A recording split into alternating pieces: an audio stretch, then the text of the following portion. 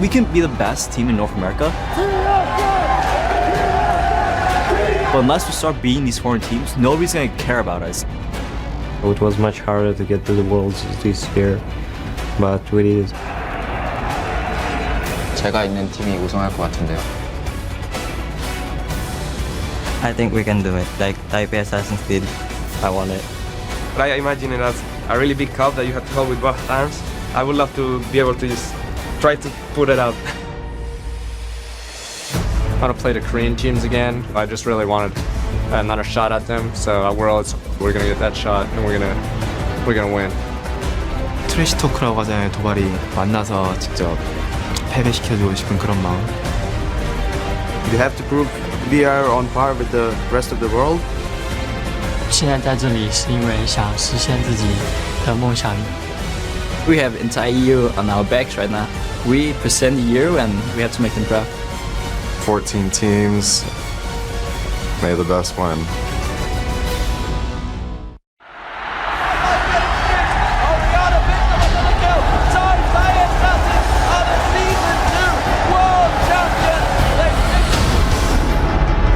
The road to the biggest event in esports begins right here.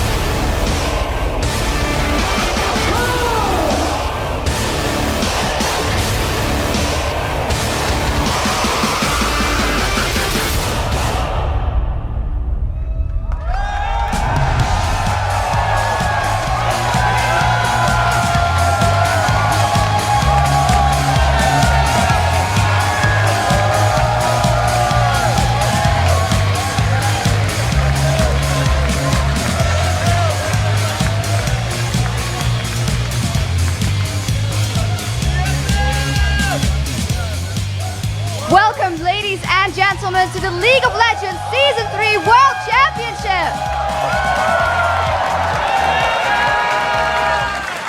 I'm Ify Shock coming to you live from Los Angeles, California, and it's going to be a great show here with this incredible studio audience.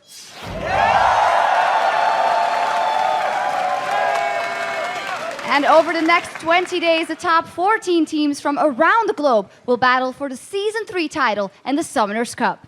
Every League of Legends team on the planet has been fighting for a spot in the World Championship since Season 3 began.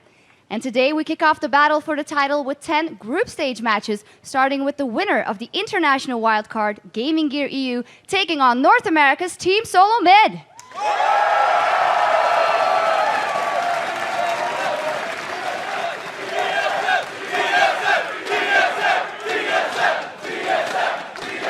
But before we get to our first game, let's take a tour of our League of Legends studio, home of the Season 3 World Championship Group Stage and Quarterfinals, starting with Jat and D-Man at the caster desk. Hi, guys. Thank you very much, Sox. I am Lee D-Man Smith, and alongside me is Joshua Jat Leesman, and this is where our team of broadcasters will be bringing you the play-by-play for all 40 games of the group stage, as well as the 4 quarterfinal matchups next week. Yeah, it's going to be a lot of games, but every single one of them is going to be amazing. And now let's actually send it over to Joe, who's hanging out in the interview lounge. Thanks a lot, guys, and hello, everyone. I'm Joe Miller, and this is where we'll be talking with some of the best players on the planet. Like our first guest of the World Championship, OMG's top laner, Going. He'll be joining me up here in the interview lounge after our first match of the day. So get comfy on your couch. I'll stretch out here on mine as we send it over to Quickshot and Freak on the analyst desk. Thank you very much, Joe. I am Trevor Quickshot Henry alongside David Freak Turley here at the analyst desk. And this is the spot where we will be breaking down the biggest plays, setting up the games, and making our predictions for the Season 3 World Championship. Plus, during our World Championship broadcast, we will be joined by a few friends to help us dissect the competition. Today, we are pleased to be joined by OGN's caster Monte Cristo, the Evil Geniuses support Crepo, and the North American All-Star CLG Double. Welcome to the desk, guys. Thanks, guys. Well, before we get to the action on the Rift, we do need to set up how the Season 3 World Championship works. You guys may want to be taking some notes. There are 14 teams competing in this tournament. 3 from North America, 3 from Europe, 3 from Korea, 2 squads from Southeast Asia and Taiwan, as well as 2 from China, and 1 more from the wildcard team. And the top seeds from North America, Korea, China, and Southeast Asia, Taiwan, all got buys into the quarterfinals because of their region's performance at the 2013 All-Star event. Yeah, what that actually means is that North America's Cloud9, China's Royal Club, Korea's Najin Black Sword, and Southeast Asia's Gamma Bears are automatically into that top 8. Joining those 4 squads in the quarterfinals will be the top 4 teams from the group stage that's kicking off here today. And the winners of those quarterfinal best-of-3 series move into the semifinals, taking place September 27th and 28th at the Galen Center, which is the home of the Season 2 World Championship. And now, heads up, guys, there are still a few tickets available for the semifinals if you want to see the top 4 teams in the world live. Head over to lolesports.com/tickets for information on how to get your seats. Yeah, both of those semifinal series will be best of 5, with a victor moving into the grand finals that are being held at LA's Staples Center on October the 4th. And that's going to be an incredible event at an amazing venue because the 2 top teams in the world are competing in a best of 5 for the Season 3 title and the Summoners Cup. All right, so now you know where the journey ends. Let's dial it back a notch and bring it back to the beginning. Today, the World Championship tournament kicks off with the group stage. The 10 teams who didn't get a first-round bye have been divided into 2 groups. And after much deliberation, focus testing, we've decided to call them Group A and B. But for the group stage, each team will play each other team in the group twice. After that, each team, after they play their 8 games, the top 2 teams from each group will advance to the quarterfinals to face their opponents. All right, let's actually take a look at that group stage, starting with Group A. It is, of course, the first team going to be the international wildcard champs, Lithuania's Gaming Gear EU. We're also going to see Korea's 3rd seed, SKT T1, as well as China's 2nd seed, OMG. And rounding out the group is Europe's runner-ups, the Lemon Dogs, along with North America's 2nd squad, Team Solo Mid. All right, now that we have met the teams behind door number 1, let's take a look at the 5 squads over in Group B, starting with the only team to win their region, but not get a bye, Europe's Fnatic. And Gambit will also be repping Europe in that group, along with the Philippines' Mineski, North America's Vulcan, and Korea's Samsung Galaxy Ozone, the team formerly known as MVP Ozone. Those are the 10 teams fighting for only 4 spots in the quarterfinals. But right now, I do want to concentrate on 5 of them. The teams in Group A. So that includes OMG, Lemon Dogs, SKT, TSM, and Gaming Gear. And let's actually open this one up to the panel. I want to ask you guys, which 2 teams do you think are actually going to advance out of Group A and into the quarterfinals? Let's kick this one off with Monty. Well, I believe that SK Telecom is the favorite for the entire World Championship, so I'm definitely picking them to make it out of the groups. Beyond that, I think it's a tough call, but I'm going to take OMG. They were very consistent in China up until the regionals where they took 2nd place.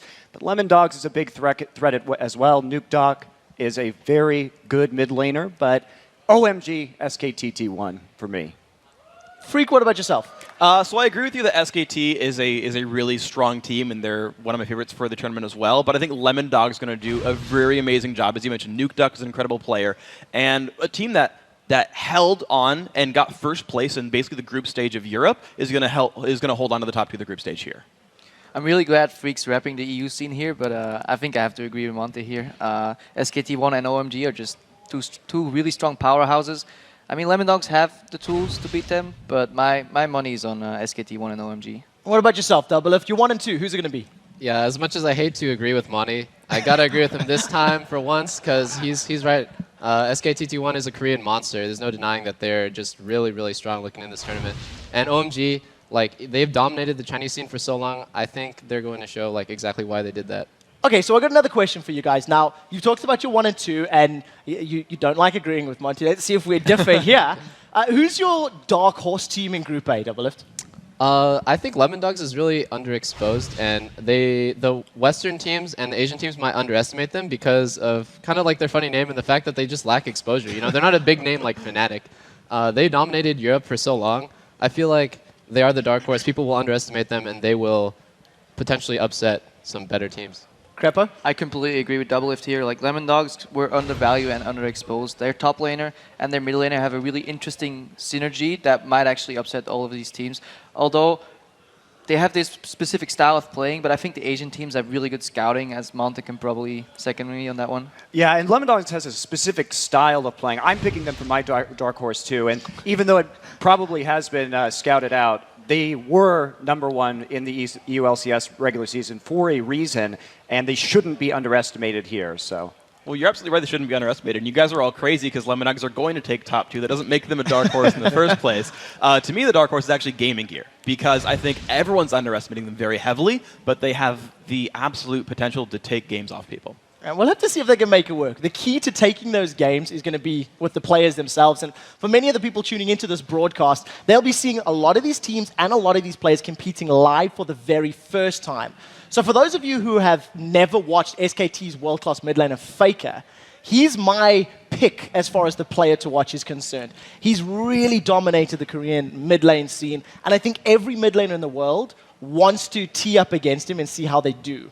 So that's who I'm going to be watching. I want to know, who are you guys going to be watching for the rest of Group A? Monty, your thoughts? Of course, we can talk about Faker all day, but for me, it's Pumandu from SK Telecom T1. He's their captain. He's the heart of the team, an extremely aggressive support player, known for picking up first blood, and Nami and Zyra, his 2 champs of choice. So aggressive support player known for stealing first blood. Scumbag Crepper, your player to watch?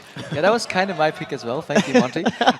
No, if I have to, I'll just rep some European scene here then. I want to see Zora0. He has a very like push and roam style that always helps Nukeduck in his lane. I want to see Zora0 push his lane up, disappear, and take Faker down with Nukeduck in the mid lane. I like it. We got a differing of opinions here. Doublelift, who's your player to watch? Well, many people don't know who he is. Cool from OMG. He's the MVP of China. And when I watch him play, I'm like, wow, this guy is a playmaker. He's like the cornerstone of his team.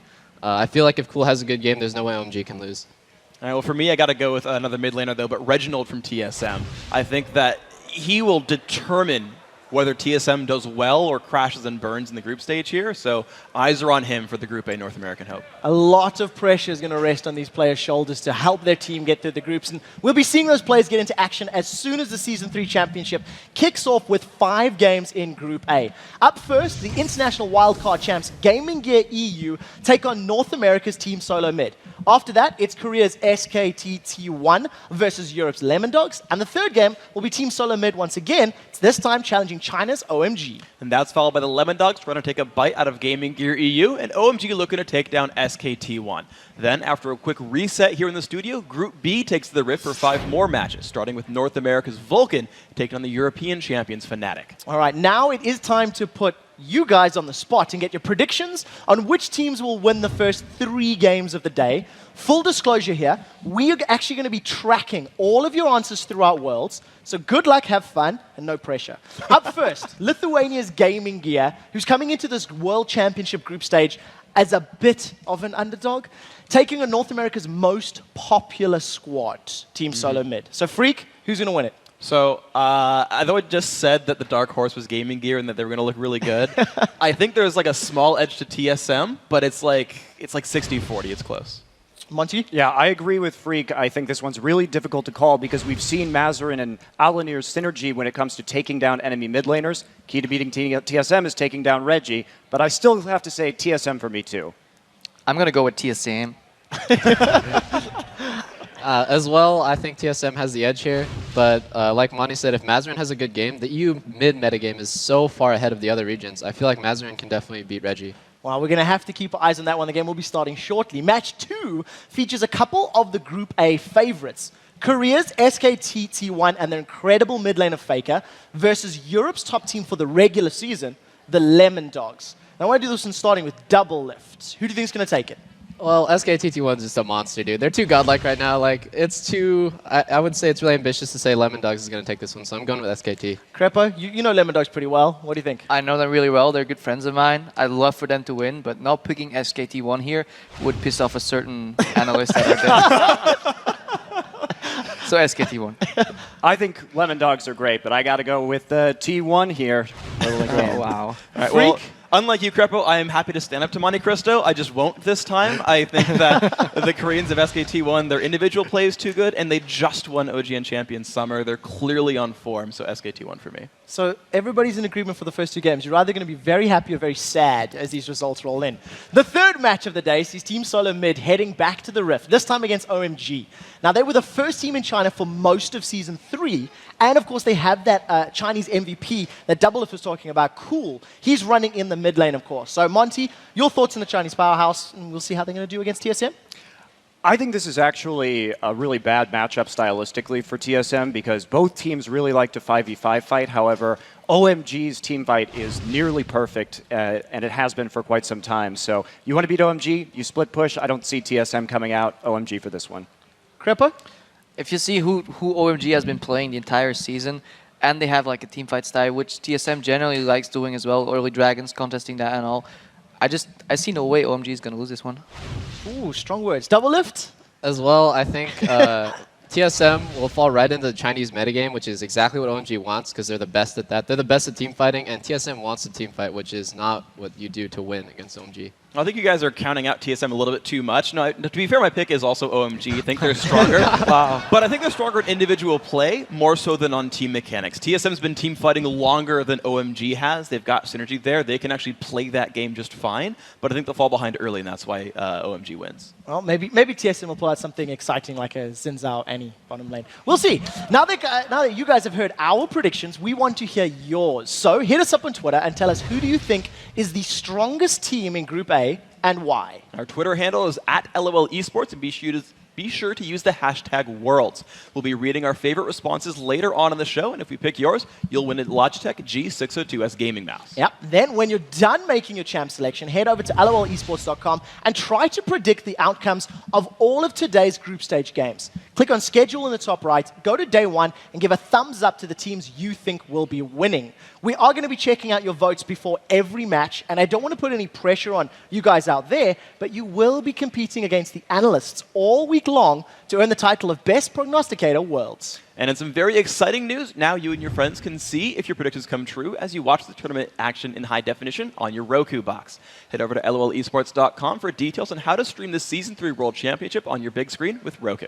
All right, guys, we do have to take a very quick break, but when we return, it's time to kick off Worlds. D-Man and Jack will bring you the play-by-play as Gaming Gear EU and Team Solo Mid throw down in our first match of the Season 3 Championship. Stick around, we'll be right back. I have never been to Los Angeles, and I'm really excited to go there. We're going to play against all the top teams from each region. It will feel great to have so many people watching you, cheering for you. All of us are really hyped. It's gonna be awesome.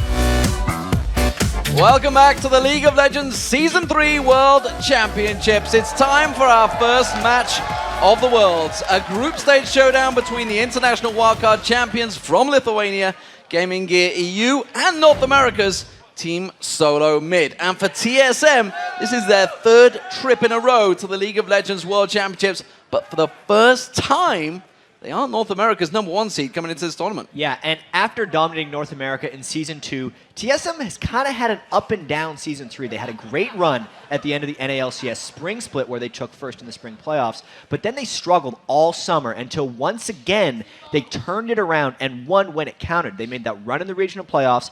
They earned their way to the Worlds with that second place finish there. Yeah, TSM is known for being able to really turn it on when it counts, and really doesn't count any bigger than the World Championships. Yeah, this is kind of important for them. While they're able to turn it on once again in the regionals, this time it doesn't really feel the same for a lot of the TSM fans. No one feels confident in their chances here at Worlds besides TSM themselves right now. And you know, the key for TSM has always been Reginald. They rely on him to just kickstart the team, but he's been struggling this summer. In fact, he has 125 deaths during the summer split, which was one short of tying the all-time record for most deaths in the split. So he's struggling. It's not a good record to try and tie either. No. And while Reggie may well have struggled through the summer, well, TSM's mid or other solo laner, I believe you could call him the top laner, I think, in this World Championships. He's had his second solid split in a row. It is, of course, Dyrus. Yeah, Dyrus was North America's all-star top laner in Shanghai after a great spring split. And even though his numbers slumped a little bit in the second half of the season, he still ended up leading TSM and KDA for the season. His numbers show his consistency, but I also think that they show he might be playing too conservatively at times. You know, when TSM needs him to dive in and make plays when it's just Reggie going in sometimes. But with all that said, he's stepped up his game at the end of the summer and in the regional playoffs. Well, while TSM and Dyrus have rumbled on through the North American regionals to lock down their third trip to the Worlds, today they face a team that is making their very first appearance on the grand stage. It is Lithuania's Gaming Gear. Yeah, so coming into group stage, Gaming Gear is clearly a huge underdog, partly because they lack the experience that the other teams have here at Worlds. But they did get to Worlds here by sweeping through the International Wildcard Tournament. They went 7-1 there, so they look good against that competition. Yeah, it's a pretty impressive showing by a team that very few people picked to win the wildcard, including ourselves, I would say. But when you talk about the success of Gaming Gear at Gamescom, you have to start talking about that captain and shot caller in the jungle, Alunir. Yeah, Alunir likes to take a bunch of risks early on in the jungle. He will aggressively counter jungle and aggressively gank, for better or worse. And while he's the one who kind of sets the pace for them, it's actually Mazarin who farms a Storm in mid lane. He doesn't really make too many plays other than just farming, and then late game, he will come into his own, really. And at Gamescom, he had to go against some pretty good mid laners. Team Immunity had Heavens, and then Pain had Kami, who was actually an extremely strong mid laner from Brazil. But Mazarin held his own and actually came out on top against these guys. So, ladies and gentlemen, the scene is set. Let's check out those starting lineups for these two teams. On the blue side, it is going to be Gaming Gear. So, the top lane, it is going to be MBS, Alunir in the jungle, Mazarin in that mid lane, Deadly Brother as the AD carry, and Inspiro as the support. And in the red corner, we have Team Solo Mid. Dyrus in the top lane now, Odd One in the jungle, mid lane, of course, in mid lane, Reginald, and Wild Turtle AD carry, X-Special support. So, Jack, coming in to pick some bands. The first game about to get underway. What are we expecting from these two teams? How will they scout each other? We both had two big teams through big tournaments. TSM, you've probably got all the footage from the last 3 years to check out what you want to look at those guys. Gaming Gear, well, they've just had a pretty well-publicized tournament in Gamescom as well. Exactly. So Team Solo Mid is always a team that's actually fairly easy for teams to scout. I imagine Gaming Gear was able to pick out exactly kind of what TSM's been looking to do. I know that TSM, kind of some of their secret picks, people are a little hyped up right now. Interesting first ban. So Dyrus played a lot of Karthus, but not to great success at PAX. He had the successful games occasionally, but that's not something I actually expect TSM to do much more of. Dyrus has always been a player who has a small champion pool of highly practiced champions. So at least with a couple of these bans, what Gaming Gear is doing is they're just banning pretty much what TSM played at regionals, and not much deeper than that. So we do see Elise also being taken away. Orianna and Sona. This is a big deal because so many teams I've talked to, Lemon Dogs just a few moments ago, say, you ban Sona away, Inspiro's in trouble. Yeah, well, Inspiro played Sona 6 times. He went 5-1 with it in the International Wildcard Tournament. Outside of that, he played Zyra, went 1-0, but like, come on, he's played everything on Sona. So that's TSM having the smart bans right there. Mazarin's most successful champion is Orianna. Inspiro's most important champion was Sona. So, I mean, TSM is doing exactly what we thought they would, watching the games of the International Wildcard Tournament and basically just banning out the most successful champions for Gaming Gear because they can't necessarily know what they're picking past that. Well, Twisted Fate was also taken away as Evelyn, but first lock in there was Jarvan. So Alunir, well, we believe it's going to be Alunir in the jungle with Jarvan. Yeah, that's most likely just an aggressive jungler he can counter jungle with and go for big early ganks with. And I want to see here what TSM does because I know they've been learning new champions. They have, like, there's no way they have not been. They did not have the most successful picks here. Corki is Wild Turtle's pick. Well, as is Zed for Reginald, or we believe it will be Reginald at least. He's got a good record on it. Yeah, people give Reginald a lot of flack for his Zed play. Well, that video didn't help. Sometimes he makes a couple mistakes. but he's 4-1 on Zed. He has a 80% win rate. And Wild Turtle, I want to talk about his Corki pick for a little bit, because he played Corki as his main AD carry back before he was kind of a professional player. Also, Corki has a lot of spell-based abilities, the ultimate, the Q, all the missiles. And Wild Turtle did play mid lane in Season 2 as well, so this is a transitionary champion for him where he can use his mid skills as well as his AD carry skills. And with the Trinity Force buffs, Corki, I'm expecting a lot of early picks and bans this entire tournament for Corki. We're seeing familiar champions coming out from Gaming Gear here. We have got Gragas locked in that mid lane, as well as Thresh, but quick picks coming from TSM as well. Vi and Fiddlesticks locked in. Yeah, I didn't want to give too much away there, but the Vi and the Corki are the things that TSM has been practicing. The Odd One has picked Vi as his kind of Elise substitute for these games. The ability for Vi to channel in and guarantee a kill at level 6 is perfect for the TSM playstyle with Reginald in mid lane. Well, I don't believe Teemo's going to come out here. Siva is currently being hovered over. We haven't seen what AD and top laner they're going to come out with. Mordekaiser, no, not really falling for that one. They kept doing that throughout the Gaming Gear when Pain Gaming were there, but they didn't fall for it either. That's the twist. But let's talk about Gragas in that mid lane for Mazarin, because that was one of his big champions. Yeah, and they like to say that Gragas isn't even one of his mains and that they don't care if it gets banned away. But let's be honest, when they qualified back into the International Wildcard Tournament and then even in the International Wildcard Tournament, Mazarin wanted to play Gragas. Yes. So that is his tried and true. I think Deadly Brother is going to go... I thought he was going to go for Twitch because that's what he played the most of in the International Wildcard, but he might be a little too vulnerable against Corki. Just can't trade with that damage, so he's going for something a little more mobile. So we do see NBS locking in that Renekton just like he did at the International Wildcard, as well as Ezreal for Deadly Brother. Yeah, that Renekton pick, it'll be interesting. And even throughout the entire World Championships here, because Renekton seems to be a favorite pick of a lot of the teams that aren't favored to do very well right now. And I think the success of Renekton and those teams will kind of tell us a lot about the value of those picks. I'm going to see whether it works out. The final pick, well, it's definitely been deliberated over. Will it be Dyrus' top laner? He's going to be up against Renekton, or it could be in a 2v1 lane, of course. Shen is available here, and TSM generally just loves picking Shen for Dyrus. That's been their fallback. He also played a lot of Vladimir that got banned away in the finals for them against Cloud9. I'd say it's one of those two picks, but they're taking their time with this one. Well, it looks like it will be Shen. The crystal ball is still with you, Jack. Don't worry. It's good research, really. Had to shine it during this because we had the research down for these picks. We know that TSM's composition has been highly practiced. They're mainly looking surprised to work around Reginald right now, but this composition allows them to do that even better because Vi's ganks at level 6 for Reginald can potentially guarantee a kill on a fairly highly mobile Mazarin Gragas. I look at Gaming Gear's team, and aside from the Ezreal pick, that's pretty much exactly what they were playing at the International Wildcard Tournament. NBS is going to look to try and dominate his lane. That doesn't usually work that well against Dyrus because he's such a consistent player, and I think the focus of this game is really...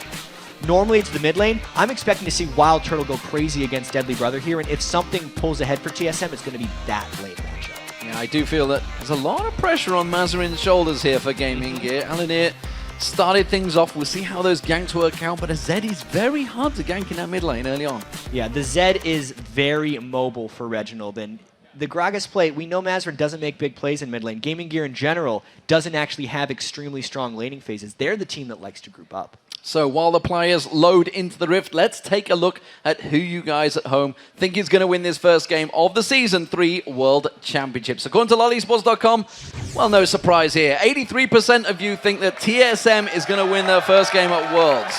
Yeah, all 4 analysts chose them as well. Freak, although, did have Gaming Gear as his dark horse team. Remember, you got to vote with your head, not with your hearts for these games. And sometimes that's a problem for the TSM fans, but the 83% seems valid right now, knowing what huge underdogs Gaming Gear are coming into this tournament. Well, we'll see how that works out as we start to load into the game. You can see our awesome studios right here. We are on a giant screen. I mean, how good is that? That's got to be happy with that ourselves. But the teams are ready. The match is ready. And we, ladies and gentlemen, are about to go into the first game of the Season 3 World Championships. It's going to be Gaming Gear EU as the blue team and Team Solo Mid. Well, you can hear the fan favorite as the red team.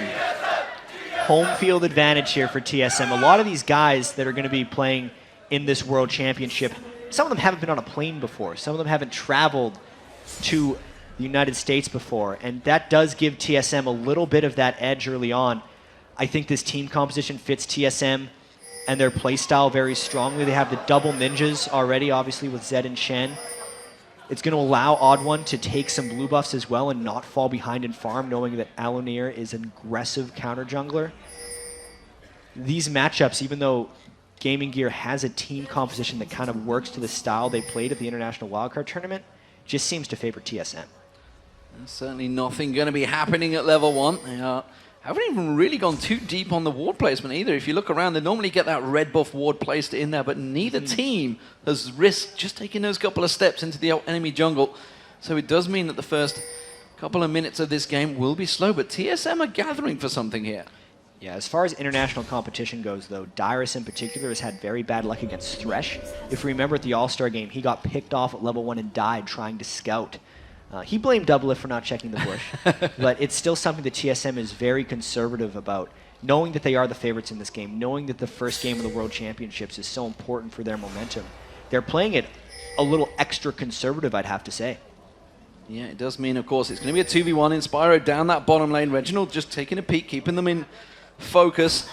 And it is going to be TSM starting off the blue buff. Gaming Gear are going to be doing just the same, but Mazarin's actually in that mid lane. He's already pushing it, keeping that wave cleared, and we can see Spyro getting caught on Reginald, taking a lot of damage from Deadly Brother already. Yeah, he actually popped his red elixir right away because he was almost overcommitting so the Odd One could get a good start right here. You can see Mazarin's already just pushed the wave to the turret as quickly as possible, and that's going to put Reggie in a little bit of a small hole here early on in that mid lane. Well, some laughing coming out from Mazarin. Seemed very happy with his start there. Of course, gives him that CS lead. The fact that Reggie has only just returned to that lane. Smite was also used by the Odd One.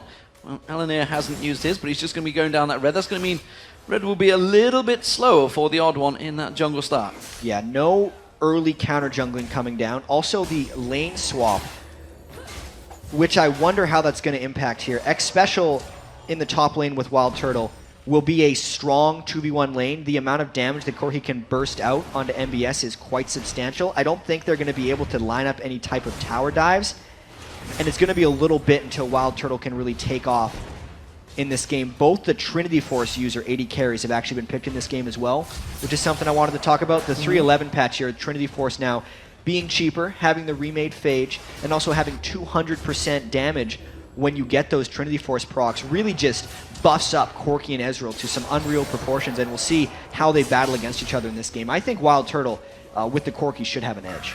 Well, death sentence coming out there, getting very close to landing. MBS doing a fairly decent job in that top lane at keeping Wild Turtle and X Special at bay, but this mid lane, this is what we really want to focus on. Reginald versus Mazarin. We feel both teams actually teeter on the edge of how well these players do. And Reginald's already burned through all of his health pots. Reginald actually put himself in that hole when he tried to help out the Odd One because Deadly Brother and Inspiro were invading the TSM blue buff. So he's actually just in a bit of turtle mode right here. Mazarin's going to continue to push him up to the turret, and unless the Odd One comes to help, Reggie's going to be in trouble. Well, Alonir slid through, tried to be sneaky, but he stood on top of that ward, so he's double buffed up. Is he not really going to get the help from the Odd One? So they wisely just step away from this one, realized he'd already been spotted, and makes himself visible. So how do we rate these two? MBS on Renekton versus Dyrus and Shen, because eventually these two are the big tanks of the game. They're going to be the guys getting in the faces of the opposition. Yeah, and generally the way NBS played in the International Wildcard Tournament was he would be in his own world and try to turn himself into a bit of a lane monster, which is why I like TSM's chances here of trying to keep NBS in a 2v1 most of the time, because Dyrus has spent so much time in 1v2s due to the meta in the LCS for a really long time that he's extremely comfortable and knows he can get his farm back later. Dyrus is also beating MBS just in the early farm. Odd One's been babysitting him a little bit more, and especially if we get into the late game scaling once they are able to farm a little bit, I like his chances on Shen over NBS's chances on Renekton. So back in his mid lane, neither team going back yet. 5 minutes gone. Mazarin keeping the pressure on towards Reginald, keeping him pushed up against that tower.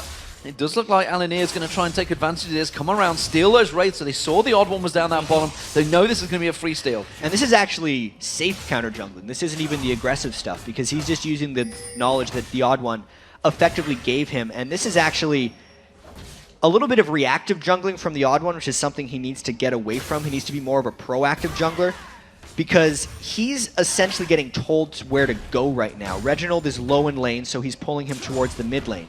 You could tell Gaming Gear was actually already on top of that. That's why Alunir was able to go around, counter jungle, get another camp, and then Odd One still has to stay in the mid lane. This is giving Alunir a little bit of an edge on him and lets Gaming Gear actually dictate the pace a bit to TSM. Yeah, potential for a gank on Dyrus, but both backing away, so realizing it's not on the cards, they are going to go back and buy. Let's see what they come out with. Ruby Crystal going to be for MBS, so he's going for that Hell Stack. In Armor came out for Dyrus. He went back and got that standard cloth, but the mid lane, because he Reggie, trying to get that Brutalizer out early, but Mazarin, he's gone for that double Doran's Rings as well as an Armor.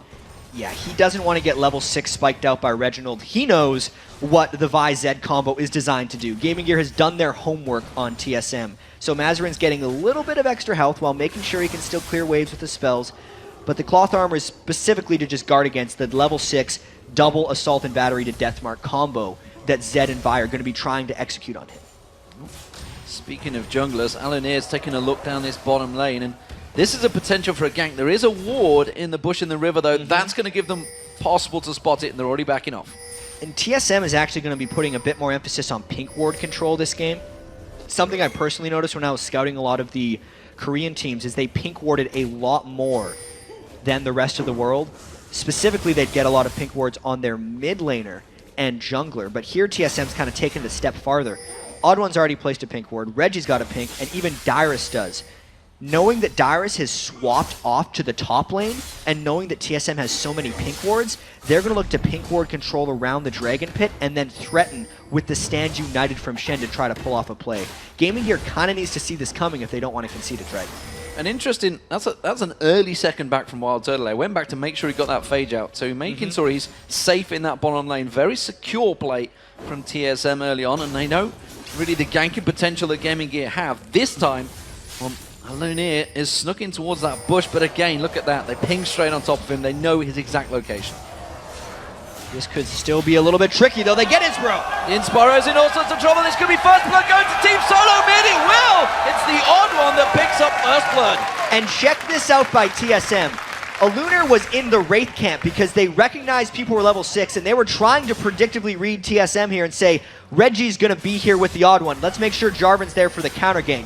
But the Odd One proactively went to the bottom lane, made his own decision. TSM did not try to camp Reginald's lane, and it gets him the kill. Most likely this Dragon as well, but Mazarin's actually going down to contest. Yeah, Alunir going for that red buff steal. We're going to see the flash. He tried to go for the kill. Deadly Brother comes around the side. Dragon is yet to go down. Mazarin's going to get engaged on. He will pop off him towards him. He's going to go down. He can't slide on through. That's going to be another kill. Wild Turtle picks it up. NBS roamed all the way down. Dyrus has his Shen off. Dominus comes in there. It's Reginald they're going to focus on. Alunir manages to lock him down, but it's Wild Turtle they need to go for because Corky is doing damage. Reginald turns it back around. NBS in all sorts of trouble. He's trying to back away from this one. Has to slide away. Puts Deadly Brother in trouble. And Gaming Gear back away. And it's yet another kill. Alunir going down. That quick succession of moves gives TSM a 3-kill advantage. And they were honestly just one step ahead of Gaming Gear right there. They knew NBS was coming down. They knew they wanted to wait to bait him into a fight. Let's actually just check out, as he came in, immediately, Dyrus comes in on Shen, as well as X Special setting the trap with the Fiddlesticks ultimate. He got off a full channel in front of all of Gaming Gear. And the worst thing about this fight for Gaming Gear is Wild Turtle's secret weapon, Corky, that he wanted to talk about before this tournament. It's not too secret to anyone else at this point, but 2 kills for him. When he gets that Triforce, he is just going to take off in power. And the double buffs. We know how powerful Wild Turtle is going to be in this game. Yeah, well, that Sheen already completed, so he's well on his way to that Triforce being completed. And as analysts will confirm, it does do tons of damage when in a big fight. So I agree with that. Mazarin in that mid lane. We talked about the pressure on him. It is absolutely loaded on him right now. This bottom lane, though, we talked about it at the Wildcard tournament. Inspiro and Deadly Brother. We always focused it the weak point for Gaming Gear. We might get to that in a second because this is a gank coming in from the Odd One. He has all! Assault and Battery used on towards Mazarin. He's not going to be able to slide away from this one. Puts a lot of damage back on Reginald. Realizes it and does slide away. Nicely done, Mazarin. The sinking of the ultimates there wasn't quite there for TSM because Reggie's death mark wasn't up. But let's get back to this bottom lane with Deadly Brother and Inspiro because they struggled at the International Wildcard Tournament, specifically in the laning phase. Wild Turtle especially in the spring split, was just all-star level as far as his play, and he's fallen behind a little bit since then. I feel like just him being on Corki is a mismatch in that lane. Wild Turtleneck Special have more experienced and honestly just more skilled right now than what Deadly Brother and Inspiro can do, because Gaming Gear has yet to show great things in that bottom lane. The hook lands on towards X Special, but it's being turned back around. Trishop Barrage comes across, Inspiro, he knows how to trouble. Wild Tailor puts the damage down, puts the exhaust down. Deadly Brother pursuing it. He's going to chase on through on towards Wild Turtle. Has he got enough damage? Yes, he has. Alaneer now slides in there, and you can see Mazarine, one more shot towards X Special, flashes away at the right moment to avoid another kill, but it was a 1-for-1 trade, 80 carry for support. And now it's all about whether Gaming Gear can get a push on this bottom lane. Reggie's pushing mid lane while Gaming Gear has 3 in the bottom. Overall, that trade isn't that great for either team unless a turret happens. Unless a turret does happen, it's going to be the odd one just off the side. I don't think he's got enough power to prevent this one, so it's going to be Gaming Gear taking down the first tower of the game against Team Solo Mid. And that moves the gold as well to about 700. So Gaming Gear fighting back, even though they didn't necessarily get the kills early. That was actually the first reactive play that Gaming Gear had. They recognized that Wild Turtleneck Special would get a little bit aggressive, and they knew how confident Turtle would be after getting the kills at Dragon Pit and sitting on the double buffs. Great bait there, knowing that Alaneer was going to come in from the back with Jarvan. Does pick up Deadly Brother, that very key kill on Ezreal, so he can try and keep pace with Wild Turtle's Trinity Force. And keeping pace and keeping the heads in the game, because you've got to realize the massive gulf of experience between Team Solo Mid and Gaming Gear. TSM, as we mentioned at the start, this is their 3rd time in the World Championships. Looks like the Dragon will be theirs. Gaming Gear not going to be able to contest this one. Alaneer thinking of sliding in. True Shot doesn't manage to get it. It will be TSM that take it. X Special played some really strong defense there from Alaneer, who was trying to come in from the side and get the steal. And then the True Shot Barrage actually got the Dragon low enough that the Odd One could just securely smite it away. Big objective control there for TSM, actually. That's going to really help them as they try to outscale here. MBS not having a successful trade with Dyrus in that top lane now. That didn't seem to go his way at all. So Dyrus getting that power, nearly got that Sunfire Cape built up. Mazarine's going to come through. Blue buff will be secured for him, while the Odd One will be taking the blue buff for himself. They know there's 2 energy users here for TSM in the mid lane. I'm actually expecting that's probably the last blue buff that the Odd One gets. Wild Turtle requests blue buff when he's playing Corki, because actually the internal cooldown of the missiles, which is normally a second, is affected by cooldown reduction. So if you have a blue buff on Corki, you can shoot out much faster missiles in team fights, and that's what TSM's going to be looking to do later on in this game, especially now that Wild Turtle has rushed that Trinity Force. Now he's actually gotten that Trinity Force so much sooner than Deadly Brother because he skipped Vamp Scepter. So he saved that 800 gold as well as the 3 kills he was able to pick up. The power mismatch in this bottom lane is massive right here tonight. There is the Trinity Force completed. Wild Turtle returning to lane with that one, so we'll see how that transfers. Deadly Brother, meanwhile, as the ward battle, would you believe it, starts. We're not getting into that again. We're not going to go down that route, ladies and gentlemen. That was Season 2. This is Season 3. Double buff picked up by the Odd One. Alaneer was sniffing around, see if he could get in there, and actually may have put himself into an interesting position to get a gank onto Reggie in that mid lane. Yeah, Odd One is kind of close. There are all ultimates up here. Reginald blowing some cooldowns really quickly here. The ward control is on the other side for Reginald right now, so it's interesting he's not cheating that side of the river a bit more. Now he is. That seemed like a big bait to me, that one. Yeah. Going using that Living Shadow, getting it towards that middle, saying, come on, slide in, like, see I know if you you're want to go for me. Meanwhile, Deadly Brother, he's trying to get that Triforce built up as well, it seems. Not going to go for the standard blue build. That was kind of an old build. It doesn't really happen so much anymore. We've seen a lot of Bloodthirster Ezreals as well coming out lately in Europe. As it is at the moment, he is some way behind Wild Turtle. In terms of gold, I feel that just between these two is really where the big difference is. You can see it's a 2,000 gold differential for the teams, but in terms of players, well, that 600 gold is making a big difference right now. That was a great juke by Odd One in mid. And yeah, to talk about the gold a bit more, it's actually Wild Turtle and Dyrus who are the ones stepping up right now. Mazarin and Reggie are really just farming back at each other, and it's the rest of TSMs who's making the moves here for them as they try to move in ahead in this game. There's the Odd One going, just going to take out those golems. Well. Red buff going for Alaneer, just using his smite as well, so that's not going to be available the next time around. As it stands though, TSM, they are 4-1 up and looking confident. So from Gaming Gear's perspective, This is really one of the games, if you look at the other teams, they have to be winning if they want to get themselves out of this group stage, because TSM they're going to see as, I hate to say, the weakest target in the group, because these are really, really big groups. This is the World Championship. Yeah. So every team deserves to be here, and every team is going to be a tough game. But with what you said, that is the truth here. Like, both these teams need to win this game as far as predicting their chances of actually making top 2 in each other's groups. And I really wonder what Gaming Gear is going to do in this one.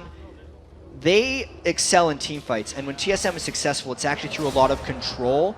And right now, Gaming Gear isn't forcing TSM into any decisions. TSM has all the time in the world to make whatever decisions they want, and they've generally been the right ones in the first 16 minutes of this one. Alinir once again going around to those raids. They might just try to dive this. We are seeing Odd One coming in. He's going to flash Assault Battery on towards Deadly Brother, followed up by the Crow Storm. Spyro goes down, and now Deadly Brother being locked up. Has to flash away from this one. He is going to get away successfully. The Odd One will not be able to catch him out there unless he comes back in towards it. Meanwhile, look at Reginald. He's tracking down it. It's a 4v2. Mazarin joins the party. Didn't want to lose 2 towers, but definitely going to lose that one. That's the first tower for TSM. And it's that bottom lane mismatch right now that TSM has created over Gaming Gear. It's just the item differential on the AD carries. Yes, they had the jungler there for the turret dive, but those items are not even close. Gaming Gear trying to get something back, 2v1ing the top. They're going to get this tower as well. Dyrus can't fend them off, so MBS Alanir doing a good job at counteracting that. They realize they're in trouble down the bottom and quickly counter it to get themselves another tower. Keeping that tower advantage, by the way, 2-1 currently to Gaming Gear, so keeping that pressure on. You see the Dragon Timer in the corner, just 1 minute time before that comes around. So let's see what they do. Let's have a look at the items that are starting to gather out, Jack, because we can see very early Zhonya's Hourglass coming out for Gragas here on Mazarin. Meanwhile, Reginald, he's trying to get that Blade of the Rune King. Mazarin is absolutely itemizing to prevent assassination from Reginald, but that also hurts Gragas substantially in trying to put a bunch of damage down in teamfights. Knowing that the next battle is going to be around the Dragon Pit and the mid lane, you want Gragas's AoE damage to hit for full, because that's the main threat in those fights. The fact that he's went for a more defensive Gragas build, I feel like hurts Gaming Gear as a whole. It's not like that Zhonya's makes Reginald's targets impossible to find. He could just go for Deadly Brother instead and blow him up and get rid of the Trinity Force Ezreal early on in the fight. Pink Ward control once again is paramount. Dyrus' ultimate is up on Shen. Gaming Gear is going to try and get this dragon, but I really expect TSM to try a collapse if Gaming Gear tries anything funny. Odd One having to use his smite there. That's an important one. Dragon is up in 11 seconds, and there's going to be no smite available if Gaming Gear can go for it early. They saw him using it. And there's a lot of wards in TSM's jungle right now. They do not actually have the pink ward control to stop this, which means Gaming Gear will have choice of where and when to fight. Gaming Gear is forcing on the dragon, and TSM expect them to fight this. They know they have Dyrus, and they know they're stronger.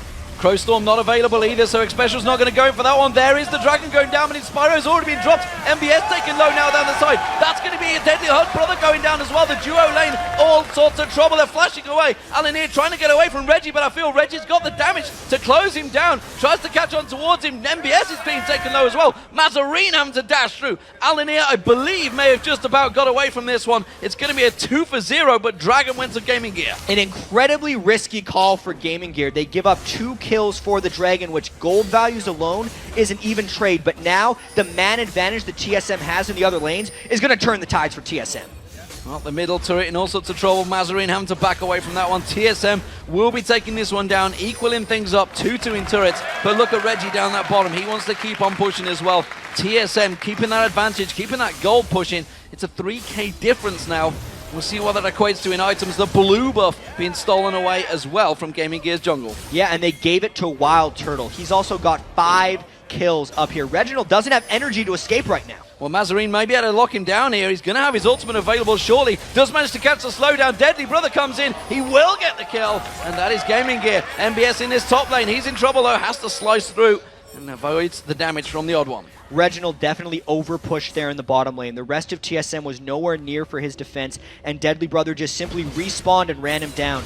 But while Gaming Gear was taking the bottom lane, TSM takes the top, and we could actually see 3 turrets to 2, depending on how well blue buff Wild Turtle can defend this one as he rolls around the back of the Wraith camp. He's going to have to do some work here because that tower is going down fast, but look at TSM, they're coming down the river, they're going to try and block them out here. Gaming Gear realizes they're going to have to try and back out because the Odd One is closing the gap as well as Dyrus. Wild Turtle goes aggressive, Inspiro might get caught out again. That's a very good barrel coming out from Inspiro. You can see Inspiro, he's going to be able to get away, turns the death sentence on towards the Odd One. Odd One just assaulting batteries and says, thank you very much, I'll go in for this one, but he's going to get away. The exhaust goes down, Mazarine in trouble off the side, he gets feared up, and now you can see TSM turning this back around. MBS has to get away. True Shot Barrage whiffs the pass, doesn't find its target, and well, that's another kill for TSM. Even though the Odd One failed his vault over the Wraith Wall, he was still able to get a catch onto Inspiro and get that fight started.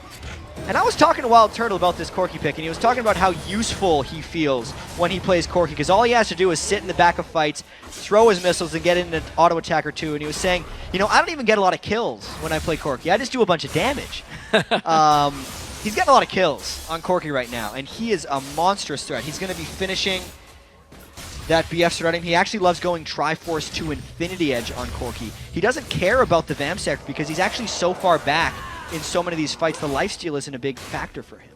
Yeah, 21 minutes in, last thing you want to see is 6 kills on your AD carrying. Let's not forget X Special, because he's on 107 on Fiddlesticks right now, doing a fantastic job at supporting him. So it's all about that bottom lane. We call it as a potential weakness, and Deadly Brother and Inspiro really up against it so far. It's Inspiro that's been caught out most of the time, actually, because Deadly Brother not doing too bad a job. This top lane, these two big tanky champions of NBS on Renekton for Gaming Gear and Dyrus for TSM, of course, on Shen. Well, they're doing a fantastic job, but Dyrus is starting to steal a march in the farming stakes. Yeah, and we knew this would happen come 22 minutes into the game. Dyrus on Shen knows how to create his own action in the top lane. He will always join with that Shen ultimate, and the game is slow-paced enough right now for TSM that Dyrus gets to be off on his own world. It means NBS has to come and stop him, and it means that TSM automatically creates themselves man advantages elsewhere on the map. Right now, NBS cannot threaten Dyrus realistically in lane, and the rest of TSM is just looking for kills, specifically the Odd One with those Vault Breakers. Sure, he's only 1-0-1, but a lot of the action has been created just by him going in around and trying to make fights. Reginald trying to bait Mazarine into going aggressive on him. Odd One waiting in the side there in that jungle. Meanwhile, the duo laners, they're holding off that mid lane, and the two top laners, well, they're just going back at it once again in that top lane. NBS is keeping up with Dyrus, but Dyrus, every time he wanders off, they need to be careful. Assault battery up towards Mazarine. He's going to get locked in. That's going to be the ultimate coming out from Reggie. Uses that Zhonya's. Will it be enough? Yes, it will counteract it, and he will survive. Well, that is the defensive item build coming in for Mazarine, but the question is, what does that really grant him at the end of the day? The rest of NBS, or GG, actually has to use Renekton ult just to get Shen out of there, and there's X Special. Crow Stomp comes in, it's going to be a double kill, and it's X Special that picks them both up, and now they're in trouble. X Special, Stand United comes out, Dyrus is going to join the party, exhaust used on towards Deadly Brother. X Special still just about getting away from this one. Stand United was actually cancelled, we'll check that out in a moment. Deadly Brother gets taken down, Alinea all on his own on the tower, he's going to get dropped. There's no way out of it here, and it's going to be another double kill for Wild Turtle. 8-1-2 now on the AD carry. 4 kills in the bottom lane, and the Odd One and Reggie just turned that as Wild Turtle arrived. They're going to look to push on an inhibitor turret after that huge team fight win. Big advantage being gained from Team Solo Mid here. They're going to have to hit and run because the spawn timers are still pretty short. We're only 24 minutes into this game. Dyrus doing a fantastic job in the top lane. You can see MBS's hit points already very low. MBS did manage to get the stun on him to prevent it. The ultimate comes out from Mazarine. Not going to be enough. Effectively pushes TSM away. TSM got everything they wanted with that last set of exchanges. Let's check out this team fight. X Special flashing in afterwards to make sure the fear landed on Mazarine. Both people are dead before they can react, and this was the turn that was so key for TSM. Obviously, Dyrus' ultimate got interrupted by Renekton in the top lane. So, as the Odd One is charging his Vault Breaker, he runs back only to jump forward. It catches Deadly Brother off guard as Wild Turtle arrived, and Turtle flashes into the turret with turret aggro already on top of him because he was so confident in being able to pick up yet another kill. Well, we talked about Team Solo Mid stepping it up when the World Championships comes around, and this time in the group stage. They weren't in the group stage, remember, in Season 2. They were the #1 seed, got that bye straight in towards, well, Azubu Frost, who you all know finished second in the Worlds last year.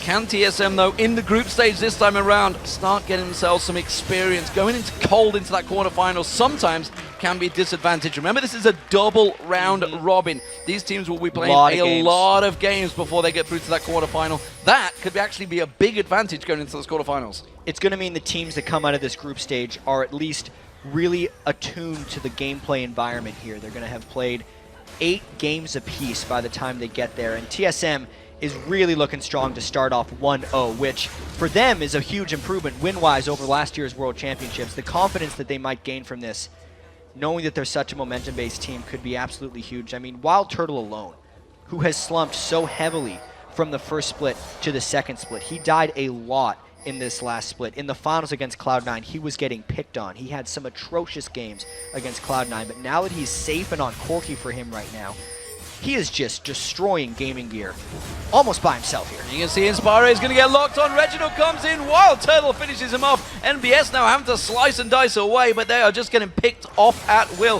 Alunir, well, he slides away. Tries to get away from that one, but TSM now, they're going to turn for Baron. And they don't even really care right now. They don't have pink ward control in this area. They just know that if Gaming Gear comes at them, they're going to go back. X-Special hasn't spent the time to clean this area for wards. TSM is going to look to turn and fight. The Odd One still has ultimate. Dyrus still has the taunt flash combo if he needs it. Look out, Gaming Gear. You can see MBS is going to get caught out. Assault and battery on towards Mazarin. That's the target they really wanted. Alunir just off to the side. He's trying to get towards Reginald, but simply does not have the damage. Alunir has to get away from this one. But look at this. Actually did good damage on towards Reginald. Dyrus using that Stand United. The barrel comes out. MBS holding out very well. But Crowstorm once again comes out from X-Special. He gets himself another kill. Wild Turtle comes in, continues his godlike spree. He's now 10-1-3 on the AD carry. Gaming Gear have to puck away. But you can see the flash taunt on towards Deadly Brother. He's going to get focused down. Wild Turtle does go down. Sonya's hourglass from Mazarin. He's going to have to pull something special. The moment he comes out, he does get away. But while this is all happening, Reggie is taking down the top lane. They were just getting all the objectives right there in the fight against Gaming Gear. That gives them a 9,000 gold advantage. They are now up 6 turrets to 2, and that whole ploy was never to do Baron. It was just to get Gaming Gear far enough away from their base so TSM would have a large area to chase through. They did. Yes, Wild Turtle went down, but that is a big win for TSM. And while that was all happening, you say it effectively was a 4v5 for a while. Reggie realized, I'm low on hit points, can't get in this fight. You know what? I'm going to go take an objective in that top lane. And it worked out very well for them. 16-4 the kill rate. That's equated to a 9,000 gold advantage for Team Solo Mid. The effectively home turf favorites, I guess you could say. Cloud9, you could argue, are definitely up there as well. But TSM, they've always been one of the big fan favorites here in North America. 3rd place in Season 1. Quarterfinals place in Season 2. Can they go one better here in Season 3? A lot of pressure on them, and they're already starting their Baron. This is still a great start. I feel like this Baron is pretty much theirs. Watch Reginald play defense against 5 people right now. He actually goes in trying to get a kill. He's going to get a kill on Inspiro. The pop will come through. He will go down. That's going to equate to a support in the mid lane going down. Baron almost finished off. There it is. Baron taken. TSM, will they turn it around? They're going to go in. Wild Turtle feeling aggressive. I'm not too sure this is the right choice, but they're thinking, what the hell? We've got Baron with full hit points. Let's go. There's the Reverie. He might look for something. They know it's a 4v5. Let's take it easy here, TSM. You guys do not need to go crazy. You picked up a 28-minute Baron buff. TSM has a huge edge right now, and if they can catch the right fight, they're absolutely going to go for it, knowing that Wild Turtle is just massive on items right now. He has a 12,500 gold, which is nearly 3,000 more than Deadly Brother does. His opponent, 80 carry. We knew that matchup was going to be rough for Gaming Gear, but this is a little much. Well, more importantly, they got 3 members over 10,000 now as well, so gold being spread across the board as we expected. Look at that gulf in that top lane as well. MBS 2,500 gold behind on Renekton. He can't go in effectively. Dyrus is just a big brick wall as the Randy and Naomi just get completed, so he is a full-on tank hitting you in the face. He may even go for the Triforce, you know, now he's got that phage on there. I think why not? He might well get some damage. Deadly Brother desperately trying to keep this open inhibitor safe, but TSM, they're starting to position themselves nicely. The ward control coming out from X-Special, laying out coverage across that bottom half of the jungle. Yeah, he's got that Oracle's ticking away still. Wild Turtle getting another last hit there. He actually hasn't needed to outfarm Deadly Brother because he's just killed so many champions. He barely now gets more minion kills than Deadly Brother. They're going in the empty, exposed inhibitor here for Gaming Gear with 4 people having Baron. They can't dive as deep onto Gaming Gear, so they have to be a little careful in the way they take this inhibitor, but they are so strong that Gaming Gear can't actually engage a fight on them and expect to win. Yeah, it is going to be a simple inhibitor taken now, and Gaming Gear realize it. They can't get too close. We haven't actually mentioned the fact that X-Special is now 4-1-11 because he's been picking up those kills. Picked up a double kill in there. Doing a fantastic job on support right now alongside him. That bottom lane has been very, very strong for Team Solo Mid. Of course, they went through that change period during the spring. Wild Turtle replacing Chaos, and it has seemingly worked out so far so well for Team SM. And they're looking to end this game sooner rather than later. When TSM plays well, it's because they play fast and they win games once they have an edge. And boy, do they have an edge right now. Wild Turtle's trying to push up the side lanes. So was Reginald. I expect a 5-man group soon. This is the only non-inhibitor turret that is alive for Gaming Gear still in that mid lane. And if TSM doesn't dive it, I'd be fairly surprised, or it would be because Wild Turtle's getting a free turret over on the other side. Well, Dyrus goes in. Quite happily face tanks it in there, takes all the damage from Gaming Gear, but there's just simply nothing they can do. He is a brick wall, and he takes down that turret with ease. Not taking any damage, Randuin's and a Sunfire Cape, because Mazarin is just strictly not a big enough threat to warrant Dyrus' building of the Spirit Visage. He does not care right now about anything that Gaming Gear has to throw at him. So the top lane is where the next target will be. It seems that Reggie's going to head off that way. And TSM, well, they could just take any advantage. Looks like they're going to go for that split push. And this is interesting because you think of what they're going to be up against. You think of what Monty said on the analysis desk. They need to be a strong split pushing team against OMG. Maybe, just maybe, they're starting to show, actually, we can be as well. Reginald has tried to trend more towards split pushing as the summer split progressed. It did not work great for TSM, but they're getting a little bit more practice doing it. Yes, they are against Gaming Gear right now, who is the big underdog of the group, but we don't know the actual strength of these teams relative to one another until we play the games. Exactly. You've got to remember the SKT1 coming up next. They've never actually played outside of Korea. We'll see how that works out for them, but TSM are the ones in the charge right now as they put the pressure on towards this middle turret. They could go in. Remember, Dyrus just quite happily tanked it out a moment ago. Why not? They're trying to bait out, see if Gaming Gear go in. Reginald trying to peek in. You see him just down on the bottom of your screen there, trying to get a peek off the side there. This turret going down. Dyrus is just tanking that turret. Yeah, Reginald is looking to flank around the side. TSM has lost their Baron buff, but I don't think they care. Reginald's in the base. The next wave would be long enough for TSM to take down this turret, and if Gaming Gear tries to defend, we're going to see a fight. We're going to see that fight happen. There's going to be the hook, but it's Dyrus that they caught. Not really the focus target they wanted. Just shadow dashes away.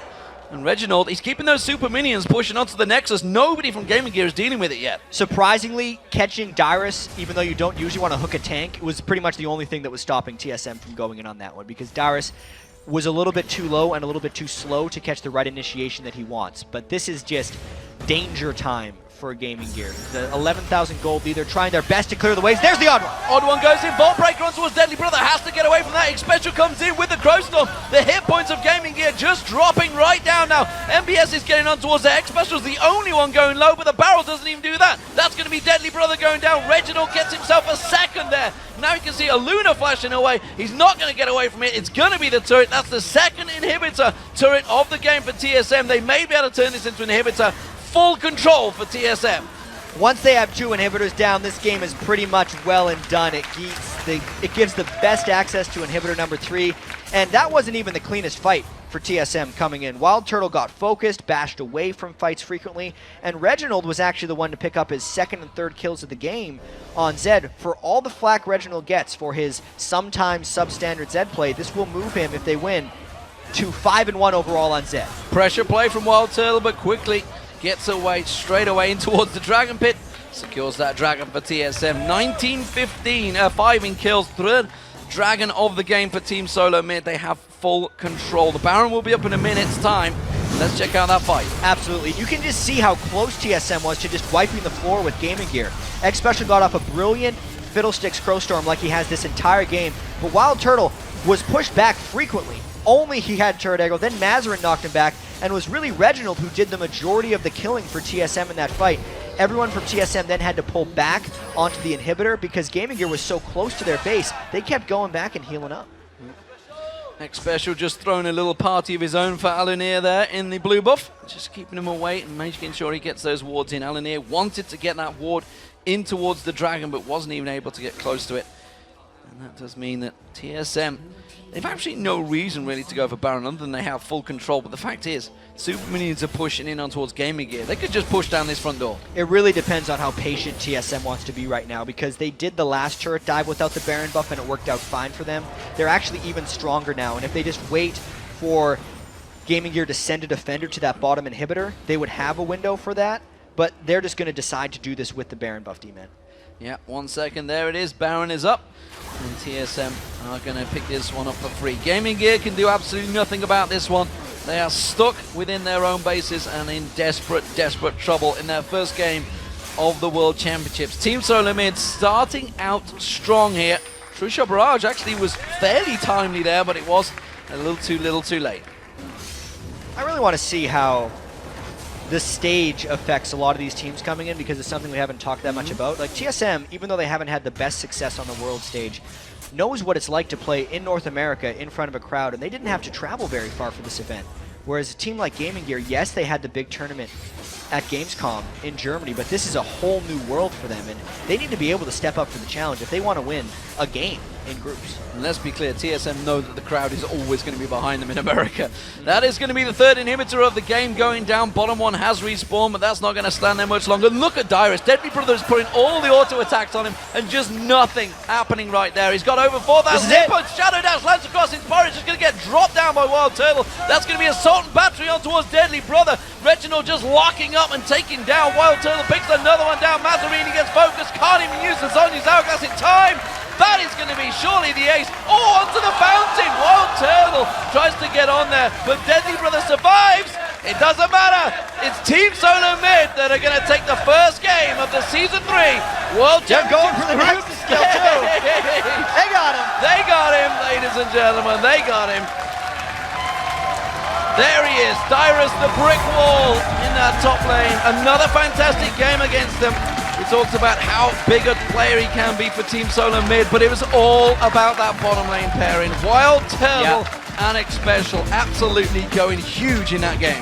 12 kills for Wild Turtle, 4 kills for X-Special to go along with his 16 assists on that support Fiddlesticks. And TSM knows this is a long World Championship for them. They have 8 games to play in this Group A of the World Championships. It's a great start for TSM, but this by no means is a sign of relief. It just means for TSM the start of their path towards a World Championship. Yeah, of course, Gaming Gear and TSM will be playing each other again. That will be later on in the week, because remember, we are having 10 games today, 5 tomorrow, 5 the next day, then a break, then another 15, 20 games to go. It's going to be some crazy, crazy week of League of Legends action here. But TSM, they are the first victors of the World Championships, and well, starting off how it didn't really work out for them in Season 2. They didn't pick up a game in Season 2, so they're already doing better. Yeah, it's absolutely going to be a marathon for them, though. The one win is nice. It gives them a great start. I don't expect to see Wild Turtle getting Corki that much in the future. No, I think they've actually going to be maybe lost those cards already and possibly shed away from Dyrus already as well. Yeah, exactly, because the bans in that game, especially based on TSM's performance, they showed a lot of what they've been practicing. The Vi from the Odd One is something he's going to be picking a lot of throughout. And you know, they did get their picks in that one, and we know when TSM is comfortable in these situations, they usually do pretty well. And actually, that was probably one of the first jungle Vi's that I've seen that have been massively successful, because generally, when you use that Assault and Battery, sometimes it can be like the twisted events of Maokai. Yeah. You can be like, oh, I hit the wrong target, going in too deep. Well, one thing I'll say is everyone has been practicing Vi leading up to these World Championships. We're going to be seeing a lot of her. She synergizes so well with the assassins that we've been seeing in the mid lane lately, just locking down that single target. We're going to see some more successful Vi's. So we're going to take a quick break, ladies and gentlemen, but when we return, it is going to be the second game of the group stage. It is going to be Korea's SKT T1 and their brilliant mid laner Faker versus Europe's Lemondogs, plus OMG's Go-Go, and will be joining us to talk about the fight for the Summoners Cup. He's going to be joining Joe Miller. That's going to be an interesting conversation, so don't forget to miss that one. So don't go anywhere, ladies and gentlemen. The League of Legends Season 3 World Championships. We'll be right back.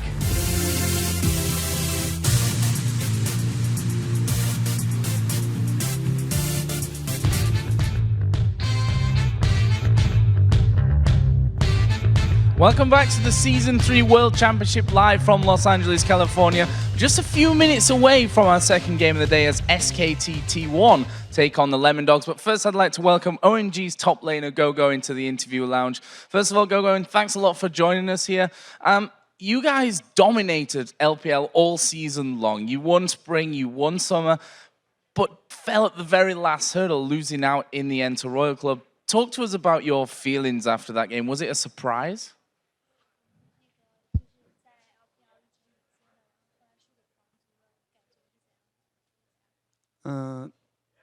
当时的话，皇族的他整体状态和那个战术都是很好的。那几场比赛他们的应该是整体状态比我们好吧，然后他们的战术打法也创新吧，很有创新精神，然后输得很值吧。 So for those games, Royal played in a very good condition, and their performance is so powerful, and they have like a lot of strategies, which is much better, and they are very creative in developing new strategies playing the games. That's why they think they did very well in that time. So let's talk about, life after that qualifier.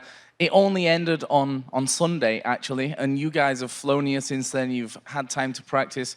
What's your practice regime been like? Because you've not had much time to prepare for the Worlds here.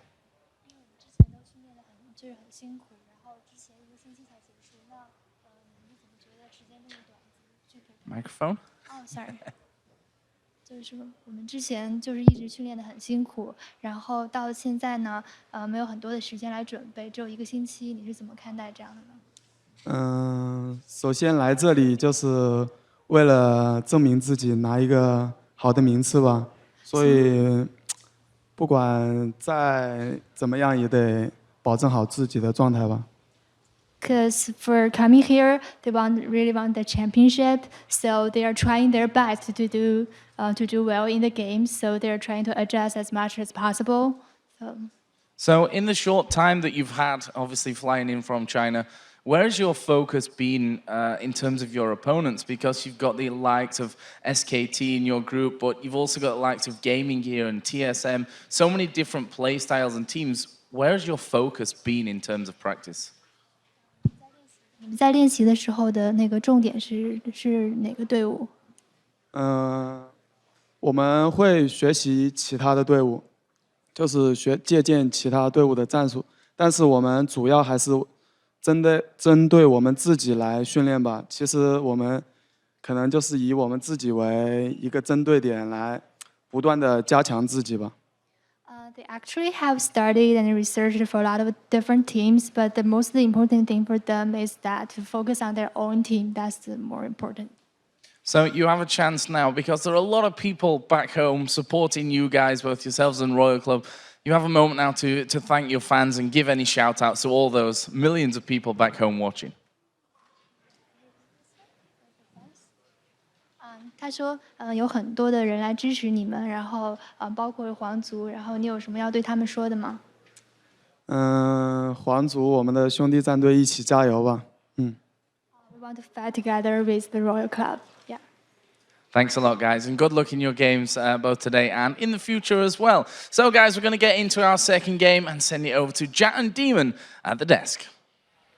Thank you very much, Joe. And it is indeed time for our second match of the group stage. Korea's SK Telecom T1 versus Europe's Lemon Dogs. And for the Lemon Dogs, they have to be feeling a little bit sour after European regionals. Yeah, I mean, they came into the regional finals against Fnatic as the #1 seed in Europe, having won 16 out of their last 20 games. But even though the game didn't technically mean they'd get a bye, it could still be important for them. They fell to XPEK and Fnatic 3-1, and then they ended up as the 2nd seed here at Worlds. Yeah, but even though they took the 2nd at the European regionals, the Lemon Dogs have to be happy about making it to the World Champions after just one LCS split. They qualified in the summer. Yeah, and to be fair, they were the most consistent team in the European LCS all season long. They were actually the only consistent team in the European LCS in the summer split as well. It's because they just, they play smart, they play safe, they don't rush into fights, and they generally just don't fall behind early on in the games. They were actually the only team other than Alternate to hold first place in the European LCS all season, but yet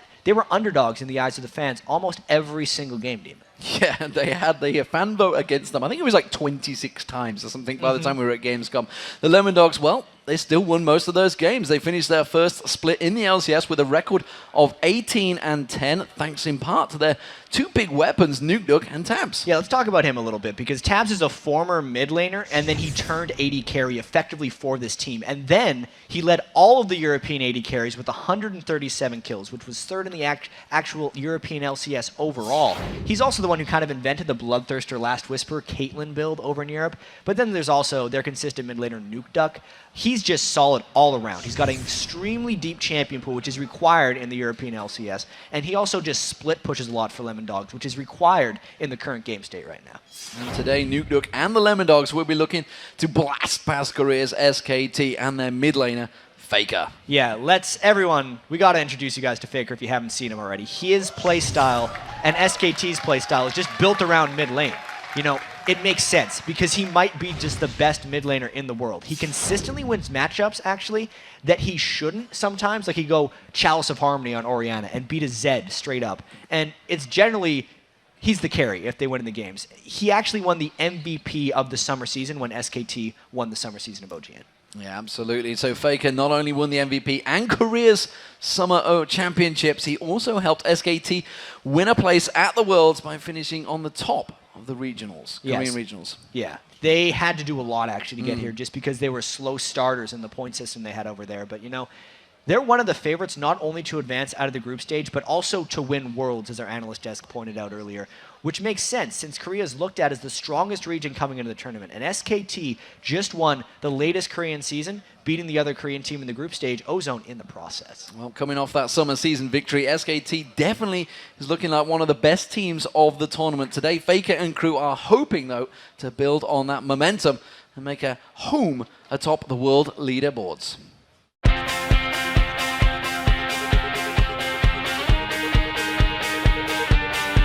합숙한 게 그 팀 게임에 도움이 된다고 생각해요. 처음에 여기에 합숙을 했을 때는 이렇게 좀 불편했었는데 점점 하면 할수록 여기가 이제 집도 잘 못 가고 그러니까 여기가 좀 더 집 같아서 여기가 엄청 편할 때도 있어요.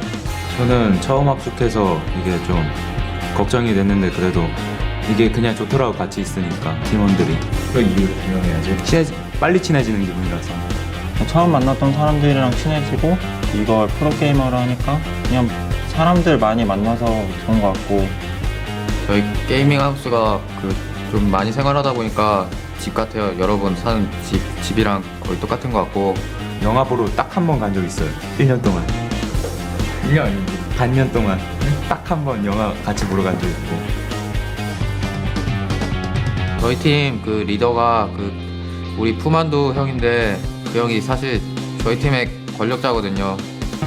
저는 서포터니까 팀의 어머니 같은 역할을 하고 있어요. 전혀 아니고. 저희를 좀 조종하는 그런 형이에요. 그래서 잘해주시게 하는데 욕을 해요. 왠지 몰라서. 저 욕 한 번도 안 해요. 네? 욕 안 해요, 저. 욕을 안 한다는 건 거짓말이고 욕을 하긴 해요. 멘탈이 제 팀에 제일 안 좋아요. 멘탈도 이게 쉽게 박살 나긴 하지만 이렇게 빨리빨리 좀 돌아와요. 그래도 박살 안 난 적을 본 적이 없어요. 그래도 빨리빨리 돌아오잖아.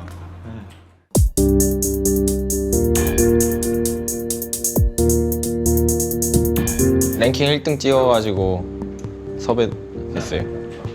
평범한 학생이었는데 공부하면서 게임하다가 그 한국 서버 오픈되고 나서 롤을 좀 많이 했거든요. 좀 많이 하니까 랭킹이 올라서 섭외가 들어오잖아요.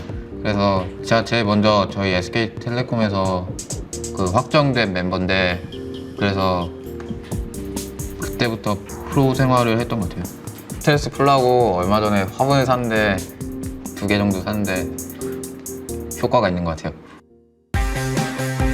가장 뽑고 싶은 팀은 저는 OMG, 스나틱, 갬빗 게이밍. 북미의 C9 팀이 되게 잘한다고 들어서 그 팀이랑도 만나고 싶고. 일단 해외여행이 처음이라서. 여행가? 여행이지 그래도. 여행가? 경찰 자료? 일단 롤드컵 경기하러 간 거긴 한데 제가 비행기를 처음 타는 거예요 그게. 그래서 정말 가고 싶고 LA라는 곳이 어떤 곳인지 제 눈으로 보고 싶어요. 제가 외국에 나가는 게 처음이라 여러 가지로 되게 보고 싶은 게 많을 것 같은데 가서 좀 사진도 많이 찍고 그럴 것 같아요. 한번 해외로 한번 나가보고 싶어요. 이거 햄버거가 다른지 미국 음식이나 디즈니랜드? 거기 한번 가보고 싶어요. 그냥 외국에 가도 좋을 것 같아요. 진짜네.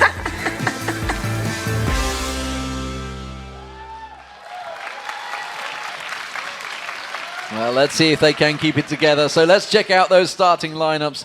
For the Blue Health Bars, it is going to be SKT T1. In the top lane, it's going to be Impact. In the jungle is Bengi. The mid lane superstar is going to be Faker. And the AD carry Piglet alongside him will be Mandu as the support. And of course, in the red, it is Lemon Dogs. Top lane is Zoro Zero. Dexter in the jungle, Nuke Duck having to go up against Faker in the mid lane, Tabs on AD carry, and of course Mithy joined the mid-season, went on a huge run on support. Absolutely, and something we should talk about these teams actually, along with the travel, is more the mid laners. So many mid laners that I've talked to said, I'm excited to go up against Faker. They kind of have to see what it's like, because everyone just hears about what Faker does, you know, the things that he's able to do. Winning the matchups with Orianna against Zed. Like, you can watch it for one, but to actually experience it is something these guys have to see. They need to see if it's all hype or if it actually is something crazy. They need to figure out what it is so they can try to level up their own game, because everyone says that Faker is just ahead of the game. Well, I think everybody saw Ryu's face when he got completely outplayed by Faker, and it's just like, but what happened then? I don't know what happened. And these are the things that could happen. SKTT1, you can see there on your screen, just getting ready for this one. Lemon Dogs themselves also traveling across. And we should talk about the travel, because for both of these teams, this is the first time they've come across the ocean to these big tournaments. Obviously, for Lemon Dogs, they played in, Tenerife, Moscow, DreamHack, but this is much bigger. And of course, you could talk about the fact that SKTT1, they just played at the massive finals in OGN. So yeah, they both had played in front of big crowds, but that travel can affect teams. We've seen it so many times. Big teams that come abroad and just don't perform. And also the expectations and realities for these teams is going to be a little different, because Lemon Dogs playing in a lot of those different places, even before Gamescom, they were saying, wow, we qualified for Worlds, or, you know, we're in the number one seed. This was an extremely successful season for us, you know? And they're just kind of saying, let's see how far we can take it. Prediction-wise, yes, there's a lot of European hopefuls that think Lemon Dogs could do crazy things, but if they don't make it, they're a new team, right? They have plenty more to do. What is strange, because SK Telecom T1, they're also a pretty new team. They did not do well in Champions Winter. I don't even know if they were a team then. It was the spring. Yeah, but then spring they finished like 8th, and summer they won. Yeah. But that's a short span of time. They've been together as this team for half a year, right? But yet they're expected to be this amazing powerhouse. They've never been on a plane before. They've never been outside of Korea. Yes, they're amazing at League of Legends, and they've dominated the Korean League of Legends scene, but we don't know what these outside factors are going to be for them. The pressure that comes from these guys, number 3 seed in Korea, but expected to win, coming from the group stage, traveling all the way to America for the first time. Everyone expect, like, if they make one mistake, how are they going to affect with that? We saw Mandu talking about how he, you know, takes losses really hard, but then he bounces back really quickly.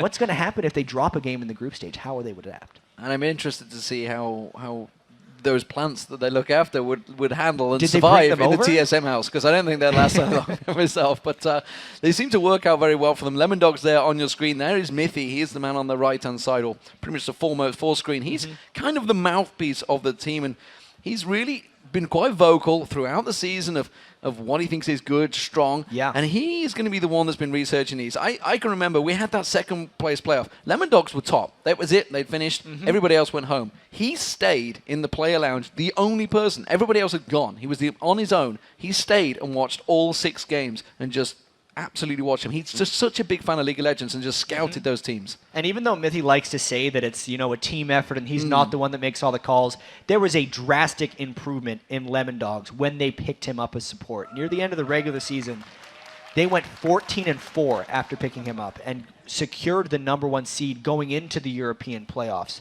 He is a difference maker on support. And we've seen, you know, Pumandu, team captain of SK Telecom. Last year's Season 2 World Championships, TPA, Mistake was the one who just made all the shot calls. A lot of times having the support in those roles is extremely beneficial for them, and it's what we've seen from some of the world's most successful teams. And if you wonder why we're just waiting for the teams to get themselves prepared, of course, this is the first time they are setting up on the main stage in our beautiful studios here in Culver, and it's just fantastic at Los Angeles studios.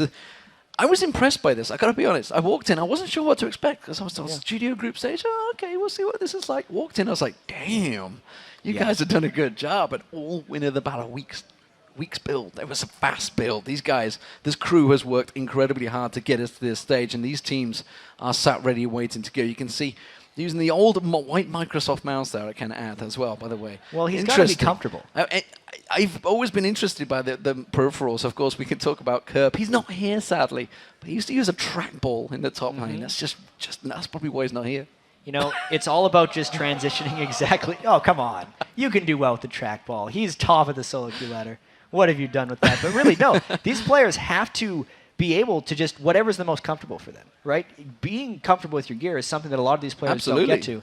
Obviously, like think of it this way: for SK Telecom T1, everyone expects them to win. Obviously, we've been over that. But I'm just talking about the things that they need to be able to account for.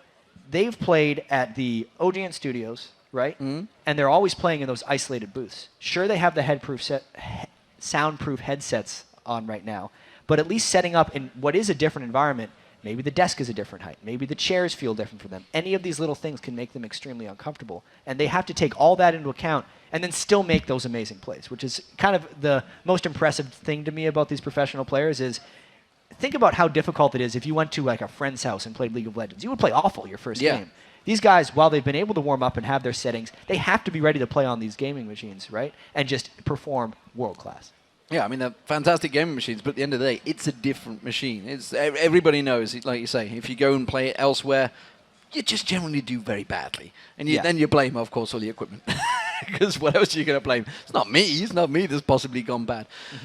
Looking at these group stages, we've seen Group A. Obviously, we've already just seen Team Solar Mid taking that first game against Gaming Gear. They're going to be looking at these two teams here, as well as OMG, of course, who are going to be playing Team Solar Mid after this match happens. There's 10 games today. We've only got one out of the way. We've got another 9 to go, guys. So this is going to be a long day for everyone involved. It's going to be a fantastic day of League of Legends as well. Yeah. But what are we thinking between these? TSM just put up a fantastic performance to these. They're going to be looking at these two teams, looking for weaknesses. Where are those weaknesses right now? Yeah, well, right now, Gaming Gear did not have a good showing against Team Solomid, and I think Team Solomid's weaknesses are still somewhat exploitable, right? You need to be able to shut down Reginald, get Corki away from Wild Turtle, and then kind of try round 2. There are going to be plenty more games for that. As far as these two teams go, SKT definitely shows the least amount of weaknesses of all these teams. Thinking about the way they play the game right now, it's very mid-lane focused, and their jungler, Bengi, is extremely counter-jungle heavy, and almost just pressure-oriented rather than someone who camps a lane or farms a lot. He has low farm, high ward control, and a huge amount of just overall presence of the game. It's one of the reasons Faker can succeed so well. But on the rest of the team, we heard Doublelift talking about Piglet being one of the most underrated AD carries in the world. His Vayne play, and Doublelift is someone who also knows a fair bit about Vayne, is extremely impressive, right? Him and Mondu do exceptional things in the bottom lane. Nami and Zyra, also two of the big picks for Mondu, which might throw some people for a bit of a loop. So much of the support play in Season 3 has been about Thresh and Sona, so the fact that Mondu, even though we see Nami and Zyra frequently, does bring a slightly different edge to that equation. Yeah, and I'm intrigued to see how Nuke, I don't say steps it up, or how he plays against them, because actually they've got a fairly similar champion pool, Faker and Nuke in the mid lane. Nuke, he came into the season as effectively one of those superstars. And we talked about how good the three European the European mid laners were, and he's up against probably one of the champions, one of the players that everybody respects. I mean, I've seen Bjergsen making quotes saying this guy's winning a lane he shouldn't win, which is where some of those lanes comes from. A lot of the mid laners have done just that, and they've talked about how the hell is he winning this? So Nuke surely will have come into this knowing that SKT1 would be his first match, put a heck of a lot of research on, say, those OGN Summer Games, Champions Games that they've just And there's a lot of film on Faker. There's a lot of film on both of these players. They Yeah, but played Faker especially. so many recent games. Specifically, SK Telecom, they played the best of 5 against KT Roasterby, all 5 games. And then they played 4 more games within a week of themselves. And those are the most recent, extremely high-pressure games for Faker. So they're going to be able to look at what each other do. And I'm interested actually to see what outside influences happen to these games. We know that Zoro Zero loves to do the push up the top lane and just roam explore and try to make action happen in that mid lane. One of the underestimated or underappreciated things about dominant mid laners is how much the rest of the team is able to help him. I know in one of the last games of SKT against KT Rolster B, Ryu tried to play Syndra against Faker. But it was actually their top laner Impact who came down with the Elise at level 3, cocooned him and towered over him.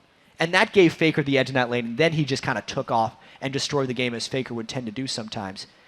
These are the things that either Lemondogs or SKT are going to be planning to do against each other to really give their mid laner an edge. We know how important the mid laners are in League of Legends right now, but especially so with Faker. So let's talk about what effects 3.11 may have had on these two teams, because obviously both coming into this one, I wouldn't say cold, because 3.11's been out. They've all had equal amount of time to practice on it. Yep. But it has changed some champions. Who will be affected from both of these two teams the most? Absolutely. So Zach had pretty substantial nerfs that's going to be hurting him a fair bit in these upcoming games. An impact on the and I top think lane. like the pure tank top laners are definitely taking a little bit of a hit, which means the top laners that are more aggressive or do higher damage are actually a little bit in. It's even more of a high damage assassin-based game right now for these guys. Impact and Zoro Zero aren't actually that affected by this. I'd say Lemondogs and SK Telecom aren't the teams that are heavily affected by that. Yes, the Trinity Force is going to have a large impact on the bottom lane. If anything, I would say that actually helps SK Telecom a little bit more, but both of the AD carries, like, it's a Caitlyn Varus for Lemondogs, and it's a Vayne Caitlyn for SK Telecom. Those aren't necessarily Trinity Force users. So if they've adapted it, we'll see how it goes, but it's not giving them this huge edge. And it's going to be changing things around. We'll see how it works out for them. Of course, we are just waiting for them to get around. You've seen Faker already. He's got people around him. I wonder how much that's going to affect him, because obviously, you know, coming into this major tournament, he's clearly got an issue where he's just not happy with some sort of setting, which is just being tweaked and sorted out right now. Have to find out what's going on there. I have to find out what is going on there. But as it is, we are just waiting for things to get underway. If you have just joined us, well, welcome. If you've been with us all the time, thanks for listening, guys, because we are just obviously talking while the teams do sort themselves out. You've had Team Solar Mid already, though, sorting themselves out. They picked up the first win. It's a big win for them. Yeah, that TSM win is so important for them. But really, when these next two games get played in the group stage, we're going to get to our first look at all 5 teams in Group A, and then we'll really start talking about that. Okay, so while we wait for the players to hop into the game lobby, let's send it over to the Quick Shot and the guys at the analysis desk to see their opinions. Thank you very much, D-Man. The Quick Shot here with the Freak and the rest of the analysts on the desk. We're going to talk a little bit now while we wait for SKT and Lemondogs to actually just sort out some of those technical issues. And I want to pick up from where D-Man and Jat left off, talking about 3.11. They've already highlighted, the Trinity Force changes, and as an AD carry and a support, our analyst bottom lane, talk me through Wild Turtles, Corki, and how much more Trinity Force champions we're going to be seeing this tournament. Yeah, so definitely I think Corki's going to be early picked, early banned every game. He's really, really strong right now. He was always strong, actually. I think Cop was like the first North American player to pick him up before the Trinity Force buffs. And people realized, like, wow, Corki is actually really strong. And now he's just so top tier bottom lane. He has almost no losing matchups except for like a few like Graves. And my problem with it is that people are going to go into Ezreal a lot with Trinity Force, which I personally don't like. I personally like blue build Ezreal, but that's another thing. As a support player, agree or disagree? I played quite a few games against Corkis in the European solo queue, and it's really, even once they get that phase, it throws you off your game once they get that continuously speed ups after every spell.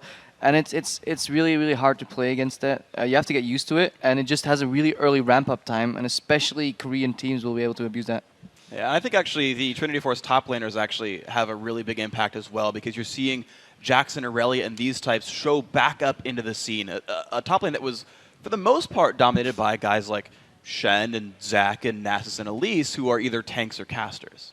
Yeah, and with going along with this too, we've seen that transition. Now, the Korean qualifiers for this third place seed that SK Telecom played in, they started to adapt that style because they were on 310A at the time.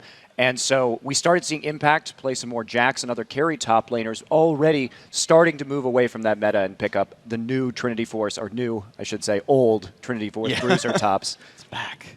And to go off of that, like, as an AD carry player, the champions that top lane play that use Trinity Force, like Aurelia and Jax, those are champions that are really good against like Caitlyn and Varus. And so you're going to see like it snowball more where Corki and Ezreal are actually really good against other Trinity Force users. So the AD carries that use Trinity Force are good against Trinity Force top laners. So it just kind of builds upon itself a lot.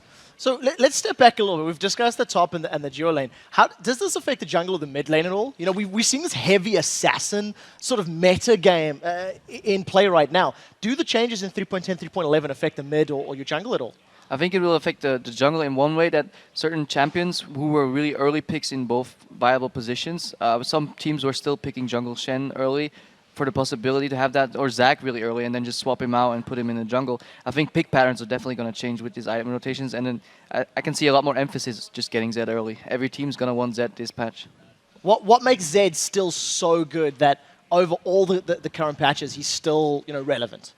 He seems to bring out the best in, like, the players can do so much with Zed. We've seen Faker 30% HP, come at me with another Zed, well, no problem. I'll just QSS your ulti, jump away, jump back in, jump away again.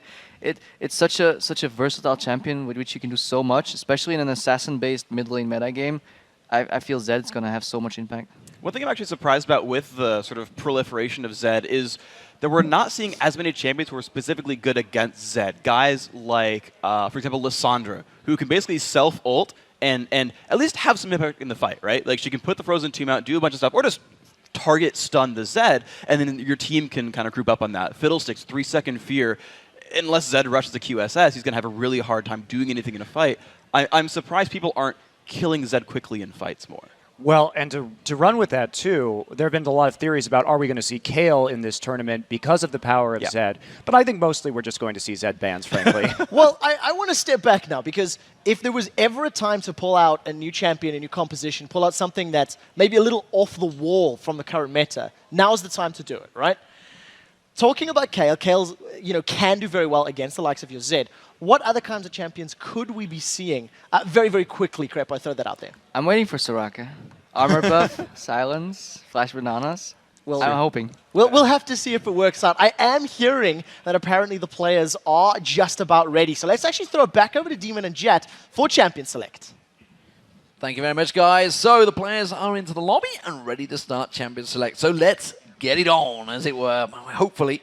Let's get to it. Hopefully we will get to it. That's what we're hoping, because we're back on the screen, so which means the Champ Select is about to come in any moment. So what do we think? They've just talked about the fact that the Zed ban will come through, almost certain. I think the assassin picks in the mid lane are extremely important. Ahri, Fizz, Zed are probably the three biggest priorities here in the mid lane. Junglers, obviously Jarvan is extremely played by Dexter as well as Bengi.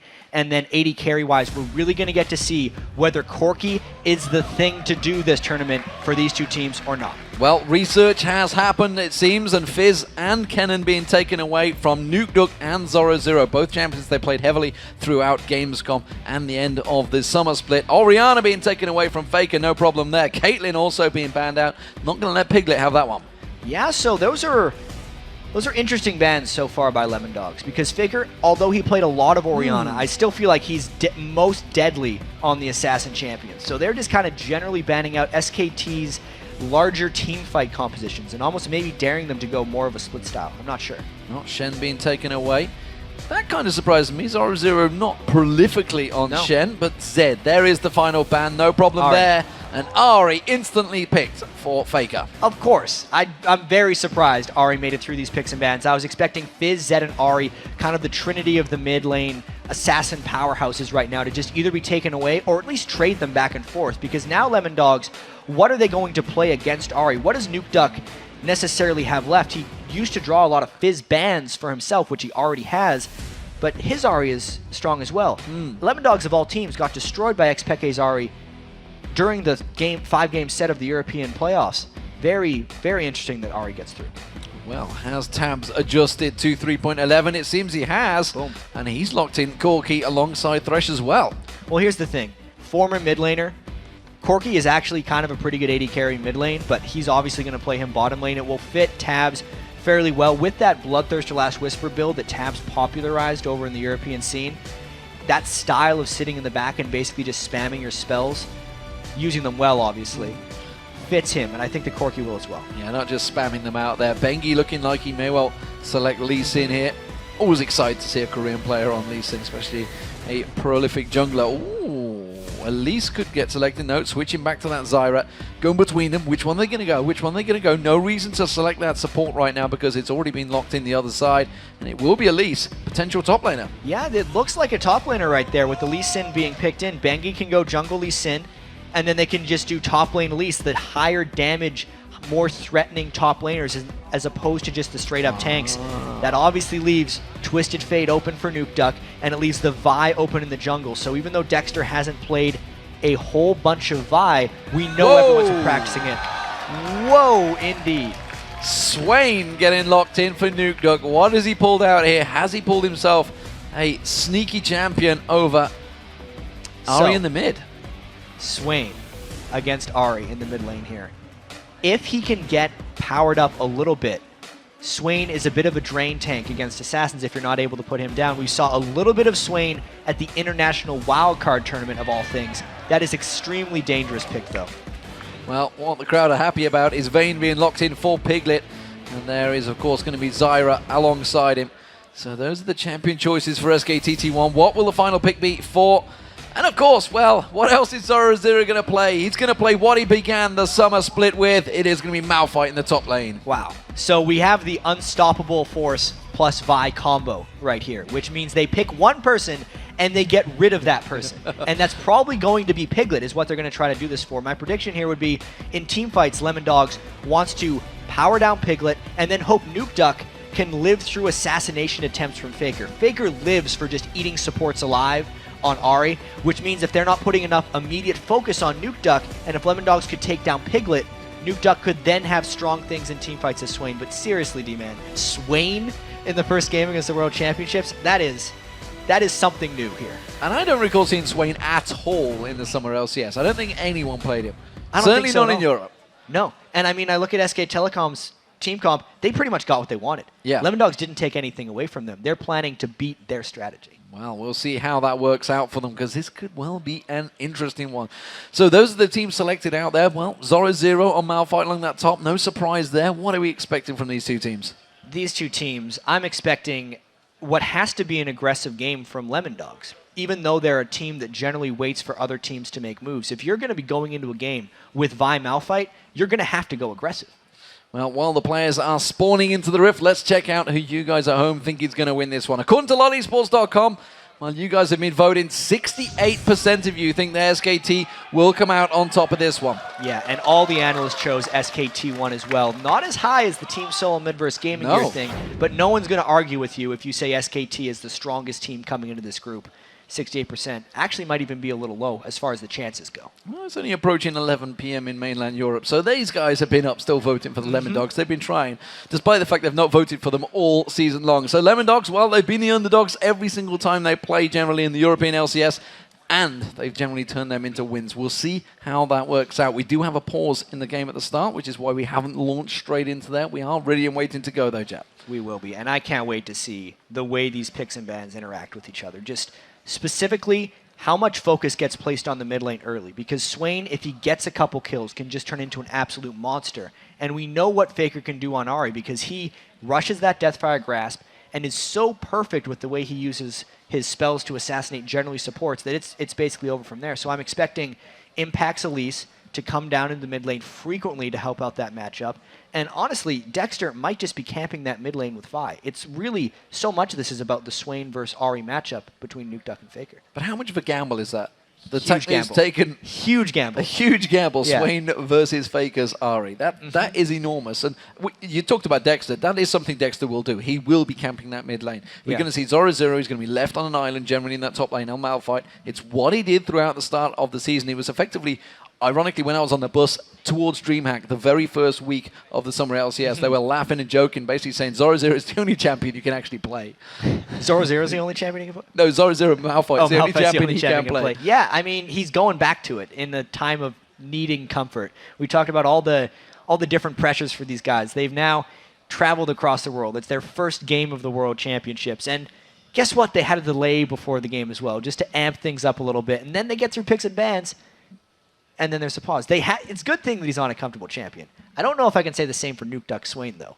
No. That's the risk. That is a big risk. Let's talk about that bottom lane, though, because we saw Piglet getting Vayne locked in there, as well as against the Corki. So how do we see this one balancing out? Are they going to be switching to go for that 2v1? Because it's going to be Elise, of course, for the top lane for Impact. I think a 2v1 swap is a definite choice for these guys, and it will really depend on what type of confidence SKT has in their laning ability. I think Corki, especially with Phosphorus Bomb early, can just out-trade Piglet, specifically because Piglet also went Cleanse. That's not like a combat fighting summoner early on against a Corki. It's not going to help you trade, especially when your health gets low. If we see a lane swap, SKT would be the ones that want to initiate it, because right now Lemondog should have confidence in their straight-up lane matchups. So here we go, ladies and gentlemen. It is Game 2 of the Season 3 World Championships here live in Los Angeles in front of this packed house. SKT T1 are going to be playing as the blue team, and Lemondogs from Europe are going to be representing themselves on the red team. So, big choices, big team decisions, big picks and bans. Swain versus Ari in their mid lane. We've talked about it so much. They're going to see whether we get any level 1 action happening here. As of yet, we didn't see anything in Game 1. There wasn't this early ward placements. And again, it seems that it's going to be very nervous play from these two teams. Lemondogs, though, they seem to be the ones setting up for something. Early warding has really calmed down early on at the World Championships here. Normally, the plan is that teams just 5-man invade each other's red buff area, place 2 to 3 wards, and get out of there. But here, Lemondogs has already placed 2 wards in their own red jungle, so at least they have better knowledge of what SKT does and where they get their wards. Yeah, 5-man invade, walk straight past that ward. SKT will know exactly where they are, which is why you see Bengi and Mandu going here. But Lemondogs, well, they've spotted themselves because they've passed straight over them wards, and every single member of that team is backing off. And that's a little bit smart because they predicted that SKT would have an entrance ward into their own jungle, and Lemondogs walked through it, but then didn't let SKT know that they've walked back. So now SK Telecom has to be a little bit cautious of wherever they look in their red jungle. And they've got that ward. There is actually 2 wards there, by the way. Oh, what is this? You just could see they were double stacked. Lemondogs want to fight for this red buff, it seems. And SKT has stayed around a little bit longer. They are on the wards of Lemondogs, and they might try something sneaky over the wall here. They're going to wait for SKT to get on the red buff and try to set a trap. Oh, look at them all. They're all ready to go. Miffy comes around the side there. He's going to throw out the hook. They're getting towards Mandu. He has to flash away. Bengi taken low. He's forced to flash away as well. And Lemondogs successfully defend the red buff. They didn't get a kill, though. No kills. Nuke Ducks never move on Swain, gave him nothing. They burned a lot for that, but they could teleport to the bot lane, so they still get all their lanes in place.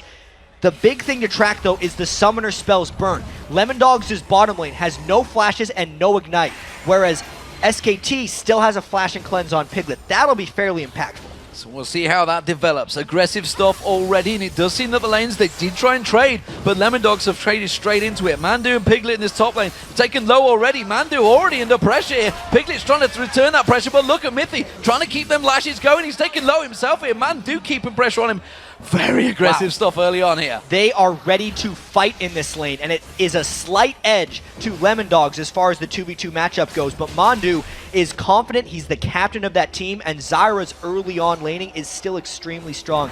It's really on Zyra to carry Piglet out of this laning phase because Lemondogs wants to be as aggressive as possible. Seems to be working that way, keeping out tender hooks here. As Mithy just waiting to see if he can land that death sentence through any of those little gaps. This mid lane, what an interesting one that's going to be. Faker versus Nuke Duck. And that is an Ari versus Swain. We talked about it so heavily in the pre-show. We can see the Faker already with a big CS advantage. Yeah, he's pushing the wave in early, which is the big reason he has the CS advantage, as well as Nuke Duck was a little late to lane. But that's Mandu getting pulled in. Exhaust burned. Exhaust burn. Mandu taken very low, but Tams replying, taking low himself. Pressure continuing to be kept on here. The bottom lane, though, we haven't talked about it. It's going to be Zoro0 on Malphite up against an Elise for Impact. And this is not a good matchup for Zoro0. Impact should be able to do what he wants to him early on. He's already shoved up to the turret, and that's what almost everyone on SKT is doing right now. They're generally shoving their lanes here, which can give Bengi an opportunity to make some counter jungle plays. But Dexter waiting in the wings for a gank. He manages to land the slam on Piglet. Piglet goes down. First blood there. It was Dexter that managed to take it up. Mandu being the focus for so long, but Piglet gets targeted.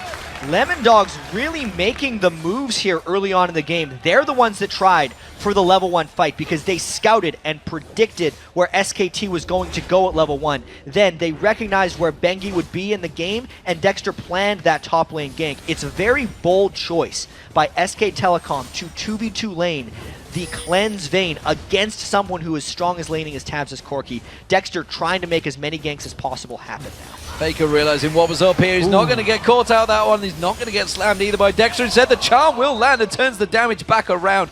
He read that one like a book. Yeah. He kept well away from that CS, and instead, he's going to turn around and continue farming. Flawless gank avoidance by Faker there. Honestly, like, I actually thought that Never Move was going to land on him, and I would have been fairly close to maybe using a flash away from that one. Faker just casually walks out, lands a charm onto Dexter, and that's effectively forcing the back from Dexter in the jungle and giving Bengi an opportunity to get a bit of a foothold in the jungle.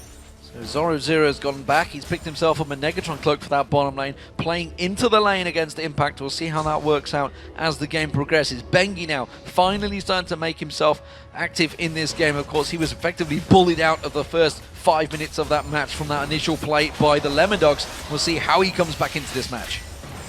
And it definitely looks like Dexter has a bit of love for this top lane right now. Tabs and Mythy want to get going for here. Piglet has been a bit struggling in this lane. He's got the double Dorans. He's down Boots in the matchup against Tabs, but they're very heavily pushed up. SK Team's going to have to pull back in this one. And it's Faker once again having to pause, of course, the pressure on him. There's a bit of a mouse issue for him, so he's going to make sure. That's kind of important when you play a game of League of Legends. Your main input device, I'd have to say.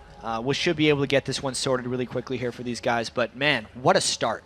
And remember, these teams, you can see them sat there in silence, not allowed to talk about this match, not allowed to talk about it, analyze it, to see what's happened, which is actually probably quite hard. I'd find that tricky because I talk all the time. Yeah. And you have to be talking constantly throughout the game to get your strategy through.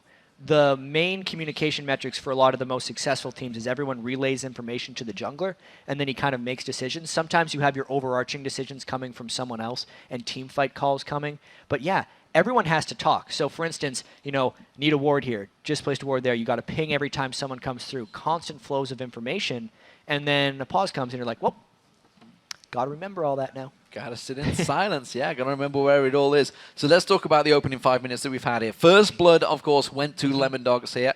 It was simply Dexter coming out of that top lane, sneaking through there. Perhaps he caught Piglet by surprise. Yeah, that was a very... I mean, we're obviously... I'm pretty hyped about this game. Yeah. So I want to say, man, that was a great gank coming in top lane. But honestly, he came in through the brushes right there. And since Mondu and Piglet had been pushed back for so long, they didn't have really time to set up any Zyra plants or forward wards. So the through-the-lane gank worked just perfectly for them right there. And it gave them the first blood. It did go to Vi, though. I think Lemon Dogs would have rather had that on Tabs' Corki. But it'll work out. So we're back in the game. As you can see, the hook straight on towards Mandu. He's going to get locked up. The damage coming out. Tabs goes aggressive. They may even get on towards Piglet. Piglet's going to have to tumble away from this one. And that is the second kill now. And Tabs picks it up. Mythy just landing the death sentence and doing just that. This is a Lemon Dogs lane through and through. Only a 5 minion farm advantage for Tabs, but the summoner spells are getting recycled for SKT as they keep having to run away from them. It's given Lemon Dogs, got to be giving them a lot of confidence.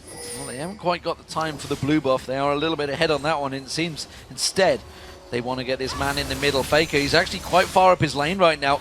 Mythy has come in. If he can land that death sentence, it would be very well aimed. But Faker, once again, just strolling on away from that one. And Faker is level 6 right now. He is as safe can be. He has not been pressured in the slightest. The bold Swain pick, thus far, not really doing much for them. Faker has been pushed up to Nuke Duck's lane the whole time, is incredibly escapable, and will actually have many roam opportunities. It's not like Nuke Duck can shove back at him right now with that Swain, so Faker will be the one who tries to pull SK Telecom back in this game. Well, we can see that Faker's actually... This could be a counter gank, though. It's in a ward, and Faker could pull the Vi ultimate back into a turret, and Bengi could pounce. Very dangerous if Dexter goes in here. Dexter is going to go in. Oh, thought about pulling the trigger on Faker, realized it's not going to land it, so just backs off once again. That never moves still, being avoided. The fact that he went for those early boots as well is helping him out in that respect. Yeah, that's what you do against Swain. Faker knows every matchup in this game, even if you don't see that much Swain. And when someone has a skill shot snare like that, that has a slow detonation, the boots, if you have quick reaction times, basically allow you, unless you get caught against a weird maneuver, it basically saves you from every single one. So Bengi getting that blue buff, that's going to go across to Faker. He should move across to pick that up in a moment. Red buff was just picked up by Dexter as well. So both junglers keeping control of their own jungle so far in this game. No massive counter jungling coming out. Bengi effectively being removed from the first few moments of this game by that first counterplay that Lemondogs did. You can see that pink ward in that top. They really want to make sure nobody goes up there. Impact and Zoro down that bottom. We haven't seen a great deal of them because, frankly, there's not a lot going to happen so far between them. I gotta say, though, considering it's a teleport versus an ignite, it's a good lane, but Dexter, he's going to have to smite this away, otherwise Bengi's stealing. He's going to have to go for it, and he does, so that's actually going to be taken away from Swain. That's quite important. The flash comes out, Nuclear's going to get locked up, the charm comes in there, and now Faker is managed to get a soul battery. Faker goes down. Dexter can turn this on his head, but Bengi, now he's got the help. Impact comes in there on towards Zoro. Zero has got unstoppable force available. He does manage to use it. Zoro is going to go on towards Impact. Impact will go down, but Bengi manages to counter it. Dexter going down as well. Bengi gets away from it. Both of them back away, and he's going to take the Wolves as well. May as well get some counter jungling in after a 2-for-2 there, but honestly, they're just going blow for blow here in the jungle. Nuke Duck comes out behind on that one, but honestly, so does Faker. Neither mid now has a blue buff, and it's all about Bengi coming away with the double buffs after that one and what he can do with it. So we'll see how it works. Well, he's gone straight for the counter. He's taken away the Wolves. He's taken away the Wraiths. And he's really even go for the Golems. I'm not too sure. He may come up towards his top lane. Tabs and Mithy have been putting a lot of pressure. Mithy gets condemned. He gets rooted down there. Piglet didn't follow it up, though. And Mithy, well, he's taken a lot of damage. We are going to see Bengi back off, though. And Mithy has put so much in this game to just lane superiority thus far. So has Pumandu. They don't have their sight stones or anything yet. Those supports are as squishy as possible. There have been immense ward battles going on in that top lane, which is why supports aren't able to buy anything right now. So Impact returns to the bottom lane. Went for that haunting guys early on. Zoro, he's gone back on himself. That Giant's Belt. Dexter pink warding up that dragon. I don't believe that's a focus for either of these teams right now because they're focusing so heavily on the lane phase at the moment. Yeah, and a little bit of counter jungling as well, but that was all about getting Faker going because they wanted to deny Nuke Duck of a blue, and they ended up kind of denying Faker of a blue buff as well. Nuke Duck needs a lot of farm if he wants to be able to live through Faker. We know how quickly he died in that blue buff fight, and already Lemondogs trying to roam a little bit mid here. Zoro did that disappear move, and now he's kind of trying to make a play, but he doesn't even have his unstoppable force up. They're doing a long form lane swap with a little bit of a roam mid. It's getting matched by SKT. Deathfire Grasp is being built up by Faker. Meanwhile, we can see the looks like Rod of Age is going to come out for Nuke Duck. Nuke Duck actually falling behind in that farming. Remember, he was back into that lane quite early on, but already there's a gulf starting to happen in terms of CS between these two. Top lane switches, of course, we do see Tabs and Mithy moving towards his bottom. Dexter once again moving into position to try and get that gang. Well, he has yet to be spotted here, and Impact knows he's in a 1v2. Actually, SKT doesn't counter the lane swap. They decide to just accept it, which to them, Piglet wasn't doing well in the lane against Tabs anyway. This will, however, sacrifice potential dragon control. Knowing that a teleport is up for Zoro, it is a potential 5v3 at the dragon for Lemondogs, and Faker is actually just trying to get a catch right now. He's going to go in for Nuke Duck, sidesteps the charm, doesn't get landed on, manages to avoid all of the damage. Nuke Duck knew that Bengi was close by, and it does mean that Lemondogs actually, they're going to try and counter this and go for Dragon. If you don't counter the lane swap against a team with a teleport top laner who gets to send their teleport top laner top lane, yeah, it's a Dragon, because Lemondogs has more people. The gank from SKT didn't work mid, and it just means Bengi tries to counter jungle a little bit more. Well, Zoro's got to be careful here. He's going to be in a 3v1 situation if he's not careful. Bengi going to come around the side there. Zoro will be backing towards that turret. It's very hard to dive a Malphite in that bottom lane, and now Impact under pressure from Tabs. SKT's really respecting Lemondogs' moves right now.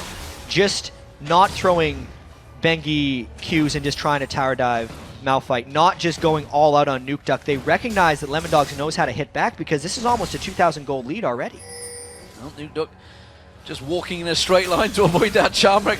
Kind of realized I think he'd got the advantage, and Impact now starting to try and be focused on here. Tab's trying to keep him at bay, but Zoro, he's under a little bit of trouble. This could be a gank right now. Look at Dexter come in and stop all force. Gets his Soul Battery on towards Mandu. Mandu, though, hadn't locked up. Stranglethorns goes down. He may be able to walk away from this one. Zoro pulling the pressure down. Piglet tries to turn it back around. Piglet, can he kite it? No. They're going to go towards Piglet now. They have to back away from this one. Piglet has the damage to turn it back around. He's going aggressive. We're seeing Bengi and Faker joining the party. They're going to come to this top lane, and Nuke is not following. They have to get out of here because Bengi and Faker could pick up double kills right now. Nukeduck's trying to come up, but they just don't have the time. Bengi sits, lays away. They're going towards Piglet. He seems to be the focus target. Zoro's going to get locked up. Can they go towards Piglet? No, they can't. Piglet comes in. They pick themselves up a double. They get it back right there, and it moves the game a little bit closer. That's kill for Faker and a kill for Piglet. Two of the key members right there for SK Telecom pulling back in the game. And Nukeduck, if he's going to roam up that far to try and stop the dive, he didn't do anything from that. He could have been pushing up mid lane or arrive. He got caught in between two places, and it gives SKT the edge. Yeah, far too slow to react there, I felt. Meanwhile, Impact, all the pressure that's been on him, he's continuing to keep that farm rolling. He's closing in on 100. Creep score now compared to Zoro. Zoro himself teleports in towards that mid lane. So it looks like we're going to have a switch around because obviously Nukeduck was up the top there. Of course, without those blue buffs, he is starving for mana right now.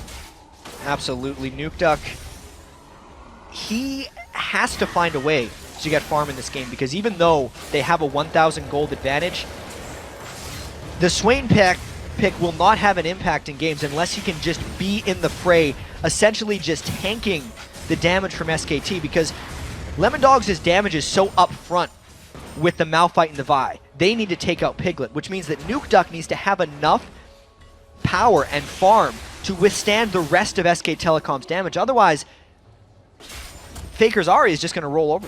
He's almost got that Deathfire grasp complete. You can see he's just gone back, needs the large rod in there. Miffy now going to go focus, flashes out of the cocoon from Impact there. Bengi trying to be baited in, will back away. We do see Dexter actually making his way down here.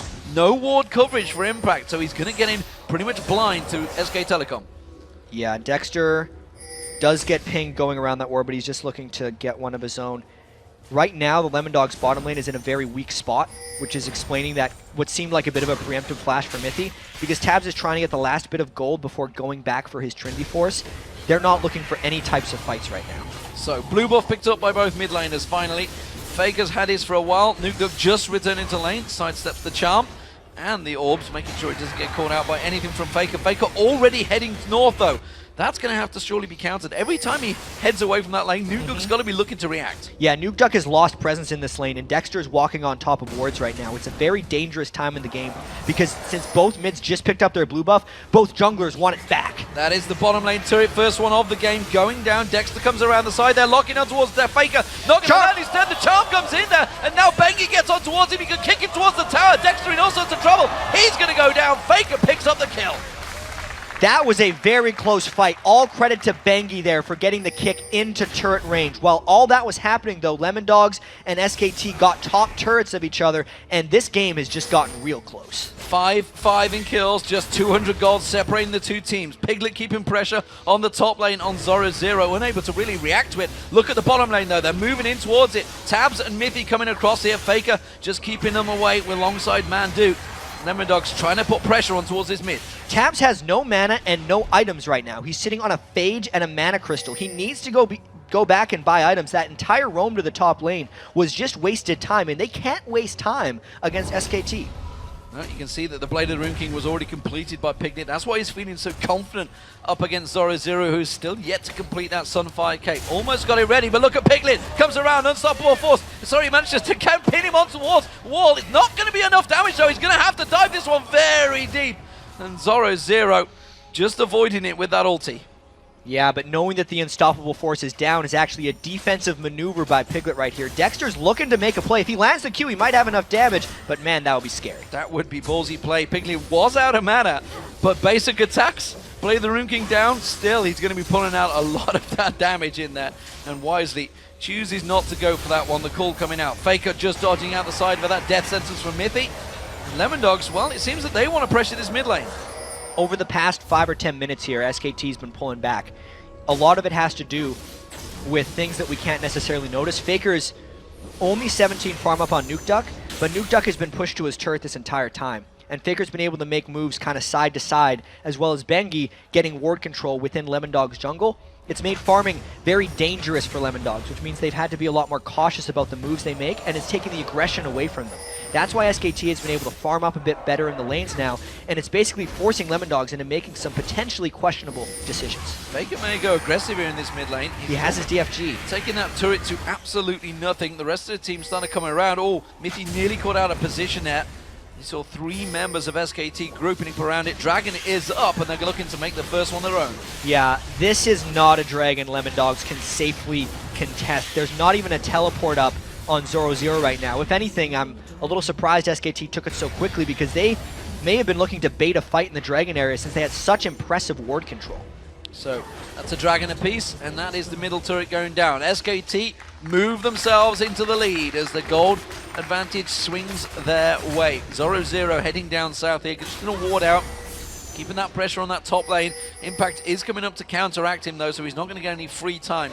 Mandu meanwhile coming down to join Piglet in this bottom lane, and once again we see Tabs and Mithy up against Piglet and Mandu, but it is very different now. Yeah, Trinity Force versus Blade of the Ruin King. I still think if Mithy landed the death sentence, it might be enough to turn around onto SKT, but that lane has gotten extremely interesting. The early lane phase where Corki had an edge turns into a mid game where both Vayne and Corki have a lot of power.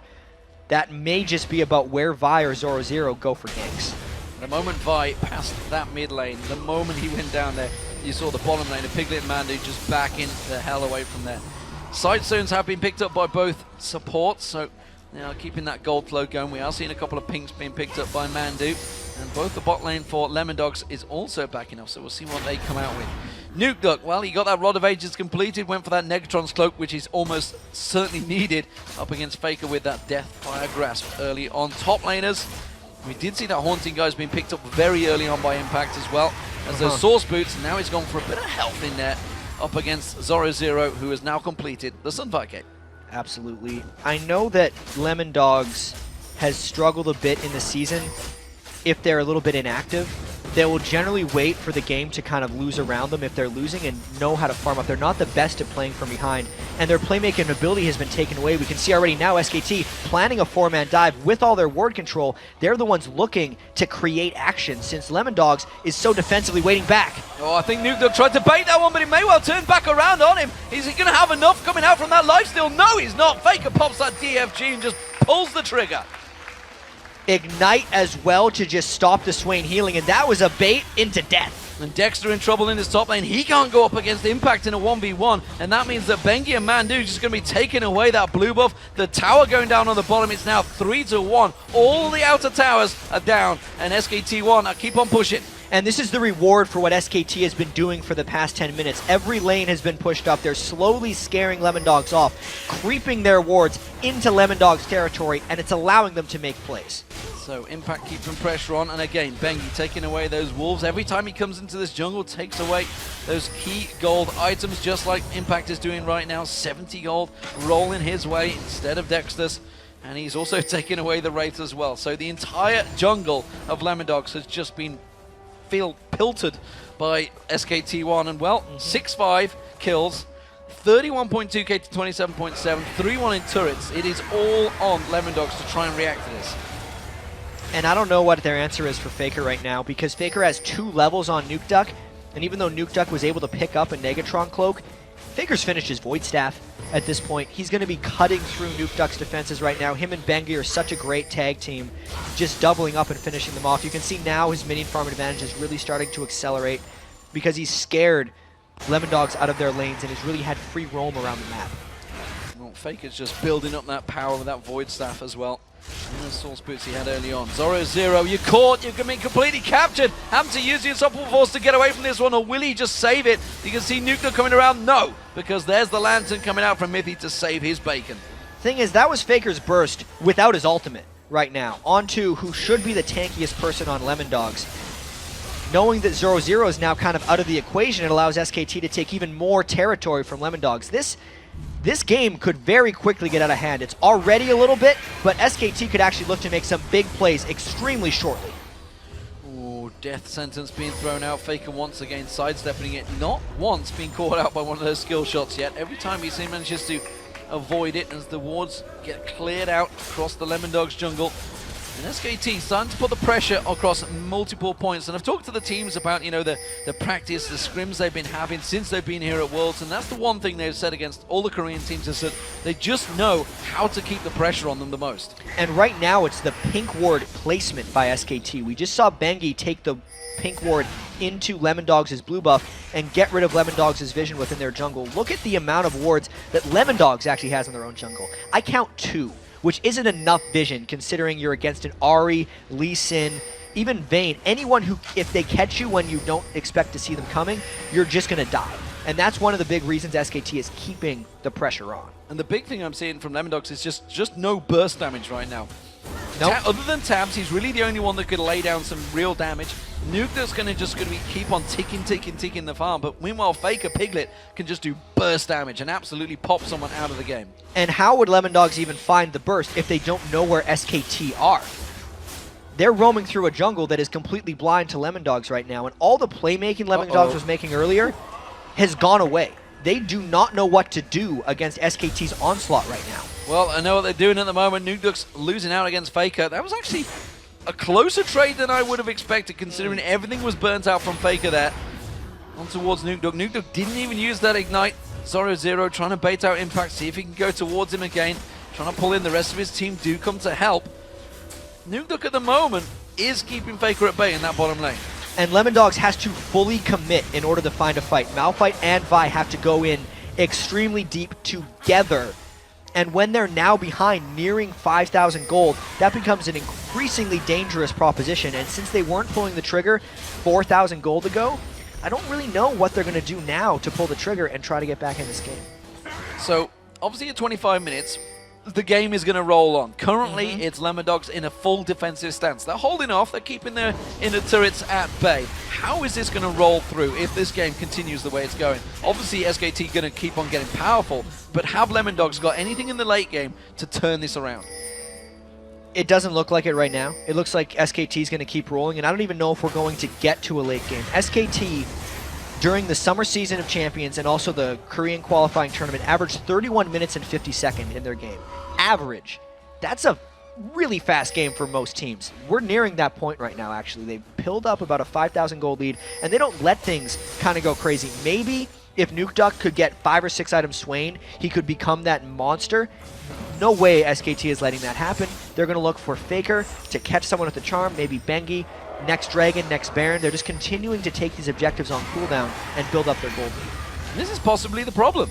If you think back to the playoffs at Gamescom, Lemon Dogs, they were long games. That's what they needed. They needed to go that long distance to get themselves going. But as it stands, as you point out, SKT don't want a long game right now, it seems. But this could be an important blue buff. Nuke Duck's going to be getting this one away. SK don't really have the timing on this one, it seems, or they do, and they're just trying to create an opportunity for something else, which seems to be the Baron. Once again, total ward control over Lemon Dogs' jungle.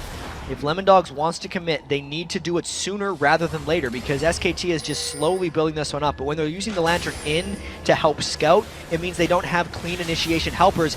Zoro taking a bit of damage, but even so, Dexter and Zoro need to be able to get in the front line safely, pick their target, and go. And because of how well SKT is playing the Vision game right now, it is just not a realistic proposition for Lemon Dogs to do anything aggressive.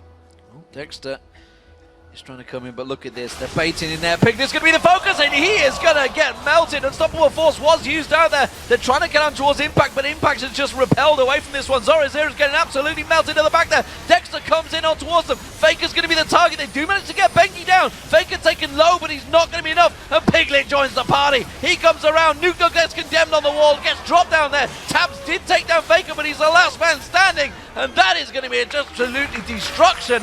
It's a 4 for 2 to SK Telecom. And Zoro was extremely low at the start of the fight. That was the fight SKT wanted from the start. They had the vision in the jungle area and just collapsed in. Faker eats supports. We knew this beforehand. We saw a perfect example of it in that Baron fight. absolute destruction. 0-0 does use those home guard boots to get out and just try and keep the damage to a minimal. It was only one inner turret, not the end of the world, but we're already seeing some interesting developments. Let's check out this fight. Absolutely. So it's a DFG as he jumps in so that all of his damage hits afterwards. It just makes supports disappear. And at that point, Impact was out the bottom, distracting most of Lemondogs, which allowed SKT free reign onto 0-0. You can see the Swain pick coming in a bit with Nuke Duck, how well he was able to stick in that fight as Swain and how difficult it was for SKT to focus them down. But because SKT got the jump on them, because SKT had the gold lead, it just wasn't a fair fight. And the mobility that SK have, of course, is the fact that 4 of them could get across that wall. No problem there. You saw Mandu finally join in the fight because he was the only one that had to walk the whole way around the map. Poor guy. Poor guy indeed. Yeah. So Lemondogs have regrouped. They are 5 members in that mid lane. They're actually clearing out the Baron wards that SKT did put down there. They're grouping up. They may try and clear this one out. They need to. I mean, they lost that last fight because they got initiated on unexpectedly, but there's no way they can get an expected initiation unless Lemondogs puts their back to the Baron pit and dares SKT to just come at them. The gold lead is probably too large at this point for them to even do this successfully, and they're backing away. They're backing away because SKT were just saying, fine, we can keep that mission, keep that pushing down that mid lane. And we do see Mandu working his way back in there to put all of those ward coverage that Lemondogs had put in there to clear it back out. The dance of wards continues as the game progresses in towards the 30-minute mark. Yeah, so let's look now. Faker finished his Rabadon's death cap 28 minutes in.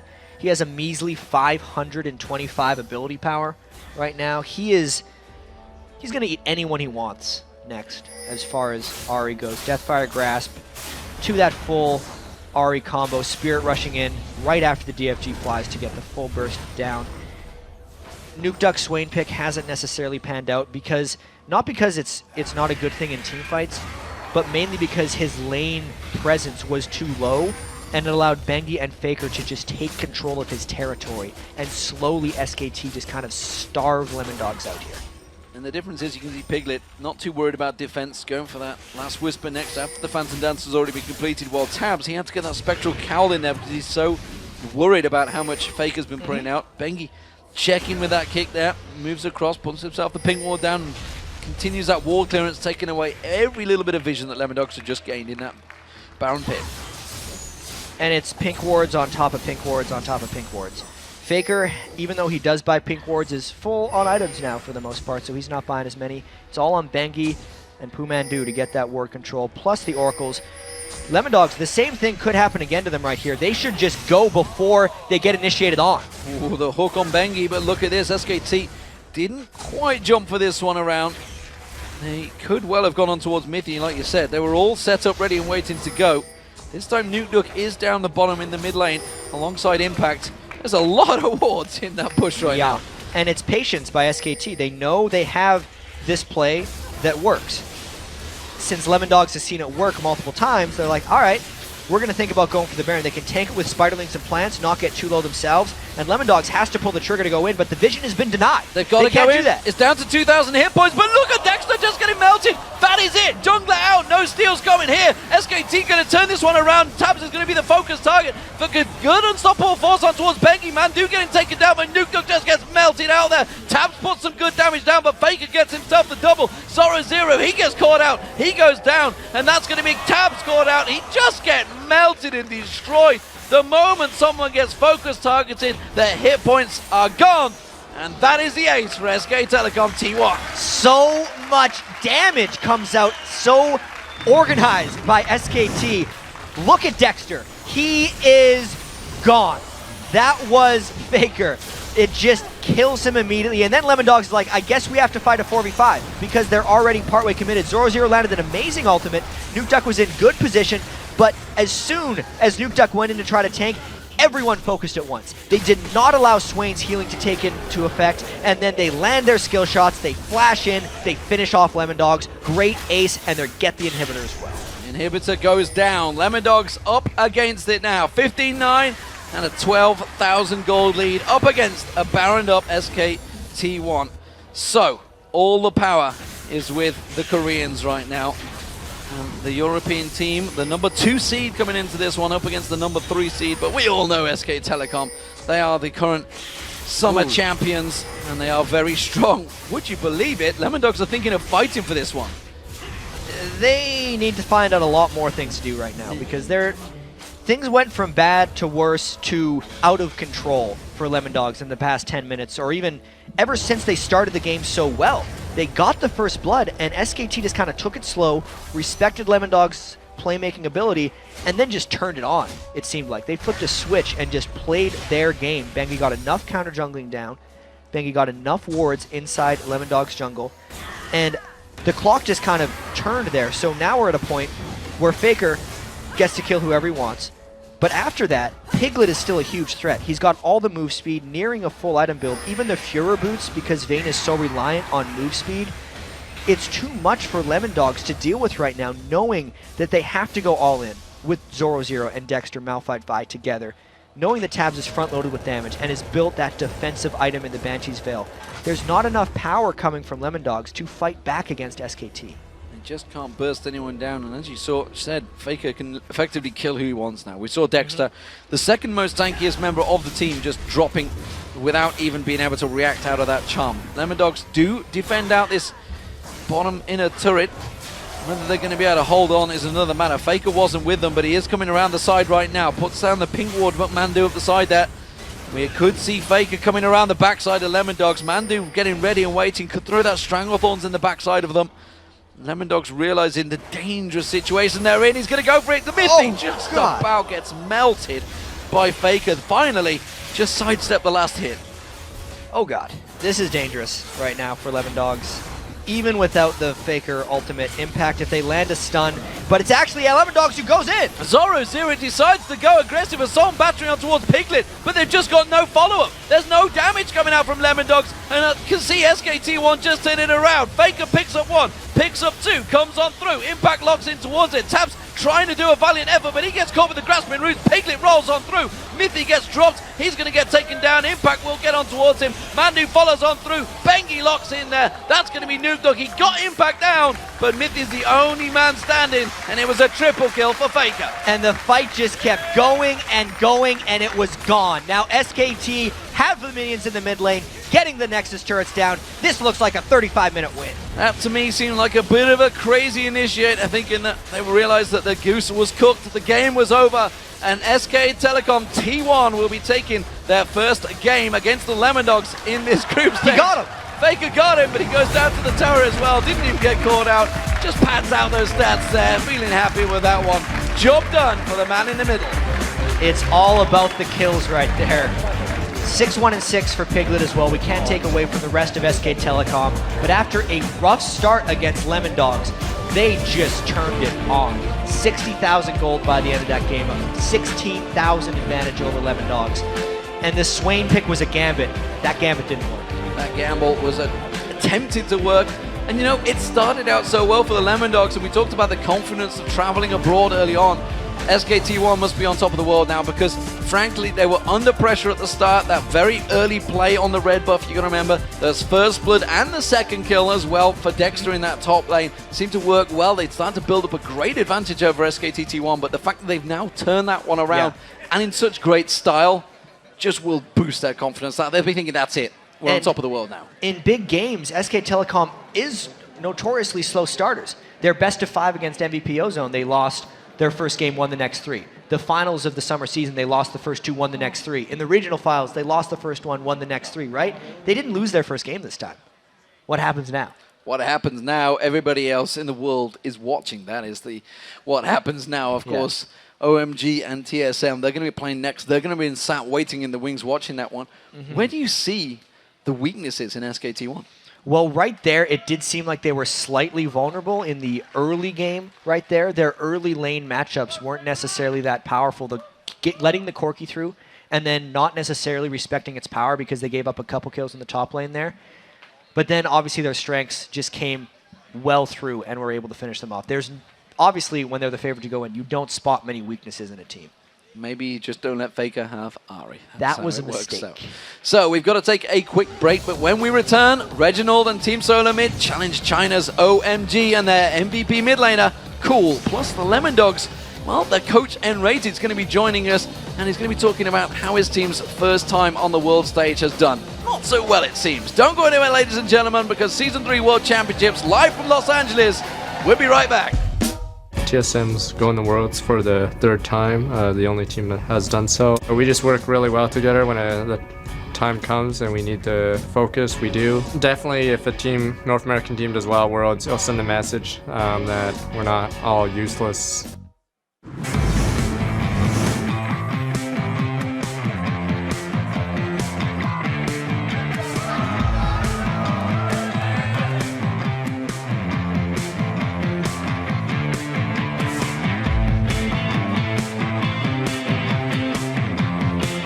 Welcome back to the Season 3 World Championship, live from Los Angeles, California. Now we're just minutes away from the third match of the day, Team Solo Mid versus OMG. But first, I'm happy to be joined by the Lemon Dogs analyst, N-Rated. Let me quickly touch on that, because last time we saw you over in the LCS, you were an analyst for EG. Now Lemon Dogs, what happened there? EG didn't manage to qualify for Worlds, so I had to look for other opportunities, and I got offered to help Lemon Dogs out for Worlds, and there was nothing better to do in that time.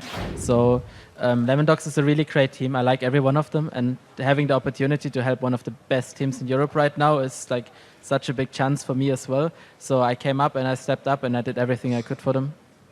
So tell me about their first matchup, coming as a second seed out of Europe, immediately thrown into the deep end against SKTT1. Tell me about that game. Well, we respected them. We highly respect them, and I think they're really strong opponents, and they're right now probably one of the strongest teams in the world. So coming to this match, we came up with a lot of respect, a lot of preparation, and we knew we were going to play a really hard match against them, and we did everything we could, and we tried, but it didn't work out in the end. Tell me a little about the Swain pick, which was the most unusual in that. You told me before that you might have something special lined up. Was this it, or...? Yeah, kind of. Swain versus Ari is a really strong pick, because as soon as you get to a point where Swain is actually not being able to be one-shotted by Ari, it's like a complete counter pick, because if you don't get bursted, Swain always sustains up, and at a certain point, like 3 or 4 items, Swain is like such a beast and cannot be like beaten by any DPS, but needs to be bursted, otherwise he sustains and sustains. So finally, even though you lost this first game, very strong early game from you guys, what are your hopes for the rest of the group? I would say we really, like, this game was like probably the highly contested game in the group for us. SKT1 is the strongest enemy we see in our group. So going to this match, we had hopes to win the match, definitely. We saw that we had the opportunity to win it, but I don't think our chances to exceed are highly lowered by losing this match. I think we just have every shot we had before. All right, well, thank you very much. And of course, good luck in those upcoming matches. And as for us, we're going to send it back over to Jat and D-Man at the desk for Game 3. Thank you very much, Shock. So let's get into our third match of the group stage. It is going to be North America's Team Solo Mid versus China's Oh My God. And even though OMG is China's second seed in the World Championships, they were actually the best team in China for most of the Season 3. Yeah, absolutely. OMG had the best record of any team in the LPL last season. They went 38-11 if you combine both of their splits in the Chinese LPL. And after winning the spring playoffs, they went an unbelievable 17-4 during the summer, and they looked well on their way to the second straight title. But then in their qualifier tournament finals, OMG lost 3 games in a row to Royal Club, a team that they had already beat in the winner brackets finals of that tournament. So OMG will have some extra motivation, I think, to prove they were actually the best team in China and earn a spot in the quarterfinals alongside Royal Club. And one thing that OMG is known for is some of their more unconventional picks. For example, my favorite being, well, Yorick Jungle. You love Yorick. Oh, yes. Yeah, that's something that Lovelin does. His jungle Yorick went 1-5-19 versus IG, which, okay, but they pair it with hyper carries, and it creates a lot of early game pressure for them, so they like to run with the jungle Yorick. Also, Going played a fair bit of top lane Mundo, 3-1-11 against Royal Club in the China Regional semifinals. These guys definitely not afraid to pull out something new in any of these games. No scarves will keep Ocelot jealous, that's for sure. While OMG has been pulling out some unusual usual champions over in China. Team Solo Mid, well, they came out with their own unexpected comp in the first game of the Worlds earlier today. Absolutely. I mean, TSM went with Wild Turtle on Corki, X Special on Fiddlesticks, and then the odd one played Vi. And it may have been unexpected by their opponent's gaming gear. It's definitely something that TSM has been practicing, and they got off to a fantastic start here at Worlds with that team composition. Wild Turtle in that game with Corki, he almost beat gaming gear by himself. You know, he played a lot of Corki back when he started playing the game, and it just seems like it's comfortable for him to pick here at Worlds. Yeah, 12-3-8 is a pretty big score to have. So before we see what Wild Turtle and TSM have in store for their second game of Worlds, let's first take a look at the starting lineups. On the blue side, it is going to be Team Solo Mid. So in the top lane, it will be Dyrus, John the odd one, of course, in the jungle, Reginald in that mid lane, Wild Turtle as the AD carry, and X Special Crowstorm his way into the support. We'll see if he does that one again. Of course, the red side, it is OMG with Going in the top lane, Loveland in the jungle, Cool in the mid lane, San on AD carry, and Big Pomelo on support, who we actually weren't sure if he was going to be the support coming into this one. They brought two supports here, Coma and Big Pomelo, and they get to have the choice of which one to use before every game. Yeah, the other one's kind of out cold right now. He'll be joining us later on, maybe. No. So let's get into the champion select. Of course, once the picks and bans come through, what are we expecting to be taken away from these champions? We obviously seeing potentially Corki being banned out there. What are we thinking from OMG's mid laner? Because Cool plays a lot of very good Zed alongside Reginald. It's absolutely the assassin play right now, right? Because he plays Zed and Ahri. Of course, though, Cool does play a lot of Orianna in these games as well. We did see a bit of Orianna bans in our previous games, but we're not really sure what he has left from him. We know Reginald, free to play Zed, also free to play Orianna. They share a lot of champions there in the mid lane. They've got some interestingly colored keyboards.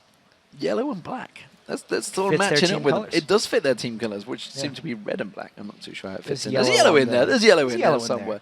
I mean, for the Western world, this is probably the first time that you guys may have seen OMG. So we really should clarify just how dominant that they have been through the spring and the summer of the LPL, which is the Chinese, basically the Chinese version of the LCS. Exactly the same format, guys. So nothing different, but they have been dominant over there. You know, obviously, you guys probably know Team World Elite, WE, who were here, obviously got themselves the quarterfinal place last year, as well as Invictus Gaming, IG, which you guys would have seen PDD. But OMG, they're the team that have been dominating in China, along with Royal Club now. Yeah, and to give you some context onto why OMG is here and we don't see WE and we don't see IG is even going back to the first split.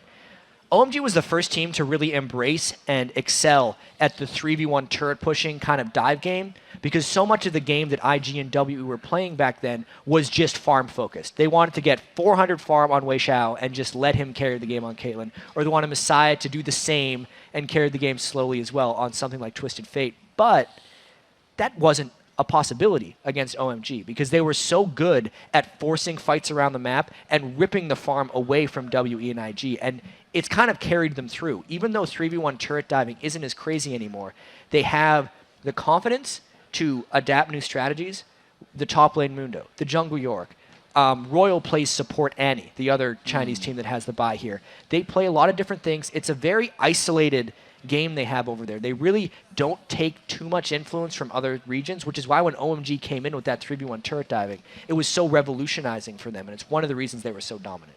And actually TSM, I'm trying to think of their record up against Chinese teams. Obviously they played WE, IPL 5. Not too sure whether they've played IG on, but yeah, I mean, this is Season 2 era, so it's been a very long time since they've been up against a Chinese team. You know, obviously, we know they've got a disastrous result against Korea. In fact, X Special already pointing out that the likes of Velocity have already got a better record against Korean teams than TSM do. But, you know, up against the Chinese teams, actually, they've not done too bad in the past. They're about equal. Yeah, it's so difficult to call here as well. I mean, the closest we can say is the All-Star game, where Dyrus and X Special were on the U.S. All-Star team against China All-Star team, who, by the way, doesn't have a representative from OMG. So it's a whole different ballgame for them. But at least they came from the same type of game, since China really just plays against each other so much, and they get very, I almost want to call it a weird evolution of their game over there, just because there was a time where it was just all about killing the AD carries, and they were the ones who played Hecarim, and it was like Hecarim and Malphite were 100% like pick and ban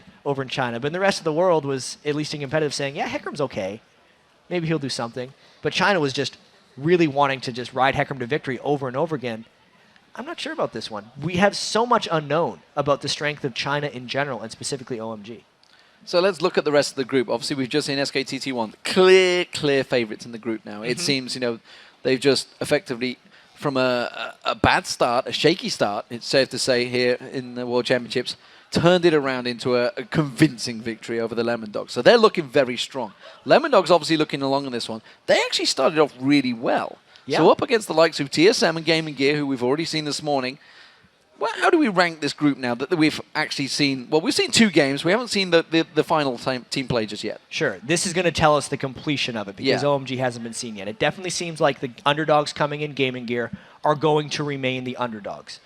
The victory with SK Telecom over Lemon Dogs, who really, Europe is a region that I think is a little bit underestimated coming into this, just because everyone was beating each other in Europe so much that everyone just assumed that, oh yeah, they must not be that good because there's so many teams that are on the same level. But you can't necessarily rank the overall power of that region. And especially when we saw like the proliferation of those European picks into the rest of the game, Ahri, Fizz, those were all bigger picks in Europe before they made it to the rest of the world. And then you have China, who is completely isolated, and also the only team we haven't seen here now. So obviously SKT at the top, Game & Gear right now kind of at the bottom, and these 3 teams in the middle, we got to wait to play the games. This is going to be interesting to see how they work out. And, just like we talked about with SKT, with the Lemon Dogs, and effectively with Game & Gear as well, OMG, Chinese team come into America. Other than WE, they haven't performed in the past. WE definitely had a very successful trip over here in the Worlds. IG did pretty well in the Worlds as well, but WE got themselves into the quarterfinals last Season 2 and won IPL 5. Since then, obviously, we haven't had too many international tournaments. We haven't seen them travel. This is OMG's first trip to America. This is their first trip abroad, just like SKT had to deal with this one. How do you think they're going to handle this?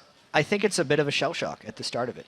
Obviously, they played on a stage this size before. They played in front of huge crowds in China. But the giant plane trip, your first 16-hour plane ride, is always an experience. And even though they did it a while ago, remember, OMG had the most recent qualifiers of any of these teams. They hadn't even really wrapped their minds around going to Worlds until just over a week ago. And now they're here, playing the game against TSM, who they hadn't even really considered as a team because they were only considered about the other Chinese teams. Their prep time for them in particular, and even just knowing they would be here, is so short.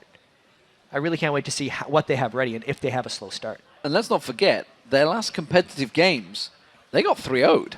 Yeah, they're on a 3-game losing streak right now.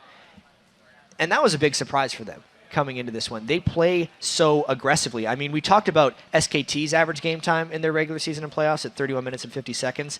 I got to say, OMG's faster. 31 minutes, just flat.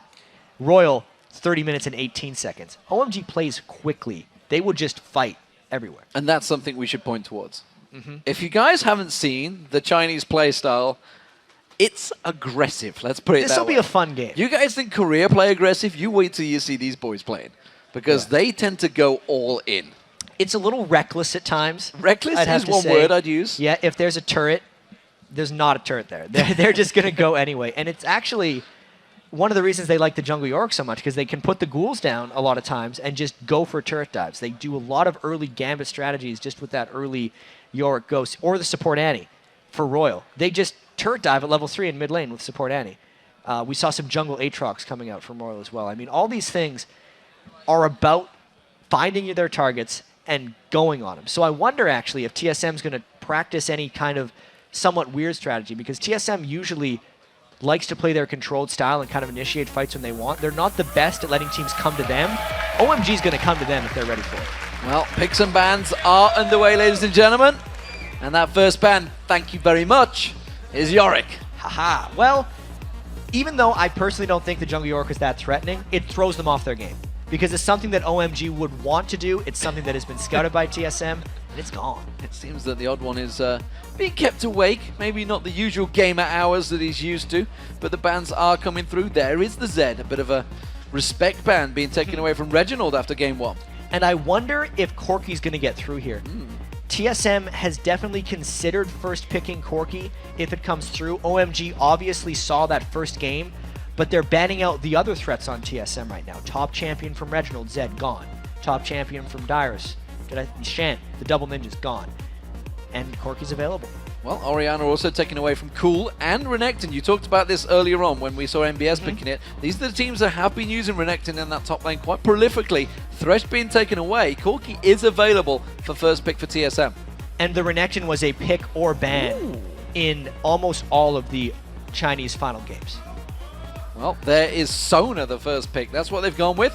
That's what Xpecial wanted. No Fiddlesticks this time around, and it seems that they may have done their research because Caitlyn and Ari have been locked in for OMG. Especially with the Zed ban here and Reginald's poor performance on Fizz at the regionals, having Ari available and then first picking Sona instead, this could be a big Pomelo thing. There's not that much scouting on him because Koma played Sona for most of, or almost all of OMG's games at the finals, and now he's coming in with a different support. It's something that we don't know too much about. Big Pomelo was the support for OMG for most of the season. He actually used to be the team's jungler at a time and then moved to support. But TSM in the past has put so much priority on that first pick Sona. It's not that surprising, but they did give up a lot. Well, it's definitely put decisions on them. The fact that TSM have completely slowed down their picks and bans. Looks like Corky will be selected here. We're seeing him hovered over right now, but it definitely seems to have caught them out, and you can see they're discussing exactly what they're going to go with. Yeah. Seems that it will be Elise. TSM, they're doing their TSM thing right now. Elise is Odd One's #1 on his tier list of junglers. Vi's probably #2. Corky's #1 for Wild Turtle. They're just picking those things into whatever OMG wants. Wow, okay, it's a champion we've seen a lot of in European LCS. It is Aatrox getting locked in there alongside Zyra with Caitlyn. Jungle Aatrox, lots of fights very early on in the game. Could be to be the top. expected. It could be a top lane, but the majority of Aatrox we've seen in China has been from the jungle. We'll see how that works out. So, Team Solo Mid, what are they going to do? What is Reginald going to go with? Is that going to be Dyrus rumbling along the top? That's the question. Well, the Shen is gone. Rumble has had a lot of success early. The only thing they have to do with this, though, is if Dyrus picks Rumble, it means Reggie has to pick something that has a fair bit of control for the team. Otherwise, there'll be nothing to keep them in the equalizer outside of a random cocoon or a crescendo that lands in. We've seen TSM run comps like this before, but it's a little shaky for them. I really want to see what Xpecial picks for Reggie. Yep. It's on now. There is the Fizz. You told it out. You said it didn't exactly perform to the best at PAX. Nope. That was 2 weeks ago, though. And they've had a lot of practice. They picked up Vi. Wild Turtle picked up a Corky again. You're skeptical. I can see it in your face. I'm not saying he's going to do well. I'm saying it's been a while. I have faith in Reggie. I have faith in Reggie. Don't worry. We'll see how it works out. But Kennen seemingly going to be the top pick for OMG. We'll see how that works out. It's going to be Going selecting that one. Still haven't locked it in, though. It would make sense in the context of this composition to really just lock down TSM since OMG really wants to go for a lot of fights. But we got to remember, he did play a lot of that top lane, Mundo. He likes those unconventional picks in the top lane, and Kennen is surprisingly conventional, even though it fits with OMG's team fight dive play style. Yeah, it would fit with this comp with Aatrox going in there, popping the Stranglethorns, jumping on top of them with that Slicing Maelstrom. We'll see whether it is going to get locked in. Just a second to change it, so it seems that it will be selected. OMG is just simply using the time to sort out their runes and masteries. So, team comp setup, chat. What are we seeing overly? All right, so we see OMG gets to do their thing. They get to dive in and go. Aatrox, Ari, Kennen, going to be dive galore for OMG and attempting to win the lanes. TSM needs Reginald to perform on Fizz. If he gets back in this game, OMG is going to roll over them. He's not going to have time to turn into the hyper carry Fizz that a lot of teams like to go for.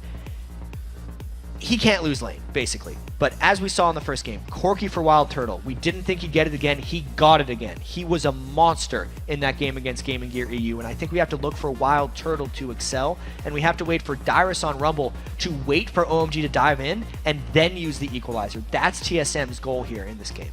So here we go, ladies and gentlemen. Game 3 of the World Championships in Group A about to get underway. Team Solo Mid, they're 1-0 up already.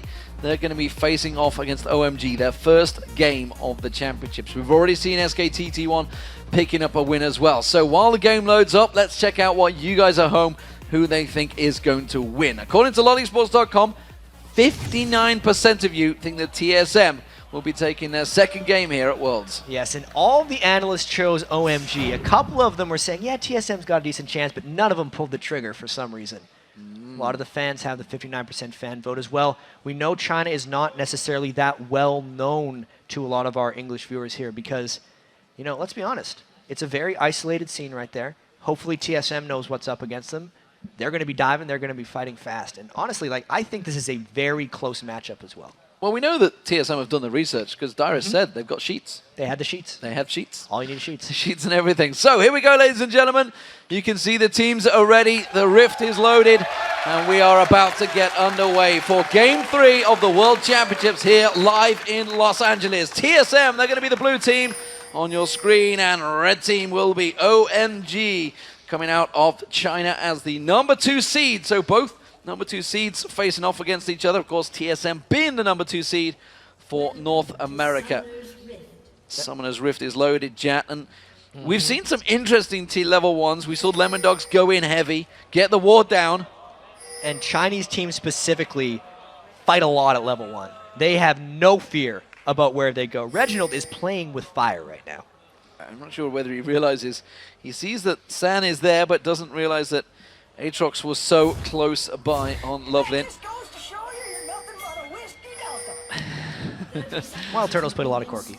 Wild Turtles played a lot of Corki. He's up against Cool in that mid lane at the moment, but that's not going to be where they're going because look at OMG going in. Well, they went into the bush. Yep. There was no one there. No one there. They're going for an aggressive invade, though, and Reginald has ran away from that one. If anything, I feel like we're going to see a buff trade like we usually see here at the Red Buffs. Yep, you can see TSM getting ready and waiting for it. We did see Lemon Dogs quickly backing off and going straight back towards that red buff. They are going to pass on towards that ward. They've already pinged it and said something's here. Yep. So either going to be a ward or a person. We're going to walk face first into them, which we've seen many times from Dyrus.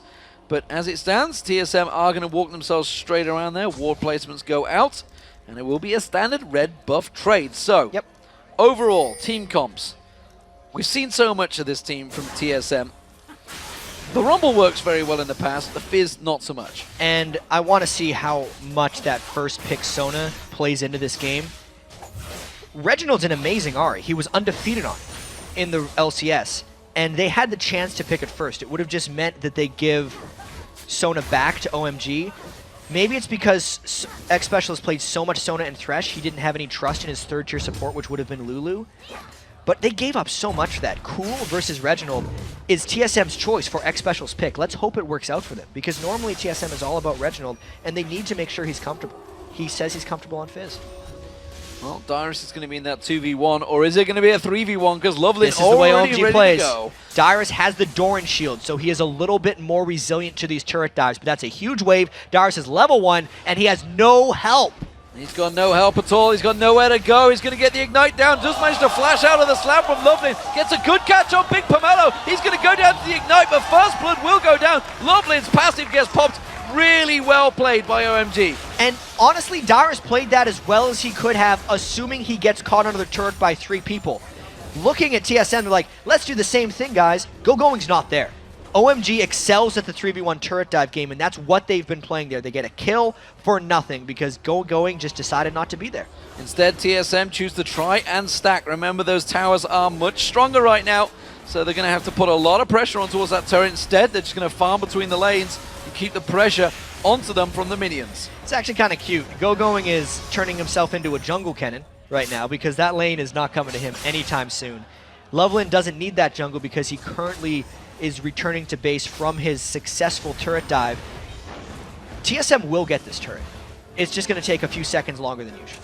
Yeah, they're definitely going to work it down. Go-Going has already left that lane, so he knows the inevitable is already going to happen. This may free up some time for Dyrus. We'll see whether Dyrus switches up here. I expect TSM to switch it straight around. First turret of the game has gone down, though, and it's TSM that pick it up.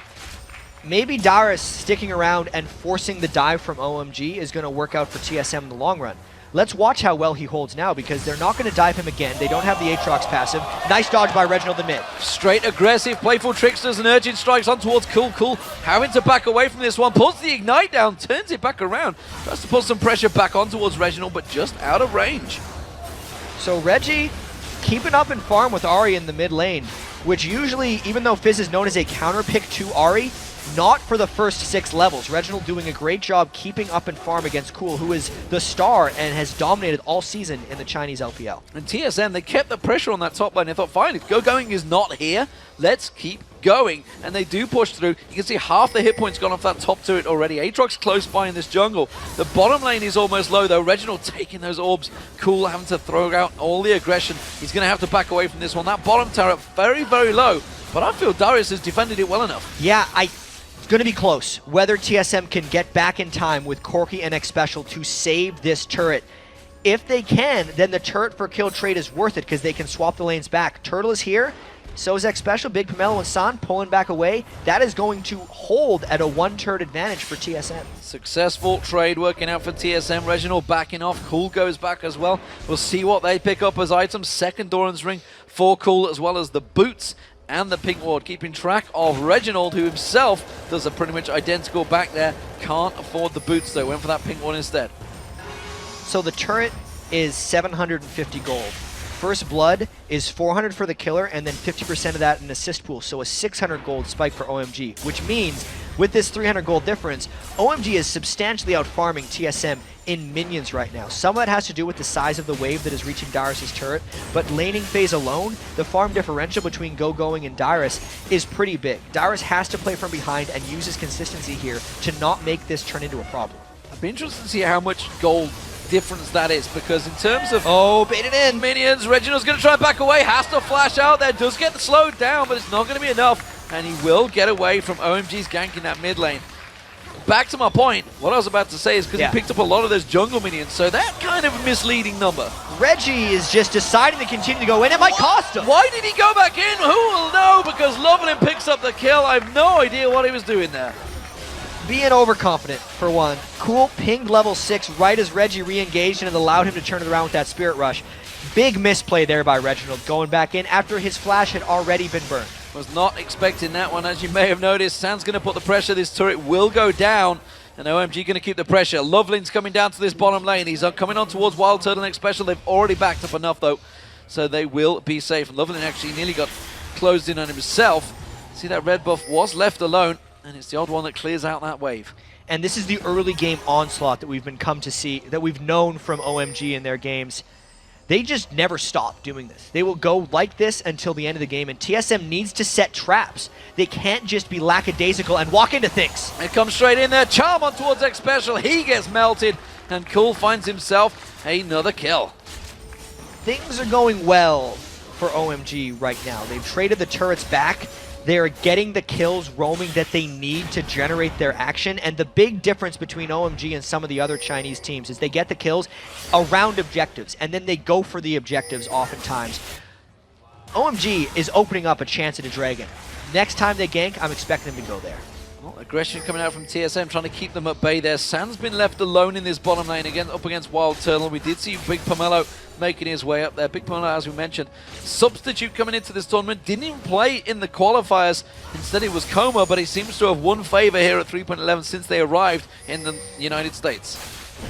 And Odd One doing a little bit of counter jungling, but there's a lot of people watching him. You can see Going coming around. He does manage to get the cocoon on him, flashes out of Lovelin. He's going to have Darius in support, and he's going to try and push in towards this one. Down the bottom, we see Reginald going aggressive on towards Cool as well.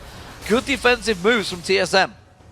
Get the steal and an escape. That's a little bit chewed back for TSM in the battle for this game, but that doesn't mean Wild Turtle is okay right now. It's San on Caitlyn has done a very good job at pushing with Wild Turtle. Even though he was involved in the turret dive, it is still OMG's bottom lane that is out farming Wild Turtle next special, and that is the lane that is actually doing the best for TSM. Everything else on OMG is still going their way. San, with that Vampire Scepter, just gone back, got himself a pickaxe as well, so splitting his build right now. Of course, it does seem means he's going to return back to that bottom lane, keeping up identical farm at the moment, as you mentioned. And these two top lanes, really across all the lanes, apart from that mid lane, is where the only gap is starting to form, which is Cool, starting to tip ahead of Reginald just due to that kill he got early on. It's not often that we say to TSM they need to slow the game down, but that needs to be their priority here against OMG. OMG wants to just try and find as many fights as possible, accelerate this game. They know they have a quick edge right now, and TSM needs to wait for the traps. Right now, Dyrus is in the top lane. They need to somehow stall this Dragon from OMG so Dyrus can get down there and have an impact with his Equalizer in that Dragon fight. Well, we do see Cool returning, got that blue buff. We'll see how much pressure he can turn on towards Reggie. Reggie himself is backing off right now. It's actually a fairly late blue buff pickup as well for Cool.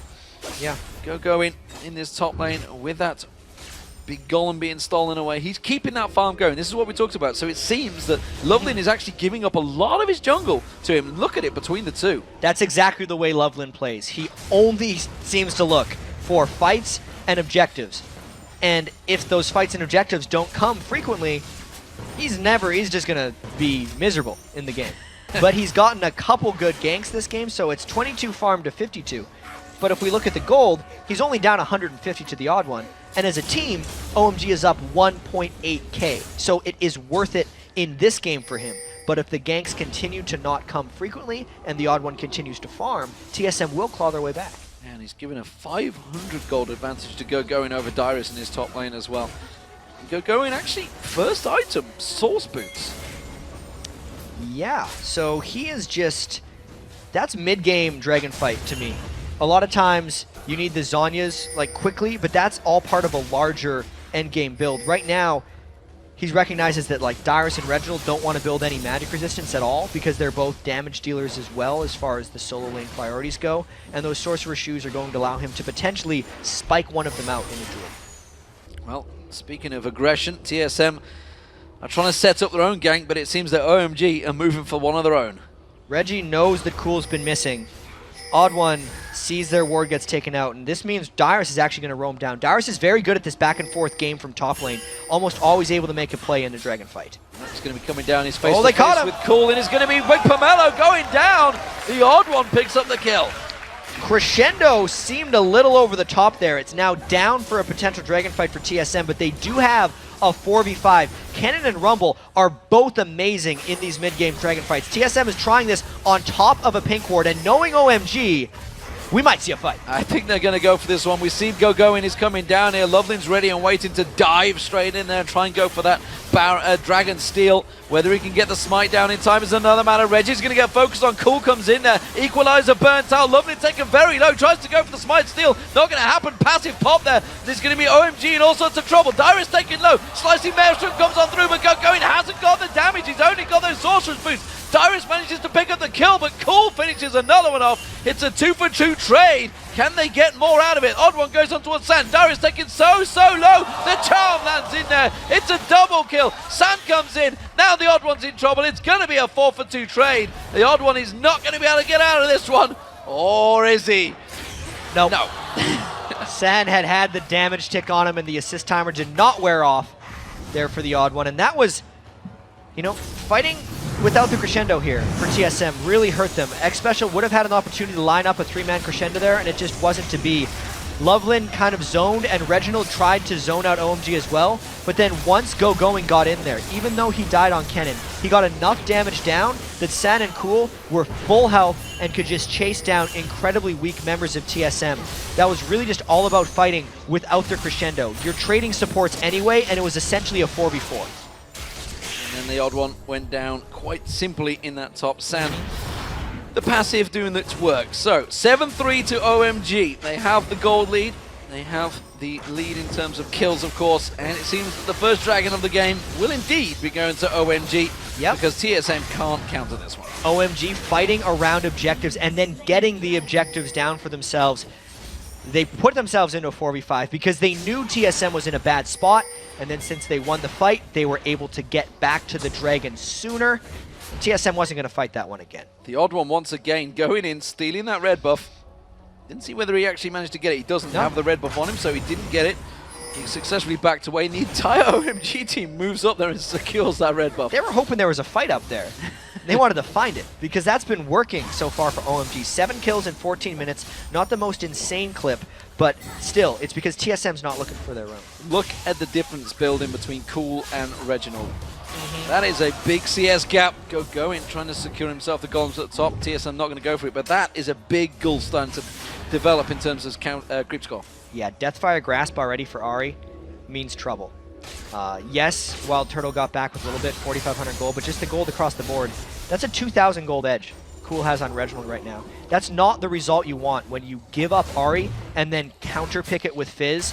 Reggie has to do better than that. He has to do something. 3-0-2 for both carries for OMG right now. That is big, big trouble for TSM. We are in, of course, North America. They are effectively the home favorites, I guess you could say, despite the fact Cloud9, of course, were the #1 seed. TSM always have the fans behind them. And OMG are not looking shaky at all in their first game. There's no sign of nerves here from this team. We really have to see now the rest of TSM's ability of carrying a game. Because Wild Turtle on Corki and Dyrus on Rumble are the people who have to get TSM back in this one. Reginald is too far behind to have an impact right now on Fizz. And in Game 1, when TSM had the resounding victory against Gaming Gear, it was because of Wild Turtle getting so many kills on Corki and Dyrus having such a large impact in that game on Shen. It has to be that way again, and OMG is far more aggressive right now, not really allowing TSM the ability to make plays. Well, that Trinity Force has been completed by Wild Turtle. We'll see what sort of impact it has. They're going in towards Cool. They're pinged out towards him. Does manage to land the charm on the odd one, but the Cocoon came through. Wild Turtle goes in, goes aggressive. Doesn't land enough on Cool, and he does manage to back off. And Cool landed a whole bunch back onto the odd one, too. If there wasn't backup for TSM, that would have been a very dead odd one. You can see now Reggie's trying to split push off in that side lane as Fizz, just the sheen. He can't even push turrets very quickly if he were to get the lane to that spot. It means OMG looking to pounce. Yeah, you can see they're using their advantage. Goes in, gets that turret successfully, and that's the second outer turret of the game for OMG. No problem coming in to take that one down. So OMG, 2 outer turrets. They're going to look for a third fairly quickly. The Dragon isn't necessarily up immediately, so they have time to roam kind of where they want.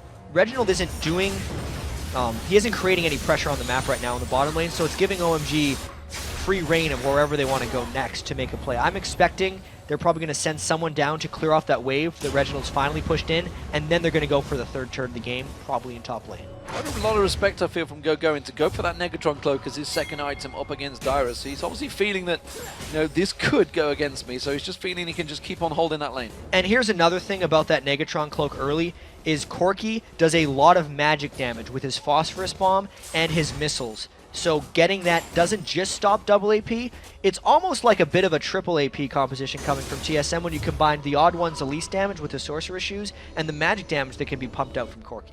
Well, that Negatron Cloak turns into an Abyssal Scepter on that back. Now it should well spell trouble for Dyrus. Dyrus keeping up in terms of farm, as I mentioned earlier on. Going, of course, did pick up a lot of jungle minions, so a little bit misleading. It was about a 500 gold lead he had earlier on. That may well have snowballed a little bit towards his favor, but as it is in the mid lane, where is Lovelin doing? He's looking for kills. Look out, he wants to fight as usual. Still only 46 farm and level 8, 17 minutes into the game. He is only there for the success of others. That's the reason Cool and Going are farmed right now, but he's going to be a bit of a non-factor on Aatrox. It's really all about Cool, Going, and San at this point. Actually the same level as the supports right now, but then again, the odd one's only at level 9. He's been just as much trying to keep distracted, been trying to get in to get that red buff. They can see they're looking for another gank. Lovely may walk into this one. Nope, goes straight back to his reds. Not going to fall for that Tribush gank.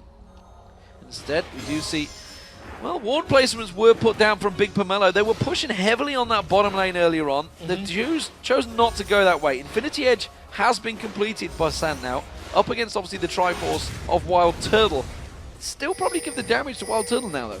Yeah, Corki's 20 minutes in, like his 20 minutes damage in this game is very high. Corki lives for just the Triforce. He doesn't necessarily multiply that great off of other stats. You know, we said so much physical damage and magic damage means the armor penetration isn't always great. He's got low base attack speed.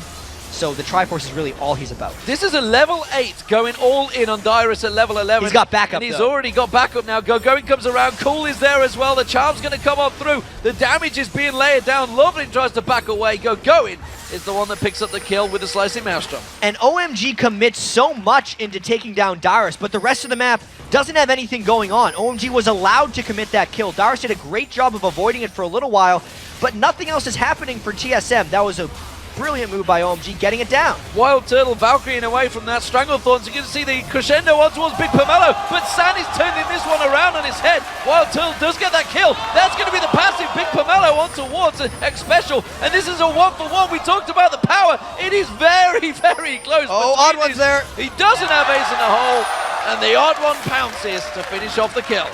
Right before San's flash took him over the wall as well, he got the damage down, and the timing with the Dragon is extremely beneficial for TSM. That was Wild Turtle and X Special trying to use their mechanics to outplay San and Big Pomelo right there. Flashing in, getting crescendos, blocking ace in the hole.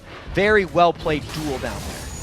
But the turret has gone down in top. Yep. So after all that fighting, an objective has been gained once again for OMG. Dragon up. The rest of OMG start to gather. They're moving into position for the next objective. And we're already 20 minutes in, which means we're 66% of the way through an average OMG game, which means we're going to see a lot of action, I feel like, in the next 20 minutes. They have that 4,000 gold edge. They know TSM just went back to base to shop. They should have went back. TSM should have went back well before now to heal up for this next fight. OMG's looking to kill X Special. Yeah, X Special there on top of that ward. Immediately puts Big Pomelo puts a ward back down there. Loveland is just off the side. We know how much he's could dive on towards X Special. Got support, comes in, gets himself another ward down with the Odd One. The ward battle continues. But more importantly, we were interested in this team fight. San wasn't there, which is why they didn't go aggressive. He's just getting himself that red buff and the Wraith. He's going to come around and join the party soon, and that means TSM are going to have to fight the way for this Dragon. And these teams might be waiting on their supports ultimates right now, like Special's Crescendo as well as the Stranglethorn's on there. But OMG, never mind, they don't wait. Stranglethorn's root goes down, grasping roots. Reginald taking low. Loveland passive pops once again, but it's Dyrus being focused. Cool gets him the kill. Slicing Maelstrom comes on through. X Special, Wild Turtle all locked up at the back there. And going just backs away, takes down Wild Turtle. Reginald tries to slide on through, but he just simply gives another kill to Cool. And that was a 3-4 for 1 for OMG. Another crisp fight there by OMG. They forced a team fight when TSM wasn't ready, and now they're trying to get a Dragon. Odd One wants to steal this, but he is way in over his head. Oh, and there's low from Loveland, just catching the tail end of the Odd One. I don't believe he's going to be able to escape from this one. Repels away to his tower. Loveland's going to continue chasing. There is no tower there to help him out. Cool is going to collapse in towards him. Gets away from the charm. San tries the 90 caliber net to collapse in towards him. He may have just bought himself time. Woo! Built over Peacemaker, not quite enough to take him down. Even so, that is not what TSM wanted. It's exactly what OMG wanted, though, because they got a team fight around an objective, and then they were able to take down the objective once again for them. It's going to do huge things for their overall item builds.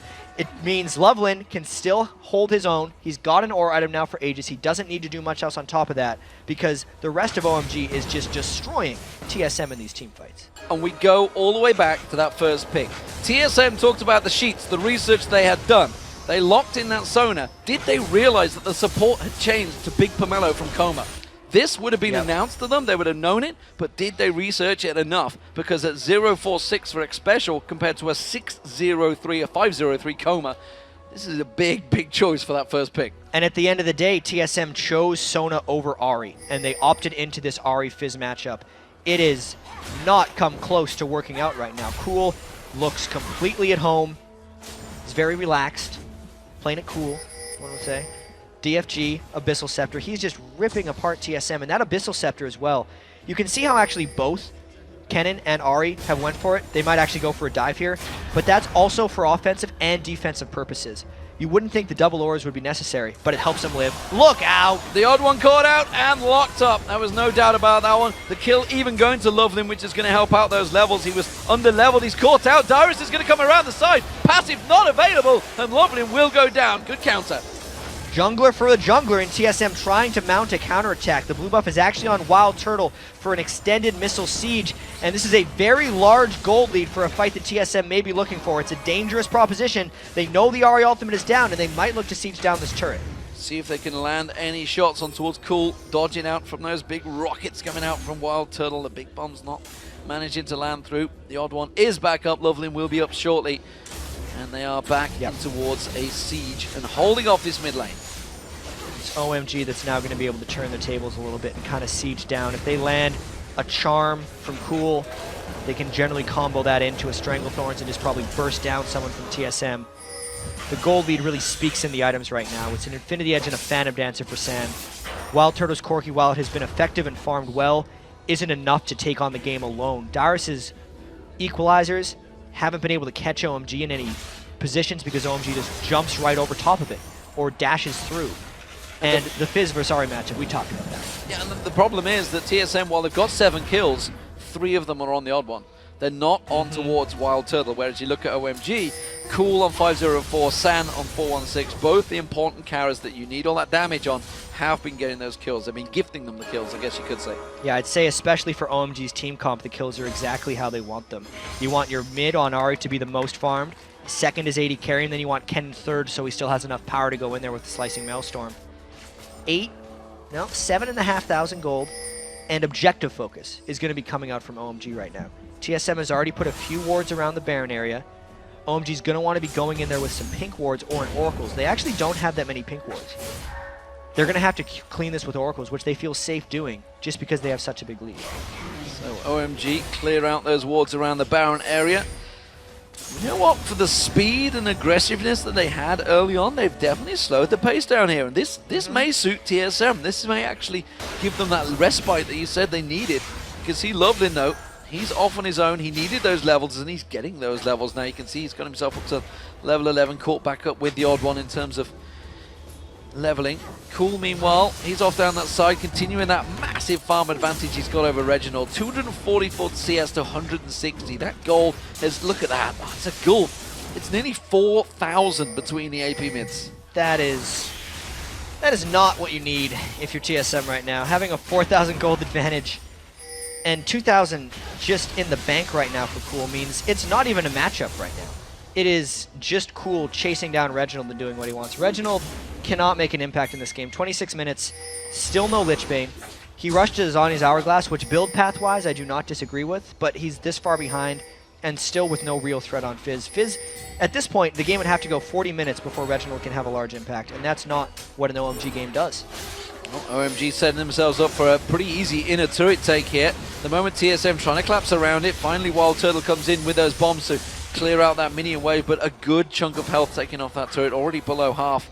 And OMG just back around and try and create another pressure point.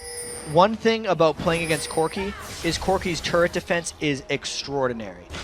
Spamming his missile barrage over and over again, Wild Turtle can keep at least the turret safe, but that doesn't mean TSM is safe. No, it doesn't, because Lovely comes leaping across there. Actually caught with the Cocoon. Lovely will go down. Passive is available. San gets focused. Wild Turtle on San just up the top there. Reginald's going to get caught out there. Ace in the hole coming back on through, but buried out. San has to get away from this one. This could turn around in towards TSM's favourite if they find the right targets. But Cool is there once again and gets on towards the odd one. Wild Turtle caught out the side there. He's been spotted. Ace in the hole comes through. Gets blocked off nicely by X-Special, but Cool once again comes in. Gets himself a double. Wild Turtle trying to back away. San doesn't want to get too close, but Cool is going to come in. He's got his number. He's got everything available to him. Sets himself up. Wild Turtle desperately trying to get away. There's no Spirit Rush for Cool, so he may just be able to zone him, get enough time, enough seconds to get away from it. They don't care. They've gone for Baron. They're actually a little low for getting Baron. So they're just going to have to take this fight as is. Wild Turtle, can he get it? Can he get it? Can he get it? He's got away. Nicely done from Wild Turtle. Nevertheless, it's a small victory for TSM because it's 17-7 in kills. Let's not forget they gave up 3 kills there and got nothing in return, as well as burning pretty much all of their major cooldowns. So OMG finding the right fight once again. Even though it seemed like TSM had caught an edge, they were not able to finish off anyone from OMG in that fight. And the items just continue to grow for OMG. Their team fighting, we really get to see how much they do it, because they're team fighting extremely well. Even though it seems messy, they seem to make the right decisions in the team fights themselves. Well, they're going to catch on towards Big Pomelo. It just managed to get the ultimate down, Dyrus, but again, not enough damage ticking from that Ignite to finish him off. Will it buy them time for this Dragon? I'm not too sure. Dyrus is going to go back in towards Lovelin. Lovelin 2 levels lower than he is, but Lovelin is not backing away from this one. DFG comes out. Dyrus just gets melted straight away. Reginald caught out. Has to use that Zonya's Hourglass. Lovelin's going to lock back in towards him. Catches the slow on towards him. It's another double kill for Cool. I gotta say, Lovelin's shots with that slow from Aatrox are right on point. That skill shot gets smaller the farther it goes away, but he's landed almost every single one of them. TSM cannot escape the chase of OMG. Sad is just able to take this Dragon all by his lonesome as they're going for another objective. OMG just has no cares right now. No cares. They go straight to Baron from Dragon after double kills in that mid lane. They realize they have a huge advantage and they are dealing with it very nicely. That's going to be a 10,000 gold lead for OMG. 2 of 2 Dragons so far, and I'm sure this is going to be the first Baron of the game. We do see X Special and Wild Turtle just down the bottom, and the odd one is close by, but I'm not sure he's got enough. He's going to have to go so deep to try and land this one. He wants to get in, get the smite down. He gets it! He gets the smite down for TSM. Well, it was a sacrifice, but it was worth it. You cannot let a team that's that far behind get a smite steal, but they're going to try to chase him down for extra kills. Yep. They just get the odd one. Ace in the hole comes out, not going to land it, but again, it was another kill for Cool. Let's not take that away. He is now 10-0-5 on that Ahri. And we'll see what OMG does with this, because the Baron is gone, so they're trying to make something happen, almost to make up for their blunder right there. The minion wave is gone, however, and TSM can charge out. They have Baron. Equalizer was used. Reginald wants to get in there. He needs to try and get something going because he's 1-5-1 right now. And we talked about how important Reggie is for TSM to get that game going. We need the opposition, the enemy, other players to actually get rolling, to start carrying the game. Wild Turtle yet to pick up too many kills. Dyrus, he's trying to create things. He's throwing down that ulti. He's landing it actually very well. But they just don't have the follow-up. No, they just do not have the damage. I want to talk a bit more about that Baron steal, though, because that was something that was completely avoidable by OMG. They knew the odd one was coming in. He was all by himself, repelling in, and then just jumping in for a smite. If OMG just stopped damage on the Baron, killed the odd one, which half the team did, and half the team didn't stop damage, that's why the odd one went in for the steal. But OMG will fight anyway. Baroned up TSM. Loveland goes in. He had his passive available, so why the hell not? He's quite happy to go in suicidal, maybe, if he does manage to get that down. There is a ward. Oh, Charm lands on towards X Special and just gets dropped straight there. Big Pomelo actually picking up the kill with one of his plants. Reginald, again, unable to get himself a kill. That may stop that push for TSM. They seemed like they were confident because they have a Baron buff and they want to go in on OMG. They still haven't gotten that mid turret. Reginald actually just used his Zonyas in the middle of the lane, and this just means OMG can go in. Stranglethorns catches out, manages to throw the equalizer down, but he's ticking away, and that's going to be another kill for Cool as he flashes away. Sand, meanwhile, takes down Reginald at the top. The Ignite might be enough to finish off the damage. Wild Turtle comes in. He wants to get damage down on Sand. He will get damage down on Sand. He's going to get Big Pomelo as well. It's a double kill for Wild Turtle, but overall, it's a 2-for-2 trade. That's still fantastic if you consider the overall momentum of the game for TSM. The bounties on OMG are much larger, and TSM had so many people from OMG low in that fight that they can continue this push on for a little bit. So despite the pressure, you can see they take the turret, they put a lot of pressure on towards that inner mid turret. Go in. Chase is in there, wants to get on towards the odd one. Wild Turtle, sneaky, taking away that red buff. Is a very dangerous play because Go in is coming behind him. Yeah, he gets it, but yep, he's free. Valkyrie in towards that Baron pit. Of course, they already had the Baron. So, gold-wise, well, they've actually stolen themselves a little bit back there. They're back down to 8,000. Let's check out that crazy fight. Yeah, so the Zonyas was used early by Reggie, but then the Charm did not combo. And before this fight, Cool is actually out of mana, which was a huge boon for TSM. He can use a Spirit Rush, but that's all he had left. And the rest of this fight was really just about TSM trying to chase down the rest of OMG. Sant was trying to stick in there, but because the Cocoon landed from the odd one, it allowed Wild Turtle enough time to just crush them down. Like, Wild Turtle is doing a lot of damage on Corki, and if Cool is out of mana, which, by the way, isn't going to happen again, TSM can take team fights like that. But that was a fight without the 11-kill Ahri having an impact. And while Wild Turtle, he bullied Cool away from that fight down the bottom, I feel if he'd have been at the top there when they were focusing Reggie, he could have picked up quite a few kills. They were grouped up heavily on low hit points. Phosphorus Bomb could have done a big bit of damage there. Well, Wild Turtle he's hit his items, like 304 farm. This is his game to try and come back in. And Shark's not doing much.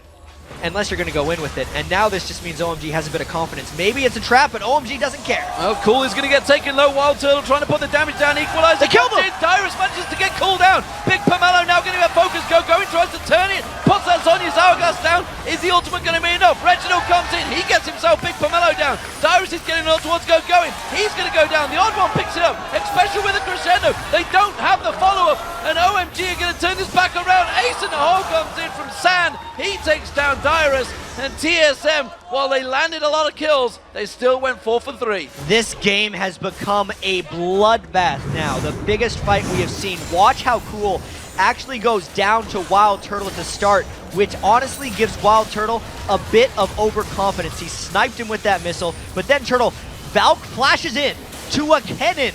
Bad idea. San is on the side, and that's one of the big reasons he was able to clean up the rest of this fight. Reginald tried to dive in, but the damage wasn't focused onto the AD carry of OMG. It allows Caitlyn to clean up. The shock or the crescendo is a bit late because everyone else on TSM is dead. San manages to clear out the turret. He inhibits the turret, the first one of the game, and he put that trap under Reggie when he slid in Zonya's hourglass. Like, yeah, I'm got you after this one. No way around it. Timers are up there. You can see Dragon and Baron. They're going to be coming up shortly, but San is motoring away. Loveland getting focused on by Wild Turtle here, putting a lot of damage down on towards him. Wild Turtle is going to continue chasing. Steps on that trap, though. Big Pomelo stays in that bush, ready and waiting to counter him. Aggressive stuff from both of these teams. 27 kills to 12 so far, 35 minutes in. This game has been all OMG. But if Cool dies in teamfights or engages in teamfights where he was low on mana, it is leaving the door open for TSM to come back into the game. Reginald on Fizz now, since he has Zonya's Hourglass and Lichbane, is a real threat despite his 2-7 score and the fact that he's down 150 farm to Cool.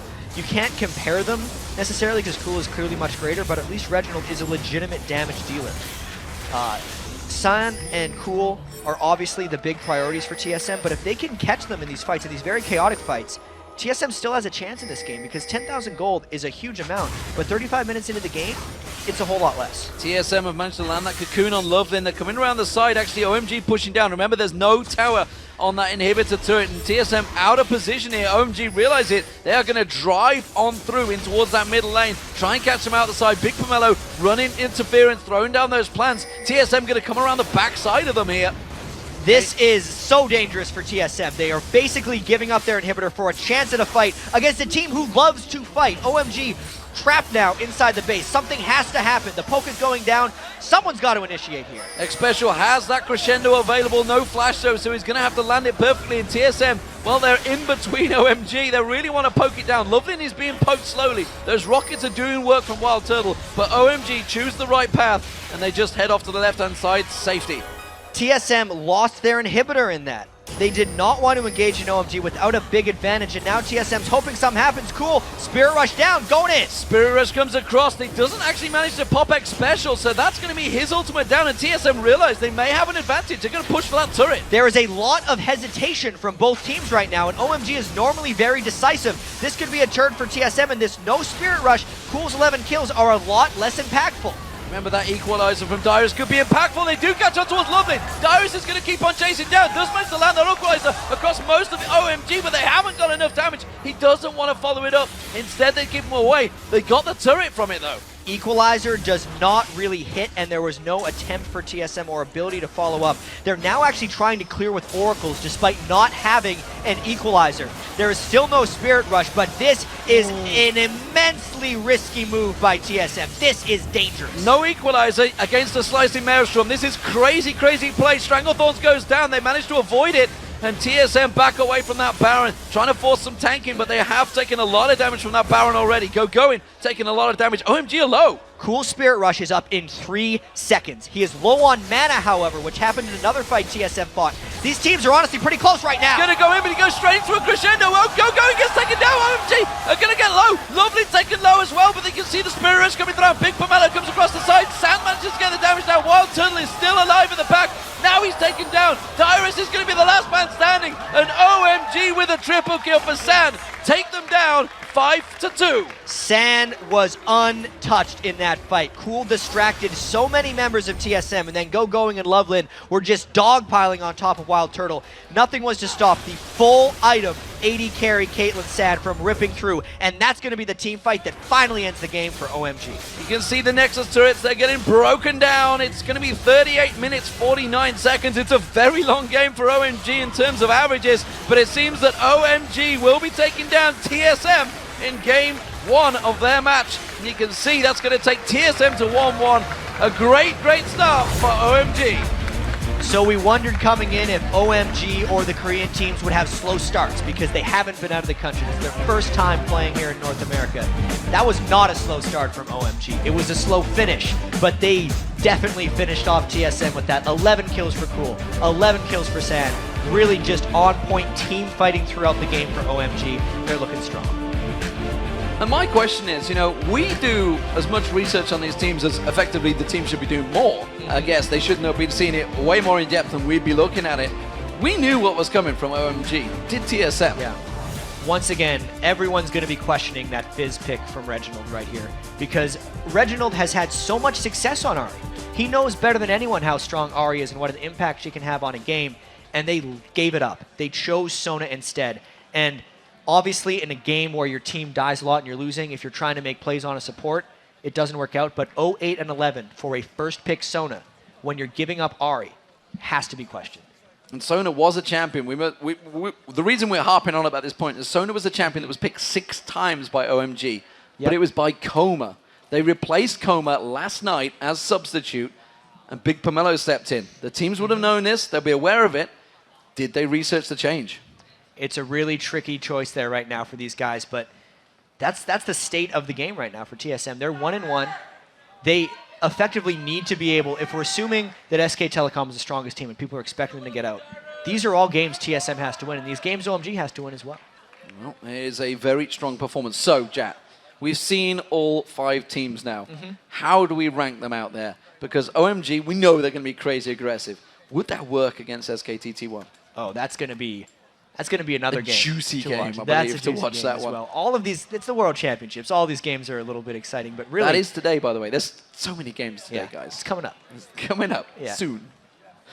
So the aggression that OMG shows early in the game actually kind of plays interestingly into SKT1 because Lemon Dogs, who's not typically a hyper-aggressive team, was able to get a lead on SK Telecom. But then they were able to pull it back so much more strongly. I've seen SKT actually be down 3,000, 4,000 gold sometimes in Champions, and they were still able to come back in those games.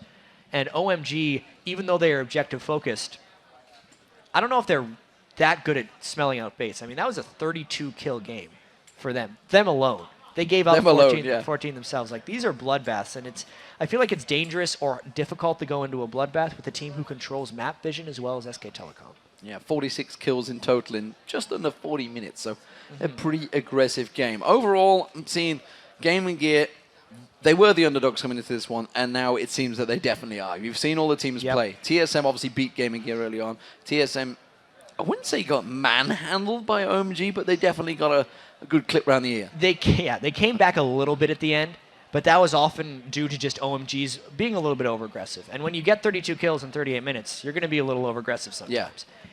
OMG was never in like the real danger of losing that game. They had a couple miscues, but because they had such an early lead at the start of the game and were forcing so many team fights, I'd say that was actually a fairly resounding victory by OMG. So TSM has to kind of regroup here. There's plenty of games left for them. And from a player that used to be an ex-jungler way back with Dignitas, what are you seeing from the junglers? We've seen Bengi playing. We've seen the craziness of Loveland there. Obviously the odd one with his smite steals. He played very well in game 1 as well. What are we seeing from these guys? Alunir trying to lead from the jungle. Didn't really work out for him. I'm actually kind of noticing 3 different styles, and it's a little bit handled by the region that you're in. Because American junglers, and we'll see this more when we get to the quarterfinals with Meteos, are actually farming more than all the other regions. They're trying to do a little bit of ganking, but mainly farming. You look at the Korean junglers, they're a mix mainly focused around vision control and overall game pressure, where Bengi will have a ton of wards and a few ganks. And then you have, at the total other end of the spectrum, Loveland and the Chinese junglers, who have almost no farm and do nothing but fight and gank. Well, if those kills work, they do manage to get themselves the levels. So we're going to take a quick break, ladies and gentlemen, but when we return, our experts at the analysis desk will be breaking down what has happened so far in Group A and make their predictions for the next 2 games. Up first, it's going to be the Lemon Dogs and Gaming Gear battling for their first win here at the Worlds. That's going to be followed by the showdown between the 2 undefeated Group A teams. It is going to be China's OMG and Cool taking on Korea's SKT and Faker. Plus, we'll be checking in with fans who joined us here in the studio for day 1. That's all. And Season 3 World Championships will be returning soon, ladies and gentlemen. We are live in Los Angeles. I'm from Cincinnati, Ohio, so we're a long way from home. There's a line about a mile long behind me, so I'm excited to get inside and see these matches start. I'm here from Sacramento, California. I'm Doublelift's #1 fan. I'm so excited to see all the pro players together. I'm really excited to come and see the Korean teams, especially SK Telecom 1. I'm so excited and looking forward to meeting Dyrus. And I came only for Doublelift. And I plan to take him with me.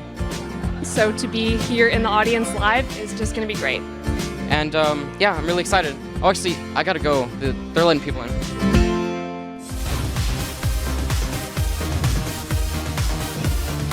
Welcome back to the Season 3 World Championship live from Los Angeles, California. And I gotta give mad props to every single one of you guys out there in the audience. It's awesome to have you here. And thanks for queuing up for hours beforehand. There's about 450, 500 people here just for the group stages. A large number, yeah. It's massive, it's massive. And it's great. Through the soundproof headsets we have, I can still hear you guys cheering from like across the stage. We're about as far away as we could be. They're a little loud. And your TSM chants, your cheers come through, so thank you guys for making this magical. Well, once again, we would also like to welcome OGN's Monte Cristo, EG's Crepo, as well as CLG's Doublelift. Welcome back to the desk, guys.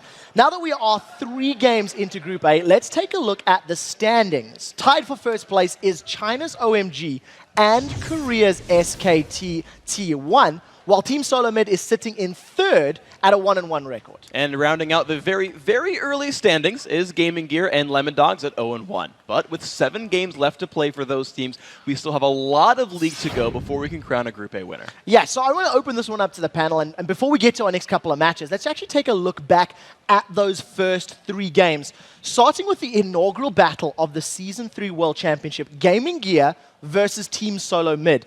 Now, I want to cast your minds back just a little bit, and let's talk about the picks and the bans, because Monty, you were feeling very strongly about this game. I really did feel strongly about the picks and the bans in this game. I don't really understand why TSM got so many of these powerful champions. I mean, coming from the Korean scene, this is pretty much a dream team for the KT Rolster Bullets, a team that aren't here. So just to clarify for everybody as well, we did see a first pick Jarvan from Gaming Gear. Later on, we've seen TSM securing Vi, Corki, and Fiddlesticks. Yeah, you know what stood out to me is that Gaming Gear played like they weren't on the latest patch. We see the Elise, Karthus, and TF bans against TSM, but I don't really see them picking up those champions when there are other picks like Shen, Vi, Zed, and Corki that are all available and all really particularly strong right now. And the other thing is they gave them so many options with this composition. Vi coming in, or Shen coming in onto Vi into the back line is a great combo. Shen and Zed is a great combo to turn around a fight instantly, give Zed a little more time to deal damage. It's just absolutely terrifying. And Corki with that Trinity Force is pretty darn strong right now. Yeah, really there was a heavy emphasis on TSM's bottom lane. If like the opening I was going to say for GG was the mid lane. Okay, can Mazarin beat Reginald and can Alunir kind of gank and get that lane ahead? But the top lane and bottom lane were the lanes that I was going to give to TSM, and it looked like that was their plan as well. Special pink warded that lane a number of times and let the ganks come in. You had a Vi gank it about 7 minutes in with the ulti, threw a pink ward, killed Thresh, and then TSM turned that into Dragon and a couple of fights in their favor. I think that's exactly what snowballed the game. Just the bot lane gank. Stealth gank, typical pink warded. They weren't ready for it. Killed the Thresh, moved into a Drake. Really good try to contest it with Gragas, but I think a beautiful flash from Odd1, if people remember. Gragas was trying to get out the Smiter to stop the Drake. Odd1 just flashed it. They turned the fight around with their superior team composition, as Monde pointed out. And by then, the game was already in its final fold. Let's start to wrap up this game as we move on to game 2. But I know Doublelift, when we were talking during the course of the game, TSM were quite in control of that one. But you had some strong feelings or words towards the game again, their style of play. Yeah, so my problem with that game was not so much the play as it is like the mindset coming in. Gaming Gear has never been in a LAN before, and so the mentality coming into a LAN when you're this nervous and it's your first like big shot on the world stage is you're gonna play really reactively and you're not gonna be calm and focused. You're gonna be very like panicked and reactive. And you saw like Mazarin would just go really far over aggressive and overextend just because he was playing really instinctively instead of playing calm, and that's put Gaming Gear in a lot of bad situations where they would just go over aggressive. Well, we'll have to see how they can pick it up as it will be playing a little later today. Game 2 was, of course, SK Telecom taking on the Lemon Dogs. Freak, I want to throw this one right at you. Picks and bans, Swain, you loved it. I was actually really excited about Lemon Dog's pick and ban phase because it felt like they had that full champs like planned out and it played out how they wanted it. So looking at the bans, right, they got rid of Orianna, Caitlyn, and Zed. So they know Faker's first picking Ahri, and they know that Piglet's going Vayne. Those are like guaranteed picks coming through. And so what these guys did is say, all right, we're going to play Swain, who we think is going to win the 1v1 matchup because you won't burst the Swain out and he'll survive Ahri. And then Vayne stuck there in short range, locked up with a Vi, locked up with a Malphite, and here's Swain burning you down the whole way through. And I thought, oh, they've planned out this comp ahead of time and got every pick they wanted. Just before we get some chime-ins, I know that during the early game, we've seen some nice vision control from Lemon Dogs, then they try to set up that gank. E.g., like Crepo, you read it like a book. It's something your own team has done before. Talk me through that early game phase. I mean, basically, it's a page out of Innovated's strategy book. It basically revolves around warding up your own red jungle, going to the enemy jungle, and then basing from there, giving your opponents an illusion that you're actually in their jungle. Then they went through the lane and contested their own red jungle, which almost worked. They didn't get a kill from that. I feel if Lemon Dogs could have gotten a kill, they could have gotten a snowball needed to beat such a humongous team as SKT1. They got a really big lead early, but then later on the composition kicked in, especially stealing the blue buff. Like me and Monty, we went back and forth on that a lot. I think for me the game went back into SKT1's favor once they denied the first blue buff of Swain. I mean, we talked about that. I think that the blue buff accelerated the game pace, but I don't think it was actually critical to that victory. I think SK Telecom, based on the composition, and I do agree that Lemon Dogs planned out the pick and ban phase and knew what was coming, but I actually think that they misplanned it. In that, Piglet is known. He's one of the very few AD carries who will split push by himself on Vayne, the other one being double lift. So in this case, you have Elise, and the build on Elise too, going for the early haunting guys. So you had strong split pushing coming in. So you had the Vayne in one lane, the Elise in another. They got control over bottom side jungle with vision and planted Faker in there to punish rotations. From Lemon Dog's perspective, if you're going to deal with these split pushers, the only answer you have is Corki. But if you take Corki out to go split push against Vayne, all of a sudden, with Thresh, Swain, Vi, Malphite, you don't have any more damage to take it. So you need Vi and Malphite there to make picks, but if you lose vision control, SK Telecom sees it coming every time, you start losing towers. So they didn't have an answer to the split push with their comp unless they had better rotations, and I don't think that Lemon Dogs can out-rotate SK Telecom. I think the only answer would have been a really big early lead, and I just wanted to say like Faker was godlike.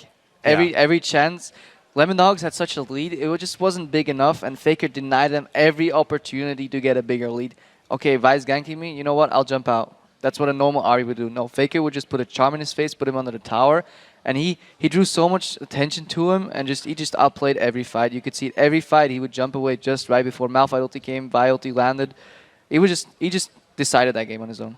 And I just wanted to add, like, the Vi Malphite combo that Lemon Dogs pulled is really strong against, like, old CLG style or, like, traditional Chinese style where it's very AD centric. But against SKTT1, where both the solo laners are so scary, that game it was Elise and Ahri, Vi and Malphite won't be able to kill one target, where they have 3 threats. So it's just really not that strong. So going into game 3, it was a little bit more chaotic. TSM versus OMG.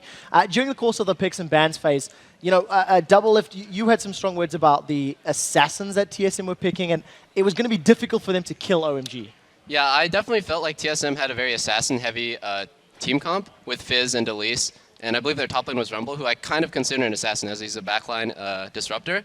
The backline that game was Ahri, who is not going to be caught, Caitlyn, who's incredibly hard to get to with Zyra plants and like Zyra ulti to zone, and their top lane was Kennen, who's eventually going to get an Hourglass. So who are you going to assassinate on OMG's team? It's just really hard to come back from such a big deficit like that when you're outcomped. The one thing I do want to just highlight is, as the final points in this game was that the roaming death squad that came up from ONG, they pulled it off. They got it going very early on in that particular matchup, and they really made it work in their favor. It was something that, before 7 minutes, they'd tower dove once and they picked up kills. Monty, do you want to chime in on that? Because it was something that we all talked about and knew was going to be happening leading up into this match. Well, OMG has been dealing with this style, executing this style ever since really they started in the LPL, the roaming gang squad. And it did work. They got that first blood at 3 minutes, but it is difficult if the other team starts pushing down towers or putting pressure on the other side of the map. I feel that it leaves them very naked and exposed in a lot of ways as well. And for me, why OMG took so long to close that game out was because of their composition. They only had secondary initiation. They didn't have a primary initiator, so they had to engage in poke wars around Baron, and Cool ran out of mana because he was trying to assassinate. So it could have closed faster if they had a better initiation. Well, we'll have to see if they can learn from some of the mistakes that were made and try to pull themselves back into games later in the day. Now that you've heard from our take on the teams, let's see what you guys had to say about Group A. Earlier today, we asked you, who do you think is the strongest team in Group A and why? And here's what you guys got back to us. So at CrossNob, I think OMG, because their unfaltering mechanics will give them the advantage over more inconsistent teams like TSM. Kripo, do you want to chime in on this one? I think based on the games we've seen so far, the unfaltering mechanics were on SKTT1, and OMG didn't look as good as I expected it to be. I can actually see Lemon Dogs pulling an upset against them later. Ooh, some big words. At IRE Bus 9, he says, although I wanted to say TSM, I'm going with SKTT1. They have a very strong laning phase, and an early lead will give them a win. Monty, what do you think about that? I think that the strength of the Korean teams, now we saw Lemon Dogs do well in lane, but it's about their mid-game rotations and their decision-making, and so I don't even think SK Telecom needs an early lead to take wins. Well, we'll have to see if... there's a lot more to play. 7 more matches under we saw that, actually. Yeah. What a fanboy, dude. Right? Fanboy. Slightly biased. Well, at that dude 88, the strongest in Group A is OMG. It's in the name. I expect Group A will be kneeling before them when all is said and done. Freak, as you know, a one-line god that you are, what do you think of their name? It's great. At Silence says the best team in Group A is clearly Godlike? T1. They just came off of a winning OGN after being down 0-2 to the Bullets. They are the powerhouse. And Double Lift, what do you think? You know, even though people downplay OMG, and I think there's a big difference between SKTT1 and OMG's style, but I think the Chinese metagame is so strange. And while I really think SKTT1 has proven that they're like super strong, I really just want to see them play OMG like so bad because they are the favorites into the group. But 2 games down. OMG, SKTT1, we're getting there. Well, congratulations to the winners of the Logitech Gaming Master. Those were some world-class tweets. And even though we've already played 3 games, it's not too late to send us your predictions. Isn't that kind of cheating? They already saw 3 games.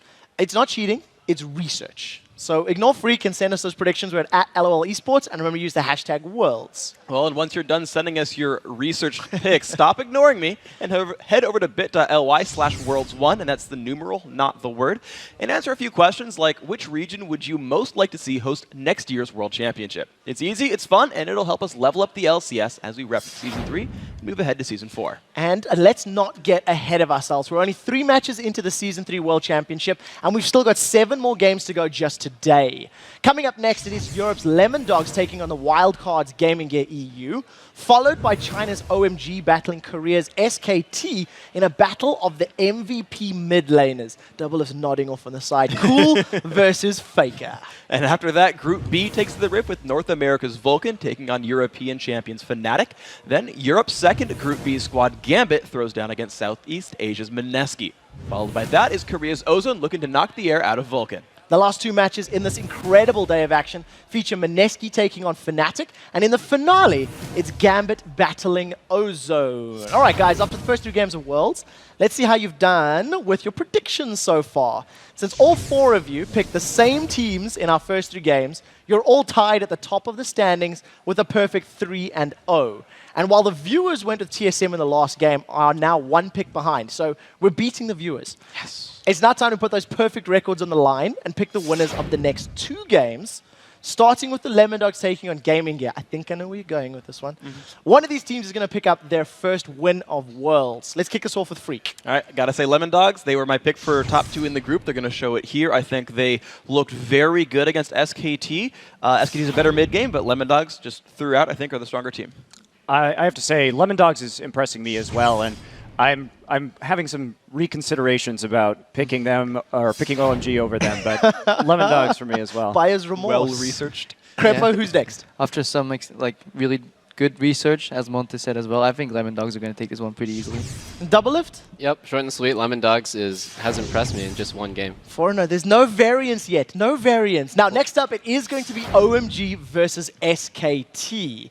Now, this is a matchup that Double Lift was getting very excited about. So I'm going to kick it off to you to start off my prediction.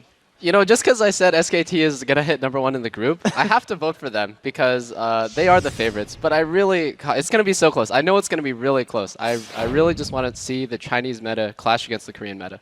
Your heart is saying My heart is with OMG. SKT, though. Your head is saying SKT. Yeah. Crepo, what about yourself? Both my heart and head are with SKT1. Oh, so you're joining forces with Monty? Yeah, I found out that the optimal strategy for this desk is just not at whatever Monty says. Monty, what's your prediction? Well, first off, I'd like to congratulate Crepo on his intelligence, but I'm going to take SK Telecom T1 as well. I think that they're just going to out-rotate OMG in the mid-game just like they did against Lemon Dogs. They'll probably go to an early deficit one more time, though. All right, and for me, the only time I'll agree with you today is that I think SKT will win. I will vehemently just refuse everything else you say the rest of the day. So SKT, but otherwise you're just done. Well, we'll see how our analysts fare a little later in the day. And if last year's World Championship taught us anything, it's that predicting a winner is tough. As TPA came from nowhere to take the Season 2 title. And while the Assassins failed to make it back to the Worlds to defend their crown, they aren't the only Season 2 team that didn't make the cut. In fact, only 3 of last year's squads are back this season, and they're hoping their experience at Worlds is the buff they need to get out of the group stage. Yeah, it's definitely at a different level than it was the first season when we won. Everyone's gotten better and there's gotten more people involved. It was much harder, so it felt much more earned than last year. Of course, last year it was hard because we were not as good as we are now, but even if it was harder, it was easier in the end for us to make it. No one likes seeing one team just dominate, you know? Like, I think last season, the top 5 teams that took 1st to 5th, only one team made it back. Now with the LCS for this season, the competition got much harder. Like a lot of old teams got knocked out or not even going to Worlds. We're basically the oldest team left in the Worlds right now. I think it's just good to be here, no matter if you're a returning team or you're the team playing. Everyone wants to be here and we're here. I think no one will be nervous. Everybody is preparing their own new strategies, so maybe like trying to do the best. Well, it's awesome hearing from the pros. I have a unique experience of actually having 2 players who were at last year's Worlds who haven't made it this year. How painful is it not being on, actually competing? I mean, if we would have went out last year in group stages, for example, that would have been like really bad not making it again. Certain players at this desk may confirm. a little bit of pain, a little bit of heartfelt actually, pain. No, it's even worse if you got really close. We got really close last year, and we took a dive. Let's face it, we were top 3 last season, and it was really hard to get on the same level, and we just didn't. So Monty, I see you're itching. I am. I mean, you say these 2 guys didn't make Worlds. Well, I'm CLG's coach, so I didn't get to coach here either. So I feel a little sad as well. So it is worth pointing out that last year CLG made Worlds, and then you joined as coach. And they had to fight for their spot. Ooh, that's some strong words. Guys, we do have to take a very quick break, but when we return, Europe's Lemon Dogs battle the international wildcard, Gaming Gear EU. Don't go anywhere. The League of Legends Season 3 World Championship. We'll be right back. We came into the season with 0 expectations, and after we won against Gambit, pretty much people started to realize that we are like a good team. More teams now know who we are and are afraid of us, and hopefully we can perform.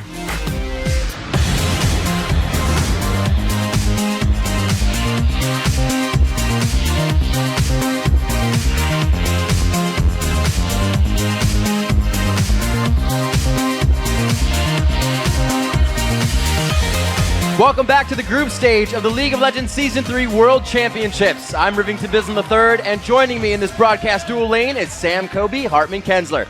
It's time for our fourth game of the day. That means Europe's Lemon Dogs versus the wildcard champions Lithuania's Gaming Gear EU. And both of these teams come into this match off a loss in their first games. Yeah, I was kind of surprised in Gaming Gear's first game. They were definitely outmatched by Team Solo Mid, and they looked exactly like they looked over at Gamescom when I was over there. Pretty much had the exact same champions. The only thing they really switched out was taking Ezreal, maybe in an attempt to use the new Trinity Force, but they even failed at that. Right.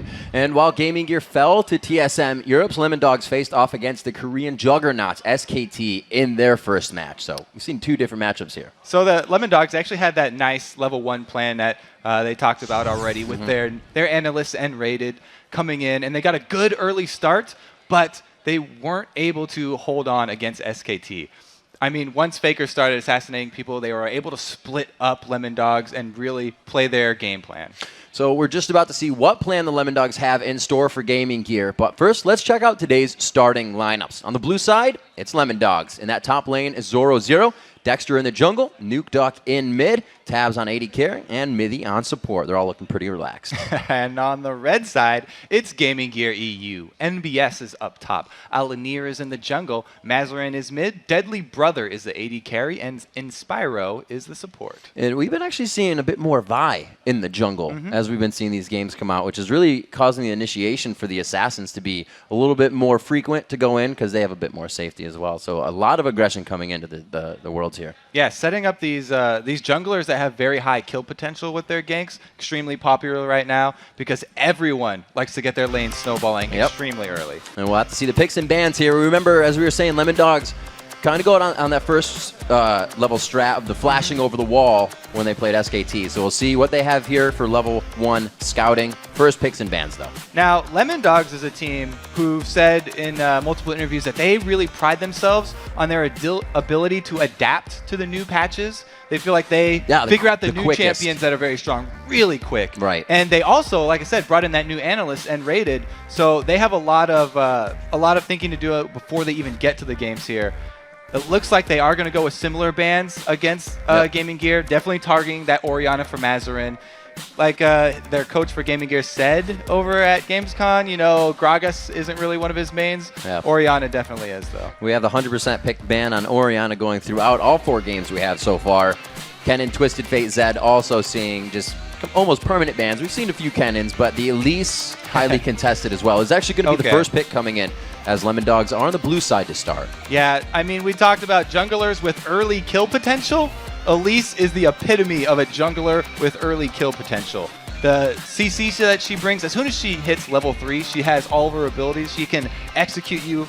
She can get over walls. She's very, very, very agile. And it was Dexter to get the first blood against SKT to go into that top lane for lane gang. So I'll have to see with that aggression if he decides to throw it out on the Elise. But could be going to Zoro. We'll have to see. Probably not. Corki, again, being very highly contested, and it was really word of mouth by everybody coming into this tournament. I mean, with the buffs to Trinity Force, people have been looking at what champions can I use this item on. Corki is pretty much the premier champion to use that item on. He's extremely strong early, and going Trinity Force, he hits that power spike even earlier. As soon as he finishes it, he is a beast. Especially if you're hitting it at 13 minutes, like Wild Turtle had the advantage in his TSM game. So I have to see, that was Thresh picked up as well to go with Corki. We've seen that combination come out very strong in the lane, but the Vayne Zyra as well. Feels like Tabs wants to be able to carry this game for his team if necessary. Yeah, Tabs is definitely a strong Vayne player, and she has the ability to duel people towards the later stages of the game once she does get that Blade of the Ruined King. Like Monte Cristo pointed out, you know, not very many Vaynes will split push, but she's definitely one of the AD carries that can. She doesn't have great wave clearing, so it takes her a while to get those items. And then once she becomes a strong duelist, send her off into a side lane. Happy to put farm on her. I remember that game that Doublelift did it, and everybody's like, why'd he build Frozen Mallet? We don't get it. But he knew, and so did the team. But yeah, we'll see if they try to go for that split push strategy.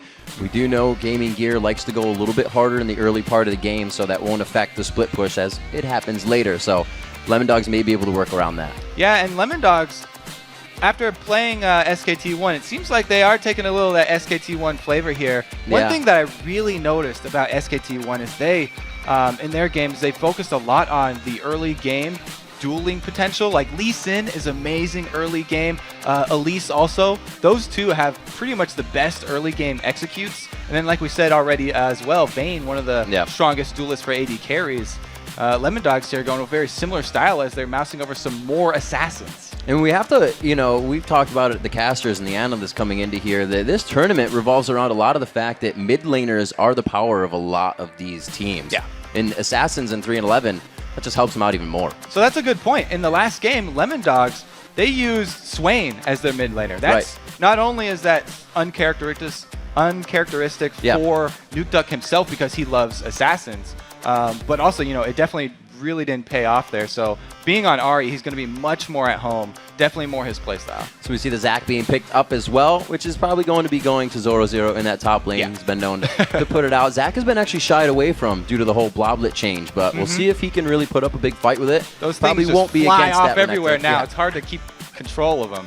He can go against Renekton in the top lane, but they'll probably see the switch up. So he basically starts a Doran shield, tries to sustain either 1v1 or 1v2.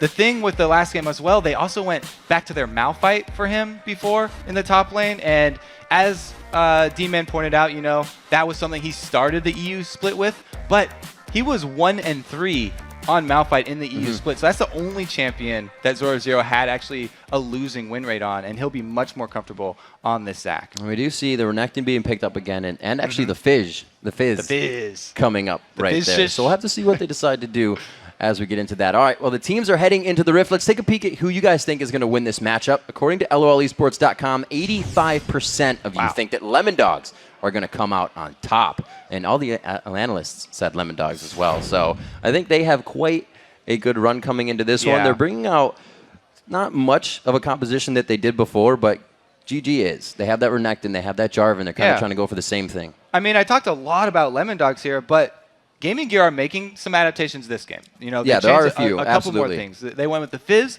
and the Corki. Last time TSM took Corki away for them. Now they feel like they're going to be the ones in the driver's seat here. And they've also added on that Fizz, very strong assassin there, instead of the Gragas for Mazarin. All right, Kobe, let's get this one started. The players are ready. The fans are ready. Lemon Dogs versus Gaming Gear EU to go off your 4th match of the day here at Worlds. And we are on to the Rift. All right, so we have a Fizz actually starting Doran Shield this time. So he's looking to sustain through the early stages of the lane phase, like most Fizz do, but really most Fizz start with the Crystalline Flask so they can regen that mana as well. It just means that he's going to have to use his abilities a little bit more sparingly, and he won't be able to use them as much to grab last hits. So he'll have to be very good with his auto attacks for landing those hits. You just put down a mirror in the middle of the map right now because that's what both of these teams are doing, except for Tabs. He's kind of got himself in a scary position here. GG continues their move down to the bottom lane. They are going to be able to see him. Don't believe Spiro has taken anything for himself yet. He has to force the flash. That means that bottom lane is going to be a bit scarier, and they're going to have to play safe. GG still on the invade. Now the thing is, if their duo bottom lane actually runs into a single champion and they go for 2 versus 1, then he should be able to sit on that cooldown for flash and be a little bit safer. We'll have to see where they actually end up sending this this Tabs and Mithy lane now. Because Mithy, wow, in that last game as well, he definitely impressed me. Mithy really a very strong support here. The early laning phase kind of just threw himself right into the AD support lane and really got a good amount of damage down. We'll have to see if he takes the same role here. Zyra, that disengage support. We'll have to see if the fact of going in and disengage with Zyra hurts that bottom lane. And actually, it is worth pointing out that in the last game where Lemon Dogs sort of caught SKT in their own jungle, the dual lane burned their flashes there too, and they still got first blood. Yeah, it's because Vi didn't. So I think SKT thought they were playing safer. Lemon Dogs just trying to get the mind games out as soon as possible. This time, it doesn't seem like they had that scouting they did before. We're going for pretty much the orthodox start on both sides. A good amount of wards, and it was a 6-item inventory for those supports. So they got filled, or 5 rather, inventory, as it would be in this game. Filled up, so we have the wards. They're holding on to the Explorers, though, because they want those wards to last in the jungle for safety in lane. And since Jarvan has started his red buff, he's going to end his route after getting double buffs down on the bottom side of the map. So he could easily rotate down here and try and take advantage of Tab's lack of flash very early.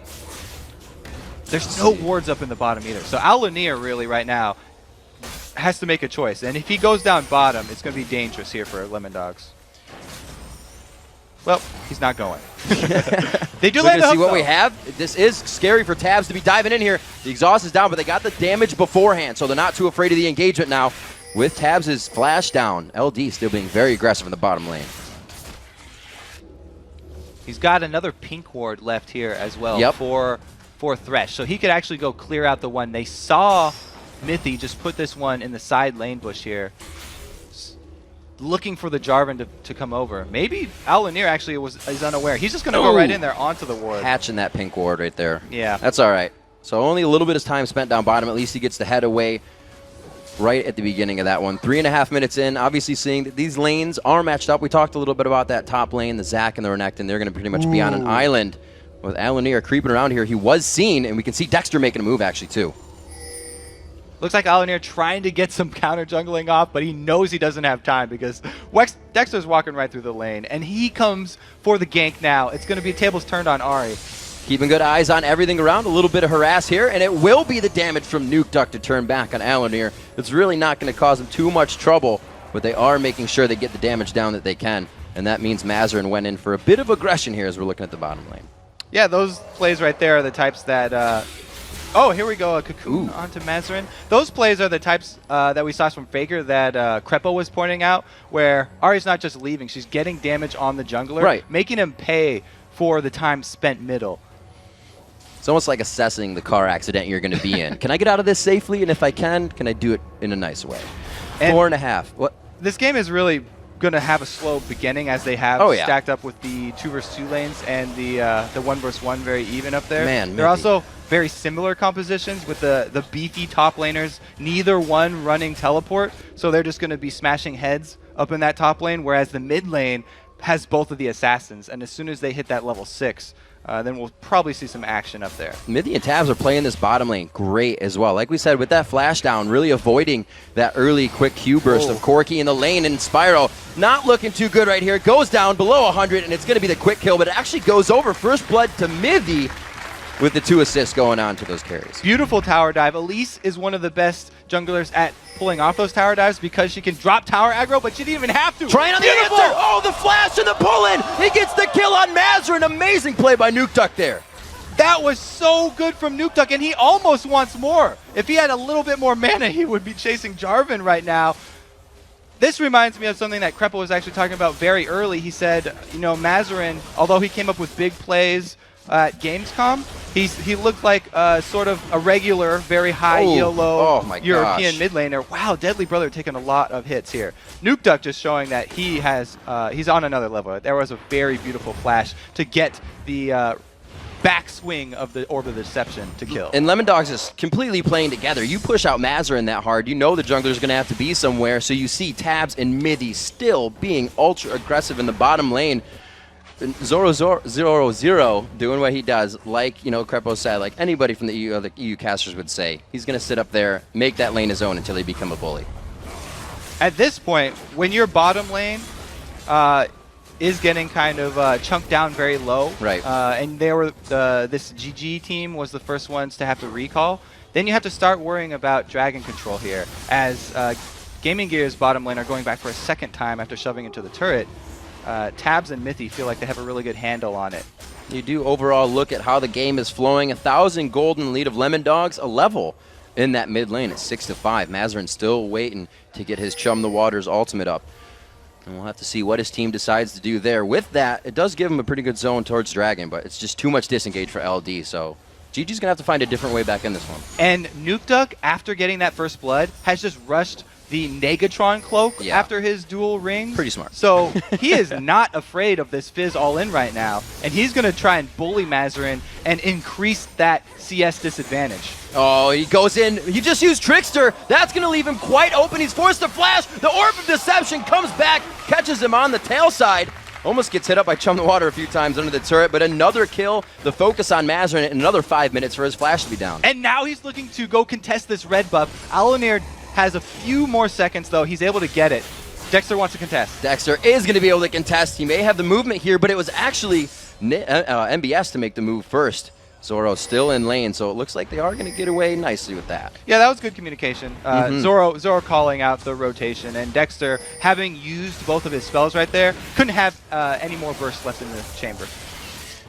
So LD just trying to be aggressive, trying to be a nuisance around the map. They can't get the red, but they are going to be able to go ahead and grab up this blue. They are going to take it. Reset that, so they have the timer. They want to be able to control the bit of the advantage that they have, giving everything that they have. Now Ward's in the jungle as well, quite deep behind first-tier turrets. People always talk about how Europe is such a mid-lane focused meta right now. Right. Having Nukeduck get this far ahead and 2 kills already on Mazarin frees him up to be the point man for the rest of Lemondog's mid-game play calls here. Since they have the stronger mid laner who can force out Fizz, they're easily able to go steal away that blue buff. We'll have to see what GG can do. Still haven't seen movement from the top laners yet. Nothing even towards Dragon, even with the amount of aggression that Lemondogs has shown and won on the bottom lane. So Lemondogs taking this very slowly here. 2,000 gold lead for him. The death sentence just missing, so you can see GG still trying to make things happen in the bottom lane. Right behind them, Alunir waiting. This is also interesting in the mid lane here that Nukeduck, his style of mid lane is not to roam as much as a lot of other mid laners. He likes to just hoard up his money in the mid lane and continue to snowball his advantage there, and then transition it later to the mid game into split pushing. So he doesn't really gank his side lanes as much as, say, Tabs, who is on his team, who used to be a mid laner. He would more rather just continue to bully Mazarin here, and it just looks painful for this Fizz. Oh, good damage going on to Corki. Deadly Brother forced to back off, and it's almost the way that it works for Nukeduck in the mid lane. These side lanes play so aggressive, his roam would have to be under the turret if he came, so with all of them winning, he's more than happy to sit here. And we've already seen one tower dive from Dexter that was very, very successful. Right. Not even taking a lot of damage there, so I wouldn't be surprised if we saw another one. We got to remember that Lemondogs came through as one of the most consistent teams in EU. They didn't grab at the end, but they definitely held that most consistent record. Maybe the only consistent team. And that was after adding this Mithy here in the bottom lane. Once they got a consistent roster, then they started playing a lot smoother. So we'll have to see a big thing here for Gaming Gear, obviously, is Mazarin in mid, but it's also to watch if Alunir, is around him, is helping him a lot. Because if Alunir gets going, that means Mazarin follows behind, or he has to carry the game himself. And right now, every lane is having a hard time, so it's not quite sure to say yet who's going to be the one. Mazarin does need to get some focus from Alunir, though. He's been out of lane too much. Ooh, hook in the box. Or Mithy, rather, right under that. Stranglethorn goes down, but it looks like they are going to be slightly disengaging. Deadly Brother goes in. It's going to be a trade on the supports as the missile hits, but it could be Deadly Brother going down as well. Does he have the Valkyrie? He flashes over the wall, but the repel had not yet ended. Good hold by Dexter. Yeah, good job by Dexter holding on into it until we have the flash from Corki. Able to get that one now, and that was because the mid lane lost. That Alunir couldn't be there. That's why the man advantage was for Lemondogs here. They had an extra person, basically, because of this mid lane bullying. Whenever you're the jungler and you're forced to go cover a lane, you may get a lot of flack from the other teams because you're not ganking. How much ganking have we seen him been doing? No, it's lane cover. Yeah, exactly. You're right. You're absolutely right. We'll have to see if he can get himself back in. We saw him even having trouble getting his own red buff. His blue buff was recently stolen. We are going to see the first turret finally going down here, as we said. Be a little slower as the lanes were matched up, but that does go to Lemondogs at 11.5 minutes. And the Abyssal Scepter now completed for Nukeduck. So he has not only that extra magic resistance now, but that gives him the extra magic resist reduction for the enemies. And even though he doesn't have the Deathfire Grass Burst, he'll be able to take out either of the squishier champions here for Gaming Gear. Zoro definitely in trouble now, though. As we take stock here, we see Mazarin going to the top lane. He has 67 CS, so he's trying to make up on 30 CS here. He's 2-0 in that mid lane. He goes for Chum the Waters, throws it out. This is, I believe, not going to be a passive for Zach here. If he does have it, they're going to... No, he does have the passive, right? He has not gone down whatsoever in any gank, but do they have the time? Nibs on the backside doesn't want to take aggro from the turret, but he's about to get it. And with that, gets enough health back to make it out as Nukeduck starts Look at the counter his pursuit. row. Dexter's coming in, and NBS is extremely low. Oh, dear. The time it took them to do this, we say if it takes more than 10 seconds, you might want to back out. They're forced to go for a flash there, but all in all, works out for him. Ooh, very, very close there. Dexter, sometimes you can mind game the person you're chasing if you just hold on to your skill shot, CC. Cocoon, very similar to Amumu's bandage. If you just run at them, then they'll dodge back like that a lot of the times, expecting it to come out. But throwing out the max range one right there allows NBS the juke and then flash away. Let's see what considerations are being put into this inventory. Like we were saying, 100 CS to 75 there with the Abyssal Scepter. Both have picked up the Dorans because of the potential assassination in the early part of that game, but that's not something NukeDuck is worried about anymore. You can see the aggression for Lemon. They know they're going hard now. Yeah, this is going to be a very difficult mid-game for Gaming Gear. Like I said, they have very similar champion ideas here, and it's just that Lemon Dogs have a much stronger assassin that will be able to bully everyone when NukeDuck does go split pushing. And this gets scary for him now. They just lost bottom consecutively, then losing middle, and it just seems like Lemon Dogs is really rotating. They didn't get too much of a fight to activate that. We just had some action in the top lane, but that means, or what that shows is that, GG trying to get back into this one. It is 5-2. Bit of that 4,000, now 5,000 gold lead coming in for Lemon Dogs. It really hasn't been inched back yet by Gaming Gear. And we may be in for a longer game than you would expect with this sort of league, because Lemon Dogs are known for being very methodical in the way that they finish off games and very careful with their play. Crepo was talking about how they have a weakness if they get behind early, but they don't do that often. And when they're ahead early, they execute the game very well, and they'll just take everything on the map before going in for the finish. And another thing we can see change from game to game is the pink wards to green wards. You see SKT and OMG and those guys play, and there's pink wards everywhere. Just a little fact that, these guys pulling out the greens, not as much ward control, but it's really coming into who's going to be making the mistakes for these guys. Yeah, so talking about ward control, we had an Oracle's picked up for Mithy, so at least he's going to be clearing out Gaming Gear's vision now, and so that just basically makes Gaming Gear play even safer than they already are. They only have one outer turret left standing. Right. After that one goes down, this entire jungle becomes the area of Lemon Dogs. Going very hard on this turret, 3v3 situation, and Spiro in the background getting taken down. It looks like they are going to be able to go for Deadly Brother here. It's just a matter of time microing in each other on that turret aggro. Dexter gets it. He gets away with the flash. Not too bad for Elise, though. Double kill coming in. Huge for Dexter there, making plays. Yeah, there's the second tower dive that we were talking about. Great job by Dexter executing up there, and that was, again, Oracle bot by Mithy. Able to clear it out. Not much hope for Gaming Gear here. 7-2. Definitely looks like Lemon Dogs do have the lead that they were looking for in this game. They came out with quite strong picks that would allow them to do this. Like you said, that Elise on the early game was going to give them the advantage, and they used it huge. Really the way they were able to get that first kill in. And now with her adding Sork Books onto her Spirit of the Ancient Golem, not only does she have the tenacity and the HP to be able to pull off those dives, but the penetration's so strong with Elise's kit. She really, really packs a punch. Or a bite. Oh, I see what you did there.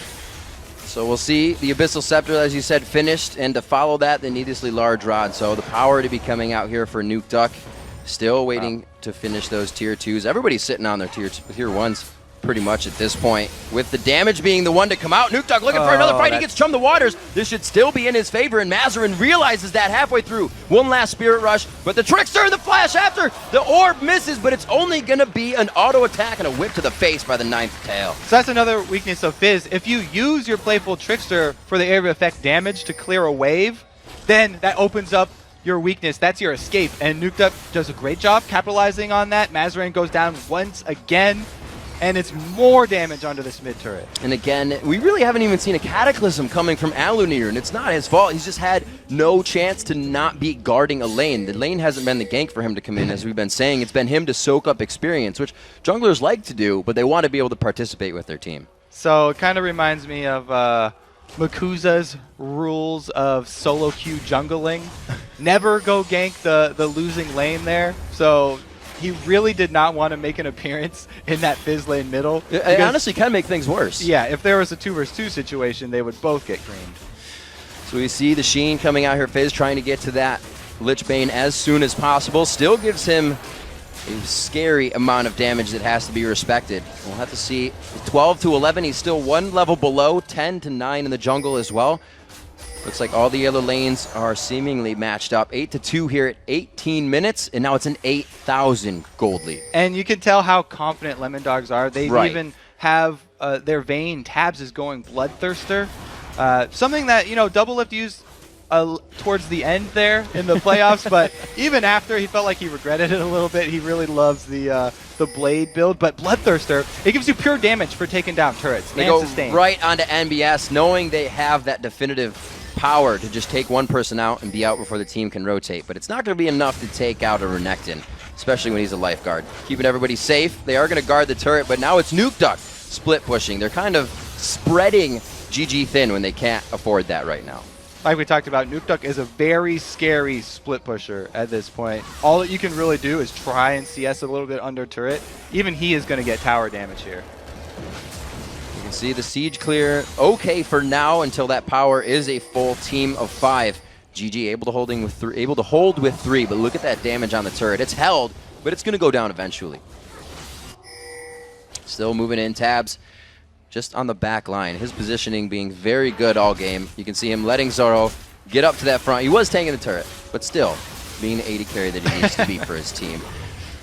Only 2 deaths coming in. That's 1 for Zoro. We saw the top lane gank for him, and we did see Mythy going down once. And that's 2 of the best people to really be going down there. The one that wants to throw himself in for the team and the one that's going to be worth the least. So Lemon Dog's looking real good right now. Like you said, they know it, and they're using that fear to their advantage, just showing themselves in lane and pushing them out. This is the reason why everyone talks about how when Lemon Dogs get their lead, they usually win the game, and that's why most of their practices, even if they just get an early lead, then they'll restart. Mythy down, very low. The Cataclysm onto the already dead support, trying to go very hard on him. This gives LD time to size up the fight. They're looking at what they want, and right now it's only going to be on the outside. Tabs does get too far ahead this time. Gets to chum the waters on him, but the barrier's there. NBS and the rest of the team weren't ready to fully go in. They are, again, microing the damage in and out. Zoro low to under 100. Tabs is now 5, now 300, but they're going back into the fight. Deadly Brother low. They could be acing the team here, and Spiro gets out by himself, and Elanir wasn't even able to make it to the fight after the first engage.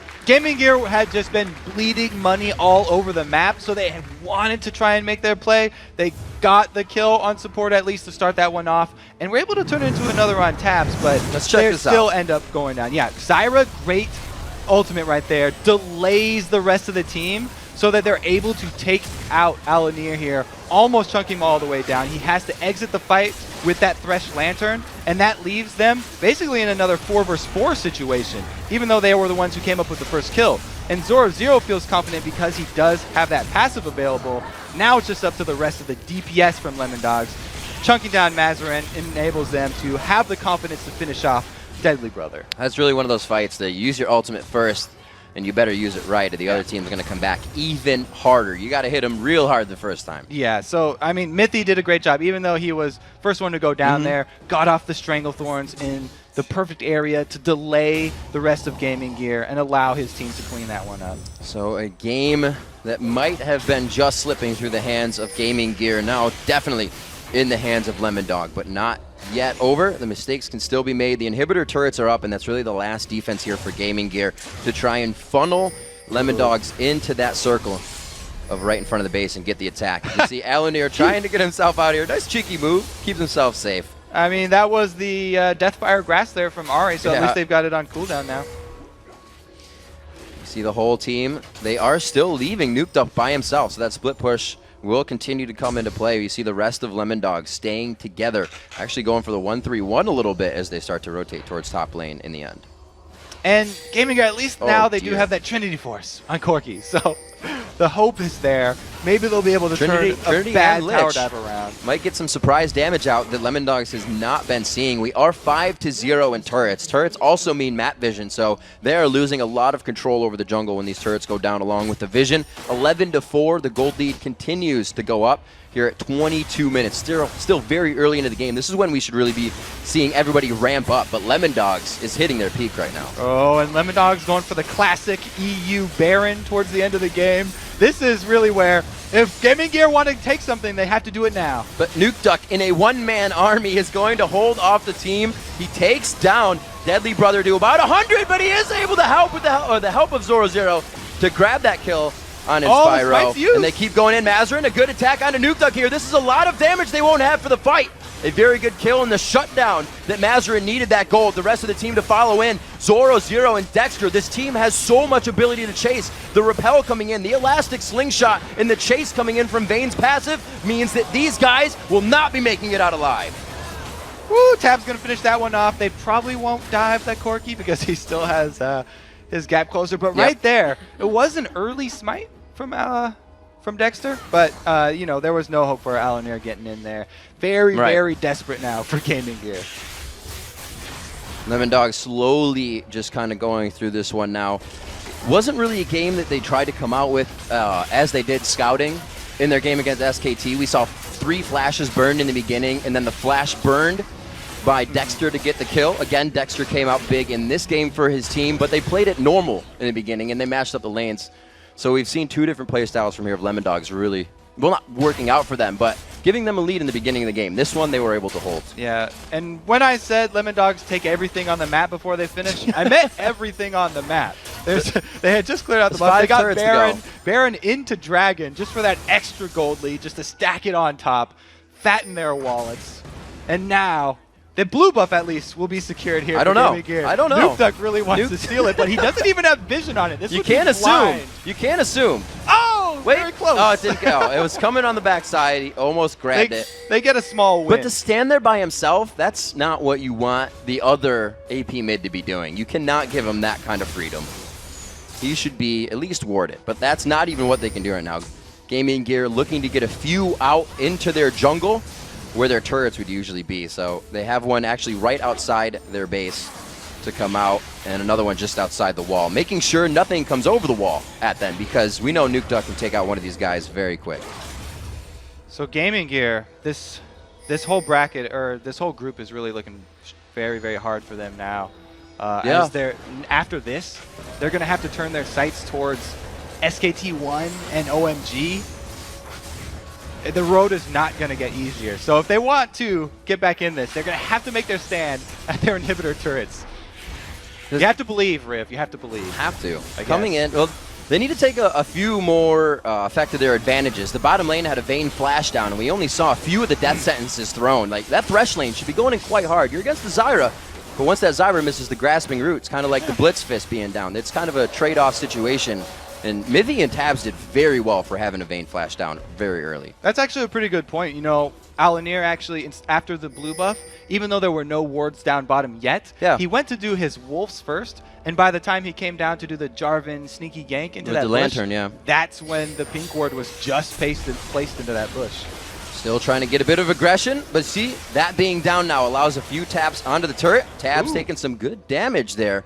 Not good for him, but Deadly Brother definitely liking that. He has the blue buff. They gave it over to Corki. They need to stop these sieges, and they want those missiles to be coming out from him and that Gatling to stop the siege. Tabs with that Bloodthirster. He's able to just heal right back up. You can see him right there calling Dexter off of the minions. Hey, I need to lifesteal off of these. Give me back my HP. So we have a 15,000 gold lead rolling in here. The interest is starting to accrue for Lemon Dogs, and they're going to try to finalize this one. Going in very strong. They get Deadly Brother. The blue buff has been transferred. It's also going to be Alanir going down. It's the rest of the team. Mazarin running for the fountain. Looks like Lemon Dogs will be able to get this turret, and they're going to see what they can do inside the base the time they have. Yeah, dive, very predictable right there. Definitely not surprising. They're so far ahead, and they have this tanky Zac with his revive passive up. Very well played here from Lemon Dogs, though. They're going to get another inhibitor turret off this. For a team that it would be crazy to dive, having a Renekton, a Fizz, a Corki, and with a Thresh on him, you don't think there'd be too much diving, but they brought the right composition to the game, and that has been how Lemon Dogs is really advancing every time. Another inhibitor. Those were 2 consecutive for themselves as they move out. Bottom lane's only at River, so we may see him back soon. I mean, everybody was pretty confident in this game here for Lemon Dogs. Absolutely. But I don't know if people expected this much. This is a ginormous gold lead at 27 minutes. Already double completed items coming out. We just had that Randuin's finished. That Phantom Dancer came in as well. I believe that Last Whisper. Wow, Tabs had some money.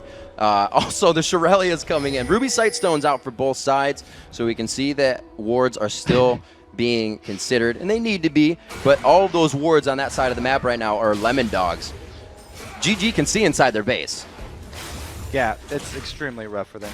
They almost have nothing left to defend here. Fizz has a Lichbane, though. The magical Lichbane for Fizz, which is, everyone talks about his huge power spike there. I mean, really, that item adds more scaling onto Fizz. Right. And so after you get more AP on top of that, he benefits even more, but it's so little, so late here. Lemon Dogs really look like they're just going to walk this one in. And true to form, they aren't even going to go straight for Nexus turrets. Nope. They want every single building destroyed. There's still 3 turrets on the map, 11 in total for each team. So they got some stuff to take down here. Still going at this. We have to mention that Nuke Duck mid lane as they almost go for this turret, looking like they want an aggression of a fight. And see how sure they are. Coming in so strong. That 239 to 155 CS on Nuke Duck over Mazarin. 3 full items to 1 completed Lichbane. There we go. That is so much credit. Give it to him. The Spiral going down. NBS on the backside, and the fight is completely split. It's GG trying to keep themselves alive here, but I think Lemon Dogs has the base to themselves, and they will have the Nexus. So they take the turret, bypass inhibitor. They're going to end this one off. Some nice golf claps from the crowd. Definitely a game that went very fast in Lemon Dog's favor. If they end this one before 33, 34, it's going to be our fastest game of the day so far. Dexter tanking up this last turret. They do have the minion wave coming in. It's going to be Lemon Dogs with a very definitive victory here over Gaming Gear EU in our 4th game of the day. 29:01 on the clock. So they literally had every building destroyed and every champion dead at the end of that game. Get your playtime in. You're on stage. Lemon Dogs completely wiped Gaming Gear that game. Surgically removing them from the map every time. Nuke Duck got so much pressure in the mid lane. Alunir lived there. That was also his lane. I don't think we saw one gank from Alunir. We saw that mid gank by him, and he actually charmed him right into the gank. Yeah, and he went bottom one time already. The ward had just been placed, so he was foiled there. Really, stalling out the jungler and destroying the mid laner is basically the game plan for these European teams, and Lemon Dogs just crushed it there. And it was very methodically done. You have to give them credit. At some point, it's easy to become lax in that kind of strategy, in that much of a win. You can say, all right, we have this, you guys just split push and do that. And that's when you get your 2 people picked off, and they start to roll up and get a little bit of an advantage back. So it's good that they kept the mindset of we need to keep going strong. Yeah, and that's why I was talking about where Lemon Dogs during scrimmages versus other teams when they're practicing. Going hard. If they get an early lead, they don't even finish them out. They just restart the game and start over because they're so confident in the slow, methodical way that they finish them out that they don't feel like they have to go through the motions. Right, and again, we got to remember that one matched up. We've seen them kind of play two play styles. Lemon Dog didn't beat out SKT, but they did go for a 3-man flash over Golem to red. This time they went pretty clean, steady, and easy. Just let Dexter do a bit of work. Yeah, and Nuke Duck in the mid lane. I mean, we have to, again, shout out the beautiful plays right there. That Ari, he had beautiful flashes on Fizz. Controlling him just the entire time. All right, so a big game for Lemon Dogs there and a big lead on the win. We're going to take a quick break, but when we return, Cool and China's OMG take on Faker and Korea's SKT in a battle of tournament favorites. Plus, Team Solo Mids Reginald will join us to talk about their first day at Worlds. So don't go anywhere. The League of Legends Championship Series World Championship. We'll be right back. I would probably say that I would be interested in playing Faker. He's the mid laner for SKT1. He's super hyped up. I watch him play very often. I think he's very good, and I think that'd be a tough match to play against. If we play against Faker, I think that'd be a very enjoyable game, because I'm either going to get dumpstered mid and learn something new, or I'll do fine and still learn something new. Faker just takes lanes that might not be as one-sided as people think, and he just dominates them. Everybody knows he's good, and I want to see how we match up against him. So while it'd be nice to play him, I don't necessarily want to meet them early. Maybe like in the finals or something. 제가 좀 해외 경기 출전이 처음인데 되게 많은 분들이 지목해 주셔서 감사한데 제가 좀 해외 경기를 잘 안 챙겨봐서 잘 모르겠네요.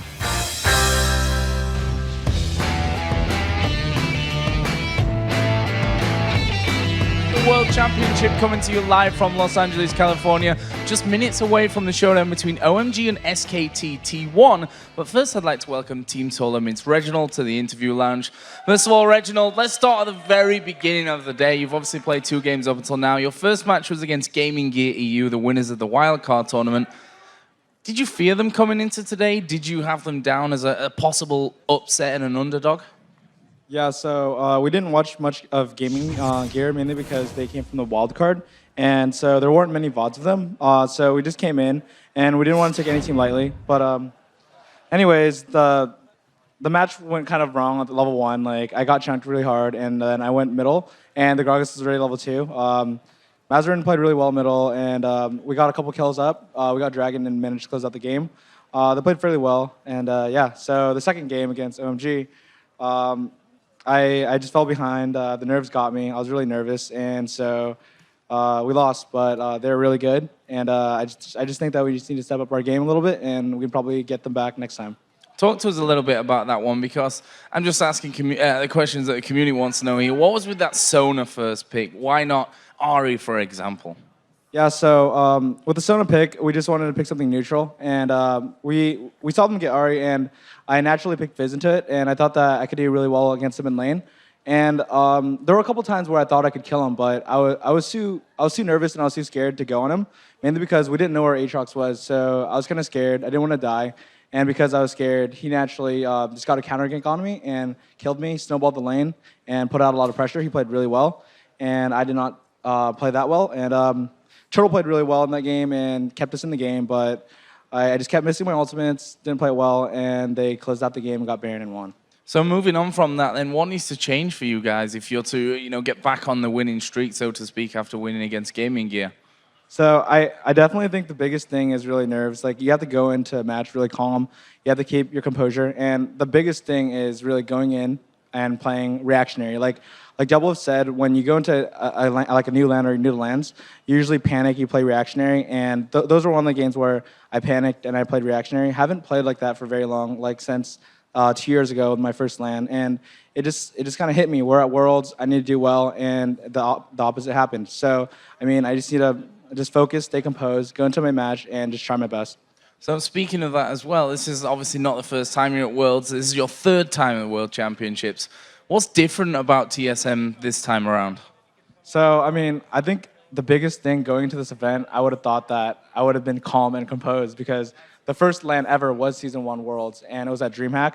I went in super nervous. The crowd was phenomenal. There's thousands of people there, and they were chanting our name, and I'm like, I'm just a dude that plays games. And they're chanting my name, and I just got really nervous. Season 2 was a lot more calm, and I expected Season 3 to be like very, very soothing. Just go in, play matches, try your best, and whatever results come up will show. And that didn't happen for me against OMG, but I will fix it. We'll play better. And we have a solid team right now. We just need to focus, keep our heads in the game. We can still win our groups. We just need to play well. So we heard earlier on from the analysis desk that you're the man, so to speak, in TSM. If you get a good start, TSM's going to do well. If you get shut down early on, then it's going to be a tougher game and maybe a loss in the future. I mean, how do you handle that, and do you agree with that statement even? I think that's the old TSM, where if Reginald did bad, then we lose. It's more of Darius can play really well. Darius can carry. Turtle can carry. Specials is doing an excellent job. Odd1 today stole Baron. He played phenomenal. He had a lot more CS than their jungle. He got counter ganks off, got towers, got Baron for us, and I just think that, like, for me as a mid laner, I need to do my job. I need to play well, and generally when I play well, my team plays well. They picked up the slack today, and I just need to pick up the slack myself. So let's have a look at the other group then and get some thoughts on that one. Group B, obviously, some stacked teams in there, the likes of Fnatic, Gambit, Ozone, Mineski, Vulcan, who you have most experience with from this last year, I suppose. What are your thoughts on that? I mean, there's obviously, I say obviously 2 big favorites in there, but are there really 2 big favorites? I honestly don't really think so. I think the only favorite team there is Samsung Galaxy, the new team, and they're really solid. They're really strong, and all the other teams, they're very good. Don't get me wrong. Fnatic and Gambit, they've been around for a very long time. Fnatic won Worlds Season 1. Gambit has always done very well at LANs. But I think Vulcan might be a dark horse. People are counting them out. I think they're going to go in very strong. I think they're going to really exceed people's expectations. And about Minsky, I don't really know too much about them. But you remember last year TPA? They upset everyone. They had everyone in the crowd was like, they have a 1% chance of winning. Who's TPA? And what? TPA proved them wrong. So I'm not going to count anyone out. But I think Vulcan is going to upset people. And I think Ozone will go through for sure. Well, thanks a lot, Reginald. Just to add on in the end, speaking of this amazing crowd here, there seem to be a few TSM fans in the house. So do you have anything to say to them? I mean,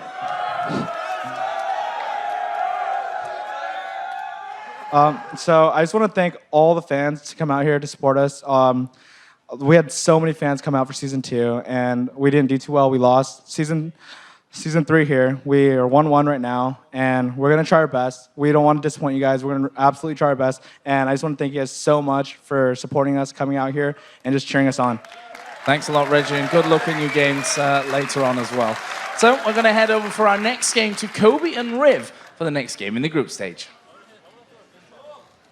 Thank you very much, Joe, and let's get right to it. Our 5th game of the day, and it should be a good one. China's OMG versus Korea's SK Telecom T1. This is a matchup of the 2 favorites in Group A, as most people would say, and both teams proved this by dominating their first game wins. Yeah, SKT used unrelenting aggression to muzzle the Lemon Dogs, while OMG won every lane and turned their game against TSM into a bloodbath, racking up 32 kills in 39 minutes. It was an impressive use of force by both OMG and SKT. And while this matchup features 2 of the best teams here at Worlds, it also features 2 of the best mid laners in the world. Yeah, both OMG's Cool and SKT's Faker won the MVP awards for the respective leagues. They also both played Ari in their first game here at Worlds, and Faker went 10-3-9 in their win over Lemon Dogs. He shut down Nuke Duck Swain and participated in 19 of SKT's 20 kills. Cool, on the other hand, caught Reggie's Fizz out early and often and ended up with an impressive stat line of 11, 2, and 8. He almost had as many kills as all of TSM combined. And while the world is looking forward to watching these 2 powerhouses face off for the first time, the players are just as excited to see how they match up against one of the other championship favorites.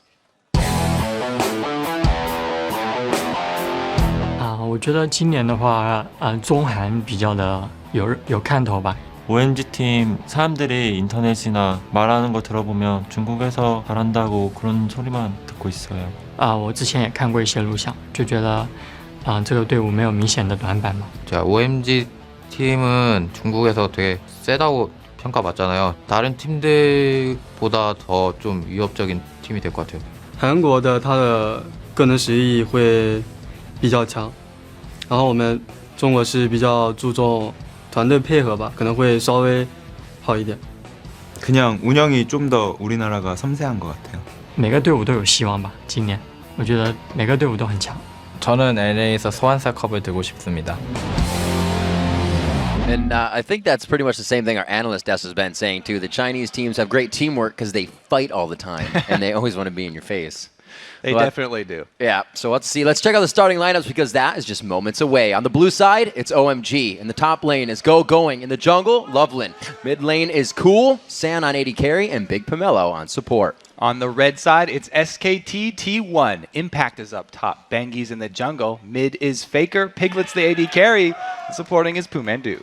And I think everybody kind of is watching the mid lane in this one as well. It's going to be absolutely ridiculous, and it's really up to, they say Bengi is an extension of Faker when it's, not Faker just making the plays by himself, which doesn't happen very often, but Cool on the other hand as well. The same thing. It's really interesting because Faker won't hesitate to first pick his mid champions, but Cool, that's true. Cool has such a big champion pool. He will counterpick very often, and he also is known for making teams even ban out their own mid laners because he plays their own champions.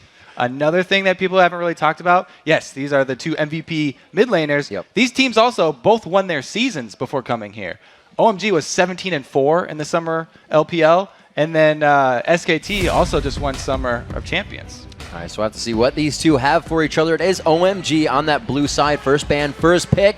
Vi has been in quite a few games we've seen. I think she made it in the last one, but it is going to be banned out of this game. Yeah, talking about that jungle mid lane synergy. Yes. It's no secret that Vi is amazing. And they get banned out at one getting after, those the, level one 6 after the games. other, too. Zed going right there. So a little bit of synergy taken out, but no spark taken away from either of these teams. They still have a lot to fill what is needed here. Waiting very, very long for their bans as well.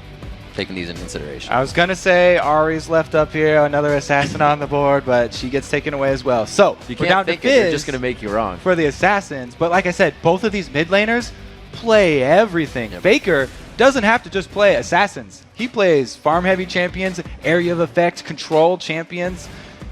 They're both very, very versatile. And a lot of what we've seen has revolved, even throughout just the World's games so far, the 4 we've seen has been double AP compositions. So we have Ari out, we have that Zed out, which is the AD, so double AP may be even more in our future here. Assassins, Or not. assassins. All banned. SKT looking straight at Cool. They don't want him on one of the very popular assassins right now. Now, TF is up. That's something that Cool has used. You know, that's one of the champions, like when they used to play against Messiah a lot. Cool would sort of flaunt around that, hey, my TF's really good too, and he'd get them to even ban it against themselves. And that was the one at Worlds Messiah would say. It's that comfort champion for him. It's like everything around you just kind of works. And when you have that atmosphere on your top picks, that's why we have picks and bans, so you can't give the player that. It's such an immense play style from that person when they're on their game. So getting all of those out of the way, now finally teams are ready to show their hands. Zyra. Again, it must be that neutral pickup like Reginald was talking about, that Sona grab. That's what OMG decides to go I for. mean, Zyra, we've really seen the rise in popularity of Zyra among supports. Yep. She has really shot up there. It used to be all about the Thresh and the Sona here, but definitely worthy of a first pick. And I think OMG taking that away also because they don't want to have to deal with her when they go diving. They love, like everyone says, they love going for those turret dives. They don't want to have to deal with Zyra. Ooh, Lysandra being hovered over as well, but Cool showing us his champion pool now. Yeah, literally every champion. Look at my pool. Let's see what he dives into, and it is going to be Orianna, first time getting into a game here. Renekton getting a little bit of play time as well. That was actually Gaming Gear played Renekton twice in the top lane, so definitely still considered as a champion here. We heard Mani saying it would be for that objective team. Especially Chinese teams love Renekton. Bully top laner, great at early dragons. He's amazing for when they group up for those 5-man death squads that people like to talk about.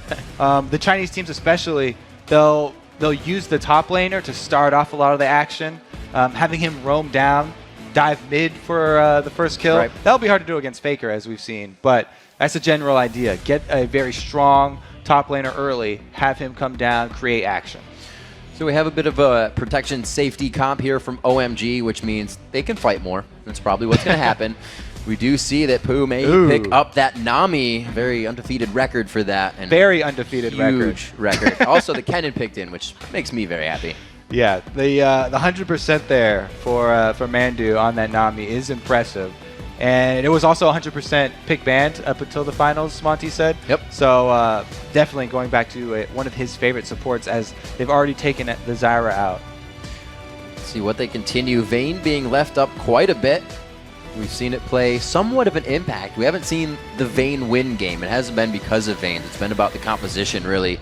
So a lot of people letting that one through. Corki's been quite contested. And we haven't seen a lot of the Triforce champions being banned out. They're just being considered. And it looks like, OMJ might be on that Trinity Force hype train as well. Yep. Meanwhile, on the other side, Corki's going to be going against the Caitlyn of Piglet, who is also, Mandu's got 100% win rate on Nami. He's a 14-1, I believe, on that Caitlyn from the. He lost once? From the Korean season, yeah. All right, that's definitely their weak pick. He lost once. Let's see what they put in. As big as he is, that man is still an assassin, and it looks like they may choose to go for Gragas here, as it does get locked in to the champion select. All right, so Faker is going to be on a champion where he can roam around very easily. Gragas will shove those lanes with his barrels and then use his body slam to move around the map very quickly. We've also had the Lee Sin lock in there at the last second too, which is one of Bengi's favorites. This is a classic jungle matchup, Lee Sin and Jarvan. Very, very similar champions here. Lee Sin will drop a few more wards than Jarvan because he'll go with the early Sightstone, liking to pull off those flashy plays. Right. But Bengi, he's not afraid of spending a lot of his gold income on wards for himself and pink wards for his mid lane as well. Yeah. This whole SKT team buys lots of pink wards, and they'll be clearing out what they can of all the things Lee Sin's leaving It's around. easy to say that Bengi will be in the face of OMG, just pretty much taking your wraiths, trying to go around and figure out where you are and be a nuisance in the jungle. But it's just about time for the game to start. So let's take a quick look at who you think is going to win. According to LOLesports.com, 79% of you agree with the analyst that SKT will get the victory here. That's a very big margin considering everybody thinks that this clash between the Korean top team and the Chinese, well, we say top team, you know, SKT1 came in with the 3rd seed from Korea, but like I said, they won Summer. OMG coming in with the 2nd seed from China. They won Summer of LPL as well. Yep. So these are kind of the top teams from the 2 regions going head-to-head. See what they do. Like we said, all our analysts said SKT, so they're coming in strong. Don't change your predictions now. Freak thinks it's cheating, but it's not. You're just doing good Have research. they disagreed on any yet? I feel like they just all are copying each other. They're all answering the exact same. Well, we know Crepo tails off Amani, so it's one and the other, and we'll have to see. But All we right. are almost into the game here. Game 5 on the day. Yes, it is OMG versus SKT T1, and we are on to the Rift. All right, I'm going to say this game going to be a little bit more action-packed than the last just game. a tad. I'll agree with you on that. And part of the reason here that SKT1, I think, have a very good chance is because we just saw in that Lemon Dogs game, they love splitting up the team and going for the very early pressure. Bengi sets up a lot of counter ganks and picks for his team by the amount of pink wards that he buys that we were talking about. The vision really, really helps SKT, and you can see them, not only the amount of wards that they buy, but how expertly that they are placed. So they can clear out OMG's vision, and they also set up their own movements. Oh, man, this is, I'm not Yeah, sure if he saw see, him they there. know they're in here. That This was is a really reverse. scary for Faker there. He almost walked into the mid-bush. Was caught out there, but now the wards are down. Everybody's got their hard hat on. They figured out where it's going. But now, are they going to formulate something around OMG? Yeah, this is a reverse of that Lemon Dogs game where SKT1 know OMG are in deep. So OMG, are they going to rush their red now? They're going to try to You hear fly that down bass through on this the mid Gragas lane. barrel? Yeah, that was nice. beautiful. I love being next to the speakers. Cool, taking a good bit of damage there. Faker pretty much won't be able to follow. But right now, it's just going to be a dance out from both teams. Wards just holding hands across the map. The top side of the map focusing on red. And it's really, they didn't put too much on the bottom side. It's just to know where the jungler is. Yeah, and you know that What an odd start. That deep lane ward that OMG got placed is kind of classic Korean warding. Yeah. Actually, it's very popular over there. Interesting that SKT actually did not get one of their own down. They're happy with having Kennen go up in that 1 versus 2 situation. OMG, very aware of all the lane matchups they're picking here. Kennen trying to get to his lane quite fast there, actually, to get a few good pushes on it and try to get himself an advantage of level 2 when he gets into the lane. You can see OMG there maybe having a bit of trouble. We're going to get them locked up and figured out. So in the beginning of the game, pretty much the orthodox wards, we saw wards doubled up on both in front of the red, or the side of the red and back of the red. Top side on the red. So on the red. There's enough red there if you can figure it out. They are at the red buff. All right. Distinguish that. So the information they got from that is going to allow them to go at this Kennen who started the Doran's Blade. So sustain only coming from auto attacks. In a 2 versus 1 situation, that's danger. You don't get off a lot of auto attacks. Right. So I do like that they're sending their AD in support versus this Kennen here. I mean, as a Kennen enthusiast yourself, would you like going up against a Renekton there? Much rather have that matchup? Oh, Renekton? Absolutely. Especially if you want to just auto-attack things. Get your Shuriken up, easy W damage all day long. And you actually give Renekton a hard trouble. Then level 6 hits, and the game's over for Kennen.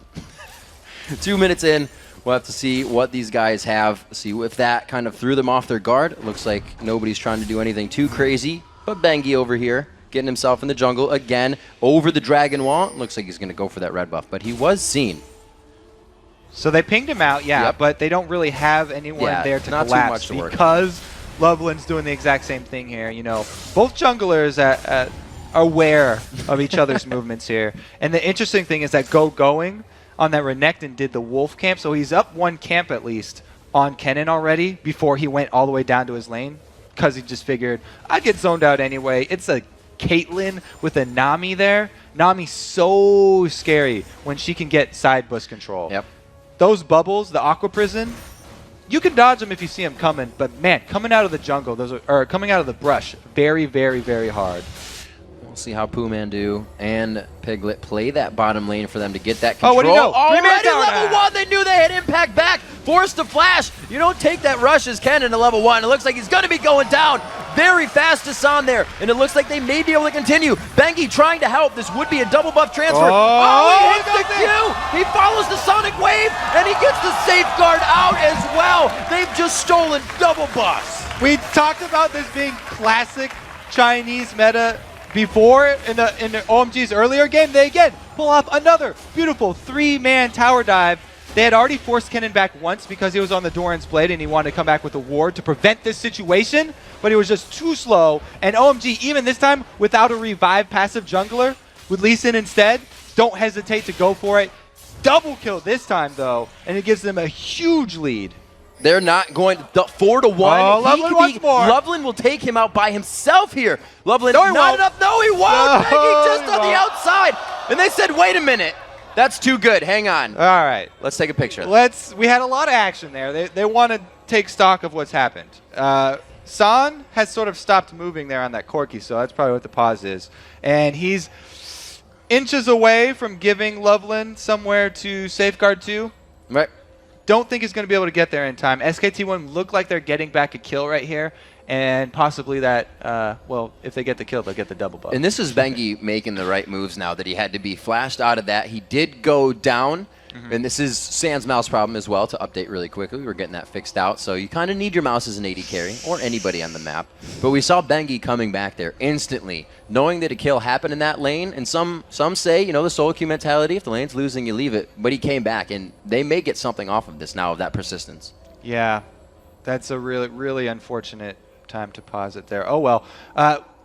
It's still going to be an early lead here for OMG, even if SKT is able to answer and They're get true to form and tower get that diving. double buff back. Yeah, I mean, we expected before. I was like, oh, great use of Aatrox's passive there. They went for the 3-man dive, and that's why they're still continuing with that strategy. But again, here, very beautifully pulled off, and it was because of that lane switch where he talked about Kennen starting Doran's Blade, going back very early, returns to lane level 1, thinks he can walk into lane.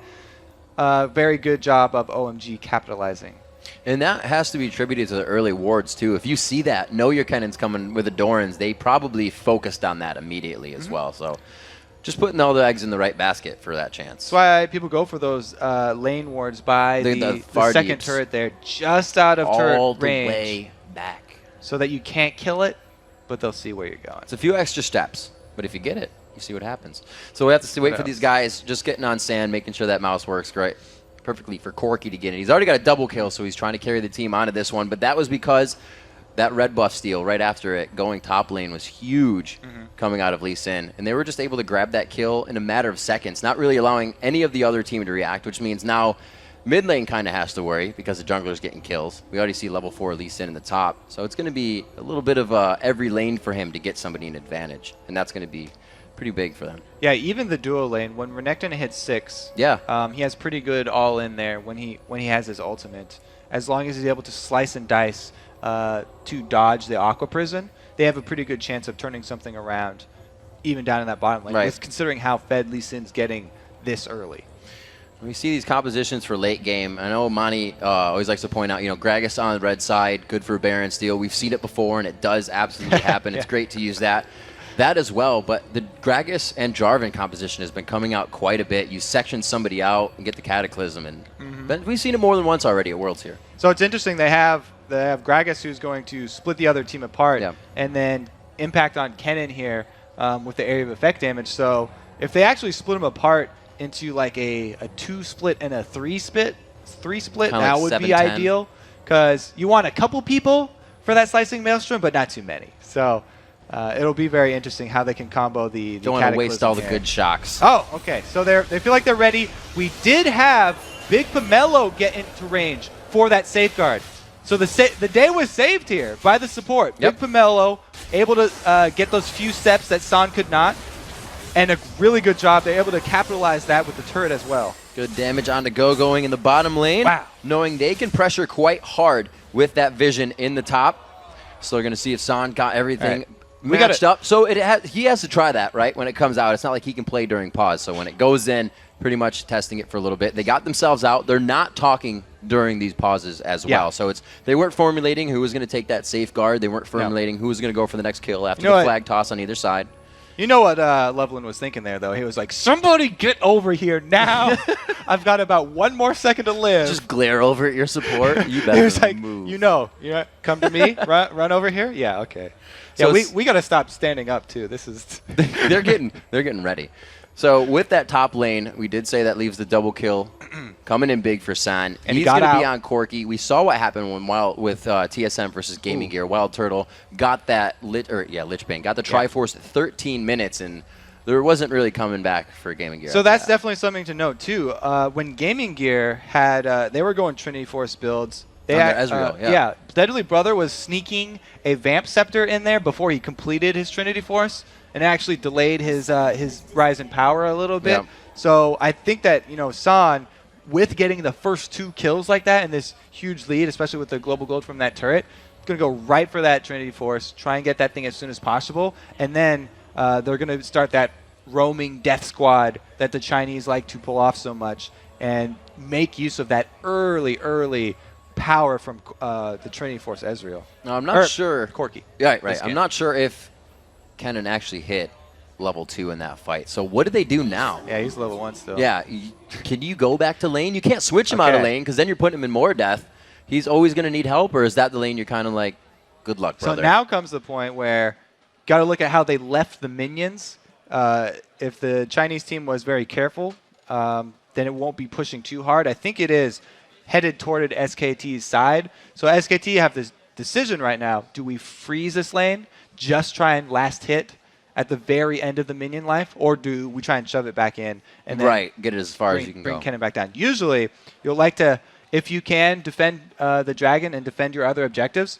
Just try and freeze it there so that you can get your solo laner back into the game. Get Kennen some levels up so that he'll at least get his ultimate in time for the dragon fight. And the good thing always about Kennen, you get a Zanyas on him, he can pretty much make an impact in a fight, especially, like we're saying, with the Gragas, with the Jarvan, being able to zone a few people out. And Kennen's ultimate allows him to be safe as well, if you just want to put people on the outside of it. So Impact still not out of it yet, but super hard time. Level 1 with level 4s surrounding him right now constantly in the game. We are in a pause to get Sans mouse fixed. If you're just joining us, we are right now into OMG versus SKT T1, right in the beginning of the early game. Yeah, and the counterplay there for if they do freeze the lane is either sending your AD and support that are now super beefy with that early damage to go shove down another turret early and just knock them over like dominoes, rotate around to get all of the outer turrets out, or send in somebody with Lee Sin there for some sneaky plays and assassinate the Kennen who's just trying to freeze the lane. Kennen's very slippery, though, so that would be fairly difficult as he's about to hit level 2 and grab that lightning rush. All right, so let's take out that mid as well. It's going to be Gragas, Orianna, but they're not matching it like that just yet. They haven't, well, they're matching it like that. They haven't fought each other, I should say, just yet. We can see Go going with that solo experience in the bottom lane. He has got himself a level over them right now and just continuously chugging the potions on top of his Doran shield. He should be safe. It's really the worry for SKT to put pressure on this lane to keep it off of Impact. Yeah, and Go-Going is doing his best down there, just trying to CS under turret. Caitlyn, anything lane. 2 versus 1 is very hard to keep your turret safe because of the long range. But when it's paired with Mandu's Nami, who lands almost all of his Aqua Prisms I've seen. He's so good at landing those. It's even more dangerous because if Renekton does ever go aggressive, even try and stun her or anything, then he can take an Aqua Prism to the face. By the way, a lot of people, the reason that Aqua Prism is so hard to land, even short range, is because it still has the same travel time as a full range Aqua Prism. Yeah. So it just kind of floats you there. Think it's going to get there? It's unnerving the first couple times, but once you get used to it. Oh no, the Tempest first. He won't get the slow on that he wanted there, and he will be slowed by Bengi. So a bit of a finger fumble-rooski there coming in on the gank for Loveland. We're probably going to get the kill off it, but good aggression. Yeah, Bengi's happy with that one. He got his ward down, and he got to be able to leave, but Loveland dropping that pinks there, one-ups him with the power of wards. Pink ward trumps green every time. So those 2 kills are the only ones sitting on the board. It doesn't look like too much of an advantage besides the turret, which is pretty good, was taken off of it. You're always moving off of something after you get the aggression. Oh, he grained beautiful all the way back to the turret. He got some airtime on that one. Cool's going to be going down, and Faker with a beautiful play by himself. Bengi getting the standard help on the assist. That's really all you can say. There's a beautiful play by Faker because that was just him catching out Cool. All right, he missed an Aqua Prison. Bets off. Good but Lord. yeah, Faker, that was just a beautiful ultimate at the perfect time. And he got the last auto attack off with his giant belly in motion before the shockwave could pull him out of range. Faker, he just jumped on that before he even had Bengi in position for the gank because he saw the opening there. Sometimes you don't want to have to wait for your jungler. If you have the perfect Gragas ultimate that can knock him into a turret like that, you just take it. Take the shot. We saw Bengi there soaking up some experience on it as well. Faker feeling very confident in that play now. You see it happen once. The guy has a chalice, bought the Fiendish on the way back. So he did that with his first rank ultimate and positioning. Great play coming in. It's going to be worrisome now for Cool.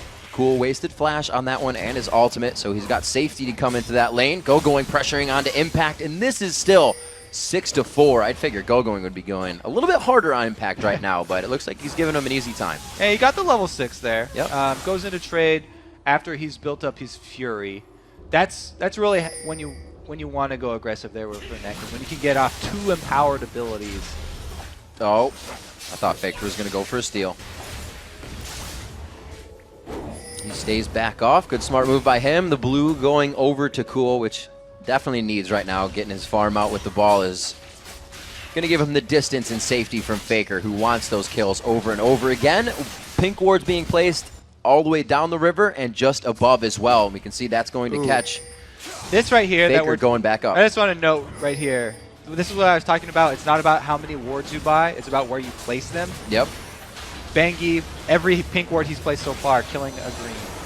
Sand being forced back there. Piglet throwing a trap down right on himself, so the Valkyrie couldn't happen. Level 1 ult, definitely not going to be enough, but a lot of the actions that these lanes are taking are to pressure them out and get the advantage. And SKT had a mid lane ward here, but Cool is going to be in position to pull off a little attack. It won't really be a gank, as the rest of his team can't help with any damage. Corki and Zyra were chunked so low previous to that roam that there was not much follow-up damage from them, and that's why Piglet and Mandu were not very scared of that roam. Right before that fight, you saw Bengi with Impact up there in the top. Oh, Loveland taking some damage and gets hit back once again. He says, yes, we can do this. But Cool just around the corner keeps Loveland alive, and he's quite thankful for it. Great counter gank set up there by Bengi, waiting in the wings, but they weren't able to burn anything. Right. A substantial flash down here for Loveland. Faker allowing these blues to just go, still knowing he has the aggression, that Drunken Rage on, going to give him a bit of those resistances. But his 2 spells definitely a little bit more powerful show than what Cool has coming out here. Yeah, so Faker on Gragas. Gragas already has his own mana regen with the Drunken Rage, but he's also rushed the Chalice. So he's fine giving that away to Jarvan. It does give Bengi extra experience, but it's very important to have cooldown reduction on Jarvan so that he can pull off more sneaky ganks, getting the EQ combos. Pings going down in the bottom lane for SKT. I feel like something may be coming here, and they do have eyes right now. Actually, that's Loveland's ward, so they do not have eyes on him just yet. They only have close wards, and they may get the 3-man dive.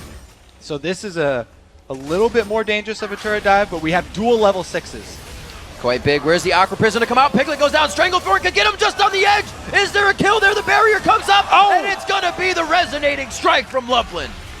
Did you see that? Loveland I saw that. A pink ward. He used, that was not a waste. Not a waste. Let me rephrase that. He used the pink ward right there just for the jump to make that play happen. Jat was saying, with these teams, the Chinese and the Koreans, the mid laners, the junglers pick up a lot more pink wards. We can see it here. We saw it affect the game just a bit ago. And once again, connection on the Sonic Wave and resonating strike to harass and aggress down to the SKT. OMG in a very good position right now. Loveland doing a great job getting both of his side lanes going here. He was lauded as basically the best, if not the second best support in China, and having moved over to jungle. See, that was the pink ward he used just to get in position for this kick, and Piglet doesn't have enough movement gap closers left to get out of the range of that Zyra ultimate. It was just a beautiful Zyra ultimate placement, long enough so that the 90 caliber net wouldn't get him out of the range, and then another resonating strike dead on there for Loveland. I could just feel Loveland smashing his Q. He wanted to hit the ground out of that bubble so hard, and he got it and ran with it. 11.5 minutes into this, it's just about a 2.5K gold lead. Faker again simply pressuring Cool out of lane. These are the mechanics that people are always citing with the Chinese teams, because they often they seek out these fights so early and so often. They have a lot of practice pulling off the moves like that. And really, they have a great team for being Dove. They have that Nami. Faker saying, I'm not getting Dove if I'm alone. I'm Kragus. I can knock people out. So they've taken a team with that knowledge that OMG wants to be living under their turrets. Yeah, Faker's definitely the lane that's saying, I'm not taking any of this aggression. He's the one here for SKT that feels completely comfortable. And it looks like, you know, even Impact, though, we talked about how behind he was early. He's okay at this point in the top lane. He's been able to at least CS. He does have to use his ulti defensively, but using that range advantage, you know, he's still able at least to keep up in CS, and he's not getting shut out by Gogoing. As long as he doesn't get hit by a slice and dice, he will fare quite well. Still that 2,000 gold lead. It was closed just a little bit by about 500 gold. Piglet waiting in the fog of war slightly, but he may get seen here. They didn't have enough vision to really want to orchestrate anything there, so they back off slowly. Looks like we will get Faker going with that blue buff. This will be the first one he is going to grab. Close. Very, very close. He did get it. Knowing that Smite is down. That also gave him level 11. Smite, rather. This is now level 2 Gragas ultimate for this dragon fight. Coming in from the side, he gets a good Q onto Cool. Safety to Loveland. They do have the shields right there, and they have quite a few shields to work with. Looks like everybody's going to back off the objective for now. Meet it up in mid lane. That was a really good job backing off by OMG there, because by giving that blue buff over to Faker, popping him up to level 11 is a huge, huge spike for Gragas, and that ultimate would have been just devastating inside of the Dragon Pit here. All these pink wards that we talked about, 1, 2, 3, around the Dragon and leading to the Dragon, paying off for SKT. Now, this bush right here, so-called banana bush, as you can see, since it's curved, the line of sight of that pink ward is broken by the wall, so it doesn't actually get vision of that. Good pressure. Oh, the ultimate shockwave going down. They may be able to take out Bengi, but there is the retort. They are going to go back, and it's just the wave to disperse the fight. Bengi gets out alive. So they hesitate to tower dive for once. Don't go in to finish off on that Jarvan. Too worried about that good enough for him, though? SK team. They were able to chunk down the Jarvan, so that means no smite. That's why they're confident now going for this one. Looks like that was quite helpful for them, but it looks like they will put the 4 strong towards middle. They will not. They will just go back into the jungle. They say, we know this one going to OMG, the 3-1 lead, something that SKT is going to have to deal with right now. Faker with the only kill in the game because of his play in mid. And people always talk about, oh, these Chinese teams love fighting, and they love diving, and they love going for all these kills very early. But OMG, after the turret dives top, they took a top turret. After the turret dives bottom, they took the bottom turret. Right there, they did not go for the dive, and they got Dragon. Looks like Loveland getting damaged pretty quick. They go in hard on him. That means a lot of the initiation is there. Backing off for those cooldowns. The gap closers waiting to come back up. But they got what they wanted, and they make their way out. So that was a little too close for comfort there for Loveland. But what I was going to say right there at the end is that OMG are prioritizing those objectives. And that's sort of what got them to the top of the LPL. Right. They aren't just diving. They're diving when they know it's going to be something that will give them more. Seeing you can go right on. I don't know. He knows Bengi is there. And actually, I think he can take this fight himself. Level 10 to level 8 in the jungle right there. And Impact has had a hard time getting items, but he is level 10. We'll have to see what he can start doing for him and his team. Trying to finish up that Zanya's, which means the fight will be even bigger for SKT. And I really think they're trying to hold off for that as well. They may not exactly want to fight right now. They are definitely trying to hold off now, because the counterplay that I talked about to a freezing lane is trying to shove down another objective like the Dragon or one of those bottom turrets. Yeah. The only objective that they can go for is Faker's turret. And Faker's protecting that turret very well. So SKT feel very confident. They can have Impact freeze this lane up here. Faker is in trouble. Faker going hard on the Cool, but Loveland was right there. I think Faker realized that with the amount of play that was still going into it. Gets himself out with a body slam, but flashes, ignites were burned there. We'll have to see if they keep going. Going so close to getting caught up there. Yeah, Mandu saved the day right there. Faker still sitting around with very low HP, just trying to throw the barrels. And they are going for his turret.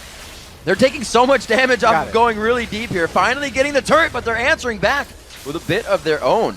That was a great job by OMG, making SKT pay for freezing the lane, not having Kennen there. They did go for the other objective that was available. Even though Dragon and bottom turret were gone, they now have the entire outer ring taken. So that means it's now Lee Sin's time to shine, dropping his wards all over the enemy jungle so that they can pressure Bengi's buffs now. And the way they're orchestrating these fights are just working out so well. In most fights that we'd see, that dive would have been considered, not happening, and everybody would have backed off. But OMG stayed there, aggression on the turret, not allowing SKT to come back. So they're doing very well in the mindset of same thing, keeping that lead ahead, not allowing anybody to come back. Cool, still holding his own in the mid lane, keeping up in CS, but down 2 in kills. You can see the burst coming from Faker here. He is respecting that fully. Yeah, both mid laners going with the Athenes and Holy Grail for that magic resistance. Some very, very high respect between both mid laners here. Right. Faker is definitely known for going full offensive in runes, masteries, and build because he just has the play to back that sort of build up.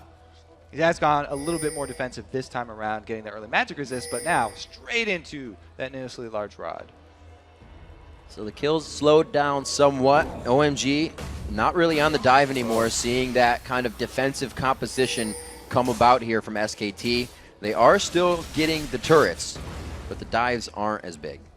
And this is the next buff coming up. Blue buff here, very important for both of these guys. OMG rotating down. Kennen is furthest away, so SKT are backing off. Besides the first buff, everyone has been contested so far, and Loveland grabs that one up as well. OMG is going to walk out of the jungle with this. They went on that just with the vision of them moving. They didn't have the ward yet until they got there. They denied it from Faker. That's pretty big. They weren't able to put it on Corki, who is actually their preferred blue buff holder right now, even over Orianna, because Corki, post level 11, when his ultimate is level 2, it's extremely strong, and cooldown reduction speeds up the time at which you can acquire new rockets, so you charge them up faster, and you can also shoot them faster. It reduces the shoot time for them. So his power spike with cooldown reduction is huge. Not to mention all the mana regen that he'll get, and he'll literally. That's a good thing. And sometimes something people don't consider much is that cooldown also means more damage because you get to do it more, as long as you have the mana. Bengi with Loveland just in the shadows. He will connect. And he will say, I'm here, high five. All right, disperse. 3-2, 20 minutes coming in here. OMG now on the second tier of every lane in turrets, and SKT trying to hold that off, but still waiting for that composition to come about. The Zhonya's is now finished, but Impact is being forced to always cover this top lane, so they can't really get use out of the Kennen AoE, along with the Gragas AoE, along with the Bengi.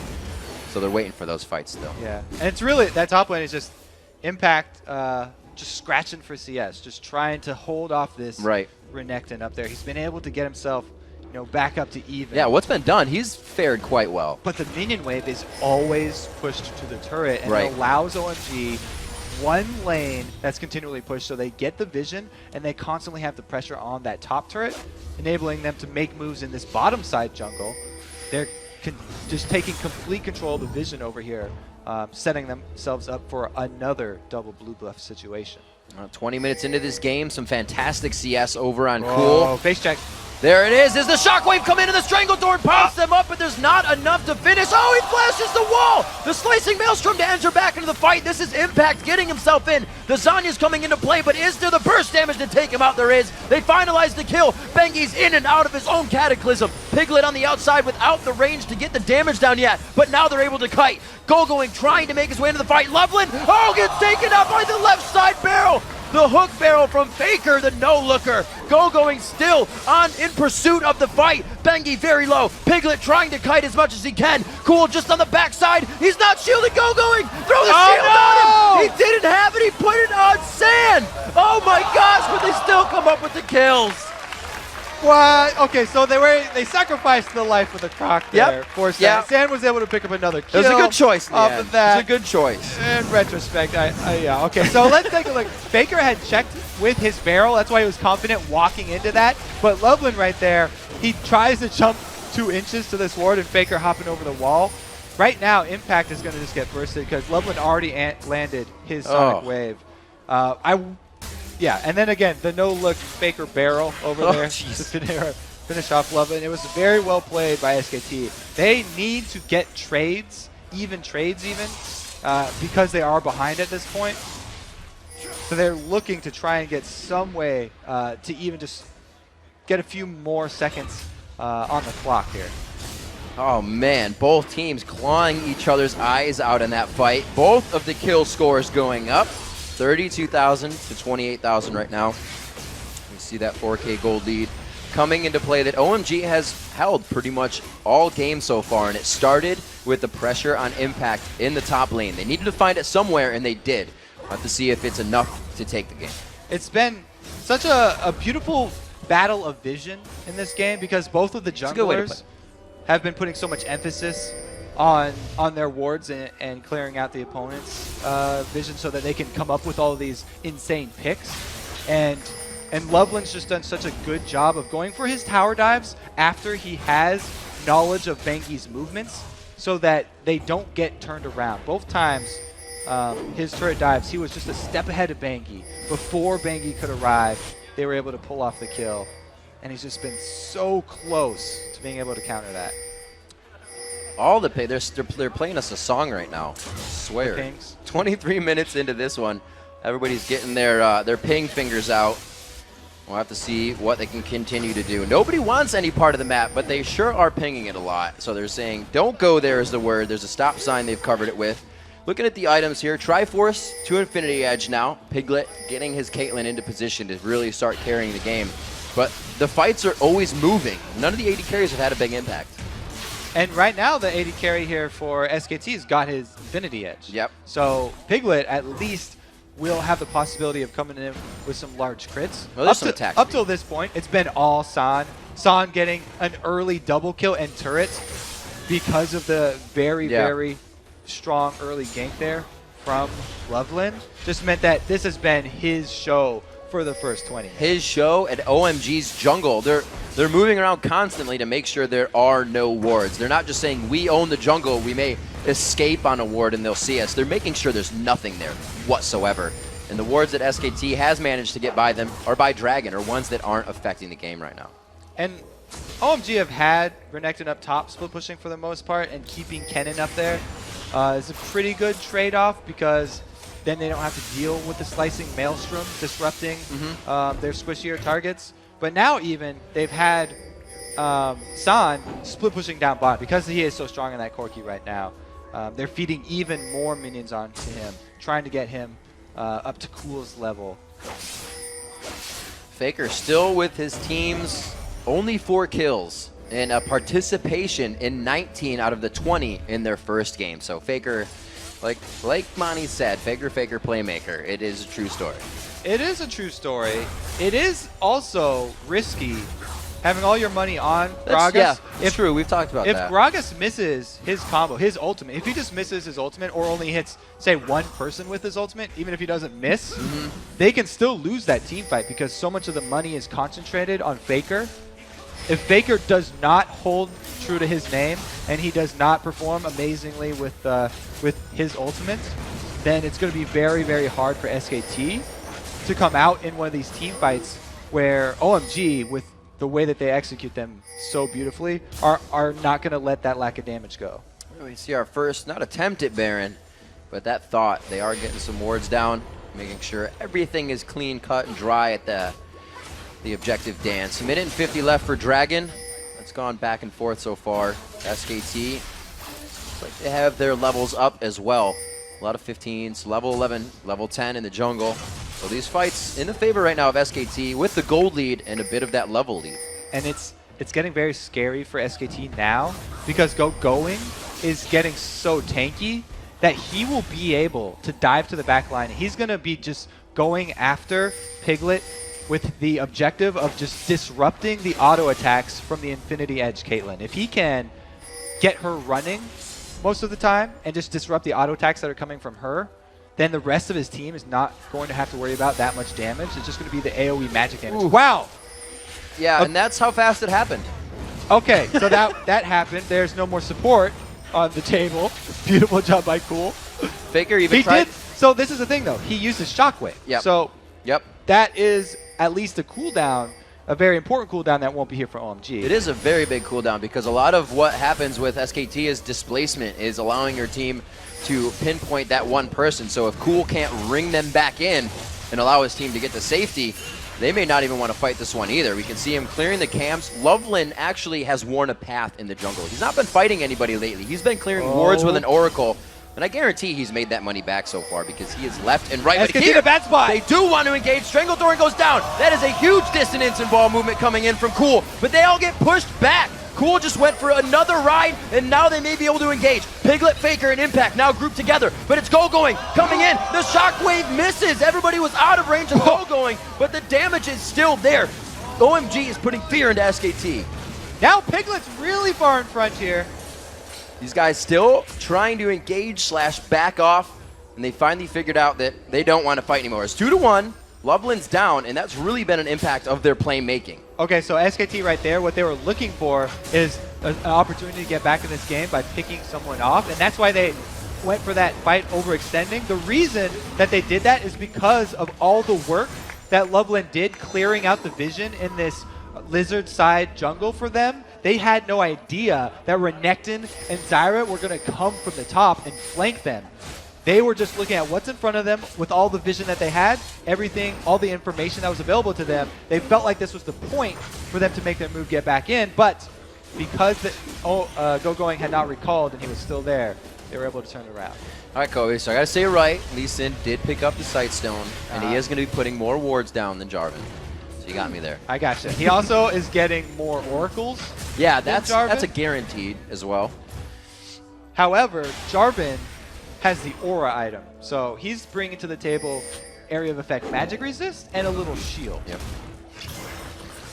See what comes into play if they even have Bengi in the next fight. It has been OMG trying to pick off SKT at any given time. Still moving in a pack in the top lane. You have Going and Loveland, both good at gap closing, both good at taking out somebody by themselves. But together, that is a huge force. With Caitlyn in the bottom lane, we're seeing pings for a Baron dance here. Make sure it's clear, make sure they may be able to do something in a few minutes. And the play that SKT is going to have to rely on here is going to come from Faker. And he's the one with the burst damage. He's the one with the surprise abilities. Everyone else on that team is fairly predictable damage. Caitlyn's got auto attack build where it's the classic Infinity Edge Phantom Dancer.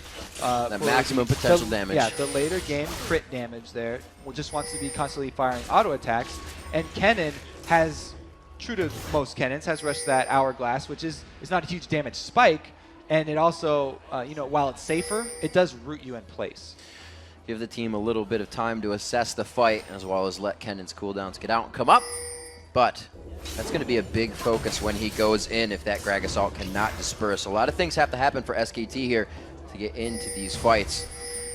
But OMG is probably going to make that happen for him. They're just going to have to react quickly enough. 45,000, 45.5 now to 38.5. So you see even a 7,000 gold lead. It has not gotten any smaller. SKT has not been able to close that yet. And Corki has stacked on top of his Trinity Force and Infinity Edge of damage. his own. Just damage. And wow. Another BF sword that will probably be turned into some lifesteal DP. And he's also grabbed up the Sork boots for himself. Yeah, that was Interesting move, that they went with in Korea. I favor those boots of lucidity because of that cooldown reduction I talked about, helping out his ultimate so much. Really, the attack frames that you save on firing those missiles from cooldown reduction actually increases your DPS a lot.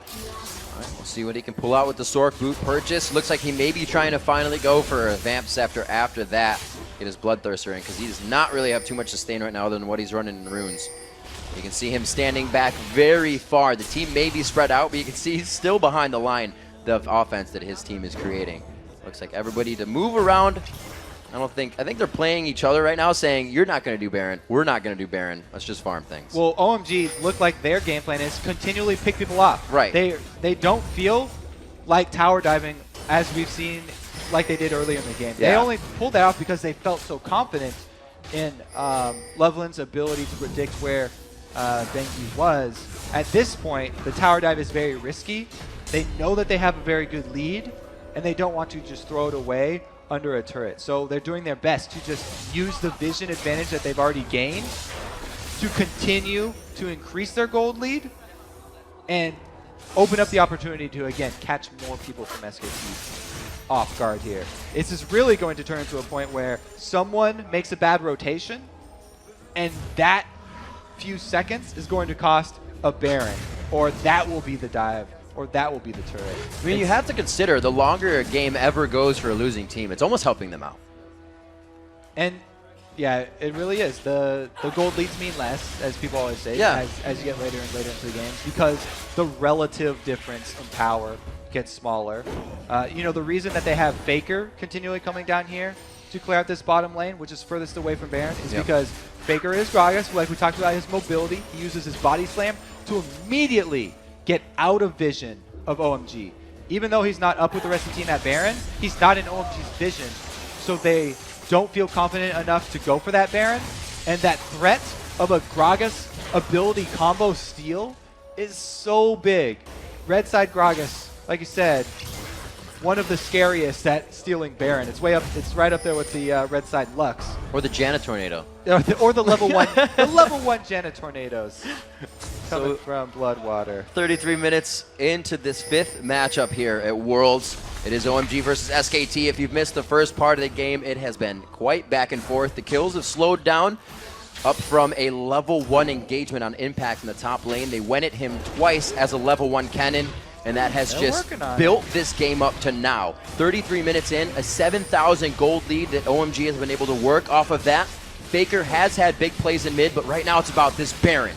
So Going's trying to divert SKT's attention to red buff as they're taking Baron, and they don't get the vision in time. Huge plays here coming in. They do get the Baron. It's going to be going to Sam, but they haven't jumped over the wall. Going's going to hold him. Impact throws down his ultimate, but doesn't get the Zanyas in time. He was exploded. Going goes down. The Gragas ultimate displaces the team, but the command protect is there, and they are trying to continue. Faker's coming into this one pretty healthy, and he's dodged most of the danger. Woo! That burst from Trinity Force Corki right there caught Impact off guard. He was not quick enough to pop his Zanyas and just went down instantly. Trading 1 for 2, they're actually able to get a Baron. Let's check this out. So yeah, this is Going. He's going deep, and nobody else can get over the wall quick enough until he's already been chunked out. That was the pop of Kennen, but Faker flashing out of that shockwave meant that he was able to come back in here, and nothing else was gained for OMG. They did come out 2 for 1 there, but they did lose one of their Baron buffs. OMG playing this so smart. We actually just saw San chasing Faker out of that blue buff area so they could grab it. During that fight, it was only San and Faker that were level 18. There were level 14s in that fight. I believe Piglet was 16. Others were 14. This 12 still coming in for Bengi. So the damage that San is doing is also just scaled by his levels right now. His items, just a bag of chips. Yeah, well, it was all that damage that helped them take the Baron down so quickly. Oh, yeah. That was very, very strong call from OMG, going to just try and rush that Baron down versus that Gragas team. Taking advantage of the lack of vision there, the small lapse where you can only put so many wards over Baron before OMG either picks one of you off, or you have to give up the vision for a small amount of time, and they were able to just take it quick enough. And really, OMG is playing the multitask game. They're saying, SKT, can you do this? Can you do this? You know, they're doing Baron. Let's throw one of our players at 4 of yours. And that was huge play, like you said, by going. And OMG is keeping that mentality just on the ball. I mean, that's why OMG often takes all these champions with dashes. We just saw there, Corki and Lee Sin jumping back over to back up going so that they were able to go even in that fight. If they had to stop that Baron quicker before they were able to finish it off, they could easily catch someone out. Throw a Zyra root over the back of Baron as they're trying to ward in. And a Lee Sin plus Renekton plus Corki jumping over the wall with an Orianna ball on them means that they have their full damage potential right at the edge of the Baron wall. And it's so dangerous for SKT even to get near that wall to ward over. That's why, you know, they had to give up that small amount of time. Couldn't see the Baron. So OMG doing what they can to keep it consistent. Looking at the towers, we are 4-2. We always say that OMG has been taking towers after they are getting the advantage in a fight, after they are doing something, and we haven't seen too much of that just yet. That last Baron fight left everybody pretty injured, so not too much was done off of that. But look at SKT, still feeling confident against the Baron OMG to pretty much waltz themselves right out to mid. So they saw Orianna down bottom, and they know that they still need to get small picks. Yeah. Like, even if they traded again, another kill for a kill, they'd be getting at least a Baron, another Baron buff off of the map right now. So they're edging up a little bit, but they don't want to overextend here. This is very uncharacteristic of OMG, I have to say. Like, coming into this, everyone's hyping up how they're so ready. They're always ready to go for the fights and the tower dives, but they just have so much respect for this SKT1 team that they aren't rushing into it, and they don't want to throw this early lead. Like we said, SKT T1 so heavily favored in this tournament, taking a game off them, even for OMG, who is also a favorite. What did the analysts would be pick an again? upset. Yeah. Oh, that's right. I think they. Oh, you guys. 11-6 here as we are 38 minutes into the matchup, and the gold lead has spread to 10,000 gold right now. That's a few completed items on separate members of the team, which definitely starts to get scary. Sometimes the gold lead does kind of go down. It doesn't go down, but it means less. But right now, at 38 minutes, it's going to mean a lot. It's going to have to be another 15-minute spread for SKT to get those full items in and really start to make a bigger impact on these fights. And like I said, I think we're going to see more of the same here from OMG because they don't really have a super hard engage, but they do catch Faker. And again, that was a great flash. Flashes the shockwave. That's the second time this game. Third time. Flashing shockwaves all day. All day. 38. The time is ticking very slowly. I'm pretty sure it was 38 last time I said that. 4-2 in turrets here. We still see the wards coming out now, top side being considered for SKT. Okay, here's the rotation. Impact getting hit up pretty good in the bottom lane, and this has been the story of almost every fight the Poke before. Getting in, Faker on the outside, he tries to come in from the same spot he just flashed from, which means it was already warded. Now he's on the chase, but this is diverting OMG away from the turret now. They're stopping them from the aggression. A good dodge onto that one. Faker trying to get the blue suede shoes on to get out of this. It looks like he's just going to stand tall, but stand tall on the ground. And 3v4 up there, the rest of the team fight going for OMG. The Corki just so ridiculously strong right now, and Cool pulled off another combo right there. He didn't even have his shockwave back up from Faker still, but they were able to come out with another 2 kills on top of chasing down Faker. This one is definitely going to be an inhibitor turret. OMG just looking very, very strong right now. We got a good amount of time on that death chamber for Faker at 30 more seconds. Bangi not going to make too much of an impact on his res. Oh, he is coming up. Piglet just on the outside gets taken down, and that is a shutdown for him. Now they're just going to go on Nexus search here. They've got 3 main members still down. Death Chambers, too long. Going in, Impact trying to make a big play here. He throws down the Zanyas, but maybe a little too early. Everyone was able to walk out. He gets zeroed, surgically removed from the map. There goes San with the double kill coming in. The Nexus is open. It's over an 11,000 gold lead of OMG to take out SKT T1. Beautiful play there. And very little reaction from the Chinese players. They were extremely confident coming into this.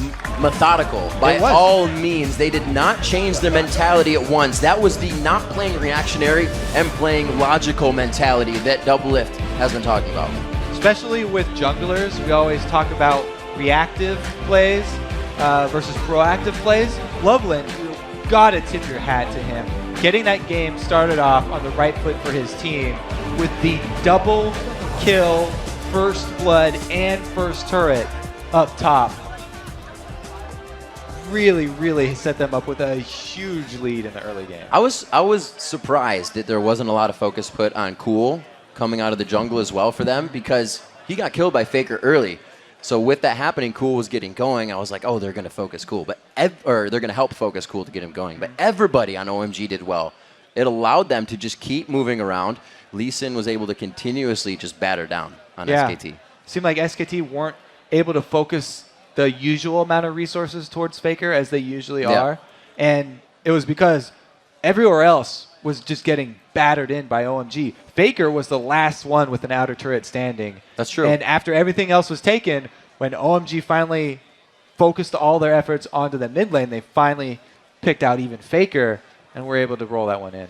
What a great game. All right, guys, we've got to step away for a second, but when we return, we'll break down the biggest plays from Group A, update the standings, and let you know what's in store for the second half of the day. Plus, Monte Cristo, Crepo, and Doublelift will give us their take on the A teams and make their predictions for Group B. Don't go anywhere. The League of Legends Season 3 World Championship. We'll be right back.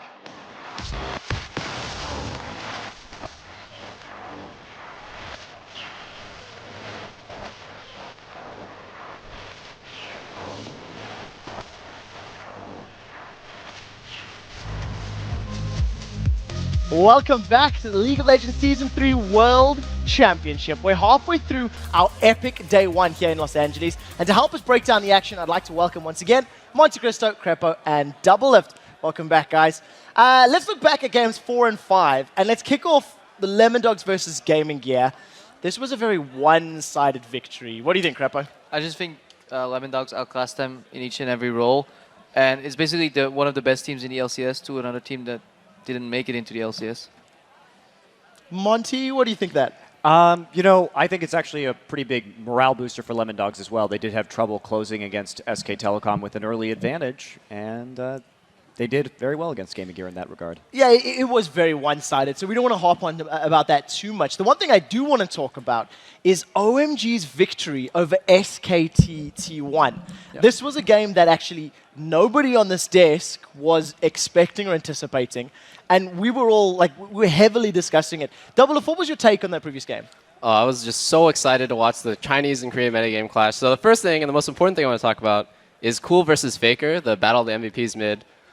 Cool just kind of got wrecked. It was really surprising to me, actually. I guess what was going on was just Cool was like, Faker Senpai, please no stop. And Faker was like, I'm not human. I'm a robot programmed to play mid perfectly. So that was just insane. It was so fun to watch Faker make those plays.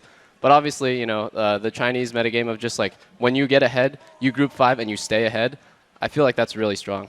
And a lot of that, I think, came from the level 1 as well, where a lot of it was pre-orchestrated, but basically the entire thought of the Chinese teams will dive you mercilessly and just keep making plays. And SKT1, who wants to play a more structured mid-game and get vision control, they're not allowed to play their own game, and the Chinese teams kept forcing fights. I think you could really see that the way the game started. Korean teams aren't as used to the dives as the other regions are, and you could really see that the jungle basically went from his blue into enemy red based and tried to defend the dive then, but he was too late, and that gave OMG such a huge lead that it was really hard to come back from. Yeah, exactly. And because SK Telecom's composition that they ended up picking with Nami and Caitlyn is intended to push down early turrets and then rotate very aggressively to other turrets, and they use Gragasol typically to knock people off tower to prevent sieges. So when you lose your first turret with that composition, it's actually pretty devastating. It was a high-risk composition from SK Telecom, and OMG just smashed it early on. They found the weakness in their armor. They really did. It's interesting because now this is 2 games in a row where SKT has lost the early game. The first blood both times has gone to their opponents. Every single time now so far, right? They've gotten the early game deficit. Now, last time against Lemondogs, SKT pulled it back with good roaming, good ward control. You mentioned about how Faker kept making plays. The Chinese teams OMG was too ready for it. Were proactive and kept SKT from making those comeback plays. Yeah, and I think that also, like Crepo said, that first dive was so important, and Bengi got out jungled by Loveland. Doublelift, I see you've got something to chime in here. Yeah, the Chinese metagame of 3v1 diving, which OMG has kind of started recently, is so strong, and it's also something that Korea is not really used to. I feel like I haven't seen that much in OGN in all the games that I watch. They tend to take a lot more passive approaches to early game and try to get the towers instead of the kills. It's going to be really interesting to see how Lemon Dogs acts in that, because the Europeans dive a lot. You stole my line. You stole my line. I was about to say, we're not doing it now, but putting you guys on the spot for Lemon Dogs versus OMG, I can't wait to hear the bickering. But we do need to move the show along. With 5 Group A games in our match history already, let's take a look at how those standing lists looks, rather. In first place, it's the only undefeated team in Group A, OMG. While Lemon Dogs, SKT, and TSM are now tied for second at 1-1, with Gaming Gear sitting in 5th. All right, guys, time to check the score sheets and see how you've done so far predicting the games. And because all you guys picked the same teams, including SKT in the last game, you're all tied for first at 4-1. And the race is tighter than the EULCS summer splits. The viewers are 1 game behind, but they still have a lot of time to make that race up to top because they've got all the research. Yeah, so guys, we got to take a quick break and reset the game lobby here in Los Angeles. But when we return, Group B takes to the Rift with us too for the first 3 games, or for their first games, I should say, of the Season 3 World Championship. Kicking off the action in North America, is going to be the Vulcan and, of course, the record-setting mid laner ManCloud. They're going to face off against the European champions Fnatic and their MVP mid laner Xpeke. The Season 3 World Championship will continue right after this break.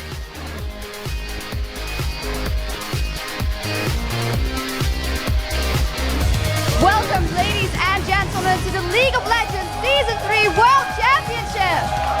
Rostorm comes in, it's going to be a double kill, and it's X Special that picks them both up, and now they're in trouble. He goes down, and that's going to be Tab scored out. He just gets melted and destroyed. It's very exciting.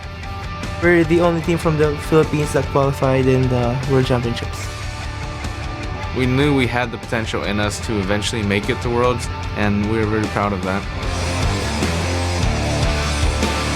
꿈이 같기 때문에 일단 다 같이 꿈을 이뤘다는 점에서 너무 행복할 테고 만약 할 수만 있다면 진짜 행복할 것 같아요. It's the 3rd time I qualified for Worlds under 3 different teams. Every player who's playing League of Legends would like to attend the World Finals. We're here to play World Championship. I really want to be in Staples Center and hear Gambit chanting there.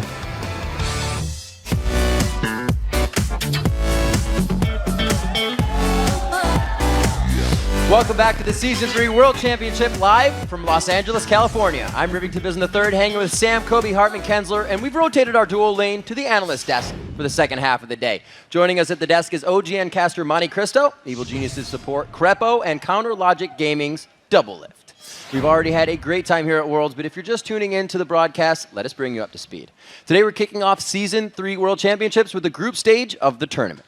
Over the next 7 days, 10 teams will battle to join North America's Cloud9, China's Royal Club, Korea's Najin Black Sword, and Taiwan's Gamma Bears in the quarterfinals. The 10 teams were divided into Group A and Group B, with every team in each group playing every other team in their group twice.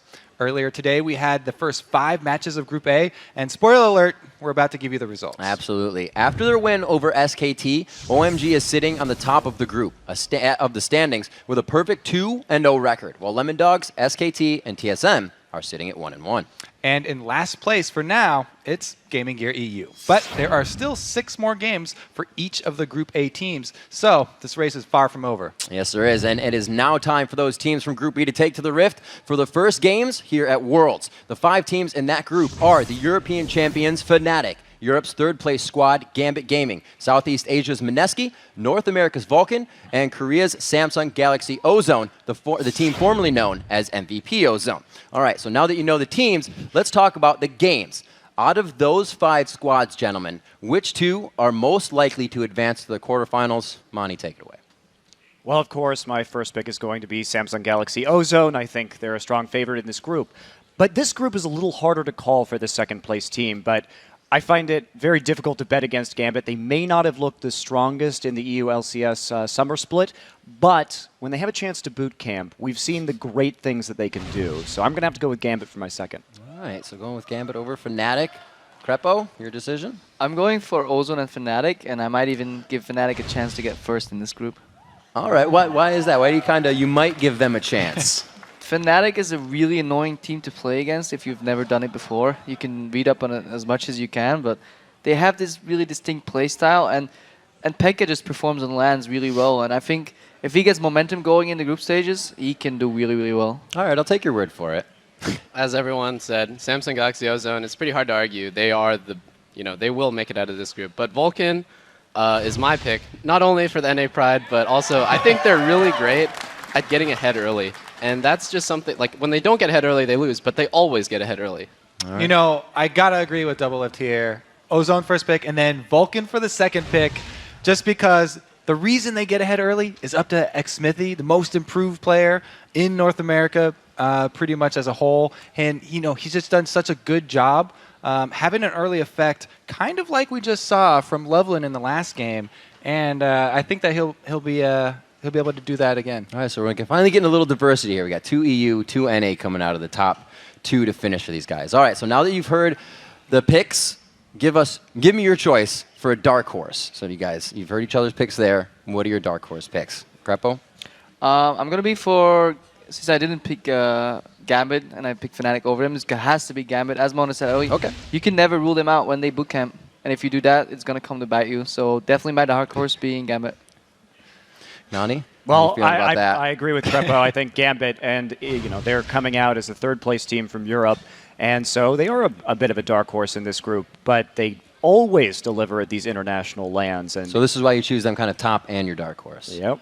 All right, we'll have to see what works out. I mean, this scary Russian boot camp that everyone's talking about actually is very effective. They always come out and they perform when it counts, and that's also due to the tenacity that all their players have. People talk about, how Darian will die and then die 5 more times because he doesn't care. That same tenacity, they will play through every game, no matter how far they get behind. Russians never surrender. Exactly. Why would you if you have built-in tenacity? I mean, come on. That's an awesome stat to have. Well, Double Lift. I'm not sold on this Gambit hype train like you guys are. I think, all right. I think Gambit's play in the LCS is a reflection of how they're going to play here today. And honestly, my dark horse is Mineski because I think people are going to underestimate them and treat them lightly, and they're just going to randomly upset some teams. Do you have any teams you think they'll upset? Anybody that might be able to get the edge on? My money is that they're going to upset Gambit just to make you guys mad. All right, well, one of the best things about Worlds is that we all get to see the teams and players that we don't normally get to watch live. So which players in Group B should we pay extra close attention to coming into this one? Double, let's start with you. Yeah, so in the inner circle of NA pros, ManCloud is regarded as probably the strongest and most consistent mid. He's underexposed, he's not very popular, but people respect him as the best mid, and I think he's going to shine. I think there's a lot of people outside your inner circle that also agree. Oh, yeah, that's true. ManCloud is pretty good. Crepo, what are your thoughts? I mean, as a bot lane player, I'm going to be watching a lot of these bot lanes here, and I think Imp is going to be the player to watch in this group. He has a really strong AD carry, especially looking at how other teams have a little bit mismatched bot lanes that recently got some replacements going on. Gambit's not been the same throughout the season. Fnatic's not been the same throughout the season. I think Ozone is just going to wreck some bot lane faces. And while I agree with the imp pick for sure, for me it's Diamond Prox, because if Gambit is going to be the dark horse here, you got to look to Diamond. And for a clutch team like Gambit, Diamond is the clutch king, right? He always makes the big plays in land, so it's going to be critical for him to do well for Gambit to succeed. A lot of love from Mani in Group B here for Gambit. Yeah, I mean, as much as I love Diamond, and as every jungler should be watching Diamond, I have to go with Xpeke here. And I'm kind of sad that Crepo let me down, but going with Fnatic's mid laner, their team just puts so much money in his hands that he can come out with plays that other people can't pull because they don't have that much money. All right, guys. Well, thanks for the picks. Those actually putting us all around the map, so you're giving all the viewers something to watch in every single lane for every single game. And we'll get to see those guys in action in just a couple minutes as Group B takes to the Rift for 5 games today. Up first, ManCloud leads North America's Vulcan into the Rift to take on Expeke and the European champions Fnatic. Then EU's second Group B squad, Gambit, throws down against Southeast Asia's Mineski, and after that, Korea's Ozone looks to knock the air out of Vulcan. The last two matches in this incredible day of action feature Mineski taking on Fnatic, and in the finale, it's a showdown between Gambit and Ozone. All right, and all day long we've had these three guys at the end at the desk predict the winners of every match, and it's that chance to happen again, guys. So we're going to be you'll be taking over Freak's spot in the standings for the second half of the day as well. So you got to remember I got that. you. I won't let you down, Freak. So let's take a look at how you guys have been doing so far. Everyone at the desk is sitting in first place, as we said before the break, with a record of 4-1. The viewers are on one game back at 3-2. So you guys have been doing quite well, but you're also bandwagoning on each other, so no cheating in these next ones. Pretty impressive, though, so far. Now it's time for you guys to gaze into the future one more time, and we're going to pick the winners of Group B. So up first, it's Vulcan, and its two LCS record holders. We have ManCloud and Bloodwater versus Europe's MVP mid laner, Expeke, and Fnatic on that side. So, Kobe? You know, I picked Vulcan to get out of this, and I think that Vulcan can take down Fnatic. They've had so much time to see this Fnatic style that everyone says is so distinctive. I feel like Bloodwater and Vulcan have had enough time to come up with a counter. All right.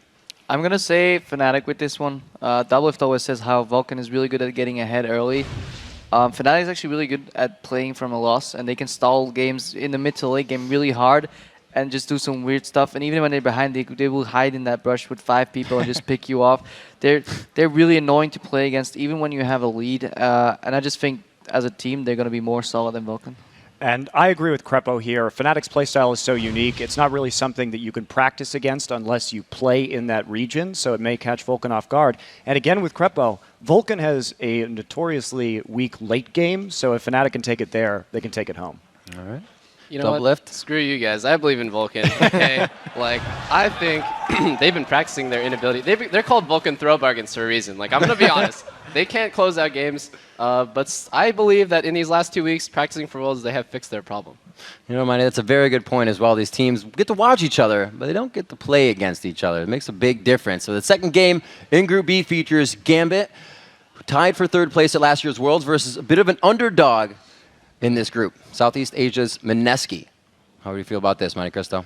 Well, I think if Mineski is going to take games here at Worlds, they're going to do it through surprises and unorthodox strategies. Unfortunately, Gambit is extremely good at reacting to surprises in game, so I take Gambit here. All right, cool. Yeah, I'm going to have to take Gambit too. Mineski's an underdog for a reason here. They just don't have international exposure. I think it's going to be hard for them to pull this one out. And if I voted with my heart, I would say Mineski just to make you guys pissed. But I got to vote with my brain instead for the statistic thing. So I vote Gambit because they really are a rock. Wait, earlier you said... I know. Maybe next game. If Mineski can pull a game off someone here, please. the dark horse, next it's game. going to be Gambit. Next game, dude. Okay. He never specified which game it was. Exactly. Okay, fair enough. I have to agree with Gambit. Like, you can throw curveballs at any team, but Gambit will just not care. They will just play their own style, and hopefully, for Europe's sake, it will pay off for them. All right, guys. Our third game pits one of the favorites to win this group, Korea's Ozone, against Vulcan in their second match of the day. How are you feeling about that, Crepo? I'm going to be an Asian fanboy here, and I'm going to go for Ozone. Locking down the Ozone pick. Kobe, how do you feel? I have to agree. I'm going with Ozone. Definitely the first thing that jumps out at you when you're looking at this entire group is the bottom lane discrepancy of power. Ozone's bottom lane just looks really, really scary right now. And all the other teams that have been placed in this Group B seem like they've been kind of off lately. Add into that Ozone are using a sub-top laner who has a lot of hype around him. This Looper guy we don't know a lot about. I think he's going to perform well.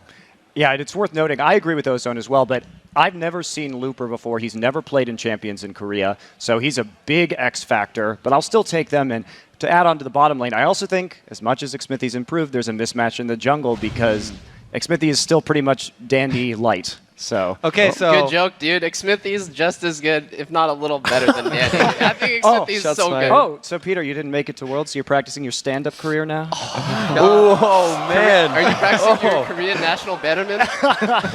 My vote's also Coach on abuse. Ozone, though. My vote, honestly, Ozone's the better team. There's only one answer to this just question. likes It's to Ozone. argue. But I just think Vulcan has some good players too. You can't discount them.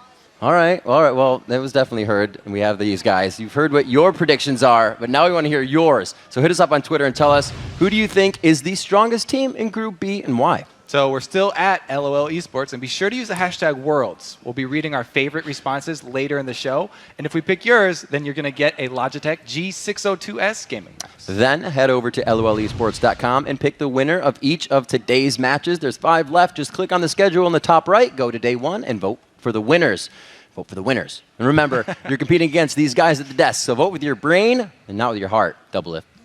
All right, guys, we've got to take a quick break, but when we return, it's ManCloud and Vulcan facing off against Speke and Fnatic in our first Group E battle. The Season 3 World Championship live from Los Angeles. We'll be right back. Don't touch that browser. Welcome back to the Season 3 World Championship live from Los Angeles. I am Trevor Quickshot Henry alongside David Freak Turley and this incredible crowd behind us. We're just about ready for the first match in Group B, North America's Vulcan versus the European champions Fnatic. And coming into Worlds, Fnatic has been on an absolute tear. Over the last 10 LCS matches, they've gone 9-1 and finished first in the regional playoffs. Yeah, quick shot. Fnatic basically won Season 3 in Europe. Not only did they win the regional playoffs at Gamescom, they also took the Spring Split title as well. So these guys are freaking good. But even with those wins, they still have to play in the group stage because unfortunately the European All-Star team didn't do so well. They didn't even make it to the semifinals over in the All-Star game in Shanghai. I prefer didn't do so well.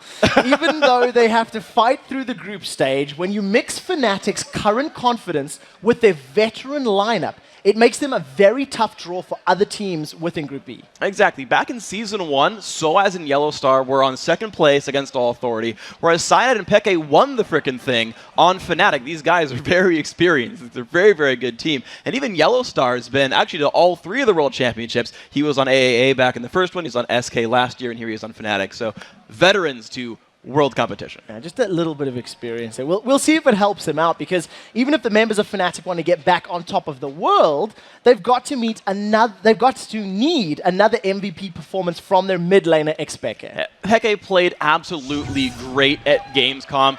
These are the top teams in Europe he's fighting against, and puts down a score like that. He won the MVP award thanks to aggressive dives, solid split pushing, deadly dueling. This is the Fnatic play style is, Peke, go win the game for us, be awesome. And he's done that so far. These are things he's got to keep doing the entire time. He's done this the entire split as well. You can see his gold per minute at 383, 312 kills throughout the season. Guy puts up numbers. That's a lot of kills, but today Xpeke will be laning against from North America's record-setting mid laner, ManCloud. Sure, so Xpeke...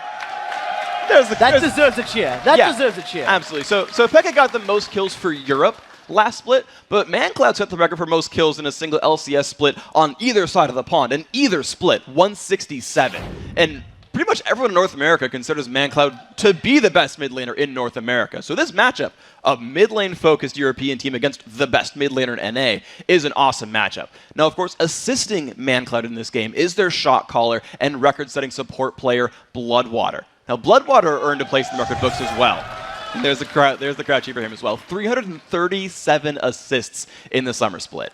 American teams kill each other a lot on the Rift. And while those record-setting performances help Vulcan finish the summer split in second place, their run to the North American title was shut down when they really stumbled in the semifinals. So they had a really rough series against TSM in the semis.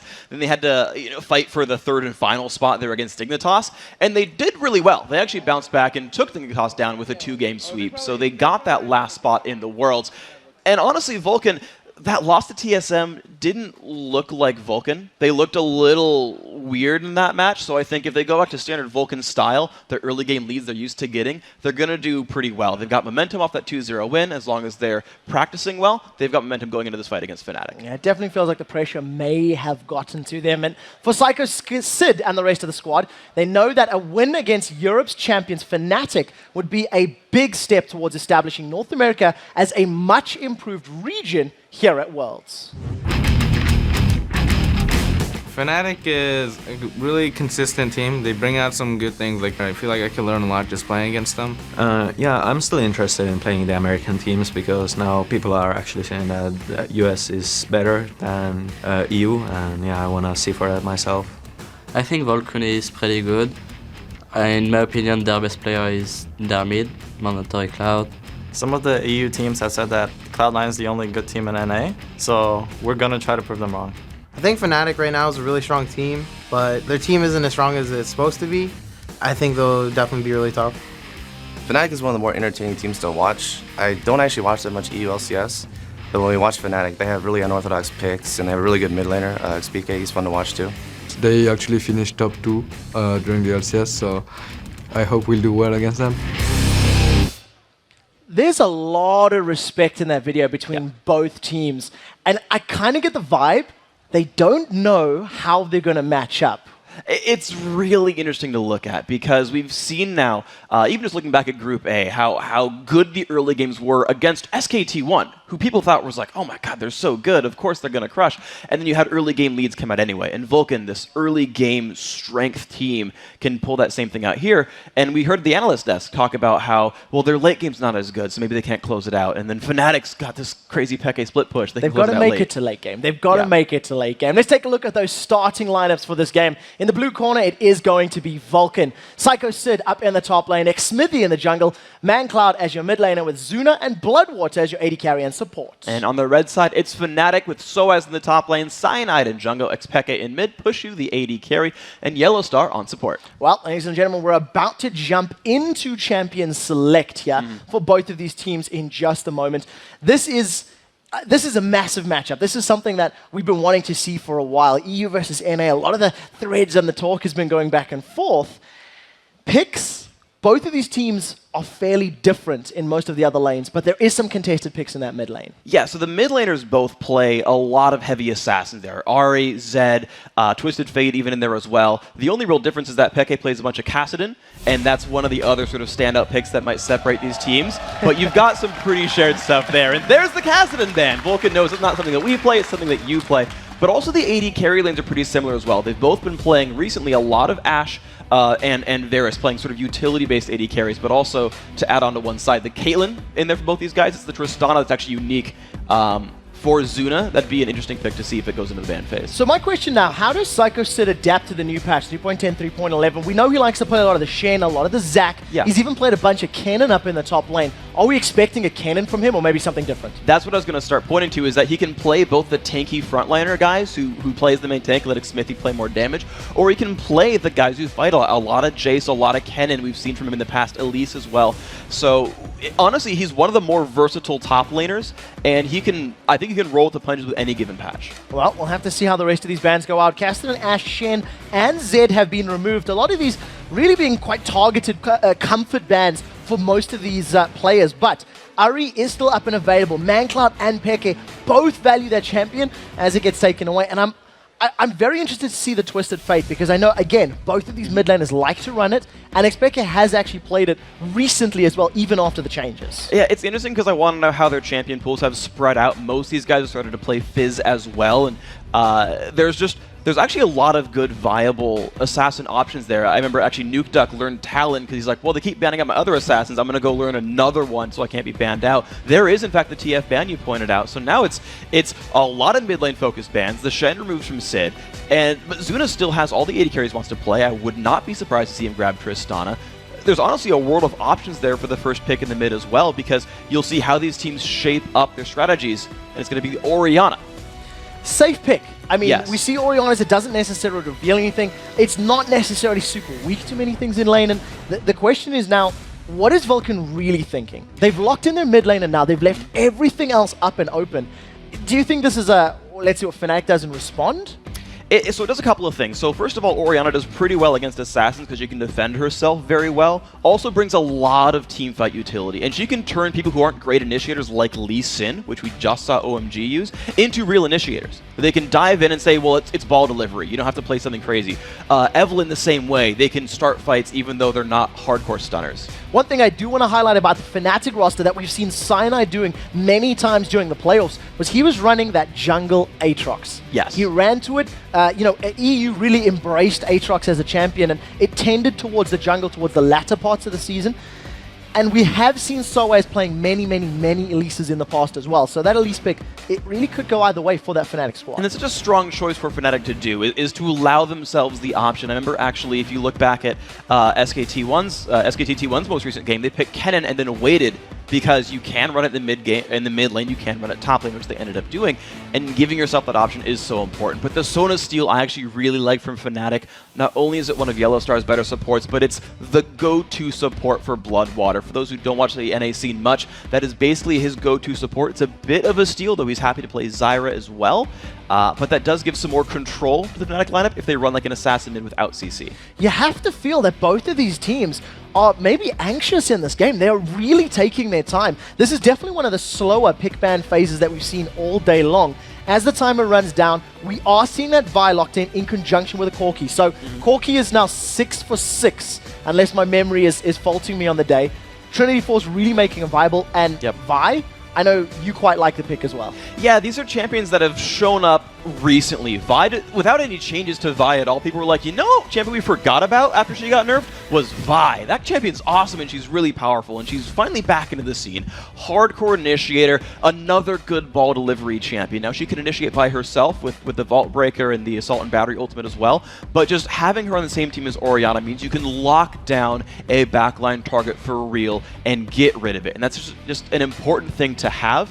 When they both hit level 6, you can dunk the mid lane right away as well and give Mancloud an advantage over Peke. Well, we'll have to see how Fnatic decide to respond.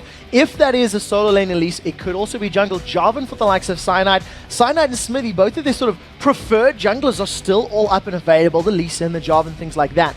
At the moment, it does look like it's going to be locking in that Lissandra. This is a champion that we haven't seen in a little while. Yeah, so it was actually temporarily banned from play for a bug that we ended up fixing and put back into Worlds, so now she's available again. But this was the sort of the final pick here for Fnatic's mid lane for Peke. It was one of the remaining routinely picked mid laners for him. So Lissandra coming in here.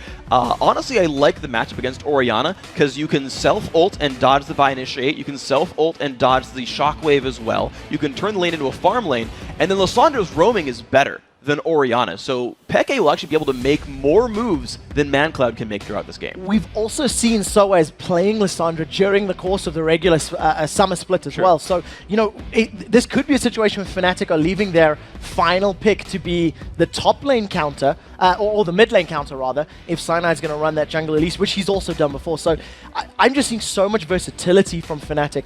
If you're a Vulcan player, is this the right choice? The Nasus and the Zyra, going to close that one out. That's going to be jungle Nasus if I'm not... No, top lane Nasus. Yeah, so I actually like the fact they went Nasus here, because what Fnatic has actually done successfully is gotten to counterpick every single one of their lanes. They pick mid lane second, they're going to pick top lane second here unless they decide that it's going to be Elise in the top lane here. And as well, the Corki showed before the Caitlyn, so every single carry matchup, Fnatic got to pick and say, here's what you're bringing, here's what we're bringing to build an advantage here. So I think Fnatic have sort of played the pick ban phase very, very well. But now by Vulcan picking up Nasus for the top lane, he's actually going to be very, very good against guys like Jackson or Aurelia, who are auto-attack based and can carry a game. And he's picked a matchup that is safe in 1v2, is safe in a 1v1, and actually has certain counter matchups without any real bad matchups for himself. So we'll have to see how well it can actually be played once the game does go. 8 seconds left on the clock. Fnatic currently sitting on that Yorick. And again, we really need the dust to settle here for Fnatic once the swaps come in to really see how these lanes are going to set up against one another, because there is so much versatility. I would expect this to be a lane Yorick. Yeah, he played that a lot throughout the European regional. There is that 5% chance it's jungle Yorick top Elise, because yes, SOS plays Elise, and yes, people like Levelin play jungle Yorick, but this is the 99% likely, or 95% if you listen to what I said 5 seconds ago, 95% likely setup right here is that top Yorick. The teleport here on SOS allows him to split push against the Nasus. But the thing I like about this Nasus pick for Vulcan is you can charge Siphoning Strike on Yorick ghouls. It's not that hard to do, and as it stacks up, you can almost one-shot them.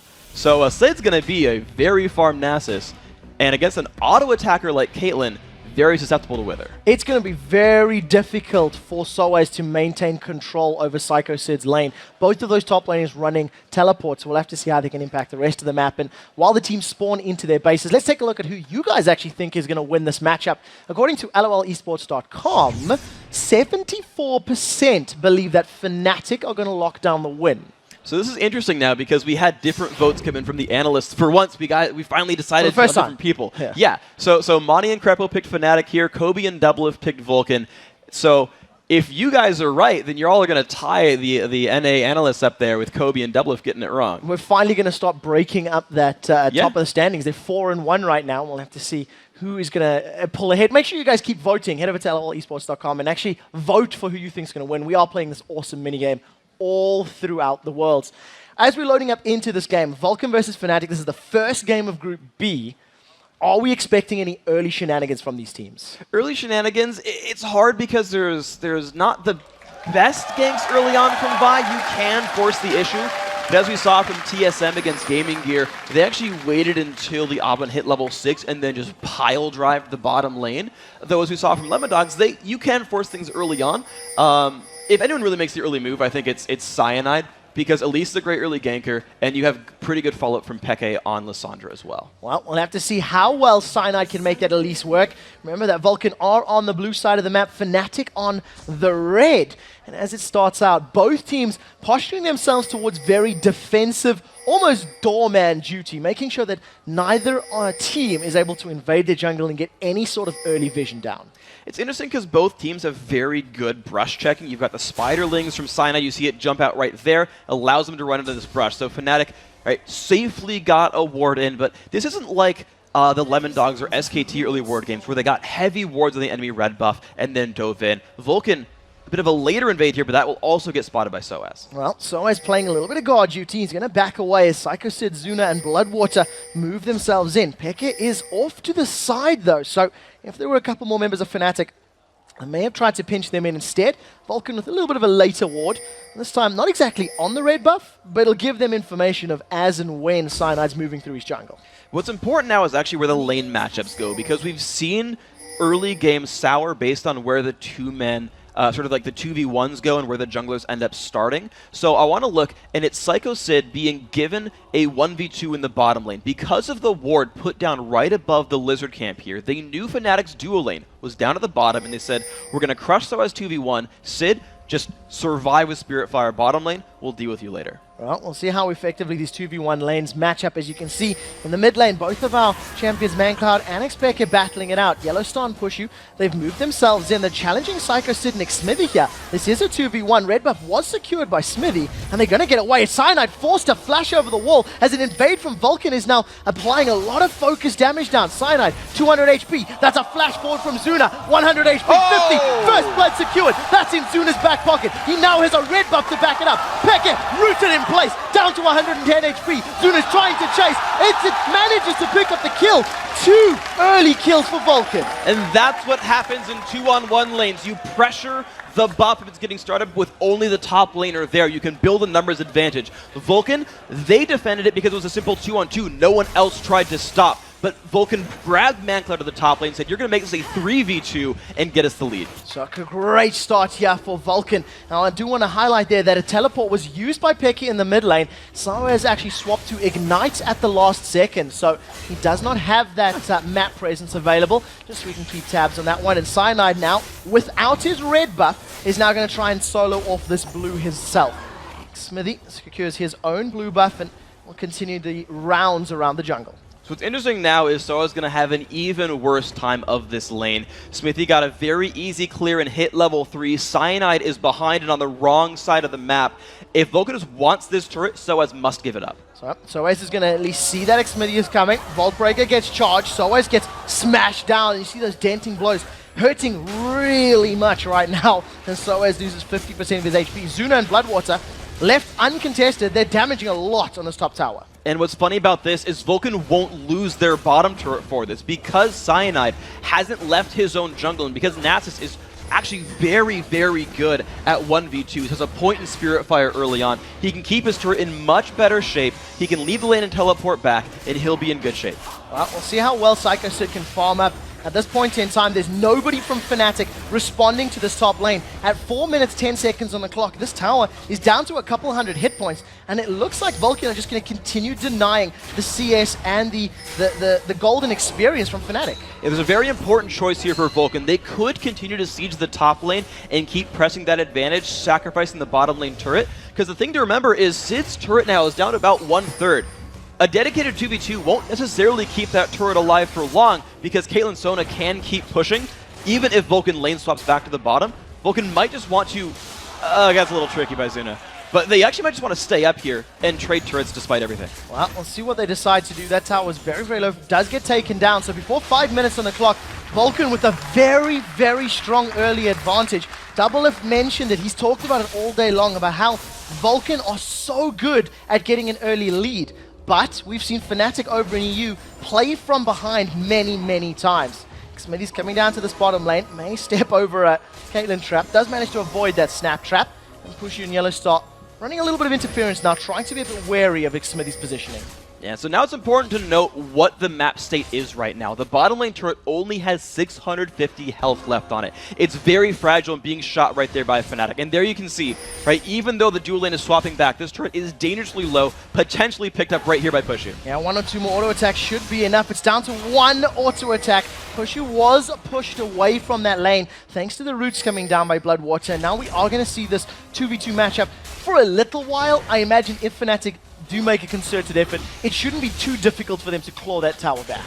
And right now, though, Vulcan has a huge item lead. They have a couple of kills and assists on the Corki. They have turret gold as well. He's recalled and bought a Phage. Caitlyn's stuck here on a Doran's Blade. She will grow a minion deficit here if she stays in this lane. Pushu will fall behind. Well, take a look at the positioning here from Smithy over on the side. He's level 4. We'll see if he's going to decide to go in.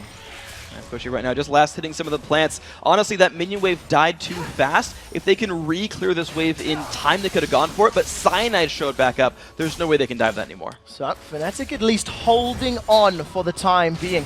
Cyanide was hanging around in that tri-bush for a couple seconds, waiting to see if anyone from Vulcan was actually going to set up any sort of dive. At this point in time, CS numbers are very close across the board. About a wave advantage for Pushu as he hasn't needed to lane swap, which is what Zuna has been forced to do in the last couple minutes. Yeah, and also, I want to kind of point out what's happening with Psycho Sid right now, because Soaz has been freezing the top lane and it's caught up. At level 4 versus about 1 minion from level 5. Sid had to go run and ward the top jungle to look out for Cyanide and Peke roams. Peke is level 6 right now with teleport and can just destroy people. But Sid right here has teleport. He can join his team for a dragon, which is what Vulcan's looking for right now. Well, we do see the dragon has been started down in the bottom half of the map. Fnatic does have a ward there, so they are aware of it. Xmithy level 5, Bloodwater level 5. They're taking this dragon down very slowly. Fnatic start to group up. We do see the repel coming down. Lands back on the ground, forced to flash away. Cyanide's in trouble. The cocoon does not connect. Here comes Peke. Frozen Tomb locks ManCloud up. He is the first victim to fall. Fnatic are on the board, but they did not get dragon.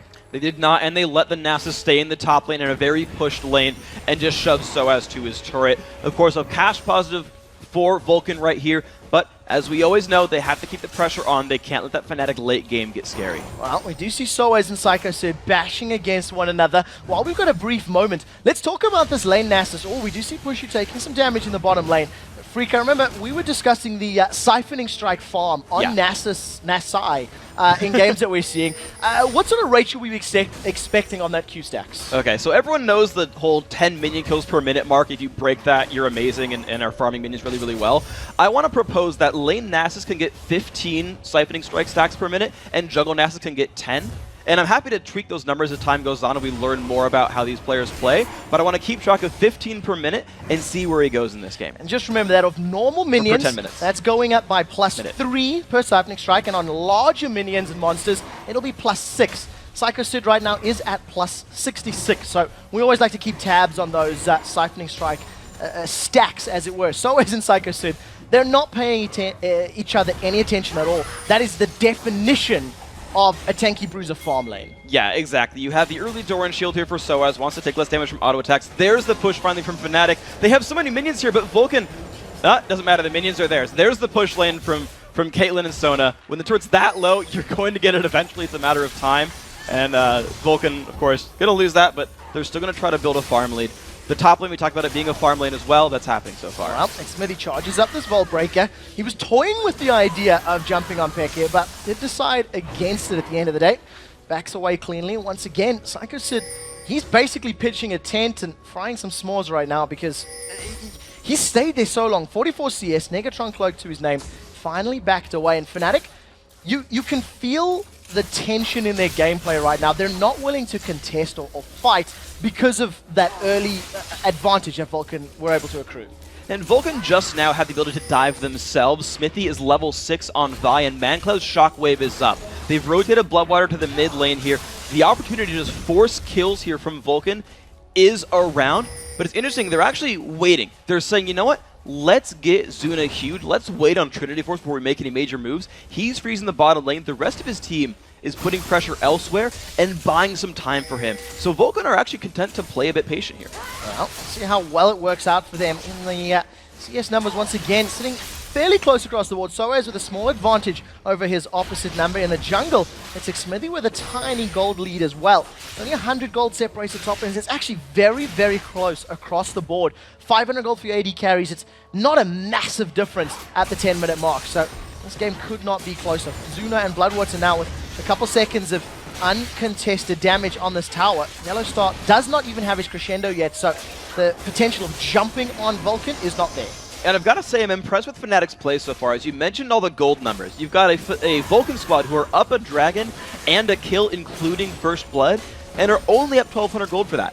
That's less gold than dragon and extra kill are worth. So Fnatic, despite a very rough 2v1 where he got zoned out, despite this Nasus free farming, Fnatic are farming lanes better than Vulcan are. So this slow-paced game where farm just keeps showing up is in Fnatic's favor.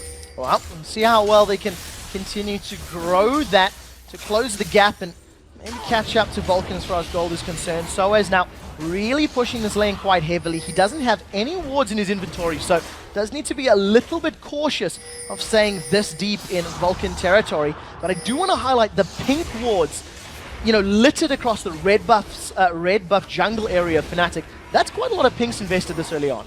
It's interesting too because that's the side of the map where where Psycho Sid is, and Sid is not exactly the best gank follow-up. He's trying to basically max Siphoning Strike. Now it does keep him protected from Cyanide and Peke, but it's not a place where you're going to be able to force kills. When you compare to what Smithy can do on the push you in Yellow Star, that's a much bigger sort of impact where you can Assault and Battery and a Grasping Roots and just kill the AD carries and get Zuna huge. Well, we'll see how Vulcan decide to play that one out. 1 minute 20 on the clock before Dragon respawns. Cyanide has been able to sneak himself into this bush, and Psycho Sid has no idea. There's no vision there. No, there's not at all. It's a very successful sneak, and I want to know if they do enough damage, because it's not like you do a ton of damage there with York, but there's the engagement on Psycho Sid. The cocoon does land. We'll see if Psycho Sid decides to throw down that ultimate. He just walks away, did burn the ghost at the last second, but saves his ultimate, as we do have a very, very brief pause as Xmithy charged up that Vault Breaker. I'm looking at Vulcan on your screen right here, going to figure out what the issue is with these guys exactly. There's actually Cyanide who called the pause, though, so it might be something actually on Fnatic's side here. But we look at this game, and I want to kind of pull back to the things we just talked about. So the mid lane matchup, I think, was so important. Mancloud versus Peke, the big playmakers.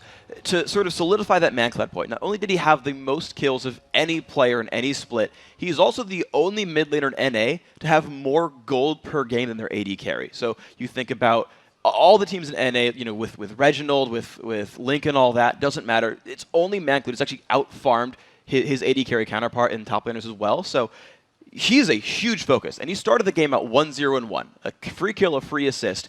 And yet, even despite that, Peke is out-farming him. Peke picked up the kill onto him in that dragon fight. And you're kind of seeing this matchup, despite an early advantage, Peke seems to be the stronger player. Well, we'll have to see how it pans out, because one of the things you can't discount about that matchup is it's Orianna versus Lissandra. Both of these champions have the ability to kill one another, but they also have the ability to save themselves from one another. Yes. It's an interesting matchup for players that we know are so diverse in their champion picks, to have these sort of arguably utility mages as their lock-ins for this game, because you know, they fill so many different roles. They really do, and it's fun to watch players like that who can play all the big assassins who roam around and pick up kills all the time, or play the initiators, or play the far back farmers like Karthus. And the depth of the champion pool is always interesting to watch and how it shapes how the teams play. So, just so you know, it is a keyboard and mouse issue with Pekka. We are busy working to resolve that one. I got a question about these top lane champions. It is going to be the Nasus taking on the Yorick. So, we know that, the later the game gets, the more impact that Siphoning Strike of Nasus will have. But it's pretty difficult to engage in a Lissandra who's going to be slowing you the whole way down, etc. So, who's going to have a bigger impact once we get to these mid to late game team fights? The Nasus or the Yorick? Well, so because Fnatic's lineup is actually very sort of persistent, right? You're not super bursty with Yorick, you're not super bursty with Lissandra. You're going to start fights, but then you have to kind of continue in battle, and you're using Caitlyn, who is going to auto-attack many times throughout the fight, and in fact, looking at Pushu's abilities, going towards Infinity Edge, so Fnatic are happy to play a late-game team fight-oriented sort of style. And when you've got a Nasus walking into a big team fight-oriented style, where you're running a Yorick whose job is to clone an AD carry, you're Nasus. You have Wither. You're going to make Caitlyn's life miserable, and you're going to turn on the ultimate, spam a bunch of siphoning strikes, and start chunking people. In an actual late-game team fight, Nasus will have more impact on the battle, and will sort of just contribute more than Yorick does. But that's just kind of how he will continue to scale. But as we've seen, Fnatic are happy to spend some time sending Cyanide up there, trying to sneak in and get rid of the Nasus, and say, we're going to keep you small. Low points of siphoning strike, low durability, and we can kill you in those battles. Well, we'll see if Fnatic can continue to control Psycho Sid. He is 20 CS down. We see in the top lane, they've decided to dive. Fury of the Sands is up. It's not going to be enough. And Cyanide and Soaz, straight out the break, they continue that dive and they secure themselves their second kill. It might just be a turret trade. The dive goes in from Vi, finds the push on the Yellow Star. That is a long-range assault and battery, slams down Yellow Star. There is enough follow-up to secure the kill, and now that's going to allow them free reign on the tower. Fnatic should be able to take the top lane tower as Vulcan secure their second of the game. Now, you don't want to play around with batteries, kids. Smithy's going to take you down when you do that. And you look at that as well, ManCloud just getting enough pressure on the mid lane. He'll take another turret down for this, so the top lane dive was great. You actually saw both junglers put pressure on opposite sides of the map and get the trades. So we do see towers being traded across the map for these teams in the space of a couple of seconds. A few thousand gold has been picked up and earned, and it just leaves us in this pretty similar predicament, 1,500 gold separating them. But what Vulcan did better is they focused their gank on the bottom lane. Dragon spawning in 3 seconds, and they've got everyone on their team on the bottom side of the map, except for a dead Nasus who can teleport to the bottom side of the map. So Dragon control was what Vulcan got at the beginning of the game. They're about ready to get it again with an AD carry pushed back to base. Peke's recharged. Okay, he recalled. He's going to be nice, but you already had Athene's finish from the Orianna for ManCloud. He's got full resources. He's ready to play that. That's going to be fine.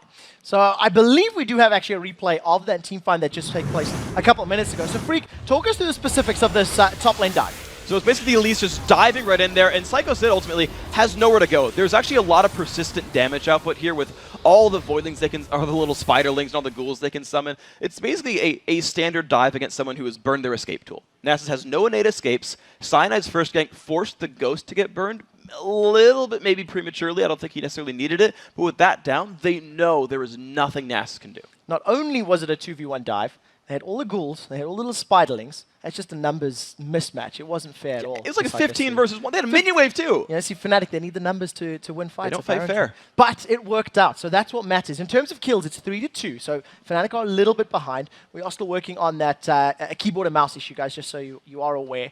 The Xmithy dive, to me, rings true or tells me quite a lot about Vulcan's playstyle in that they're not afraid to dive deep, because that was a hell of a long way to go. And it was insta-flash followed up by both Zuna and Bloodwater. Yeah, and that's what you can do with Vi. That is the Vulcan play style, I think, that Doublelift was referring to when he's like, yeah, they're a really good team. They get ahead early. They can make a lot of plays.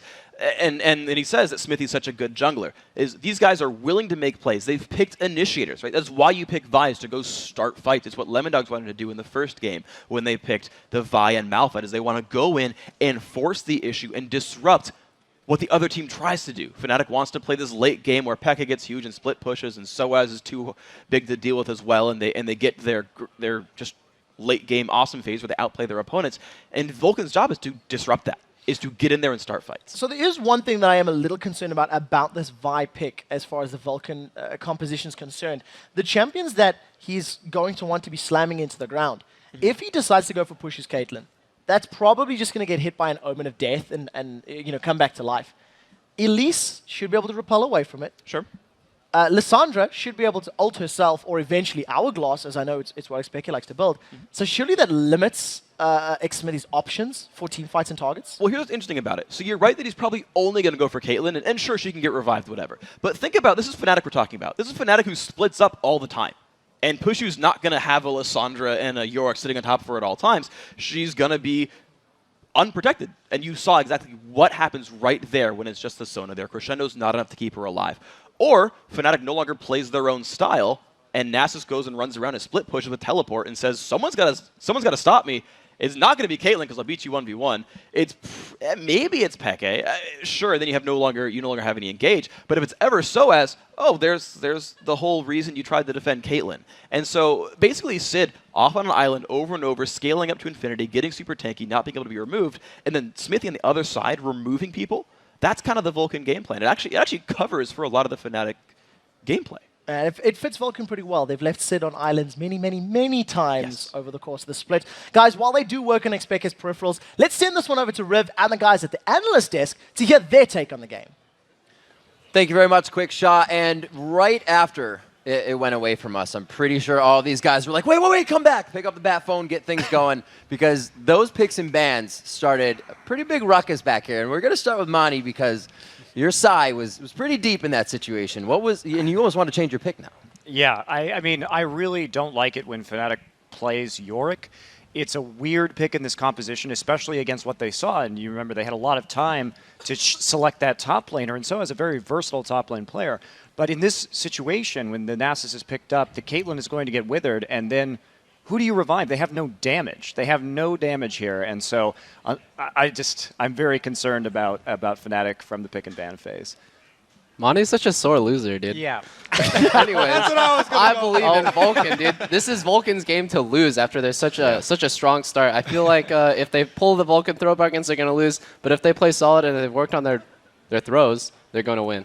All I can see is my prediction taking place. Yeah, Vulcan will get ahead, but Fnatic's going to take this one in the late game. But not really. I really don't like the Yorick pick. I don't know how it fits. I respect Fnatic as picks go, because they usually... They've caught us off guard in pick and ban phase quite a few times, really reading how many options we had. They literally one time banned out 3 of our options, took a 4th, and then just completely destroyed us in pick and ban phase. So generally they know what they're talking about. But now the Yorick, I don't see it. And it's not just the Yorick, right? Like everyone talks about Fnatic in the late game. They're really good stalling out, and they have Xpeke split pushing, and he's on Lissandra this time. He's trying to initiate for his team for team fights. He's not on like an Ahri with a teleport. He can hide though. Lissandra hiding somewhere in the brush. No, okay. If you get that coming at you full, you can't stop it. It's just gonna ice tomb you, and then you're standing there like getting frozen and killed. By what damage? What damage? I was just going to say that Fnatic's team comp sucks late game. I'm like a late game guy, dude. I love late game, and like Fnatic's late game is just non-existent. Caitlyn's gonna get withered, completely useless. Lissandra doesn't scale that well, especially against this team where she doesn't really have anyone to like instantly kill. There's such a big front line. I don't feel like, and then Yorick is not a standalone champion. I don't feel like Fnatic, their team comp is a ticking time bomb. After a certain point, they can't win. All right, so Fnatic has faith in their comp, though. As an AD carry, if there was anything to do, not playing Caitlyn as you wouldn't, but what would you do? What is, the objective there for Pushu? I would just get to 6 items as fast as possible, double style, and I would try. I think he messed up by not going cleanse. That was so huge. I was like, what? Like I was scratching my head, like, is this a mistake? Did he mess it up? Like he intentionally took barrier against Nasus. When he gets withered late game, he'll only have a potential QSS and a Mikhail's Crucible. That's not enough. I actually think you make a really solid point there on the Mikhail's. It's gonna be needed on the All-Star. He did pick Sona though, which builds really well into Mikhail's. Both Stone and Chalice could be really core items, especially with the item reworks on supports a few patches ago. It really makes probably the best build path on it.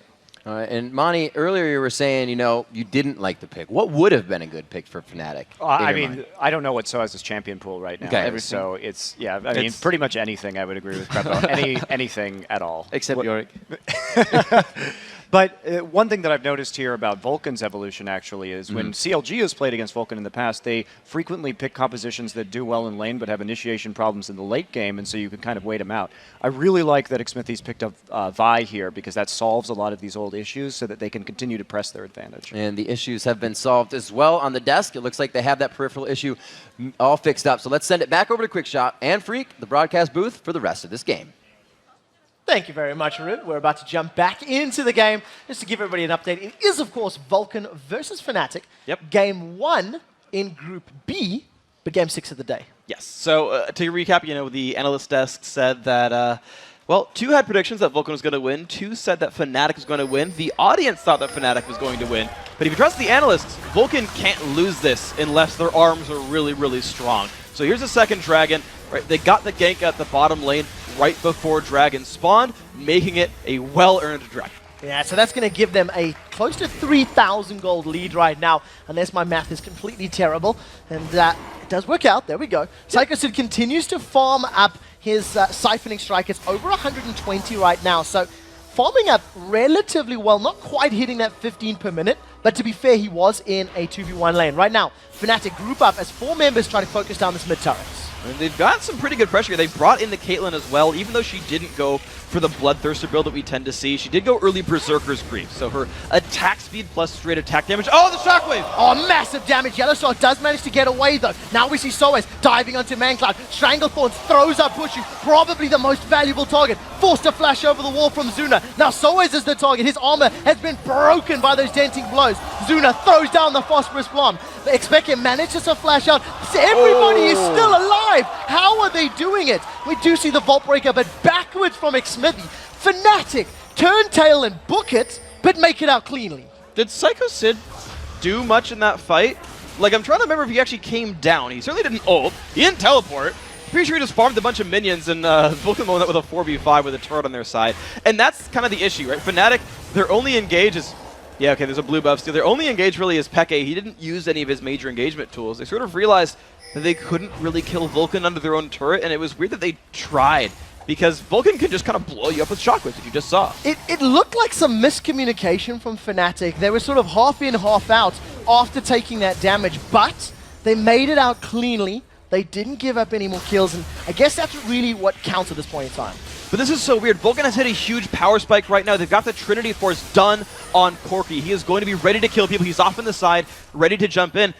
His shockwave's up in like 12 seconds. Vulcan just force a battle. Well, we'll have to see if they decide to do that. Assault and Battery is available, and Xmithy making his way towards that mid lane, but Fnatic once again are backing themselves out, getting away cleanly, deciding they not feeling brave enough to stick around in that mid lane.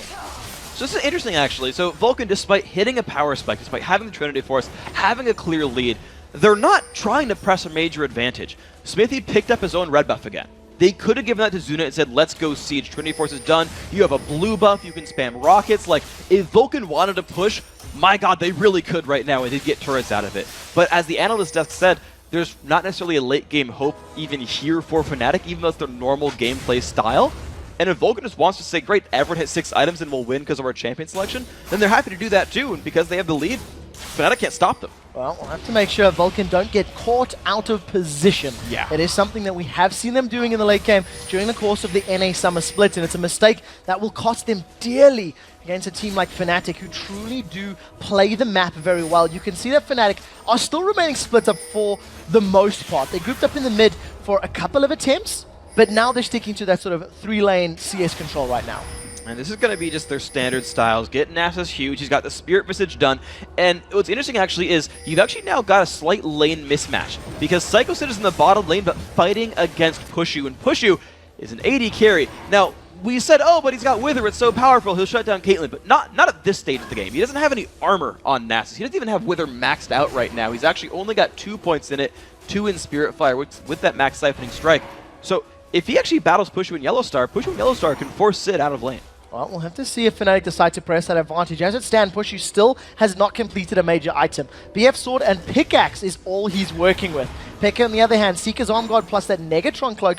Negatron Cloak was actually the first item that Peke went back to purchase. So he's also working towards his first item. And if you were Fnatic, I imagine the thinking is farm until we've completed items, then pick fights, because it doesn't really look like they've committed to any major objectives yet. Fnatic are looking for a narrow window for openings. Unfortunately, there's a gank potentially on Soaz right here. This could be rough. Soaz is in a bit of trouble, takes some damage there. Zuna carries on Assault and Barry, slams him into the ground. Omen of Death goes down as he continues to try and focus out Zuna. Will get taken out as Zuna gets away cleanly thanks to Valkyrie and ManCloud. Just 1v1 Cyanide, a full burst combo takes him down. But Smithy's going down right above Baron. And it's Zuna saves Smithy! What a flash! Ace in the hole, not gonna do it. I can't believe Smithy didn't die right there. He got caught out by Peke and Pushu up in that top jungle as he tried to run away.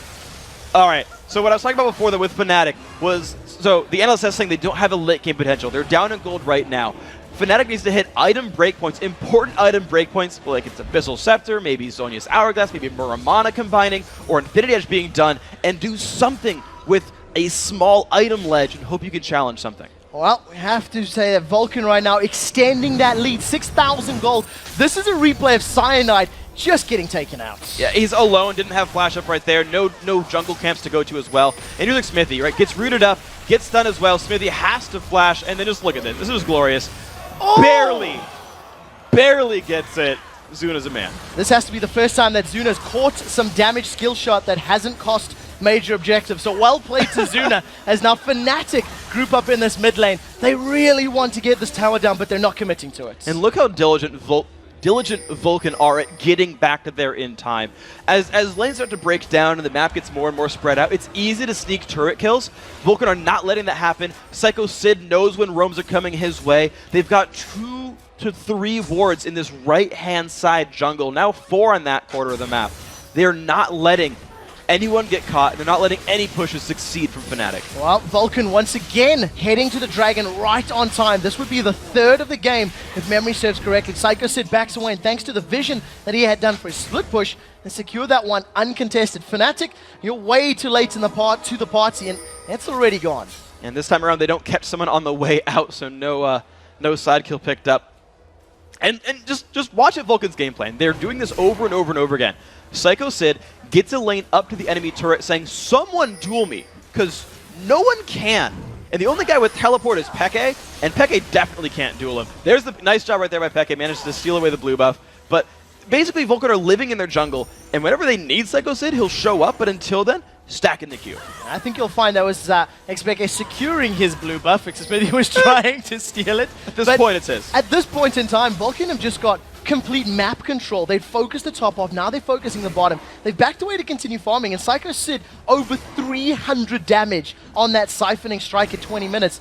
I think he's actually ahead of the curve right now in the numbers that we were talking about. Yeah, Sid has been basically donated a free lane by his team the entire time. Oh, there's a big wave bottom lane. We're not pulling a CLG and giving it to the AD carry. We're not pulling a Fnatic and giving it to Peke, always Peke. It's Vulcan realizing who's important, but Bloodwater gets caught. Yeah, he's dead. There was way too much damage from Fnatic. Yeah, okay, so down goes that, and this is actually finally an opening for Fnatic. As they got a pick, Infinity Edge is done, they can go for a turret. Well, they're going to be able to focus this one down. 3 members of Fnatic facing off against the single defending member of Zuna. Look at the sides though, Xmithy as well as ManCloud may be coming in. Charging up the Vault Breaker as Xmithy throws himself down, catches Pushu, the Shockwave throws 3 of them backwards. Xmithy chunked down low as Fnatic back away. They do have one down as Psycho Sid throws the Wither onto Peke. Zuna, Valkyrie's forward, closes out another kill for ManCloud. That's a triple for ManCloud. The highest kills in NA, and now the highest kills in this game at 5-1-2.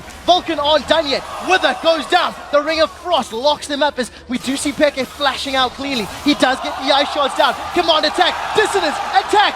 ManCloud with the 6th kill of the game. Absolutely massive play. Mandatory Cloud, Athenians, and a Death Cap. When a Death Cap gets down on Orianna, she deals some real scary damage. And Psycho Sid decided it was time to leave the lane and fight some people. And that's what happened with Vulcan. These guys are huge. They can set up for Baron if they want to. They can honestly probably just keep going for turrets if they did. Well, talk me through the replay of this mid lane fight, Freak. So there's the engage, and there's the Shockwave right after. That was a beautiful flash by Pushu, but it doesn't matter. Sid shows up, and that's basically all she wrote. Zuna is massive. Pushu's had to run away the entire fight. You'll notice he had an Infinity Edge and basically never got to attack. And it's Vulcan running a train on people because they have the ability to chase things down with Wither. with command dissonance, and just with basically sheer force of will. Fnatic weren't allowed to fight the entire time. Vulcan's just looking so incredibly strong here now. An 8,000 gold lead. They are 9 kills to 4, and Fnatic, it's getting to that point where there's not going to be a lot that Fnatic can do. Even after finally getting their tower down, Vulcan just pinched them in and shut them out. And if Vulcan decide to go for any of these other, inner turrets, there's only one left standing. There's not much left for Fnatic to fall back to. No, there's really not much opening. They don't even have the super crazy late game potential, aside from as what Doublelift said with kind of a shrug. It's like, well, I'd go for 6-7 as fast as I could, like I do, but there's Wither. He doesn't have cleanse, and there's not enough ways to remove that debuff. So this is really Vulcan's game to control. And what I actually want to look at actually is start paying attention to what Vulcan does, because they've always been sort of, I mean, they've had a lead this big against Cloud9 and didn't manage to win the game. I want to see what they actually do to try to close a game out. Zuna pushing the top lane, Nasus, Psycho Sid in the bottom lane pushing still with teleport up. I want to see if Vulcan has learned anything since the end of the split. Well, as it stands, they have fantastic vision control across Fnatic's jungle, and they have had fantastic vision throughout this game. It's definitely going to help them pay dividends once this Nasus split pusher just sticks in lane. Almost 400 bonus damage on that siphoning strike. And, we talked about how Pekka can't contain him, and we see it happening right there as the rest of Vulcan focus on top. Yeah, Nasa's too big to be dealt with right here. He'll keep sustaining through, especially with the Spirit Visage. It does multiply the lifesteal from Nasus's passive. It's part of the reason that item is so good on him, in addition to the cooldown reduction, letting him spam that Q more. So Sid will keep pulling attention. Now, Peke does have wave clear. Sid actually won't threaten the turret, but they're both going to last hit everything, but Sid gets Q stacks as well. So this is still a better proposition for Fnatic. Or sorry, for Vulcan. For Vulcan. They gain dividends at the end of it, I guess is the best way to think of it. And 257 CS on ManCloud after falling behind Pekka in the early game. He's now 40 ahead. Vulcan with an audacious start. They are on Baron. And look at the ward control they have. There's so much vision in this red side jungle of Fnatics. They'll see him coming a mile away. ManCloud is actually running interference, but he's safe because he knows where the rest of Fnatic are. This is just almost uncontestable Baron. Well, we do see the 3 members of Vulcan going very, very low. Baron is safely secured. Now Psycho Sid has been collapsed on. Soaz and Peke doing the best they can to shut him down. The Frozen Tomb is available, but Peke decides not to use it. They have saved it. The slow lands on the backside of Psycho Sid, and with one more Wither, Sid even gets away. Yep. They've secured Baron, and all it cost him was a Ghost. Yeah, Wither and Ghost prevents anyone from being able to run past you. Peke had already used his Ice Path basically to get into range in the first place, and had no more chasing tools afterwards. It's just simply Sid has been able to free farm this whole lane. He's now going Iceborne Gauntlet just to chase people even harder, just to make sure no one can screw with him. There's honestly... this is going to be a very difficult game for Fnatic to win. Yeah, in the background there, Ace in the Hole was channeled by Pushu onto ManCloud, and the Command Protect, it did almost nothing. ManCloud's just got so much ability pound damage, 437 AP on that Orianna right now, 6-1-2.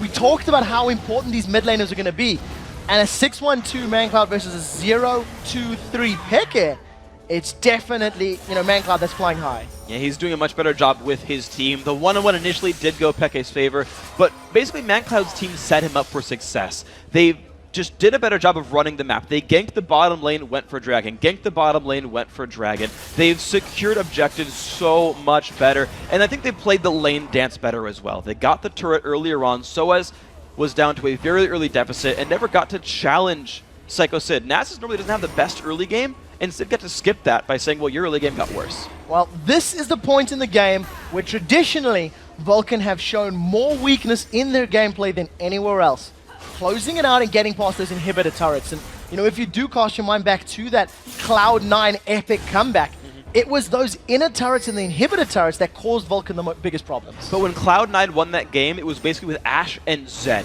They had hard initiate and really good follow-up damage. Fnatic has good initiate. They've got Peke in there to basically be one of the other Freljord tribe leaders and lock someone up down with ice, and that's wonderful. But Pushu's Caitlyn is nowhere as scary as High Zed in that game. Fnatic love the Death Bush. This is something they have done many times in the summer splits, and I distinctly recall Cyanide and Peke hunting down individual members. The question is, do they wait for Sid?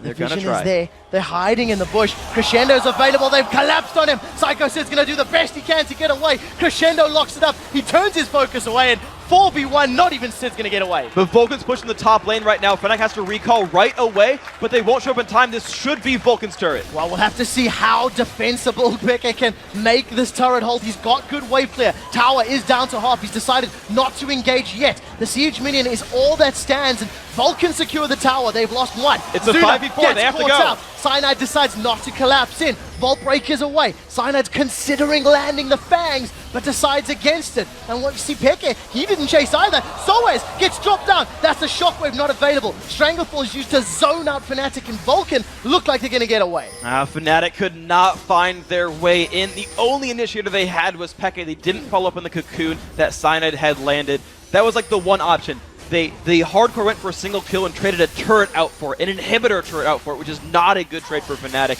The only thing you get from that is a temporary 5v4 on the map. They did not capitalize on the 5v4. Fnatic had one small opening, couldn't get it. And Zuna does manage to make away. They've caught out Mancloud. Glacial Tomb goes down. They continue to focus him. Cyanide is going to fall. That was a 3v1. That Mancloud has survived. Xsmithy throws down Pushu in the background. Peke still chasing. Mancloud gets out cleanly. Zuna still alive in the background as the Omen of Death is going to get popped. Now Xsmithy turns his focus over to Yellowstar. You can see Soez doing the best he can to get away, and Mancloud survived being jumped on by all of Fnatic. He's just so massive, so much ability power on that Orianna.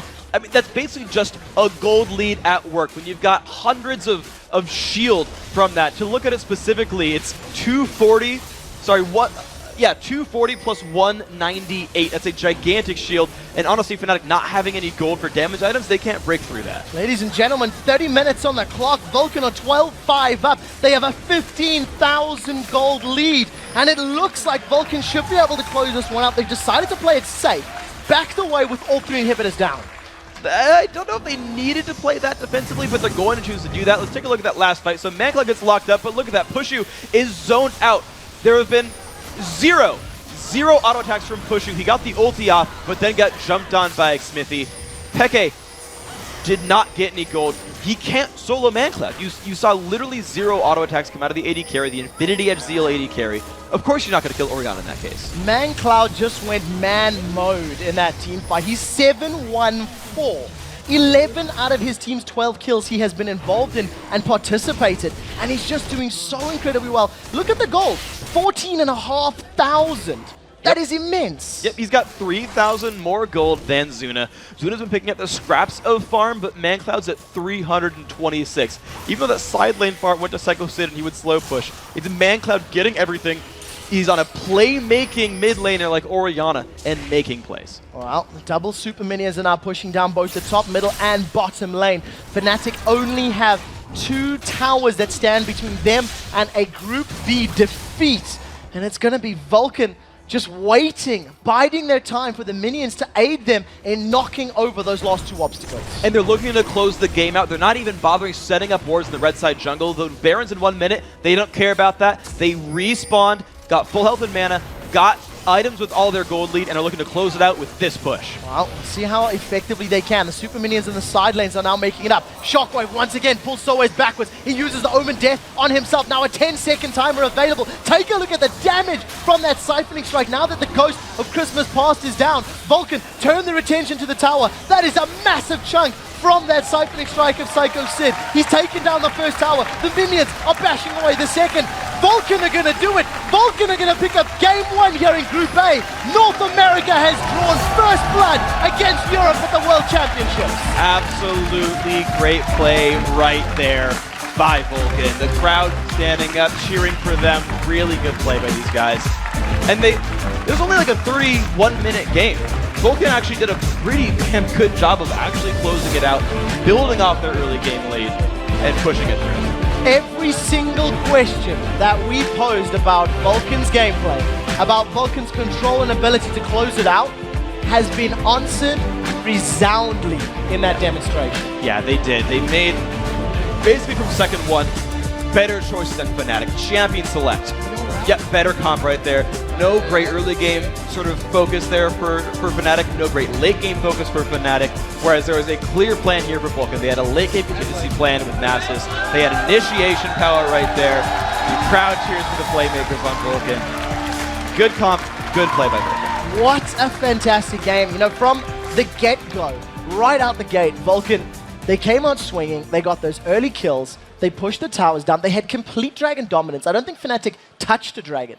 Not even touched it. You might have seen one? Yeah, they seen one briefly and heard myths of it being alive, but it was just complete control and basically domination from Vulcan. It was, and that's really the way to describe it. It was a controlled game. It wasn't like dive after dive after dive after dive right away. It wasn't a crazy high kill game, but there weren't many openings given to Fnatic. There was a couple of picks on the sides there.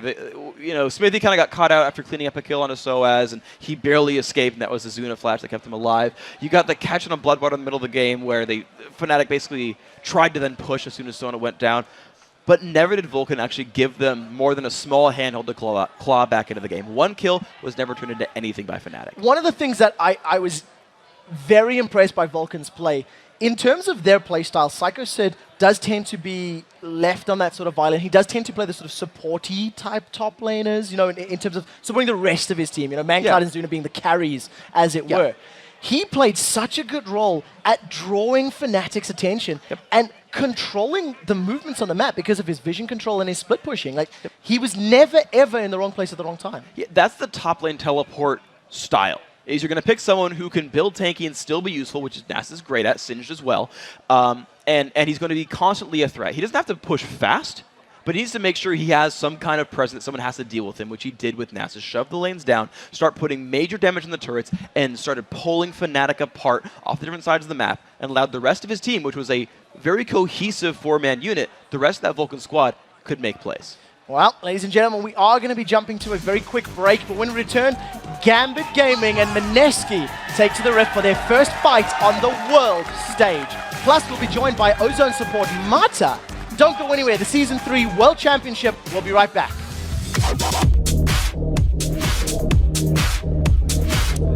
Welcome back to the group stage of Season 3 World Championships. Up next, it's going to be Gambit. They're going to be taking on Mineski in their first match here at the Worlds. But right now, I'm happy to be joined by Ozone support player, Mata.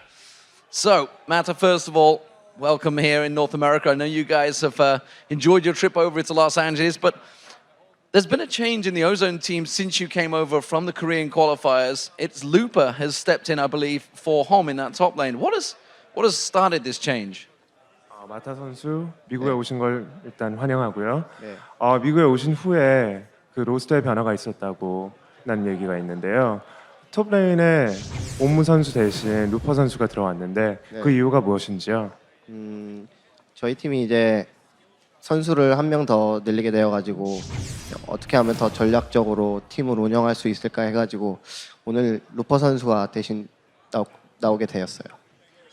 So we ended up adding another player, Looper, to our team, and we believed utilizing Looper would add another strategic layer to our team. Do you feel he's going to be able to be fine under the pressure because he's never played at OGN Champions? Could you repeat that? Looper's never played in the OGN Champions League. It's a little bit surprising that coming to Worlds, he's suddenly versus South Exile couldn't make there, so Mineski took their place in the tournament. And at the SA Regionals, they got sent to the loser bracket by Singapore Sentinels, who were the favorites to win that whole tournament. But Mineski bounced back, clawed through the lower bracket, and then won 2 games straight against SGS and won the champions. So Mineski basically coming out of nowhere, 2-0 at the very end. Suddenly they're here at Worlds, and they've just got to rally that momentum and surprise everybody. Yeah, and it's something that the Singapore Sentinels did last year as well, if you recall correctly, falling in the final. And while most people are a little bit unfamiliar with the members of Mineski coming into this tournament, one player that really stood out during the qualifiers that we were talking about through their entire run was their AD carry EXO. Yeah, EXO's done very, very well. He out-dueled the Southeast Asian all-star Chawi in that grand final matchup, and he went 28 and 28 in those 2 games. So he's put up some very good performances. performances. And, you know, he plays auto-attack-based carries. He plays guys like Tristana and Ezreal who actually put out good damage throughout a fight, and that's actually really important as a carry role. So if he can keep putting all-star performances out for his team, then Mineski stands a good shot in this match. Well, and while EXO and Mineski are making their first appearance at a World Championship, their opponents today are seasoned world international competitors. Oh yeah, Gambit's been around for a while, and last year 4 of the 5 of them tied for 3rd at the Season 2 World Championships. These guys have never placed below 4th at a major international lane. These guys do not underperform. And so this, I'm going to say, gives them a bit of an edge coming into this tournament. Yeah, to say the least. To say the least. Yeah. Because, you know, after their 3rd place finish last year at Worlds, there was a lot of expectations for Alexish and his entire team coming into Season 3 of the European LCS. But you have to be very honest, because unfortunately for Gambit and for all of Gambit's fans, they didn't actually live up to the hype that was placed on them. You're right, they had kind of a rough time. So they had a pretty good spring split. They finished 2nd there, but then they kind of slipped up a lot in the summer split. They never held the 1st place spot. They had a very narrow run in the playoffs. They had to take the 3rd and final spot there. And a lot of this was because they lost their support player, Edward. He went over to Curse in North America, and they've made multiple roster changes since then. Right? They had Darker in there for support, swapped him out for Voidal now, and they're just now starting to gel together again. And the postseason started to finally look a little bit better, but they've got to keep that going up. They've got to have a better team coming into Worlds. Now, they boot camped in Kiev.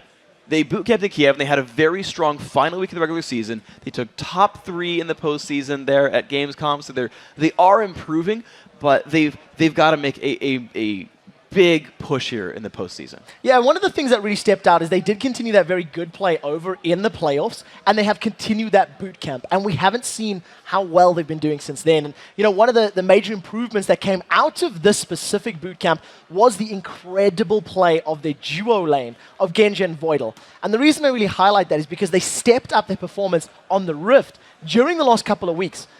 The early stages of the summer split, Genji plus Darker, Genji plus Voidal, was not quite as scary as it was during the playoffs. Yeah, so like we touched on before, coming into the summer split, Gambit had to replace Edward. Right, Darker Field, they put in Voidal, and communication issues were really the big struggle. We talked to a lot of the people about duo lanes, and they say it's about synergy, it's about being on the same page, and adding a new player can be rough. So yeah, it took them some time to get up to speed. That boot camp seemed to have gelled that synergy there. The duo lane and the bottom lane is getting a lot better. There is a quote I want to reference from an interview that they did with Genji where he said, a duo lane has to be more than a duo lane. We have to be, and he pauses, and he goes, friends? And he almost sounded confused at that, and I wonder if him and Voidal have made friends. Guys, we've talked about the bootcamp and the new support, but if we're talking about the key to Gambit's success, we do have to look at the all-star jungler, Diamond Prox. Yeah, Diamond is recognized as one of the best and the most innovative junglers in the world. He's always been known for his Lee Sin, but he really had some, I would say, enlightened games with Jungle Karma, and that actually took Europe by storm a little bit. And in the regionals, it was his Evelynn and Aatrox that helped get Gambit to Worlds. Yeah, while Diamond and crew are used to playing in front of thousands of fans, today they'll actually be playing against some of their fans when they step onto the Rift to battle Mineski. I'm very excited. I never thought that I'll reach this point. I'm one of their biggest fans. I actually wanted them to win Season 2. It's really awesome when you are playing against your fans. It's gonna be a pretty hard match for us. Every team here is the best teams in the world. I consider Alex as a very good mid laner. For now, it's half exciting and half nervous for the upcoming matches. I think it's cool. A lot of SCA teams and other teams that are coming here were our fans, like last year. I think a lot of teams are looking up to Faker, and he's 17, so it doesn't matter. I don't think that we are that old. Honestly, I think they're gonna win it all. We have a little chance, but we will do our best to get that cup. They're still good. They are still like one of the best teams in the world because they're here. So we need to play our best and just win them. It's a little disheartening to be like, all right, we think they're going to win the tournament, but we'll do our best. Yeah. Guys, let's take a look at those starting lineups. In the blue corner, of course, it is Gambit Gaming. Up in the top lane, it will be Darian. In the jungle, it's Diamond Prox. In the mid lane, Alexish with Genja and Voidal as your AD carry and support. And on the red side, it is the underdogs of Mineski. Snoy in the top lane, Kaigu in jungle, Yume in mid, EXO is the AD carry, and TG on support. Well, I'm definitely looking forward to seeing how this picks and bans phase goes forward, because there's things that we've theorized backstage that Mineski may decide to pull out some unorthodox things during the picks and bans, just because they do play another region. And as an underdog, if you pull up those surprise picks, the surprise champions, it can catch your opponents off guard and help you pick up victories. And we've seen this happen. Early game plays, early game gambits really can set you apart. Lemon Dogs got an early game lead against SKT1. Unfortunately, they didn't have the mid game to follow. But OMG got a really good early game lead as underdogs in that matchup. As right, like basically, literally everyone, not literally, but like basically everyone thought SKT1 was going to win that matchup. But if you get an early lead and hold it, that's actually super, super massive for your team, and it lets you push forward, and it lets you get that victory. It lets you snowball the item lead and just crush. So you've got to start out strong. The thing for Mineski is to make that a substantial lead. Yes. Because Gambit is a team that is incredibly well-traveled. They have played from behind many, many times. One of my favorite victories that they've been able to pull out was at Intel Extreme Masters Kiev, where they lost to, I think it was the CJ Entersis, if I recall correctly, and got dropped to the lower bracket, came from the lower bracket up to win 2 series and actually win the entire tournament after getting knocked down. And there's a famous sort of way that Gambit plays in many of these tournaments. They lose early in the group stages, and then ramp up and peak at the right time. So we'll have to see if that trend continues here. All right, well, coming in when these guys are cold is going to be the best chance then for Mineski here. Picks and bans coming through. Jarvan and Shen, I mean, these are the standard things. And what I actually want to look at is what happens with the AD carry picks and bans, because they're vastly different players. Genja's full utility, Ashe, Varus, Misfortune, champions who can press R and contribute to a team fight. Whereas it's like the Ezreal, the Tristana, the auto attackers here for EXO, and those bans will only be one-sided. I'm really happy you do highlight that, because Genja as an AD carry does tend to rely more so on his abilities than most of the AD carries at the top of the scene. However, during the playoffs, he really stepped his game up and he became a threat to be reckoned with. The bans are all in. Lee Sin and Thresh taken away there from Mineski. They have targeted 2 of them at Alex, the Zed, and the Orianna, but it does leave Ari up and available. Yeah, so there's Sona, and with Thresh being banned away as well, this actually limits a lot of the support options left for Mineski, actually. Those are 2 of their most popular champions that they ran throughout their qualifier run. So suddenly, some of their options are going to be dropped away.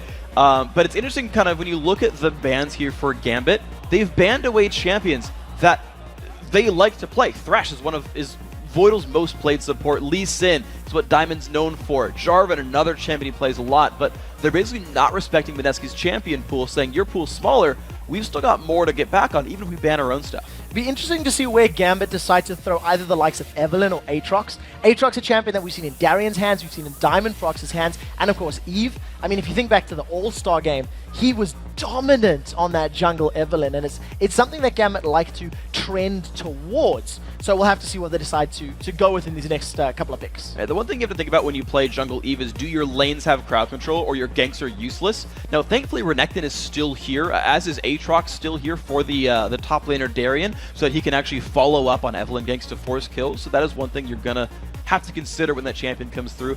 But on the other side for Mineski, the Fiddlesticks coming through, we've got to assume as a support, the jungle Nocturne as well. And the thing is, they're basically looking for more engage off of this. The Diana comes through, the Nocturne follows up, the Fiddlesticks follows up. They're all going to want to try to go in there, wombo, and force a lot of aggression on the Gambit team. That's how they're going to look for their win. 7 for 7 on Corki right now. We talked about how Genja likes to rely on his abilities. He likes to cast spells while dealing damage. There is no better AD carry that fulfills that sort of role than a Corki. Exactly. So he will be more of a... It's more like towards the Misfortune side than the Ashe Varus side, where his goal is to deal damage in the team fights, but this still does fit his playstyle. Diamond is a player who basically never buys attack speed. He'll go Merc Treads more than he'll go Zerkagrees, basically. He'll stack Bloodthirsters just to get more bullet time damage output, and this fits his style very, very well. We've talked to Doublelift a lot, actually, even off the cameras. He says, yeah, you want to just keep adding damage items. I would stop at Zeal and get a Last Whisper on even someone like Caitlyn, just to make sure that I have actual attack damage to be useful. Well, we'll see how Genja decides to itemize in this particular matchup.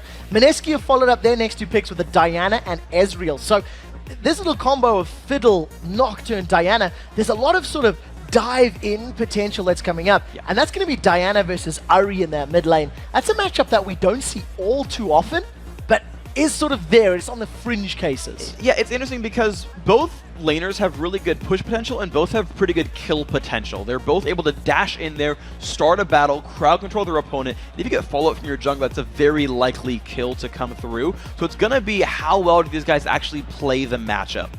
It's going to be more of a skill matchup, and with Alex Ich being a world-renowned mid laner, and again, Meneski saying, oh, we're fans of you, you've got to assume the skill lead probably goes to Alex's side, but you never know. Up in this stage, people go superhuman sometimes.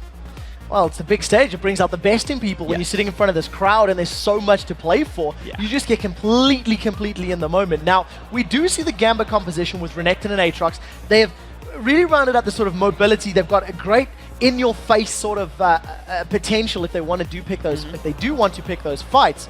But on the same token, there's a fair amount of survivability there. Renekton's ultimate, Aatrox's passive will bring them back to life, you know, in worst case scenarios. Gambit have built themselves a brawling competition. Their hard engage is kind of mid-range. Renekton can get in, Ahri can get in, Aatrox can get in, but it's all kind of shorter range. It's not Malphite Orianna. It's not Ashe Arrow. So they're looking to fight more in the jungle and just brawl because they're really good at fighting those mid-range fights. On Meneski's side, they actually have dive potential. The types of fights Meneski wants are different. Even though both these teams like to 5-on-5 with their general compositions, the types of fights they can pick are very different. Meneski with the top lane Zac in there will dive hard, and they will just look for openings and try to capitalize. For the most part, both of these teams have actually got comfort picks here. Yeah. I mean, you know, seeing TG on that Fiddlesticks is a slight change. His most played champions were Sona and Thresh coming into this. Thresh was banned, Sona was taken away. Exactly. So, you know, he had to switch over. Genja, not necessarily renowned for his Corki of late, but we know he played it in Season 2 and he played it phenomenally well. So everybody's playing what they're comfortable with, what they know very well. And it's going to come down to whoever can make better use of their champions correctly. Yes. It is a clash of different styles, and whenever that happens, just as we've seen throughout the game so far today, when you have different styles going at each other, you've got to basically exert your style better and say, we're going to fight on our terms and keep doing that. And that's how you get yourself ahead. Well, while the players are loading up into the Rift, let's take a look at who you guys think is going to win this matchup. According to LOLesports.com, 79% of you think that Gambit will be victorious. Every single one of our analysts have picked Gambit. But traditionally, Gambit start the group stages of almost every tournament poorly. So we'll see if history or an analyst's predictions is the correct one to go for here. Remember that they're actually no. This group are not yet like educated predictions. You guys all get to cheat throughout Group A by voting in Research. if you see teams play. Research predictions. Weren't you listening, freak? To you, no. So, ladies and gentlemen, we are live for Game 2 here in Group B. Gambit on the blue side, Meneski on the red side. The compositions right now definitely lean towards tons of action, and we'll have to see who's able to manage to pick up a win in this early stage. Right now, both teams starting themselves out defensively, and Kage, he's hanging himself down in this bottom lane with EXO and Yume. So Gambit already doing something a little bit different that we don't see very often. This is a research choice here. They've awarded their own Tri-Brush, expecting this invade from Meneski. This is an uncommon ward. If someone uses their body to watch this, you typically see them leave when you get into that brush. You'll actually see them as they run away. So this is actually Meneski not knowing they're spotted on this invade.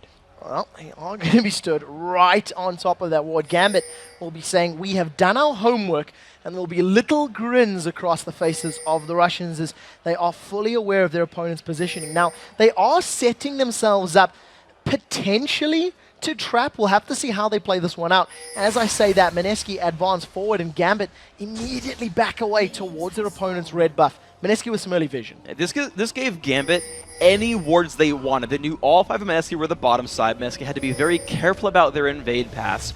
But at the end of the day, the Philippines team, they got actually really good wards down. They got one over by the Wraith Brush left-hand side. They're camping to steal away red. And Gambit, now they have a pretty good idea of where they need to go, but they're still getting spotted while basically stealing back their own red. All right, Diamond Prox and Darien are going to get spotted up by that ward, so Meneski are going to be aware of the steal. Gambit are going to be fully aware that their red buff has been taken away, and as it stands right now, Genja tries to steal with a Phosphorus Bomb. That's quite a bit of damage early on. But we do know he can't chase as he put that point into the Q, not the W, and at the end of the day, Kage gets away, just losing a little bit of HP. Genja was one auto attack away from stealing that was Phosphorus Bomb. I want to point out how close that was. One auto attack slower, one less auto attack from Exo, and that would have been a stolen red buff there by Genja. So despite everything, it's still a pretty smart read, but these junglers will be trading buffs equally. They both got a steal on red, they're both grabbing their own team's blue.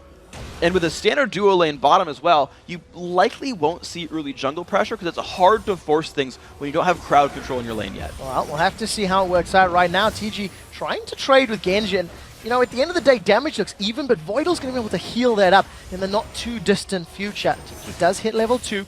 We know he's got Dark Wind leveled already. But Mineski are the team that's pushing, so they're actually going to hold on to a level lead for a little while here. And with that pink ward down in the brush, Voidal can no longer ward down there. Now, it's hard to force a gank with a low-level Nocturne, but as far as jungle control and brush control goes and free harass, Mineski has it here. Yeah, TG just playing to be a real nuisance right now. Basically, every time a cooldown's available, he's throwing that onto Genja, just poking him and forcing him backwards, making him miss some CS. Diamond Prox has snuck himself up to the top tri-bush and wants Snoring. And there's no wards there. He looked at the starting build from Snoring and said there's no wards, I can sneak in and go for a gank, but Nocturne's nearby for the counter gank. So we'll have to see how this pans out. Kage is about to bump heads with Diamond Prox. They see each other. Level 3 versus level 4. Shroud of Darkness goes up. Kaigu gets thrown into the air, but the fear throws Diamond backwards. He flashes forward. Remember, Bloodwell is available, but junglers without flash. Well, that was an incredibly close trade right there. Diamond is saying, I'm going to go for the fight. And because Darien was the one pushing, he got to that fight first. It was his team that was winning the battle. But Genja's so incredibly low. He's been exhausted. The Dark Wind bounces. First blood secured by TG. Now Ignite is ticking.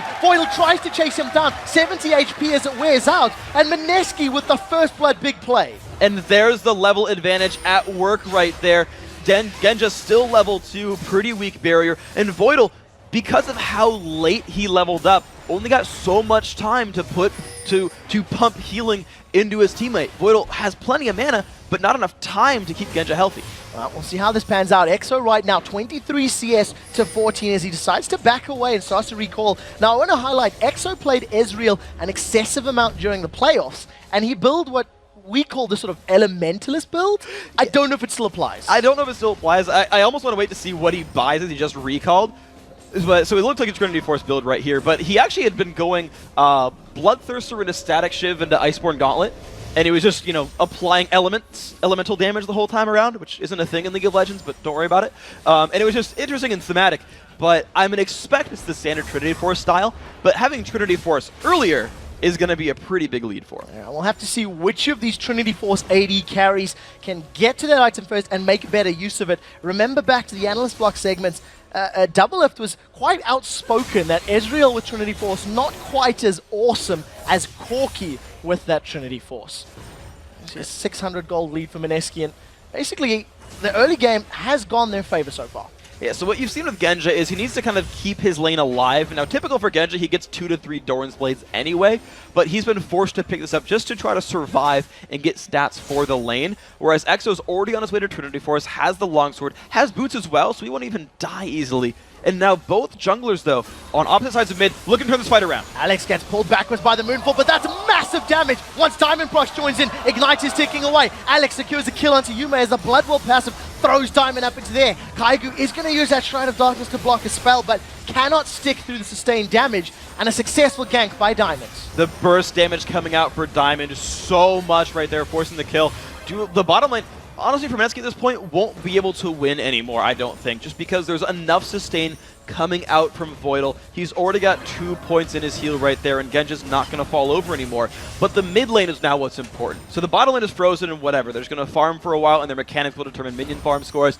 But Alexich now being a kill up and 13 minions up on Yume means he will bully that Diana out of lane, have more pressure roaming, and Alex will have a field day on this map. Well, we'll have to see how efficient he can make that happen. Currently 13 CS ahead. He does have a level advantage for the time being, but I can't imagine Yume is very far away from hitting level 6 himself. And what we do see is that top lane heavily pushed in favor of Darien right now. He does have a pink ward in his back pocket, but he's decided not to use it. Now, you may be right about that. The Diana right now going for the race, and that might just be enough experience to get 6. If not, he'll get it on the next wave. But if he doesn't here, there's still an ability advantage. Okay, he does just barely hit 6, but even still, I don't think you can force Alexich out of lane. even though Alex hasn't picked up any more durability, just the 2 Doran's Wings on each side, there's just not enough damage out here unless Nocturne forces his way in. Well, Nocturne does actually have his Paranoia available, so that's a pretty easy way in if you're looking for an opening. But the question is whether or not that's going to be enough to stick to Alexic's Uri. He's got 3 charges on the Spirit Russian, a Fiendish Codex to boot, so some CDR to make it even more available, more often, moreness with that item. Yes, exactly. So it's just going to be Alex, again, running around with the map. He has enough ability power now that by the time he hits level 9, he will one-shot caster minions with Orbo Deception. Even now, they'll only take about 1 auto attack to make sure he clears the wave. So Alex will keep Yume at his turret, and basically, Diana has to ask permission to leave his lane. What we've seen from both of these teams thus far, with the exception of the 2v2 in the bottom lane, is that Diamond Prox and Kaigu have sort of, Kage rather, have moved to the same positions relatively similarly. You can see now once again, Diamond Prox and Kaigu in the same area of the map. TG is going to throw down the Fear onto Voidal. Ignite now is stuck onto Fiddlesticks. He's back with about 450 HP. You can see that Kaigu is just going to backward clean. They seem to be ganking in similar parts. The Gambit has ward control. Diamond is not spotted coming in. True Shot Barrage goes down. There comes the Paranoia. We're going to see Nocturne fly forward. He throws himself onto Diamond Prox. Now the Blades of Torment actually misses. There's no Blood Well available. Mineski secure the 2nd kill of the game. Genja falls so low, and the exhaust mitigates any kill potential. The just amount of crowd control that comes out of Fiddlesticks with his abilities. He has not got a point in Drain. It's 2 in the Silence, 3 in the Terrify. Used Exhaust as well. That's so good at locking up targets. And Diamond, look at his build. There is not a shred of tankiness in that build. He's only level 6. That is an easy champion to destroy when you focus your efforts. Darien is not respecting Snoy here at all. He's doing this lane cutting with Renekton, farming between 2 towers. And Darien, a player in EU that traditionally feeds to win. The running joke is, if Darien goes 0-5, Gambit will win the game. Because whenever he's being focused by his opposing team, Gambit tend to use that to control Dragon and push other objectives. And right now, he's painting a massive bullseye on his back. Yeah, he is, but he's building tanky is the thing. The Giant's Belt already done right here. Not even going for the standard Spirit Visit build you sometimes see against a magic damage top laner. He's like, no, I'm building Sunfire. I'm going to be a split pusher. You're going to hate your life. I'm sorry, Mineski, but Darien is here to stay in that top lane. Well, we'll see how effectively Darien can continue to push it out.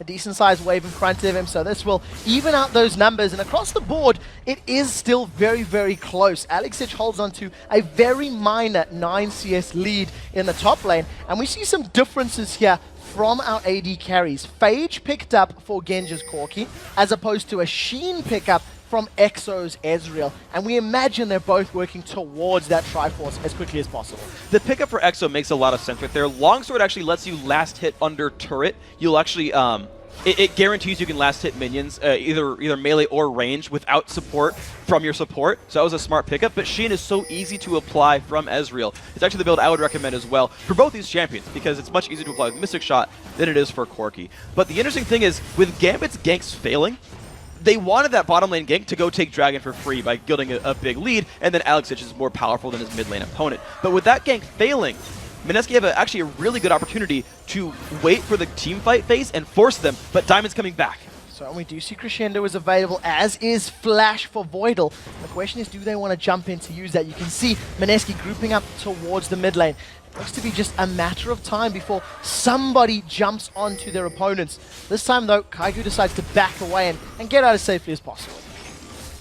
So let's see what happens right here, because the top lane hasn't done much.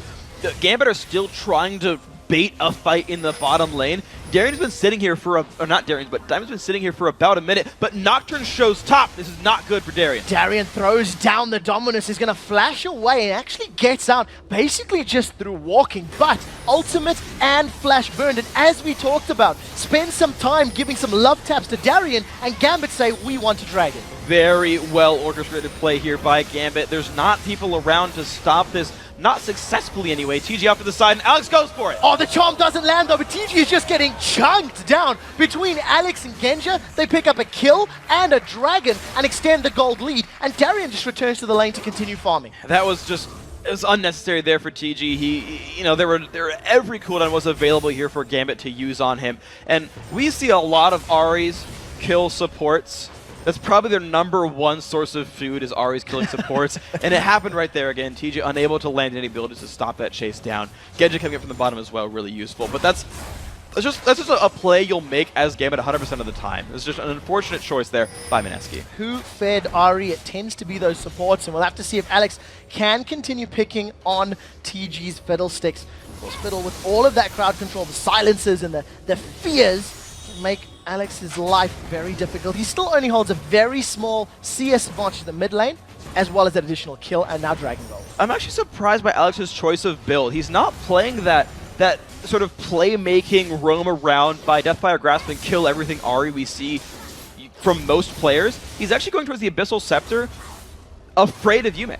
He actually does not want to get jumped on, despite the early lane matchup being good for Alex. Yume's held on. He's got a Nocturne to dive in and force kills on Alex, so he's building a bit defensively. So to be fair, there's two things about this. There's a lot of magic damage from the rest of the Mineski lineup that also backs it up, but in addition to it, you know, Alex hasn't had the strongest of splits throughout the summer split. He has been fairly hit or miss. He wasn't quite as dominant as he was in the spring split or even last year. And maybe a slightly more defensive start can at least make it safer for him to get to that power position.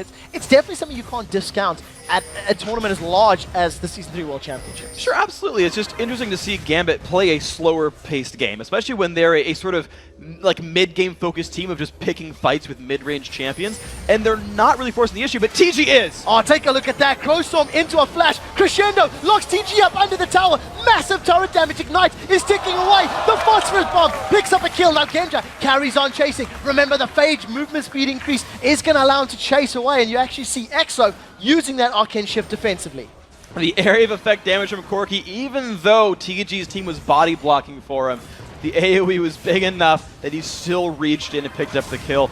But so this is Gambit not forcing the issue, but kills still just keep falling into their laps. Good individual play, good turnarounds. Darien pulling attention and is taking global objectives is working here for Gambit. And we do see Darien Dominus is not available. He slices once, he dices twice, and gets out cleanly away from Yume. If he hadn't set up that reset, he would have gotten picked off. That was a really nice attempt from the Moonfall there from Yume. So Gambit, they're playing a slower paced game, which surprised me a little bit, but let's actually talk about what they're trying to do with this then. It's basically a game of pressure and putting damage in the turrets. Their mid lane has been out-pushing the whole time, but Alex is about to get flanked. Well, we'll have to see how well Kaiger can do it, because this looks like a replay. This time around, Yume flashes out of the knock-up, and that means Diamond does not get time to deal damage. They've traded Flash for mid laner for Flash for jungle, and this time around, Mineski get out safely. They do get out safely, but Gambit actually has an advantage here on the mid lane. If they wanted to pressure the turret, they could do it. I'm just surprised by how defensively they're playing. This is not the Gambit I'm normally used to seeing from these guys. So it is them building slow, aggravatingly, just piece by piece minion leads across their various lanes, and they're just waiting for some kind of openings to happen. They're grabbing dragons on respawn, and that's going to building them a lead. They're hoping to find some turret pressure, but Diamond is not finding any ganks. Well, talking about the Dragon, Mineski are going to be well aware of the Dragon timer, and they should be able to at least set up vision and potentially challenge for the very next dragon that spawns. But we are a couple minutes away from that. As it stands right now, Sunfire Cape completed for Snoy Zack up in the top lane. Sunfire Cape being worked towards by Darien up there in the top lane, and nothing really major being completed across the board. Yume, in fact, getting to that Abyssal Scepter before his counterparts, Alex Itch. Yeah, well, he did sidestep part of the build and not get a Phoenix Codex as part of that one. So I understand the fact that it's a little bit slow here. But it's actually interesting to point out is that Darien is actually still stacking armor. We actually just mentioned how match damage heavy the Mineski lineup is, but Darien just wants to go into the back line, fully with Crescendo. That hit nobody. This could be rough. Here comes TG, Crowstorms forward, a Valkyrie away from Genja. Even though the fear lands, it was after the Valkyrie. TG just gets shut down by the burst damage of Gambit. And a great, dare you call it, counter gank. And now Alex is looking to make a play, but Keigu's nearby. A great arcane shift. Alex continues chasing, is not going to be able to burst through the barrier. Ignite is ticking, 110 damage, and if that missile barrage had landed, it would have been enough to pick up a kill, but Alex gets away cleanly. It's not over yet, as now Yume wants to get a taste. Dragon is up in 55 seconds, and this is a repeat of the previous bottom lane fight, which Gambit were hoping would secure them a safe dragon. Yeah, exactly. It was basically Genja's reflexes being good enough to Valkyrie away from Crowstorm before the fear got applied by TG. And just like last time, unfortunately, Fiddlesticks overextended by doing that and got punished for it. But now 30 seconds left to go till Dragon means that really both these teams can choose to reset for it. Darien, yeah, he's going to survive this one. Yeah, Darien's not going to be able to win a fight against Snoy plus a turret, but they were trading fairly evenly. Darien actually used his dominance there, basically just for harass and to keep pushing the wave. It's a farm lane again. You know, both of these top laners just trying to get as tanky as possible and ideally getting to a point where they can wreck the backline of their opposing team. Yeah. Well, so for what it's worth, Zac does better with no items than Renekton does with no items. Renekton needs to get big to be useful. Zac can theoretically be level 6 and at least do something in a team fight. So compared to that, it's a little bit better for Gambit that this is a farm lane. But Snoy's going to get to the point where he's really going to ruin Genja's day. He's building for a Magic Pen build on top of the Sunfire Cape. I expect to see a Haunting Guise come next. And remember that Yume is also diving the back line and built Abyssal Scepter. Genja will not have magic resist in these team fights and will very easily be killed by Diana Zac. Oh, Genja with his Trinity Force completed is just shredding through Exo's HP bar. He's seen a critical hit there as he was forcing him back, and Exo simply cannot win trades against a completed Triforce. However, he's just completed his own, so we'll be seeing some slightly more fair trades. 3-level difference between Darien and Kaiju, and Darien decides to back out. He realizes he's outnumbered, but knowing the number of members of Mineski up in the top lane, it does allow Gambit to start off this Dragon. It doesn't look like Philippines Mineski will want to challenge this. Just like clockwork, Gambit managed to pressure the bottom lane away and then show up to take the Dragon down. This is another one uncontested because Mineski aren't really able to contest them. This is the gold lead that Gambit are building. They might get a catch here. Yeah, it's not over yet. We do see Crowstorm goes down. They're trying to focus Genja and Voidal. Genja once again gets out cleanly. The Crowstorm has done nothing to him. Alex secures the first kill of the fight. Is now Diamond Prox's Bloodwell passive does get popped. They've shut down Ezreal in the background and now turned their attention over to Yume. Diana is now out as we see Snoy gets charmed up. That was a great charm by Alex Edge. The Bloblets pop up and the question is, who scrambles to squash them? Alex goes 3-0-3 killing spree, 4 for 0. They get Dragon, and they're going to take blue buff. This is complete control from them, as we do see a dive forward from Kaigu. The Fear Proc throws Genja backwards. He may not be able to get away. That is a shutdown for Kaigu. He smites a minion on the way out, and it's just a matter of time before Gambit pick this one up. Darien says, do want Charm lands, knock up, and Russian Overlord secure their 9th kill of the game.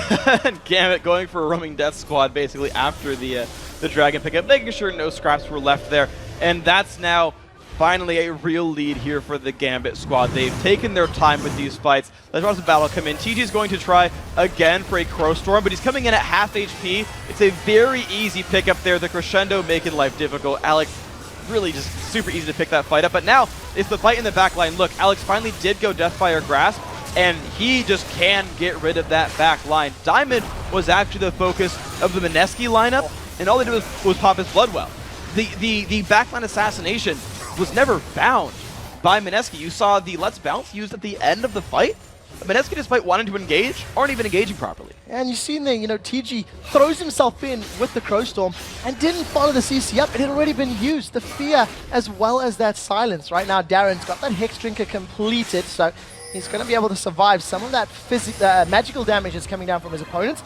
We'll see a Hex Drinker as well as that Bilgewater Cutlass completed by Diamond Prox as well. And, you know, Gambit's playstyle right now is in some ways reminiscent to that of the Chinese teams, going for that roaming death squad. You can see Darien once again very, very extended, does get feared sideways. Knockup comes up from Snoy but doesn't manage to land. Slices once, dices twice. Darien's done this before, it's not over yet. Flash is available, he should be able to flash away, but here comes Alex. They've taunted up Yume, he's going to Spirit Rush forward. Ignite is ticking, that should be enough to pick it up. That is a rampage now for Alex Edge. There's no more procs on the Spirit Rush, but the charm does land. Kaigu actually spell shielded up. It's not going to be enough to save him, and now Diamond Procs with an Ignite on is trying to get away. Blades of Torment lands, he gets a massive lifesteal. Saves his life for a couple of seconds as now Snoy flashes over the wall. Darien with the flash still in hand is going to pick up the kill in the background. Kill credit lands with Kaigu. It's not over yet as now TG does throw into the Crowstorm. Genja gets out of range, picks up a double kill, and son, you are not going down to the birds as Genja just blows him up. Absolutely incredible fighting by Gambit. Those are the jungle fights, the mid-range fights they were looking for. Honestly, this entire game has actually given Gambit the types of battles they wanted. These split up 3-on-3s. They've got guys like Renekton and Ahri who love to fight small engagements. And when Genja's ahead on items, he's just simply going to beat you in a fight. The Crowstorm jump in was nice from TG, but it just wasn't enough to win the battle. That bottom lane is so far ahead. Here's a replay of this bottom lane fight. So Freak, you know, what really helped Genja? Really, really good Terrify. He gets a lot of damage from the Crowstorm, but this crescendo means everything. It locks up both TG and EXO, and as you mentioned, Genja was out of range of the Crowstorm for the last about second of that damage, and no longer took damage from Ezreal, which means he got to turn it right back around, put the burst down, which Corki does really well, and just get the rest of the damage he needed. Could say that Mineski could not avoid that crescendo. Right now, Gambit 14-4 up on the kill score, 10,000 gold advantage and in a real power position. Bloodthirster completed, and Genja is just going to delete Yume. Now they try to focus on Kaigu as he throws himself off to the right. Genja continues the chase. Missile after missile is just shredding through the HP. It actually continues to slash everyone else. Blades of Torment is going to slow TG and EXO is out. They now split up. A flash over the wall. Valkyrie should be up. In fact, Darian's going to slice through, and it's just all too easy for Gambit right now. They see hero and kill hero. Yeah, at this point, they've got a very, very large lead, 13,000 gold.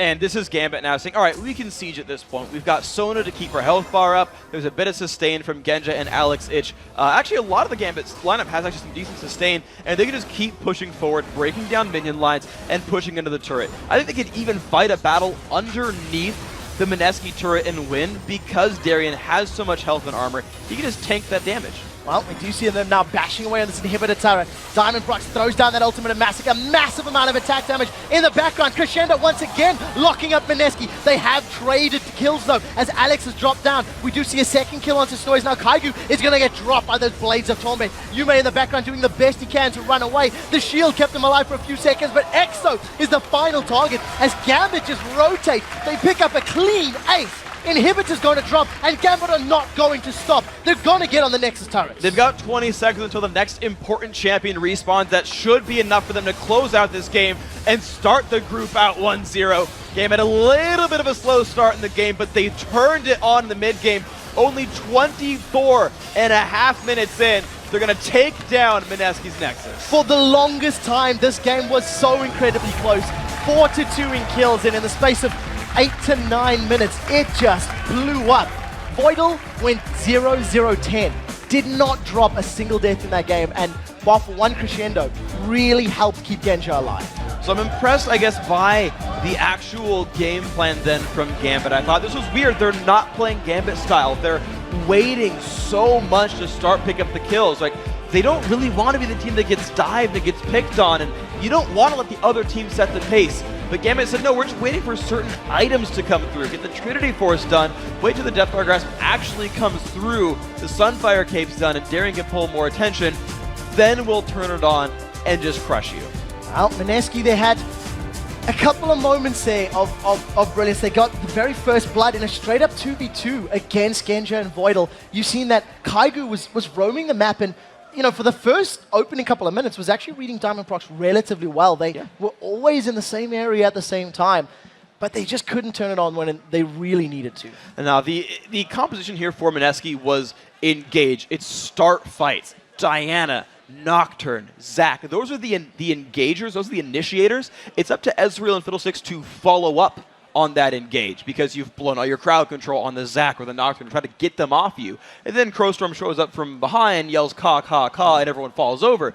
Unfortunately for Mineski, they never got that plan rolling. The let's engage on our terms and start a team fight. That never happened. Gambit set the pace, started the Dragons, and then whenever Mineski tried to stop them at the Dragons, Alex ran up to the side and found someone and killed him, right? The preying on supports. That actually removed part of the teamfight comp for Mineski. They removed crucial parts of the 5v5 to not get follow-up damage. Well, I hope they have learned a lot from this matchup because they do have 7 more group games to play. Guys, we do need to take a very quick break. But when we return, we'll be talking to Gambit's manager, Konstantin Pikina, about his team's dominating performance. Then, the Korean powerhouse Ozone and their mid laner Dade take on ManCloud and North America's Vulcan. The League of Legends Season 3 World Championship. We'll be right back.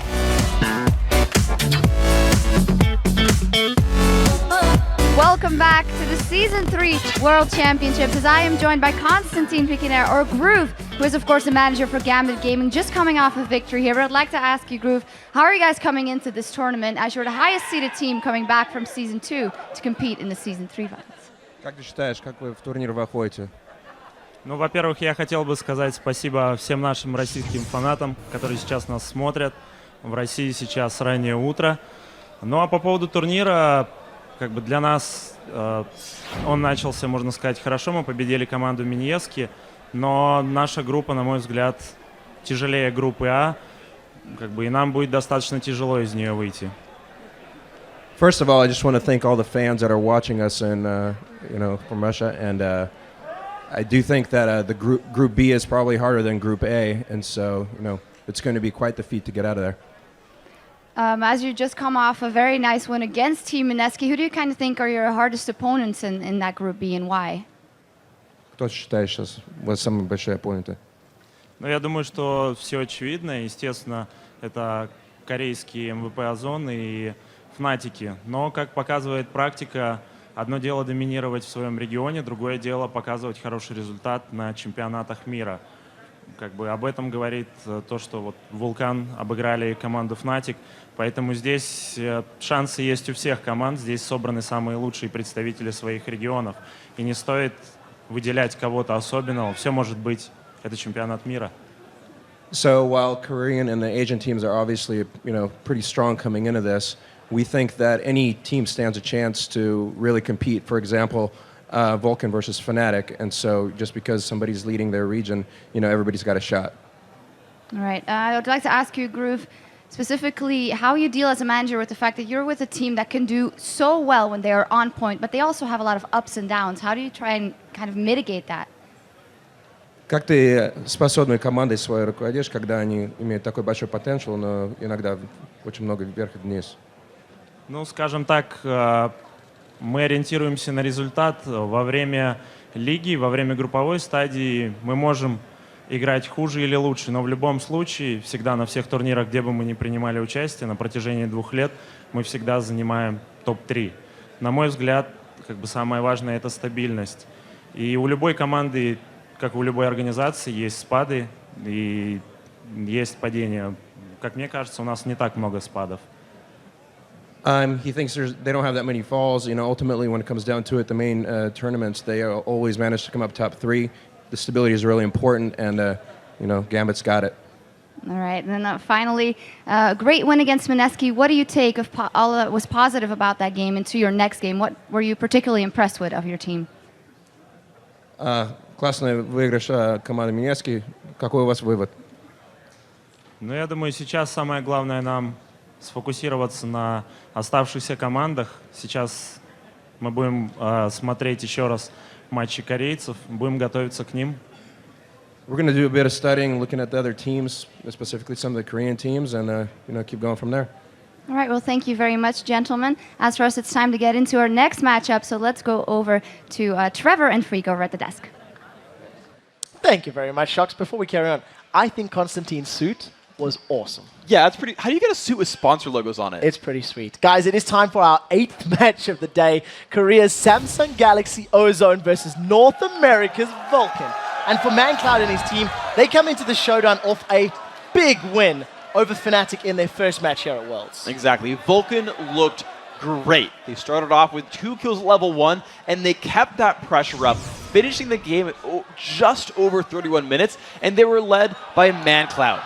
He had a great game in Oriana. He led Vulcan in kills, of course. He had more kills than all of Fnatic combined. He also had at least 6,000 more gold than anyone else on Fnatic. The guy put on a great performance, and for a team based around ManCloud, he's not disappointing. Yeah, and now ManCloud and Vulcan step back onto the Rift.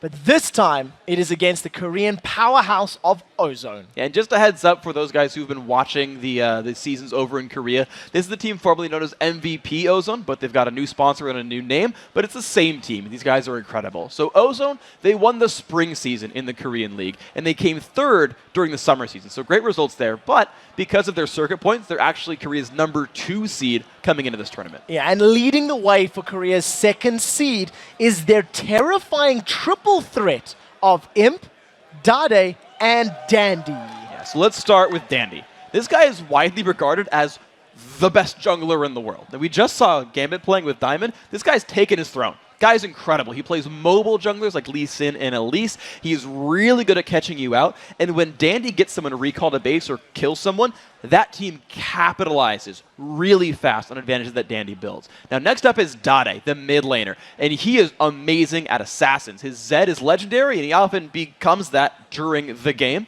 But the most deadly player on Ozone is their AD carry, Imp. He has a hyper carry with great mechanics, and he's going to clean up team fights really, really, really well. He leads Ozone with a KD of almost 5.5. His Caitlyn and his Vayne are freaking scary. That's a massive KDA. Yeah, he's real good at this game. And now, since both these teams like to play for the late game, right? You've got Zuna, you've got Imp right here.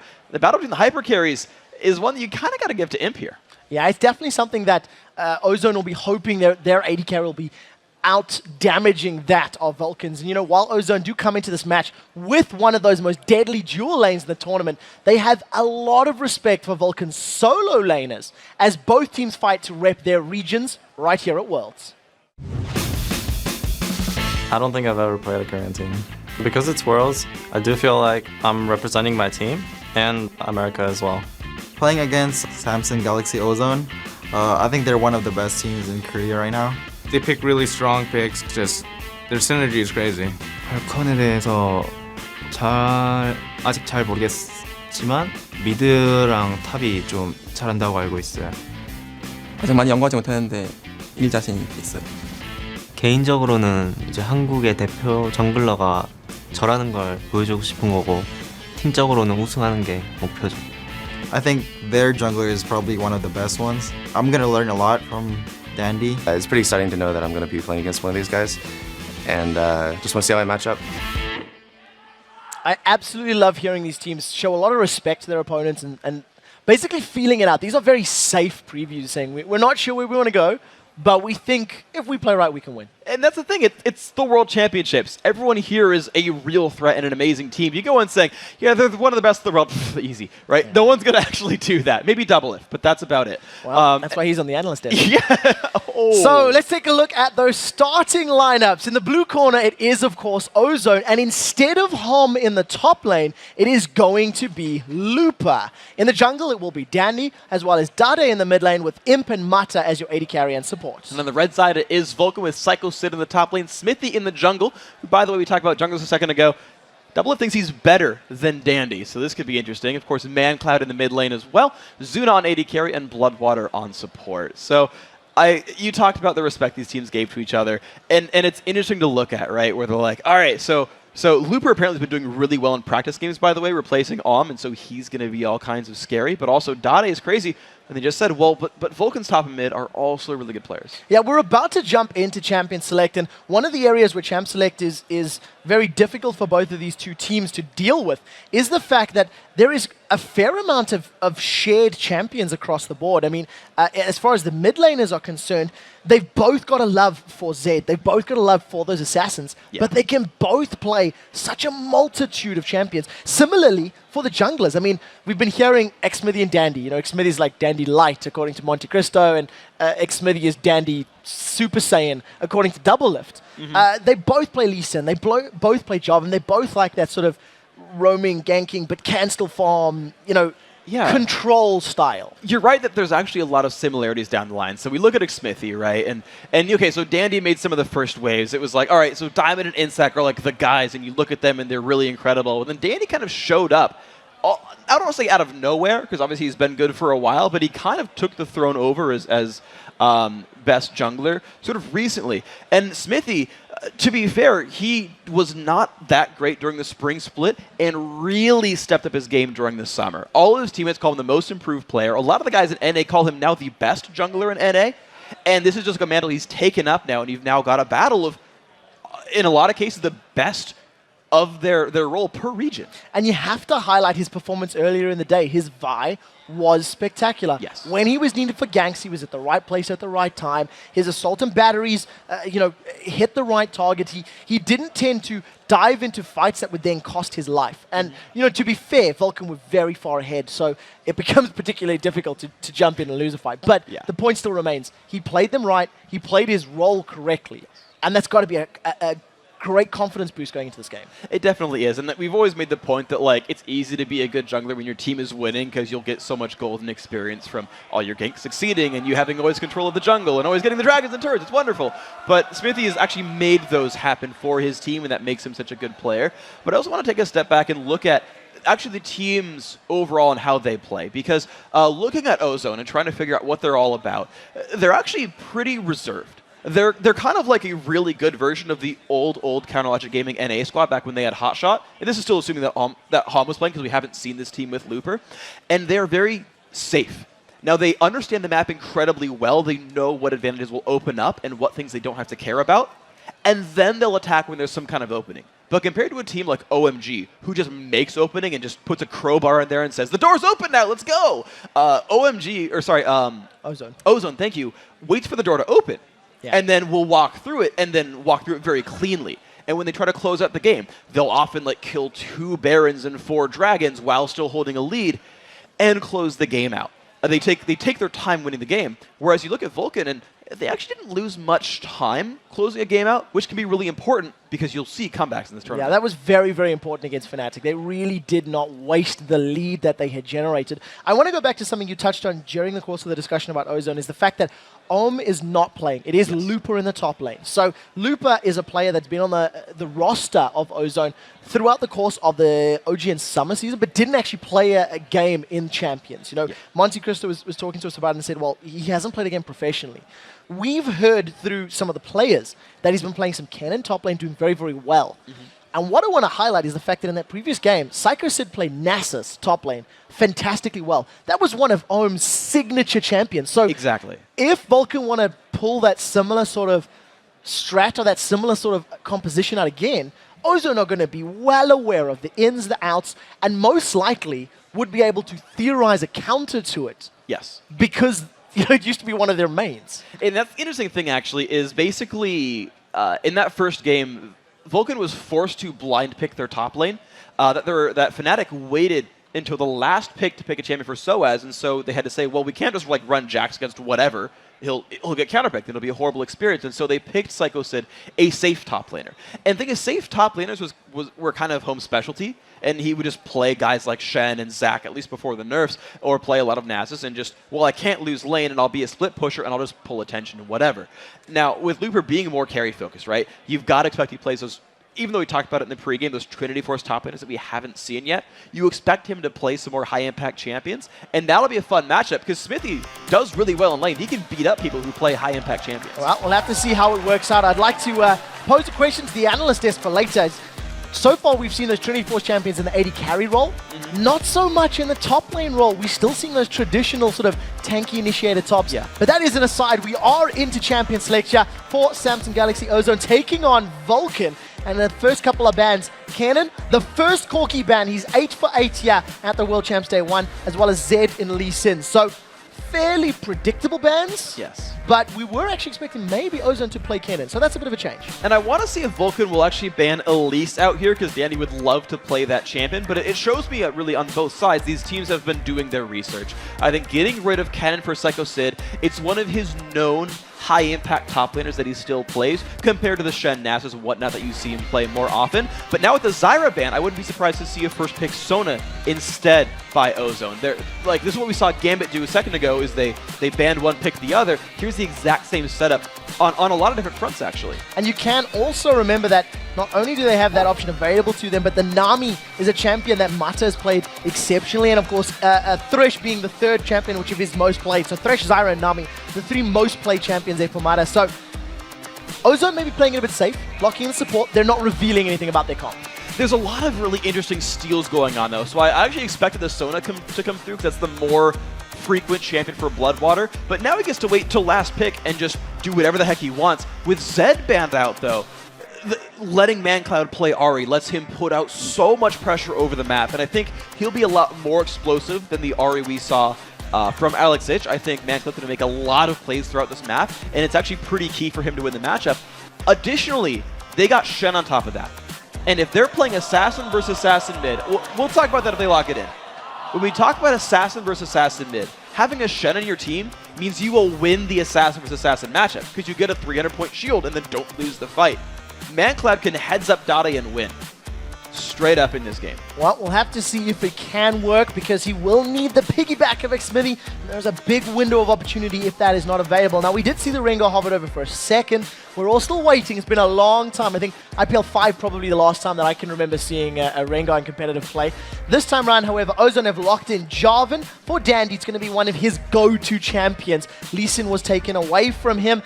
And, of course, the Caitlyn being secured for Imp.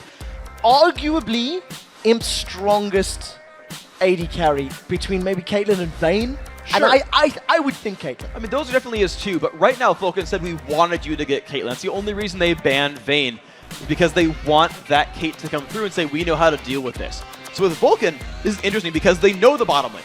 They know it's Kate Thresh and can pick whatever they want into that. Or simply lane swap and pick a 1v2 that's good against that as well.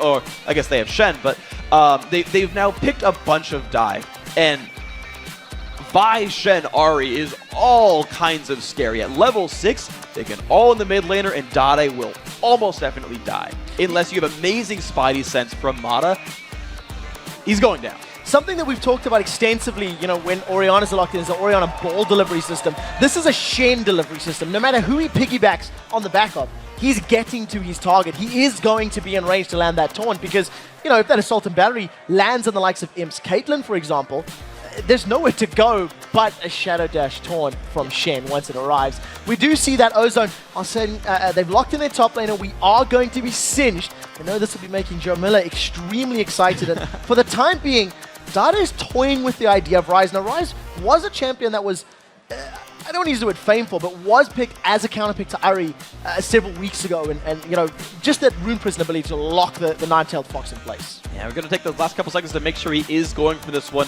And the Ryze pick, I think, is a kind of a stopgap to say, look, you guys can burst people out really hard 1v1. And if I run an Assassin in the mid lane, I have to fight the Assassin plus the Shen, so let's not go for that matchup. Let me pick someone who's going to want to farm. Let me pick someone who sits in the back, last hits minions, gets big, and then gets un-one-shottable.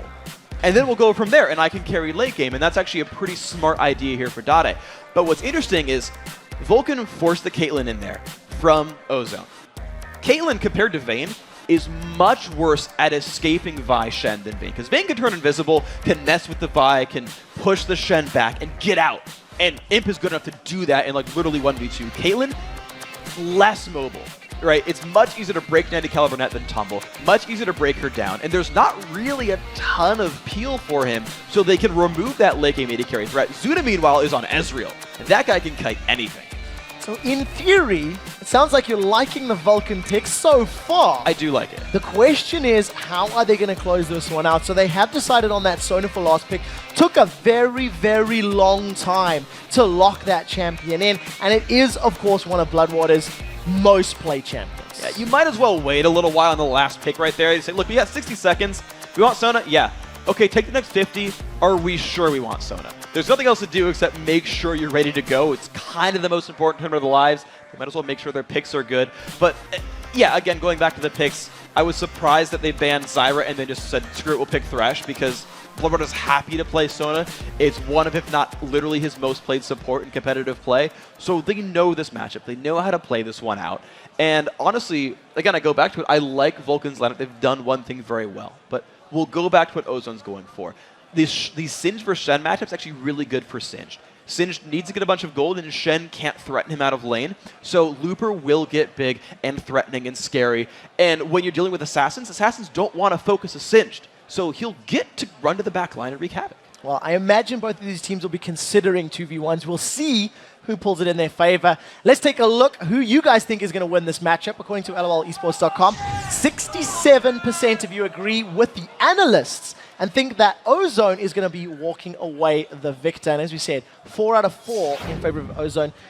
Now, to be fair, votes were locked in prior to seeing Vulcan's performance against Fnatic. Okay. And I'm sure we'll be hearing them either saying they wanted to change their vote or, you know, jump ship. So no well-researched picks for these guys. Just the blind research, and they're going to hope it worked out. I did like, though, that the Corki band came through, right, seeing, oh, they played this in the first game. Let's actually remove that option right here and let it play his standard champions. But the game is afoot, Trevor. So, ladies and gentlemen, this is, of course, the third game of Group B, the 8th game of day 1 here at the World Championships, and the first time we will be seeing Ozone take to the Rift. They've got a very beefy, tanky front line in Singed, Jarvan, and Rise. And my biggest concern here for Ozone is how long it's going to take him to get to that tanky survive damage status that Vulcan's going to not be able to unshottable them. Exactly. That is the difficulty, because the mid-game sort of jungle aggression, the ability to tower dive and force picks is definitely here for Vulcan.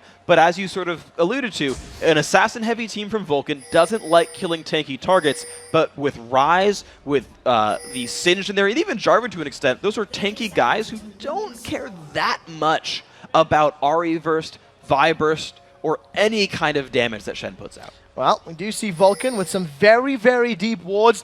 Vulcan, dare I say it, pulling an Ozone with that lane ward, going to give them vision of Ozone's, whoever runs to that bottom lane. And it's going to at least tell Vulcan where that solo and duo lane is going, allowing them to make a decision on the matchup that they want best. And what's interesting about Vulcan's level 1 is they actually diverted or differed from their standard level 1, because but Samsung Ozone actually pinged the expected ward positions from Vulcan and got each of those brushes wrong.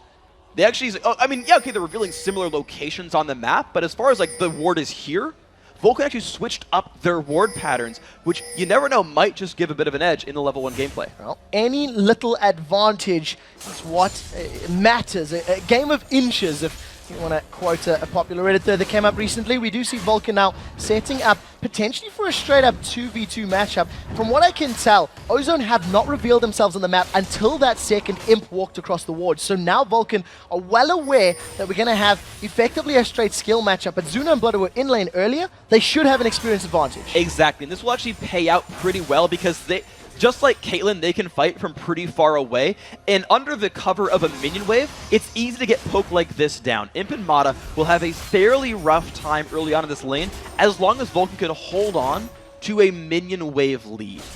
Well, we'll have to see how well Zuna can do at last hitting. Mechanically, arguably one of the best as far as the North American AD carries go, and right now he's facing off against one of the best Korean AD carries. Arcane shifting forward very aggressively there. It's a couple auto attacks down, but tending to put more damage on Mata than him. And you look at that move right there. As soon as Ozone hit level 2, they said this is our only chance to get footing back in the lane, but missed both skill shots. But here comes a bunch of pressure top lane. So Dandy and Looper, they're walking themselves in, trying to force Xmithy away. Looper's going to steal away. Actually looks like both of those golems, in fact, so some counter jungling and the buddy system in effect. And that's what happens in a Singed versus Shen matchup. Singed pushes harder, and when you push your lane, you free yourself up to make moves around the map. That is an incredible read there by Dandy. A lot of players really love how intelligent he is about reading jungle patterns. Knowing Smithy started on the bottom side of the map, those wards spotting him go to double golems, he knew when that was coming across, pulled in Looper, stole stuff away, and that was an incredible read. Well, we did see on the bottom lane, Zuna, no barrier available, Bloodwater, no exhaust available. They went toe-to-toe. In the top lane, they're trading a lot of damage back and forth. Looper with Ghost Teleport. Remember that Psycho Sid does have Flash Ignite, so if a duel were to break out, that Ignite might be able to tip things in Sid's favor. They would definitely help him out here, and you can see actually Looper right away already recalling back for some more sustain. He's ran out of potions, but said, you know what? I'm going to run out of potions, no big deal. I'll just teleport back. Got a ward, which is so big. Looper went to lane without a ward, and he didn't get burned for it. Smithy didn't get a gank. So that's actually really big. Now Looper's going to have an even better time in this lane. You'll see him build a lead over Sid. And he actually used that teleport to join the top lane. So even, not missing out on any CS that potentially may have happened to him. He's got that Dawn's Ring as well as that Mana Crystal in his back pocket, a ward, and a whole bunch of potions. That's 5 of them, in fact. So he's going to be sticking around for an extremely extended period of time trying to get control of this lane. And keep in mind that teleport will not be up until about 9 minutes into the game. Sid will have Stand United before then. He'll give up pressure on the turret, but if Vulcan did want to go for an 8-minute Dragon, they can make that a 5-on-4. Well, we'll see if that works out for them. Death Sentence goes out. Zuna too far down the line. Now remember, there's no barrier available, and him and Bloodwater have potentially lost a trade. Flash forward, the flame misses. Zuna was off to the side. He gets knocked up into the air by Dandy, but he's going to be able to get out cleanly. Ignite is ticking. It does look like he survived thanks to the potion and a heal. Well, it was no Ignite, just the damage over time. It worked in favor, and Zuna got away. So very, very tricky though. Ozone are doing a much better job with lane pressure. Dandy's made his presence felt twice now. He counter-jungled the top lane, got a little bit ahead of Smithy, has now ganked the bottom lane and forced the summoners and a lot of turret pressure down in the bottom lane. So Smithy needs to answer for this because Dandy's making all the moves. Well, all in favor right now. 18 CS to 32. Zuna is falling further and further behind. Dade's in trouble. Mancloud doing the best he can to trade. Ignites have gone backwards. Mancloud has 1v1, picked up first blood, and the highest kills mid laner has secured the first kill in the game against Ozone. He did that without having to recall, without having to use Spirit Rush. He actually hit level 6 on that duel. What a great job there. Mancloud is now, there we go. It's the Mancloud Ahri. This game is now about him. The top lane's going to be rough. Sid's going to lose that lane. The bottom lane, Vulcan are already losing. Mancloud, you've got your work cut out for you. And we do see he's got a Spirit Rush available. He's got 2 levels over Dade. Double Dawn's Ring plus the Fiendish Codex. A dual flay pulls Zuna and Bloodwater backwards, and a very nice trap from him could have kept Zuna in place if there was no Arcane Shift available. He put it right in the direction Zuna had to run to most efficiently run away from that matchup. It was good for Zuna that he had his Arcane Shift back available, but there you can see why Imp and Mata are the most feared dual lane in Korea. An 18 minion kill lead early, despite being the ones pushed. They managed to build that lead. They were ahead before Dandy even showed up. Imp's going to get to reach that late game status, and Zuna's going to hope that the Trinity Force spike is enough for him to have some presence in this lane. Well, we'll have to see how quickly he can get there, because at this point in time, he is very far behind as far as that gold is concerned. Mancloud is moving his way towards that top lane, does put a ward down. That's a pink, in fact, as well. And, you know, Dandy, pretty well known for the quantity of vision he places around the map. The early pink wards are so important for these teams because pink warding those brushes, those are these standard ward spots for either team. This says Vulcan wants to know where the mid lane roams go, but also deny vision of where those mid lane roams go. They're guaranteeing Mancloud can make his way around the map. Well, we'll have to see how efficiently those roams can work, because it's really all on him. 7.5 minutes on the clock. We did hear a little bit of whispers of maybe an 8-minute Dragon. As you can see, Psycho Sid does have Stand United available. The duo lane is there for Vulcan if they wanted to challenge it. Mancloud goes forward. The charm doesn't land. He manages to sidestep from the knockup, goes back in and putting a lot of damage onto Dade and Dandy. And this lane is definitely in Mancloud's favor. And he put Dade at no health and no mana, and he does not have a blue buff. The mid lane's been forced to recall back. Sid has Stand United. This was a theoretical opening for Vulcan, but unfortunately their bottom lane's in no shape to go for it. Well, we do see both members of Vulcan's bottom lane recalling right now. They're going to back away, pick up a longsword, a couple of potions on both of them, in fact, and really want to make sure that they don't get caught out by Dandy's job, and they do not want to run the risk of falling even further behind. They're going for the blue buff. Smithy's already got his way through the jungle. He knows Dandy's come across the wall. They're going to be able to single out Dandy. They're going for it. Assault and Battery slams Dandy into the ground. Here comes Shen. Stand United is up. Vault Breaker's forward, denting blows, but that doesn't manage to land the taunt. Psycho Sid's Ignite will be enough to close it out. A flash away from Smithy as another charm goes wide by Mancloud. Now Spur Rush is not available, nor is there a flash. The poison is ticking, and Looper is running loops around Mancloud. The poison's going to be enough to pick it up, but that's a lot of damage onto Dandy. If there was a little more auto attacks, he could have traded back and forth. He was about 50 damage away from picking that kill up. I was surprised to see that coming in, but you can just see Vulcan focusing their attention. They have an early game plan, and they've built an early game lead. Vulcan, they're a good early game team. I'm surprised they didn't get to steal the blue, unfortunately for them, but the Looper roam without teleport, that was important. Well, we do see Looper. He's returned to his lane. 78 CS. He's got that Catalyst of Protector completed. He now has a blue buff as well. So it's going to be poison all day long. And he's going to be making Sid's life incredibly difficult up there.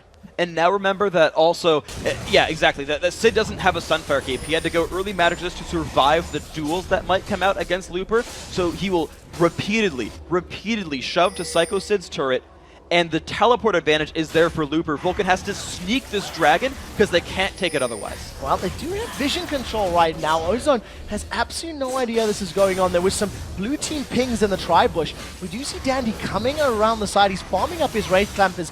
Mancloud and Smithy should be able to pick this one up cleanly. And Vulcan, like ninjas, sneak that dragon away, completely unknown to the Ozone members. That was well played. Now, to be fair, there might have been an inkling because there was a ward over dragon, and Smithy had pinked it just a couple seconds ago.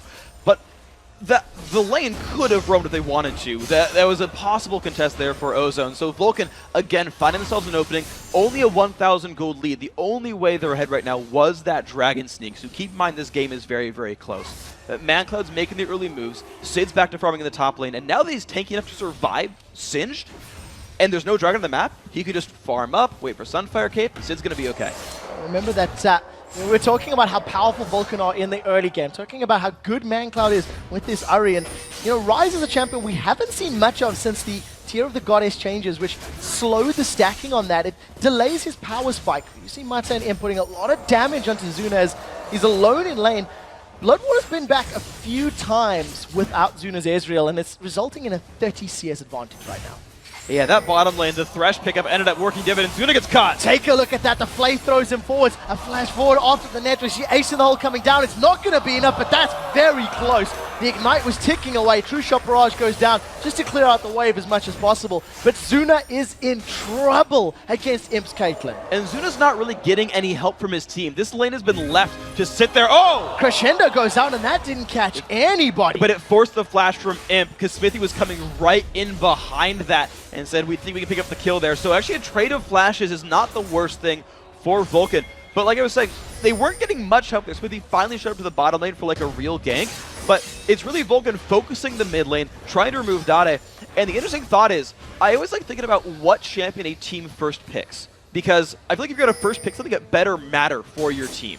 And they first picked Thresh for lane dominance. That has happened here for Ozone. Vulcan said, you didn't pick Ahri? Great, we'll take it. That's gone well for Vulcan. Well, Mancloud's going to be hoping and praying he can dodge and sidestep and Spirit Rush away from Mata's hooks once we get to these mid-games, because if you add that crowd control plus Ryze, Mancloud's Nine-Tailed Fox is not going to have 9 lives, and he's going to get shut down. Mata sneaking himself around the side, but he has walked over a ward, so Bloodwater and Zuna back away. Very, very well timed there. They're still 30 CS behind. If Zuna can continue to hold this lead, it will become less significant as the game goes on. However, Kaden will always outscale Ezreal as far as that on-hit damage is concerned. The one really sort of opening that Vulcan has is that Trinity Force is cheaper than Infinity Edge by about 200 gold, and Zuna didn't go for upgraded boots. So that's 200 gold he saves from just the item being cheaper, and another 575 from not going Berserker's Greaves. So despite that 30-ish minion kill deficit, Zuna will hit his first big item about the same time as Imp and will have a similar power spike. So Vulcan actually has a fair bit to work with in the mid game. We'll have to see how well they can make use of that. Dragon was secured a couple of minutes ago, and it was one that Vulcan were able to sort of sneak away thanks to some great timing and great positioning. Ozone will not be wanting to let that happen again, so we'll see how well they can set up their vision and try to defend it. Rod of Age is completed by Lupa in the top lane there. That's going to be stacking up. You see in the bottom lane, Zuna taking, once again, massive amounts of damage. And very luckily for him, Bloodwater Sona is keeping him as healthy as he possibly can. Yeah, that's a really fortunate pickup for Vulcan. If it weren't for Sona, I think it'd be a much worse matchup for Zuna.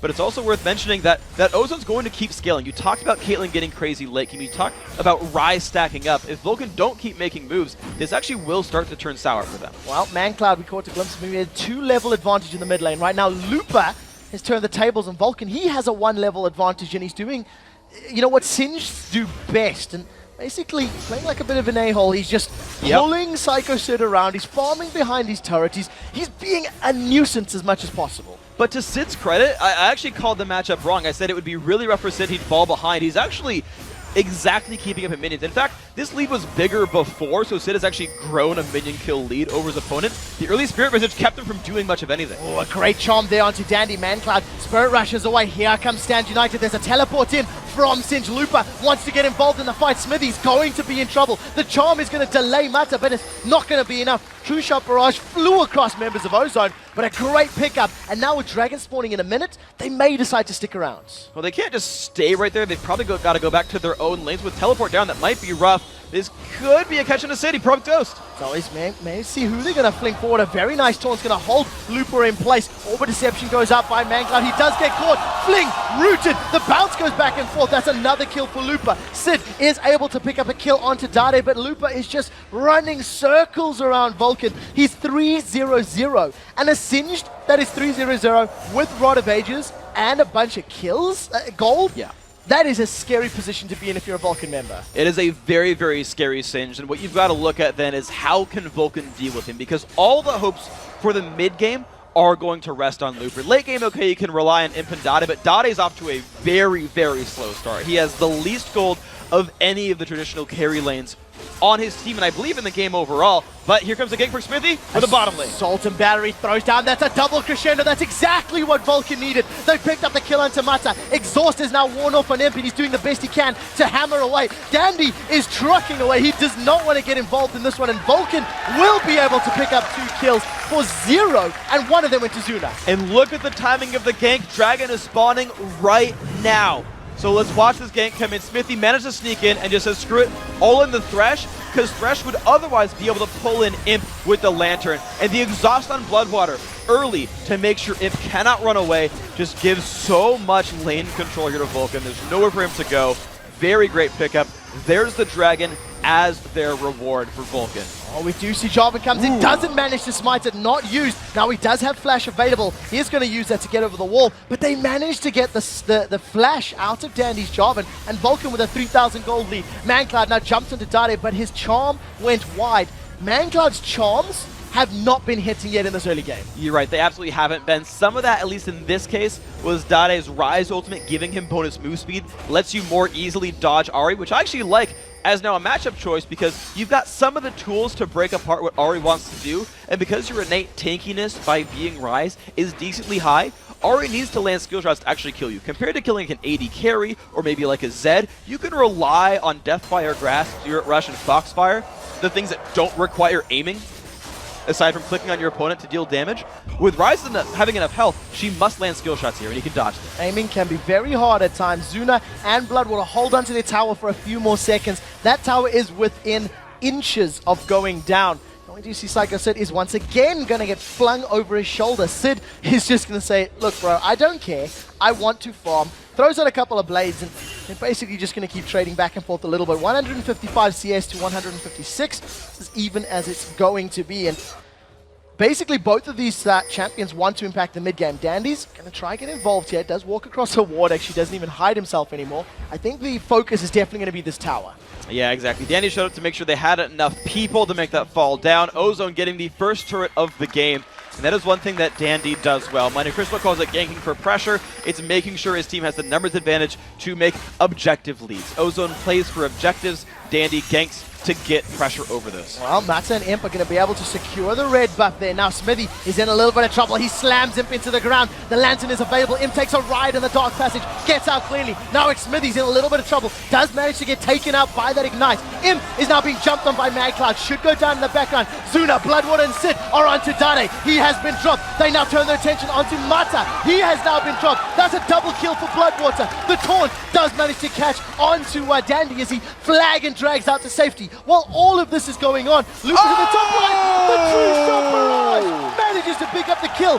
Zuna gets out with 100 HP, but Lupa is left untouched. He's gonna get himself a tower for this one. Vulcan 4 for 1, but they lose the tower. But that was so good for Vulcan, and that is cooldown reduction at work for you. Stand United, much shorter cooldown than Summoner Teleport. Smithy just man-mode start this fight, knows he has Shen on his side. Watch this Lantern, though.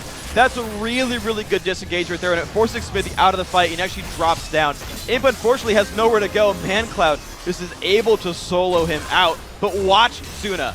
Takes a lot of damage, just flashes in time to not take the Cataclysm damage at all, and then it's just mop up here. Vulcan, honestly, that's just like so well played, and making a 5v4 is just impressive. Vulcan landed every single ability they needed to. The taunts from Sid lock them up. The crescendos from Bloodwater have been so good so far. And look at the power spike. Trinity Force is done for Zuna. Infinity Edge is not done for Imp. Imp actually has enough money now to go back to base and buy it, but there's still this window until Imp goes back. Vulcan has controlled the map, even just from an 80 carry standpoint. Well, 3,000 gold in the lead for Vulcan. They are sticking true to their team's abilities of generating advantages early.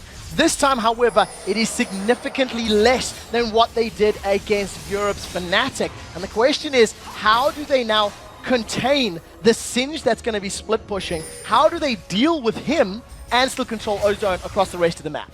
Well, it's Psycho Sid finishing a Sunfire Cape. That was necessary to have him put pressure on the map. Mancloud gets caught. This is exactly what he didn't want. Mata secures the kill, and that was the CC chain we talked about. And he stood on top of a pink ward to do it. That's so important when playing Thresh, is making sure that if you're going to get picks, and the only guy to get picks in this team is really the Thresh, you get the vision ward control you need to make sure you're casting them from Fog of War.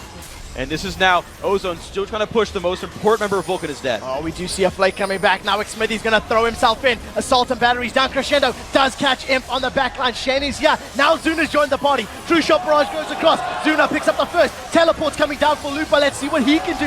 Zuna with double buffs up is trying to control the fight. They've traded support for support as the ace in the hole slams down Smithy. Lupa's going to be forced to run away. He doesn't want to fight double buff Ezreal under tower. And that was a 2-for-1 fight that Vulcan started. That was not the best idea for these guys. Pulling the gold back to equal between these teams. You see what happens when Vulcan doesn't have their mid laner in that fight. The picks, so important here. And as we mentioned, so the Sunfire Cape, important for Sid. It'll let these guys push the mid turret down.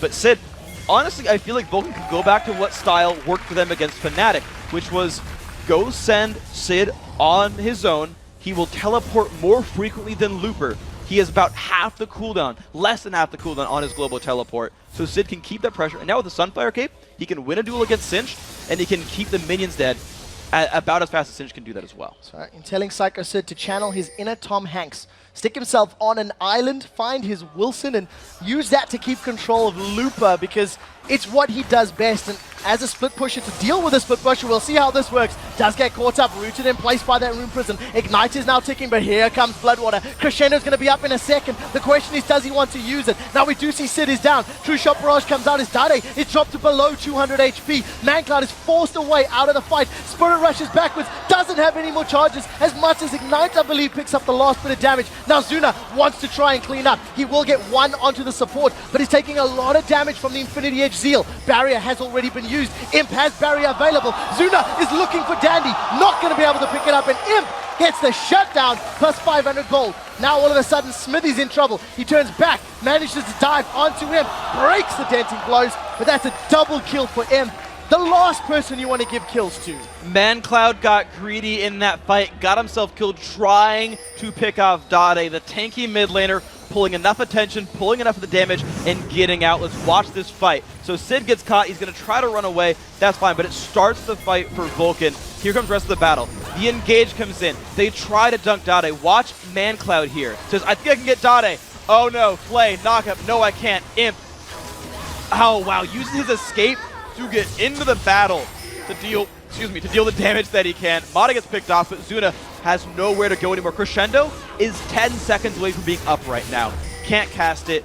Watch this nugget from Dandy. Flashes to get it. Zuna just can't find the damage. Yeah, not going to be able to get that last hit. Zuna gets taken down. That's actually his first death of the game. So considering how rough this game has been on Zuna, you have to give him props to have only gone down this late in. Kills are 11-11. Towers 4-2. But now Ozone have a gold advantage. They are 1,000 ahead. And look at those kills. 3 on Singe, 2 on Ryze, 4 on Caitlyn. Dragon is up, and it looks like Vulcan want to contest this one. But he's going to charge that Volt Breaker up. Ace in the hole comes down. That does nothing to Psycho Sid. In the background, Smithy is going to slam Mana down onto the ground. True Shot Barrage comes up. That's a 3-man taunt. Dade's the first target as Mancloud. He's forced to run away. Stand United is now being channeled onto ManCloud's Ari. He should be able to back away for a few more seconds. A great taunt from Sid is keeping Lupa down, but the poison is going to pick up the kill. In the background, Imp continues the chase. Now Dandy wants to get on Psycho Sid. He has knocked him up in the air. Zuna goes forward. The death sentence lands onto Bloodwater. This is a messy fight from everybody. Mata flays them backwards. Piltover gets one. Dandy gets two. Psycho Sid's going to be number 3. And Ozone ace Vulcan to have a convincing team fight win. Absolutely incredible team fight by these guys, and the lack of tankiness on Smithy just kind of got picked off. He dove in to the Samsung Ozone team and got obliterated first. He died without being able to do much of anything, and from there it's a 5-on-4, and you saw crowd controls land. The extra tankiness of the Ozone lineup paying off there. They don't get bursted out. Imp is safe in the back lines. Watch this. Smithy has got nowhere to go. Just explodes right here. Dade puts so much damage onto him. Dies before he can finish killing off Mata right here. And there comes ManCloud. Just gets pulled in. Not able to do anything. Again, just forced out. Tanky Singe. Gets charmed. Gets taunted. Gets hit by Zuna. Doesn't matter. He's so tanky. He gets the pickup on a ManCloud. That's how you win the fights. And now, watch this fight with Imp and everything. Gets exhausted, has to flash, gets to safety just enough, and then Zuna can't deal the damage. It gets body blocked by Thresh the entire time.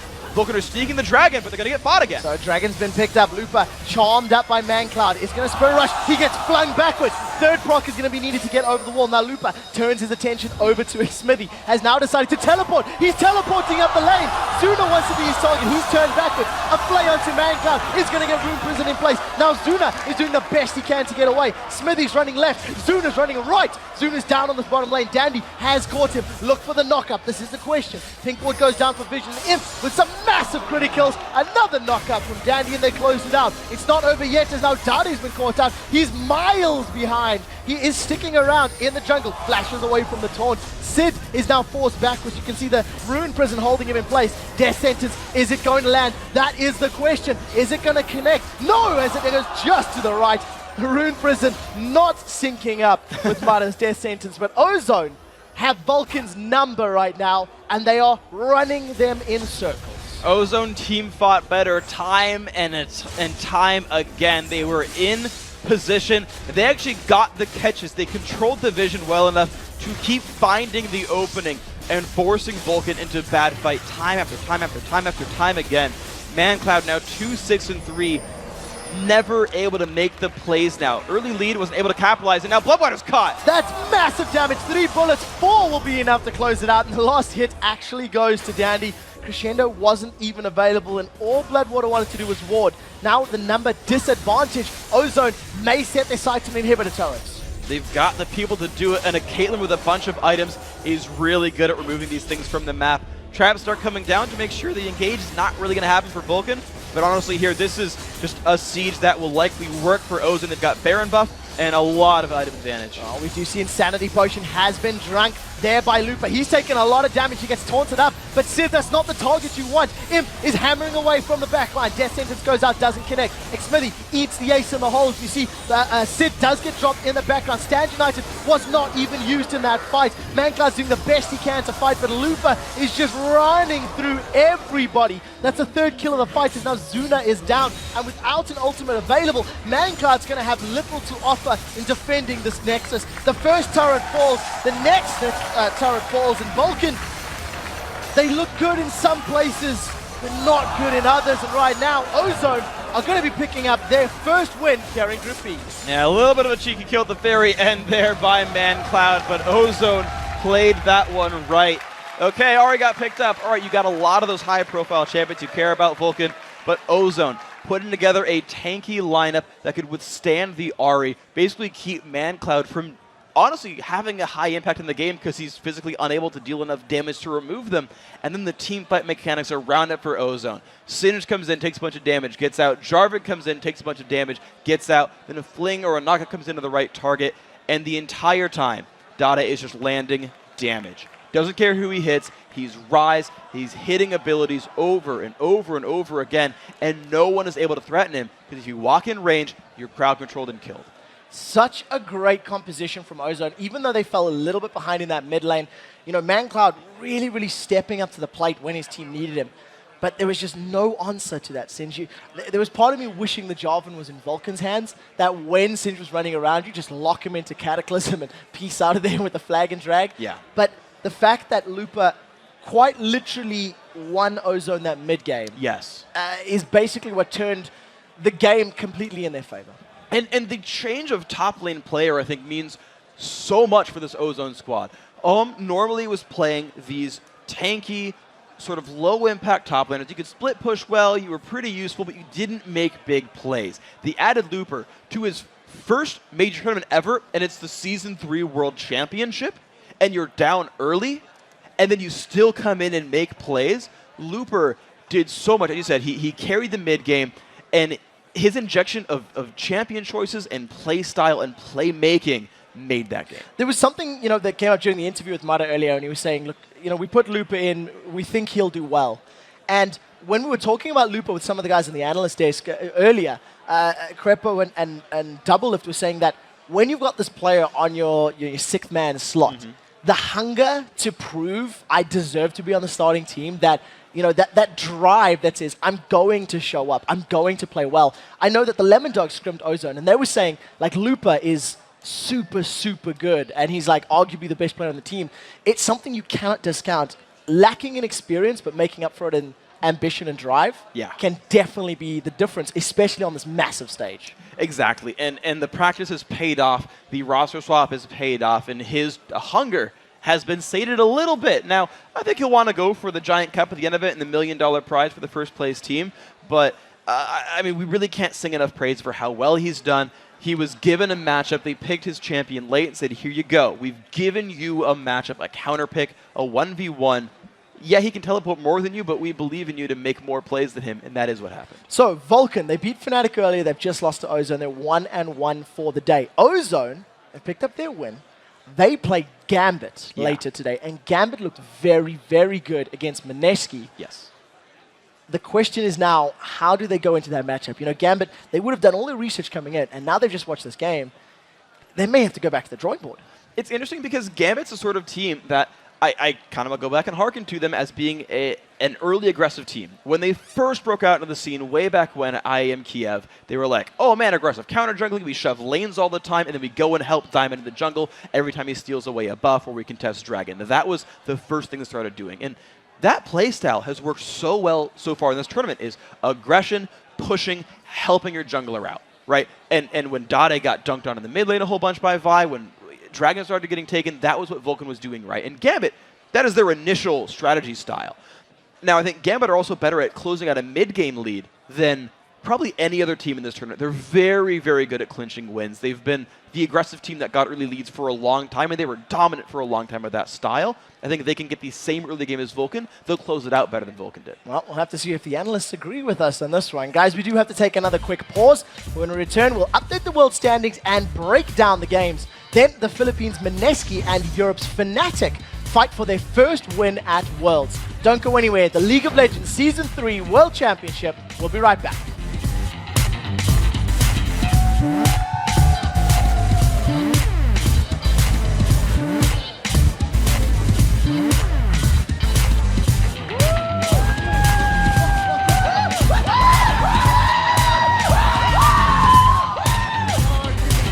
아리아 매혹 조심.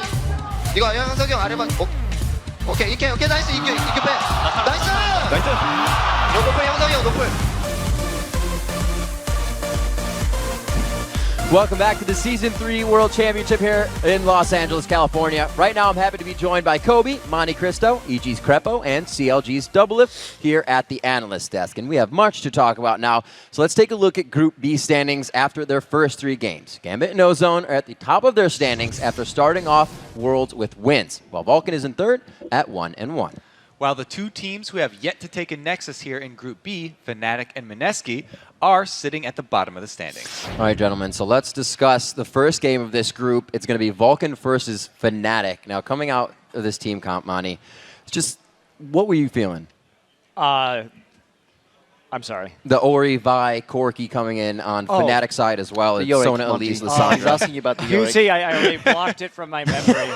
It's damaging my my predictions. But no, we went over this a little bit. But the Yorick pick was it was not well thought out, I think, by Fnatic. And like Krepa was saying earlier, almost anything would have been better in that composition. And it looked like a kind of panic maneuver in that they had that last pick and they could have gone with anything. And Yorick really brought nothing else to the other champions on the board. And Double, you kind of felt that the composition lacked damage almost on both sides. Yeah, definitely. I think it was, again, in the favor of Vulcan, because they had Nasus against a team comp with not a lot of threats, and they had Yorick, Caitlyn as their combo. And if you just wither Caitlyn, she's completely useless, especially because she didn't go cleanse. I was so confused. Like, why don't you go cleanse against Nasus? Just, like, mind blown. So we see a lot of things happening throughout this game. But Krepa, one thing that caught your eye, you kind of brought up, was the brush used by Fnatic in this game. Oh, yeah. Good that you remember that one. Basically, you never count Fnatic out because they can always pull what we call a Fnatic, which basically means that they start hiding in the Fnatic brushes. It's basically one of the first brushes you meet in any lane. They will hide there with 5 people, wait until the lane pushes in, and then they will randomly appear with 4 people. Who does that? Only Fnatic. Up to the point where when we're playing any tournament matches, like qualifiers, playoffs, we'll just say, guys, let's do a Fnatic. And snap. Everybody knows what we're talking about. Like, yeah. So I saw Froggen's tweet about that. That was pretty funny. But do they use that over and over? Because now we know what bush it is. It's a signature move. You could even see we once played against them. We didn't know where they were, so we pinged 3 brushes on the map, so you could see that once we watched the replay. Like, and we just isolate them. They're not here. They're not here.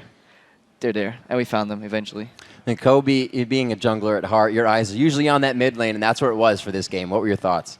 I mean, ManCloud, he really came up big. He was 8-1-4 with 15.6k gold versus Xpeke there 0-3-3.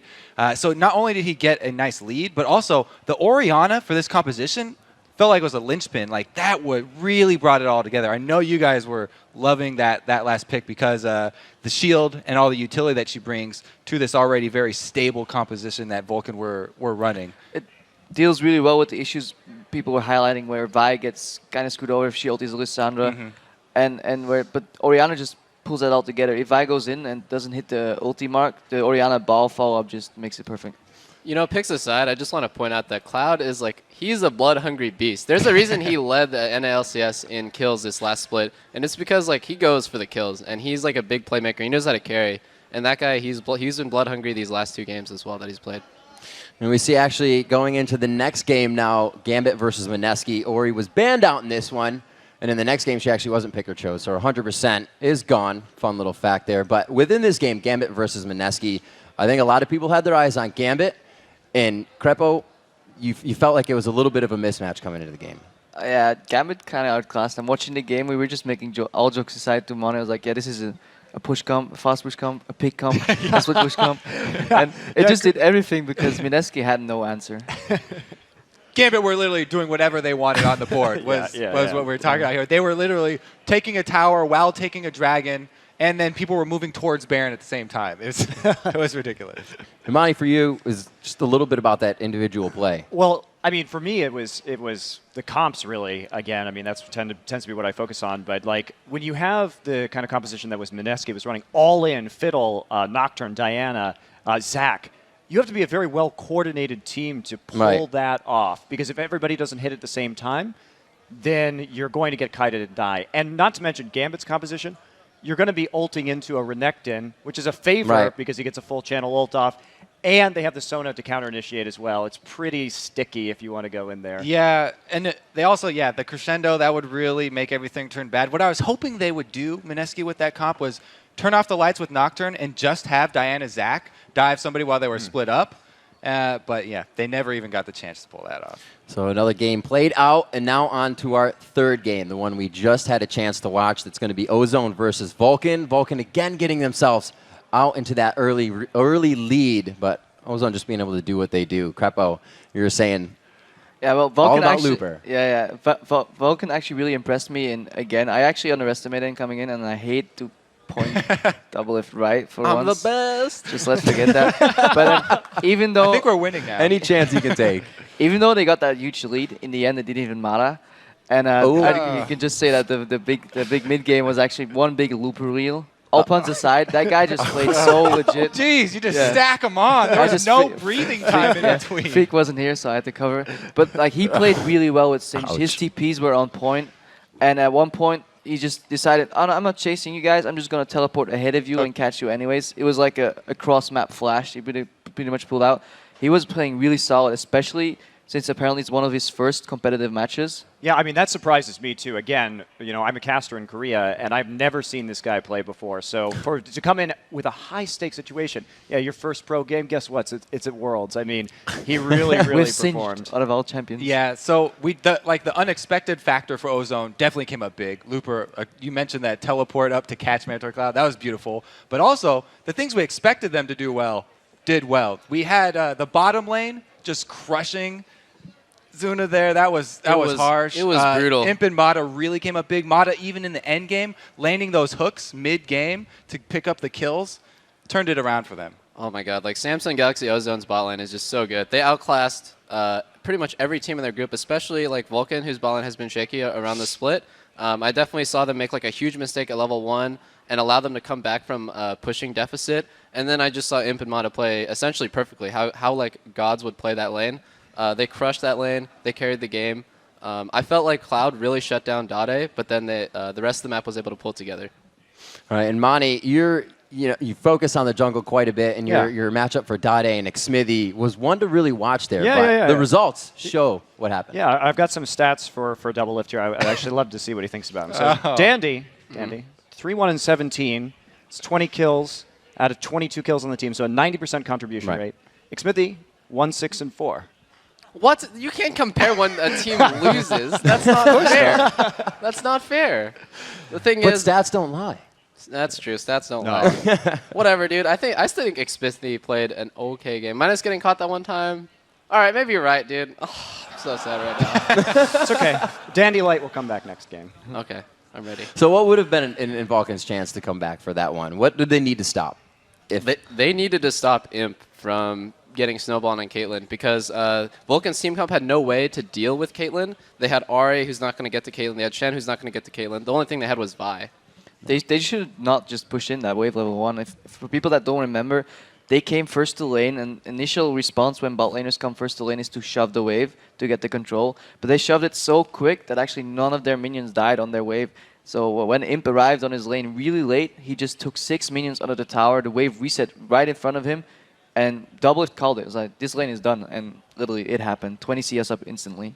And another thing that happened that was interesting, too, was it took a long time, 15, 16 minutes, for the first tower to go down in that game. And even though we saw Vulcan taking those dragons and getting the kills and getting that gold lead, we simultaneously saw top and bottom lane chipping down the towers of Vulcan in favor of Ozone, with the dirty farming from Singed, as well as Caitlyn just taking chunks out of it little by little. So when both towers went down, that was a pretty big gold swing that you had to account for, and it wasn't entirely obvious was coming up. You know how much balls you have to get in your first tournament match as Looper? Just the first tournament match you've ever been in. You're in Worlds and you're playing against Vulcan, and then like you'll just proxy as Singed against Shen. Like, this guy he's a very aggressive playmaking player. I can already tell, because this guy, who's going to proxy in Worlds?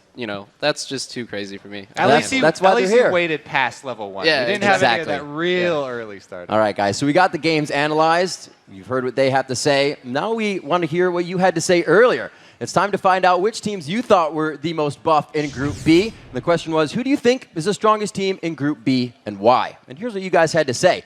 At Skigs93 says, Gambit is the strongest team. Their experience and ability to throw something new out there will carry them through. Actually, Mani, you have anything to say?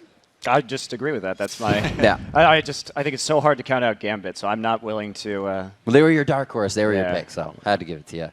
Tay-Tay Swizzy, staying fresh, says, my money is on Vulcan. Too many people underestimate the carry potential of ManCloud. What do you think? ManCloud's a beast. I gotta say, I love the way that he plays and the way that he carries, and just the way that he always smashes his lane, it seems. But is this for the team to make it out of the groups on top, like number 1? Because I don't think Vulcan's going to make it out number 1. But I think they're a good team, NA Pride. That's strong Group of B. Yeah, we also have to point out there, Mandatory Cloud, he went aggressive on Dade because he saw the jungle pressure bottom. So jungle pressure bottom, kind of why their bottom lane lost, but also why Mandatory Cloud won mid. All about that awareness. Ray Murphy 14 says Ozone is the strongest team. The combination of Dandy with his beastly bot lane will be devastating for any team. How do you feel about that bot lane, Crepo? It was really amazing. I just don't think this guy had ever seen Looper. Because else he would be in that tweet. All right, moving on. Mike the HUD says, Mineski is very strong. They're rather unknown, and I think they can pull off some surprises like TPA did in Season 2. And actually, he put the words in my mouth there, Kobe. Like people said about TPA. Reginald was saying earlier in the interview, they came out of nowhere and took first. If they are going to surprise us, it should be in the next game then. All right, so congratulations to the winners of the Logitech Gaming Mice. Those were some great tweets. Keep hitting us up with your OP Group B teams. We're at LOL Esports, and remember to use the hashtag Worlds. And hurry up to get those tweets in, because after our next 2 matches, your pick doesn't really count as being that's not that word anymore. If you're right. Up first at Southeast Asia's Mineski taking on European champs Fnatic. And in today's finale, it's the 2 undefeated teams in Group B, Gambit versus Ozone. All right, let's check out how you guys did in predicting the winners of the first 3 games of Group B. You're going to be put on the spot here. At the top of the standing, it's the Casters and Doublelift at 7-1, thanks to their Vulcan over Fnatic pick. In third place, it's Monte Cristo and Crepo at 6-2. Because of and Yorick. sitting at the bottom. It was the Yorick. It was the Yorick. I have to say, I love you, Doublelift. Get dumpstered, guys. Just get dumpstered. Like, where's that in your pride? Yep. You guys are both white. Actually, you're from Europe, so it doesn't. And you're basically Korean, so like I'm the only one who's really American here. And you guys, you're leaving the viewers in the dust here. Picks have to be better. We got 2 more matches left today. Let's see if you guys can end the day on a winning streak. But that's totally up to you. First up, it's Mineski taking on Fnatic. How do you guys see this game playing out? Monty, shoot. Well, especially after seeing Mineski's performance against Gambit. Got to take Fnatic here. I think Fnatic will return to form a little bit. They may have needed a bit of a wake-up call, but they'll be back. Zubble, what are you feeling? Fnatic as well. Mineski doesn't seem to be the new TPA, though maybe they're just doing the whole like bait and switch where they, don't seem that good, but my money's on Fnatic as well. Yeah. Moving around. I mean, I think that we've already seen the weakness of Mineski. If Fnatic, if we're watching that game, they'll go with the split pushing, team fighting, picking composition. There's no way around it. Like Mineski just made too many mistakes that one game. I think Fnatic, if their mistakes, if any, were mostly in the pick and drop phase. So I don't think Fnatic is going to drop it. We've actually seen a lot of just wide eyes in the pick and draw phase for some of these games. So a lot can be decided from that. Our last game of the day features Gambit and Ozone. Lift, take it away. Even though, you guys are on the Gambit hype train, I'm on the anti-hype train. Ozone all the way. Fair enough. I got to agree, especially after seeing that bottom lane already. I'm going to have to tack on my vote with Ozone. It's really going to be interesting to see how Impemata lane up against Genja and Voidal, who haven't been together that long. It's going to be dirty, I think. I think Ozone is really going to do really, really well. Yeah, and I agree with Ozone as well. And we saw what damage their bottom lane can do, especially if they get Thresh. We typically see Thresh banned against Mata for that reason, but they decided to take out Lee Sin and try and hamstring Dade, which forced Dade down to a champion I haven't seen him play in a while, Rise. But Gambit's got the work cut out for him. Ozone for me. All right, guys, gone around the horn. Picks are in. Make sure you get your picks in. We're going to take a quick break. When we return, the Philippines Mineski takes on European champs Fnatic. Don't go anywhere because the group stage of Season 3 World Championship, we'll be right back. I want to play all the teams from other regions. I'm really curious to see teams from NA, how they play, Korean teams, Chinese teams, if they're really so superior to European teams. I would like to play against Cloud9 and MVP Ozone because they receive a lot of hype and they are considered the best teams. So I would like to see it for myself.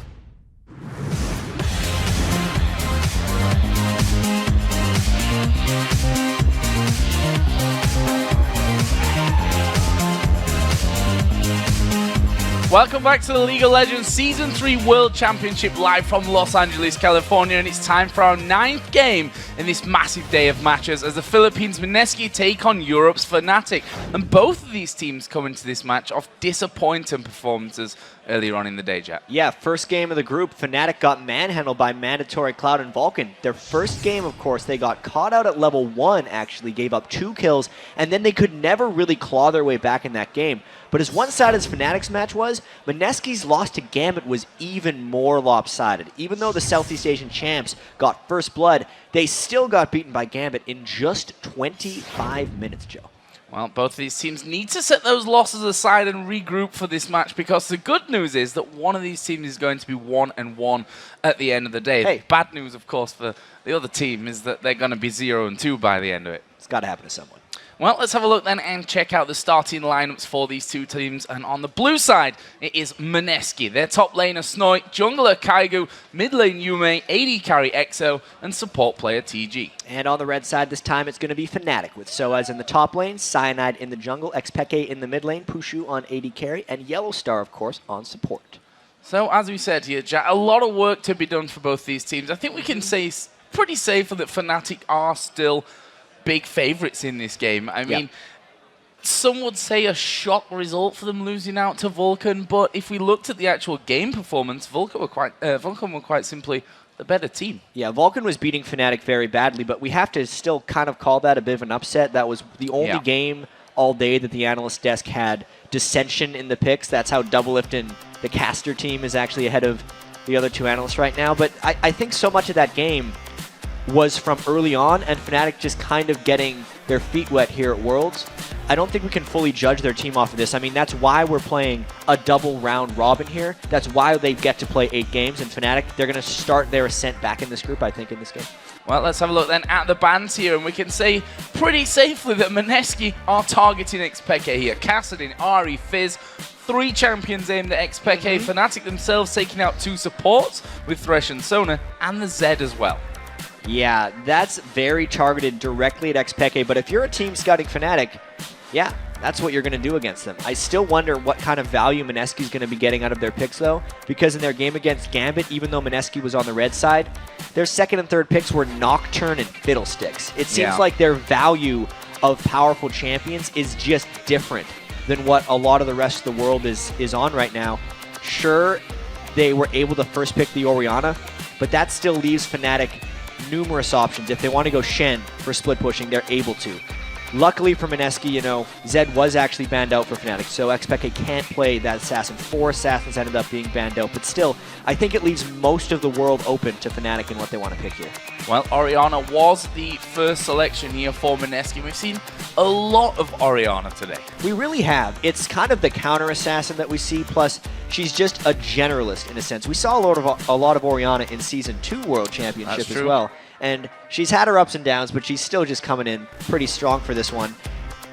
First picking it, once again, it's a generalist pick, though. It doesn't tell you any direction that Mineski is going in their team composition. Well, let's have a look at the other side then. Now, this Shen pick for Fnatic, famously, of course, they picked to Shen earlier on in the summer split.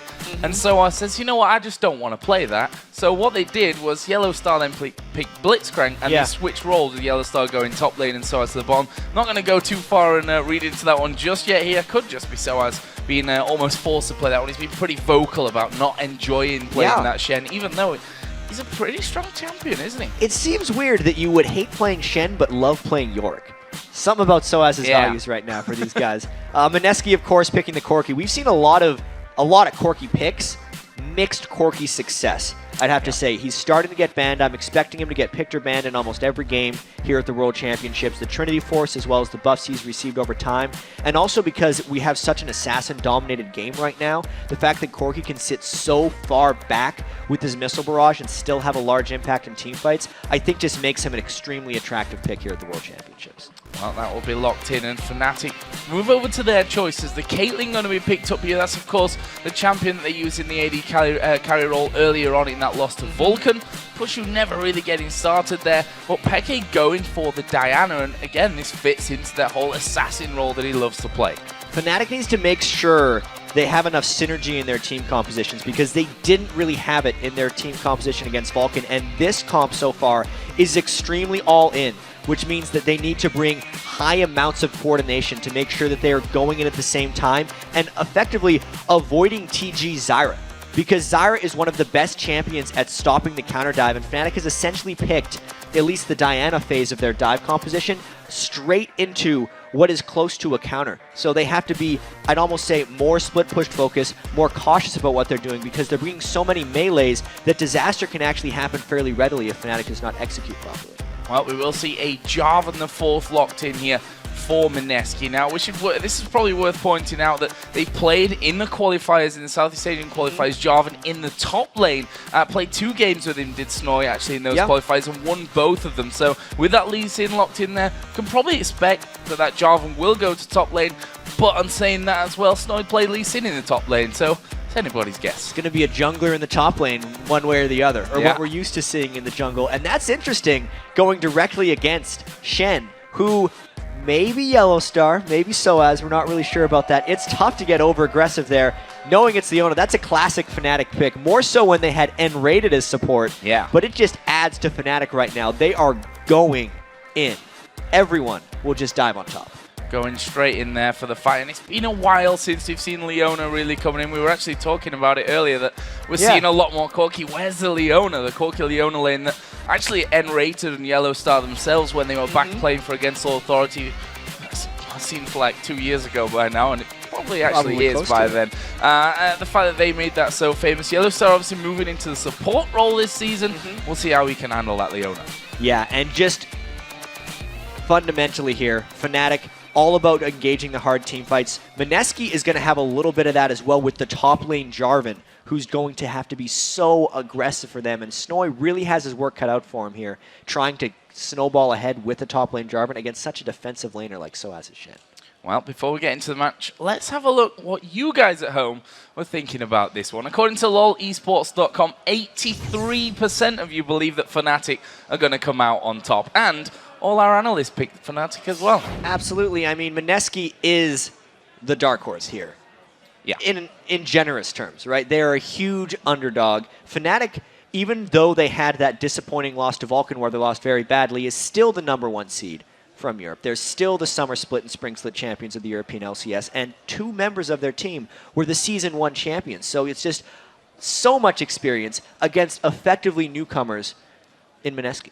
Yeah, and we'll see how Mineski have really changed things up in the small break that they've had here, because quite frankly against Gambit they got off to a decent start, but after that it was pretty much all downhill straight away.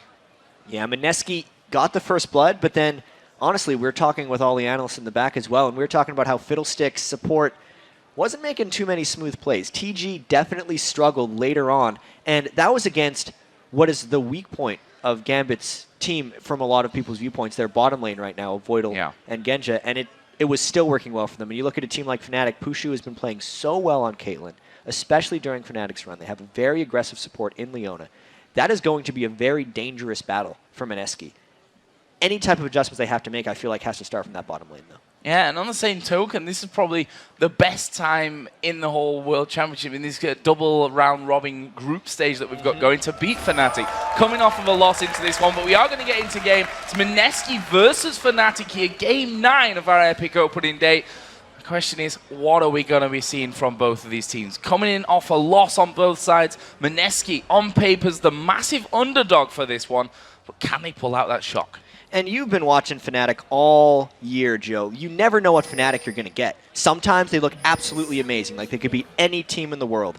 Even before Season 3 started, they finished 2nd at IPL 5, which was one of the largest giant international tournaments we have. Like, they can turn it on in certain situations, but you just never know if it's going to happen. They lose terribly and win extraordinarily.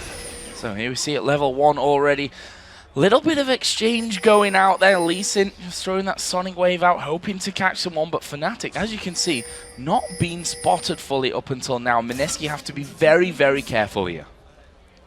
Fnatic, of course, has the 2 wards in their red buff. We've seen a little bit of action, actually, at level 1 thus far in the World Championships, because the scouting time for a lot of these teams was longer than they're kind of used to, and that's one thing you get to do if you're really trying to take down a team and scouting them well, is just track their level 1 movements. And since so many teams have just kind of defaulted into this ward the enemy red buff, we may be seeing some counterattacks here because you can see now Fnatic, they were kind of going in. They land a taunt. There's the taunt going down. Yume going very, very low. Flash in there. First blood comes down. It's Soaz that picks it up there on Shen. Dream start coming out here for Fnatic. Taunt flash right there from Soaz, extending the range of his taunt and catching Yume completely off guard. All of Mineski was actually worried about the people that were in the red buff area, thinking, oh, Fnatic's going to slowly walk up towards us there. Even we were a little bit lulled. That's when Soaz pounced, and that gives Fnatic that level 1 that they so clearly needed. In Fnatic's defeat to Vulcan, they lost 2 kills shortly after they were taking their red buff. This is just the polar opposite of that game against Mineski. So then, starts for the junglers there. We saw Cyanide taking his blue buff. Kaigo on the other side for Mineski doing a very similar thing, but they have those wards down over by red. Kaigo might have a look and see if he can get a steal over there. We're going to be seeing a whole bunch more jungle battling right now, but I actually think XPeke is potentially able to go and help out Kaigo right here. Cyanide needs to be able to get aggressive up against Lee Sin and not let him counter jungle up here. There we go, Kaigo coming in.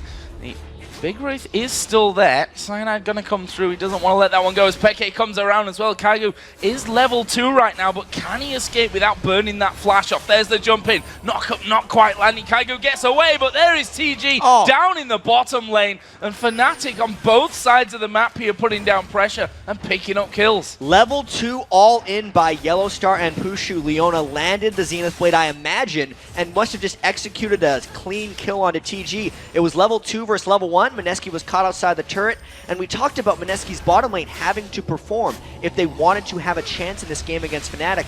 And just like the level 1, this bottom lane is an early disaster for Mineski. Disaster indeed. Already that kill going over to the Caitlyn. Obviously, we saw XPeke getting involved at that level 1 first blood, which gave him that nice assist as well. So across the board, Fnatic having a very solid start to this one. And honestly, as the European champions of the spring split and the summer split coming into this one, this is a turn of fortunes that they've really needed. And Fnatic's not going to be 0-1 or winless in a group for very long with the history of this team. And also, knowing how frustrating they can be to play against. They have a style that is generally unique to them. They do so much creative split push, the way Soaz and XPeke roam around together and kind of double team in so many different situations. Now that Soaz is on, you know, it's weird to call Shen a playmaker, but it is a playmaker sometimes when it's in the hands of Fnatic, because he can just appear with XPeke or with the main squad and create 2 separate areas of threat across the map. You give Fnatic an early lead like this, it means Soaz is going to be able to happily farm up until level 6. Peke will be able to start roaming around to the bottom lane, and unless Mineski does something drastic, I feel like Fnatic is just on execution mode right now. See them trying to get control back of those bottom bushes there of Pink Ward.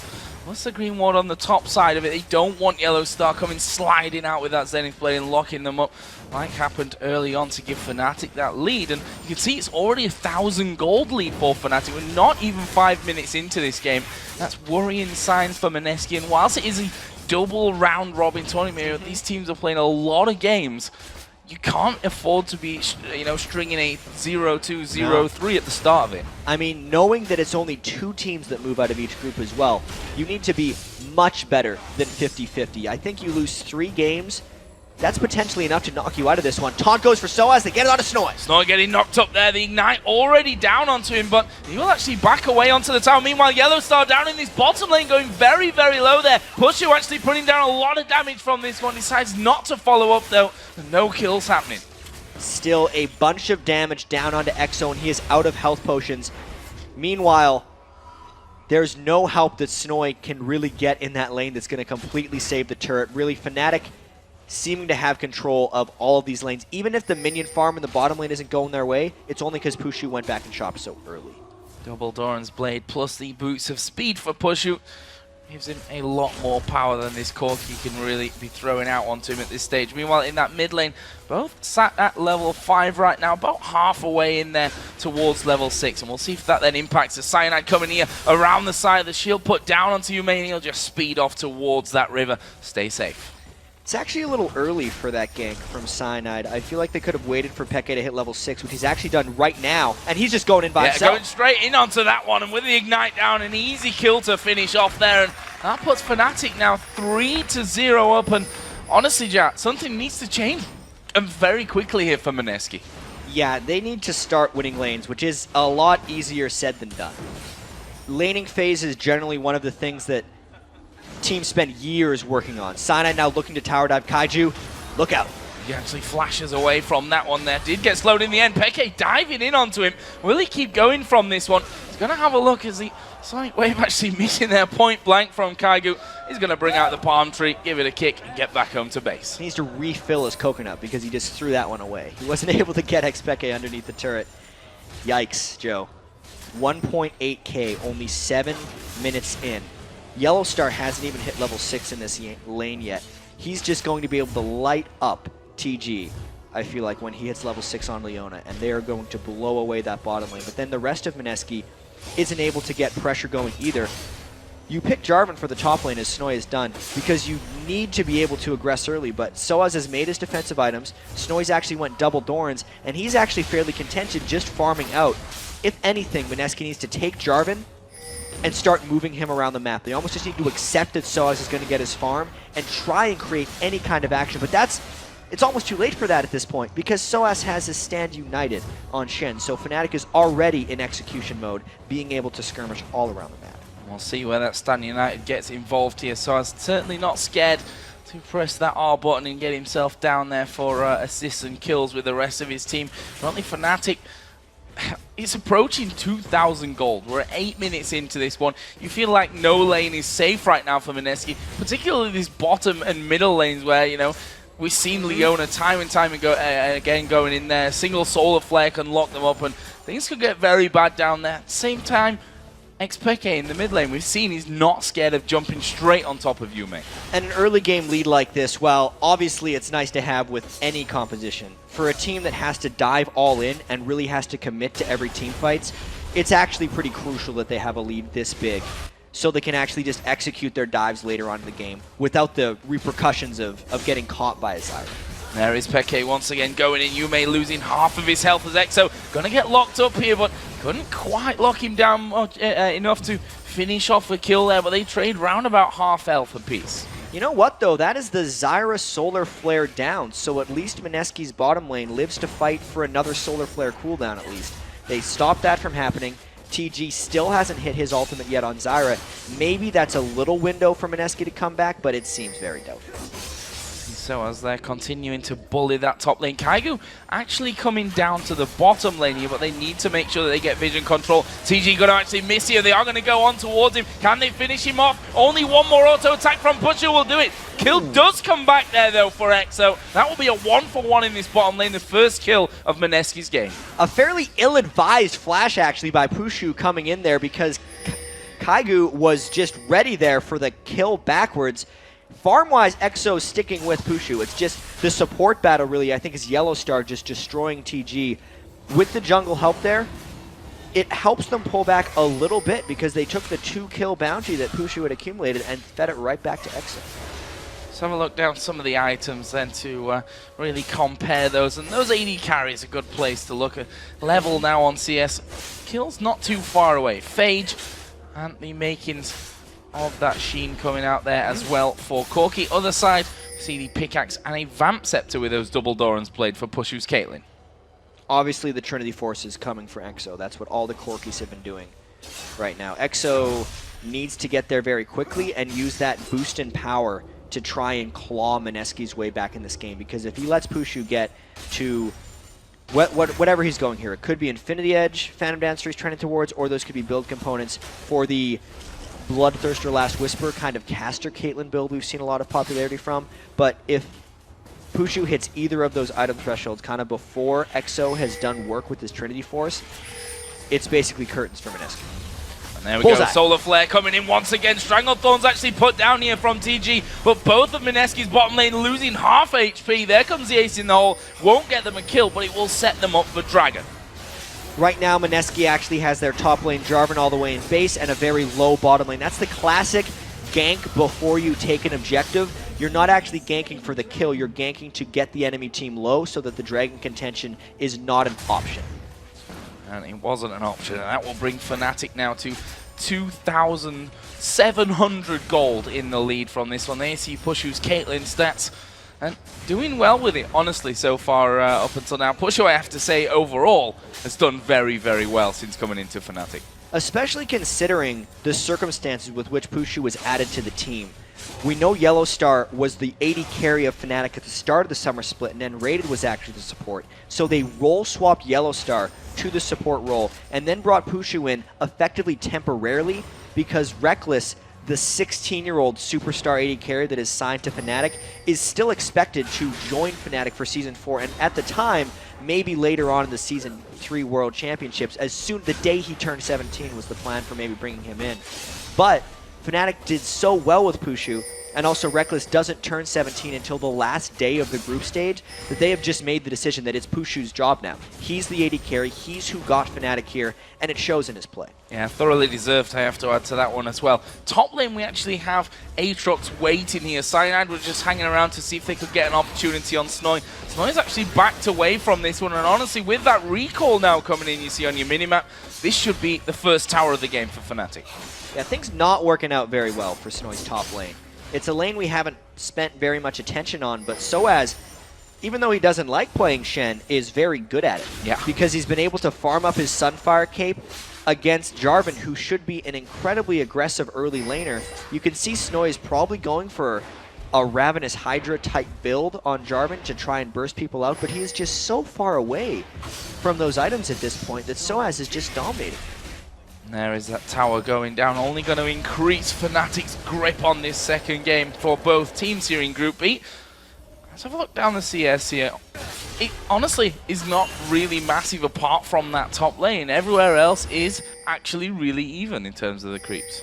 So a little bit of farm has been able to get taken back by Mineski, but the rest of the game is still just going Fnatic's way. The 4 kills to the 1, it's reminiscent of just a team that almost understands the game better for Fnatic, or they have more experience, because they know that the minion farm isn't the only important thing. It's about being able to push up to the enemy turret and being the team that has the freedom to make moves. Peke going in here on towards Yume. Will they go further? Yes, they will. Knockup comes down. Yume going to be bursted. There is Kaigu kicking Peke behind the turret, but that's probably going to make it harder for him now to escape this one, as he is going to go over on towards the red buff. Can he keep this one going, though? Bottom lane from Fnatic not coming up. They realize, okay, we can steal away this red buff. Peke actually just spotting the back end there of Kaigu. Will he be able to follow through? No, off to a ward, but this is a red buff steal and another kill for Fnatic either way. Yeah, and this is exactly what happens when one team is way more pushed up than the other. There's actually a fight in the bottom lane while this was happening. They forced a flash with the solar flare and then just bursted out TG. It's always that Zyra who's getting blown up by the sunlight combo of Yellowstar and Pushu right now. The bottom lane for Fnatic is the strong point, which is actually not something we say every day when there's ex-Peke on the team. No, that's certainly true. Peke, I think we could say, being a lot quieter than that bottom lane up until now. Currently, Pushu is sat at 3-1-0 as he will recall, get himself that BF sword, which still doesn't give us the, or I'm saying doesn't give us a clue. We could still see either that Bloodthirster or the Infinity Edge coming out, so we'll have to wait a little longer for that one.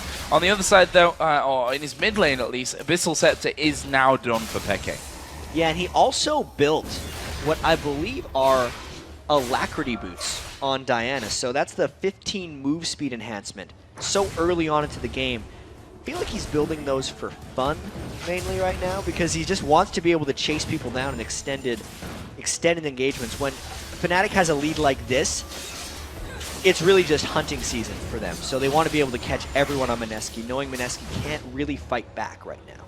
See, all outer turrets now down. There goes the ultimate out. There is a shockwave coming back in, but do you escape this one? Not on your life. That's a double kill down for Pushu and an inner turret. Meanwhile, Mineski pushing the outer turret in the bottom lane. And Mineski has got to get back to their base right now. This is 5 members of Fnatic, 16 minutes into the game, pushing your inhibitor turret. They already got 2 kills. They're looking for more, mainly the turret. Yeah, going in on towards Snoy there, and it's actually the Nexus turrets that were hitting Peke. Not something you usually say at this point of the game, but Fnatic either way doing a great job. They're going to take down the first inhibitor of the game. Fnatic was not happy about that loss to Vulcan. We can say that. And they are taking it out on Mineski right now. Poor Mineski, actually. Oh, no. As we said, they had a decent start. So that's on Fnatic actually not leaving. They're going to come around the corner from this one. Good Stranglethorns coming down. Yellow Star falling low, but Fnatic dive right back in there, picking themselves up a couple more kills. EXO's not going to be able to escape. I'd be surprised if Yume makes it. Ace in the hole will finish off. And that will be an ace coming down from Fnatic. 16 minutes, 30 seconds in. Minions are coming. They can win this game. How long is this game going to be? There's 14-second death timers. The death timers are so short right now, but Fnatic might have the fastest game in the history of competitive League of Legends. Well, mine, I think, is maybe an understatement. I think they're going to do this one now. Those Nexus turrets already been beaten down thoroughly by Fnatic. Can they really do They're this? going to take it down. The Nexus is going to fall here. Fnatic get it down to half. Mineski coming off the spawn. They're going to try and hold on to this one for a final time. It looks like they're doing a good job of it as well. Pushu falls down and Fnatic back off. I was so sure. Fnatic were even so sure that they were sticking around for that one. Snowy now chasing down as well. Peke and Soaz trying to make a run for things, but my lord, 16 and a half minutes in and they've got down both Nexus turrets. That was nearly a 17-minute win by Fnatic. That would have been completely unheard of. Fnatic has this game in the bag. It's about the race to the finish now. Kaigo manages to get back on towards TG. They're almost losing out to that Leona and a very, very unhealthy XPK Diana. Let's have a look at that one again. Yeah, they hid in the fog of war to get this initiation, and since Mineski had already lost their inhibitor, they didn't expect to see Fnatic there, but then once they found them, the fight just had to break out. They comboed so well with Aatrox into all of Caitlyn's pass-through damage right there, and it's the coordination of the team that all has to go in together. They did so, and because they were so far ahead, it just gave them the clean chase down ace. Well, and you know, it wouldn't have been the fastest game of competitive League of Legends. You casted that, actually. I did. Armageddon have got something to say. They want to keep their title, actually, I think, of losing the fastest game ever. Either way, Mineski, they're struggling here, I think is the understatement of the century so far. Fnatic already streaming back down towards the base. The Nexus is at half HP right now. They've just won a fight so incredibly cleanly. Why stop now? Overmatched might be a good word for it right now because Fnatic is so far up in experience and gold. Pushu, though, goes down. This might slow down Fnatic. They might just want to try to finish off that Nexus, though. Soaz is on it. Soaz on it. There's a shockwave on the backside. Yellow Star going to fall, but Soaz in the meantime is still going around this backside. EXO getting very low. There are the Stranglethorns put down as a great taunt comes in. Here comes the rest of the team, though, and Soaz having to back away from this. Peke, full HP off to the bottom side, realizes he can't probably take 4 of them down. Oh, or can he? Well, maybe he can. Go straight back in there. Is he going to try and backdoor and be the hero once again from this one? Drags all 3 in, flashes away, avoids the knockup. Aatrox still off to the side, will knock up Yume. He actually goes down. Finally, they've killed off XPK. Cyanide will die as well. Mineski holding on. It's a little sloppy for Fnatic right now. When you take down 2 Nexus turrets at 16 minutes and 40 seconds, sometimes you might get a little overconfident. Pushu right here gets caught by 1 too many missiles from EXO. Finished with the last execute there. And then Fnatic has the confidence here to just say, let's end the game. You can tell they're not actually in game time mode right now because they thought they had the game won at 16 minutes. So Soaz split off to hit the Nexus while the rest of the team was actually fighting. And that just created a split up Fnatic team who, even with that huge lead, you saw if they're actually not going in together, it doesn't work. Fnatic does need to be able to initiate together if they just take a little bit of time with their next push, or if they secure a couple objectives like the 20-minute Baron, which would be also extremely fast. They should be able to roll into the base and actually take that Nexus. But another mismatched, sloppy, one-at-a-time push into the base where, you know, Soaz had a bit of fun, so did XPK. He tried to be a hero. They need to win the game. Well, there is Yume face checking into a brush with a Shen who has a Warmogs and a Sunfire cape right now.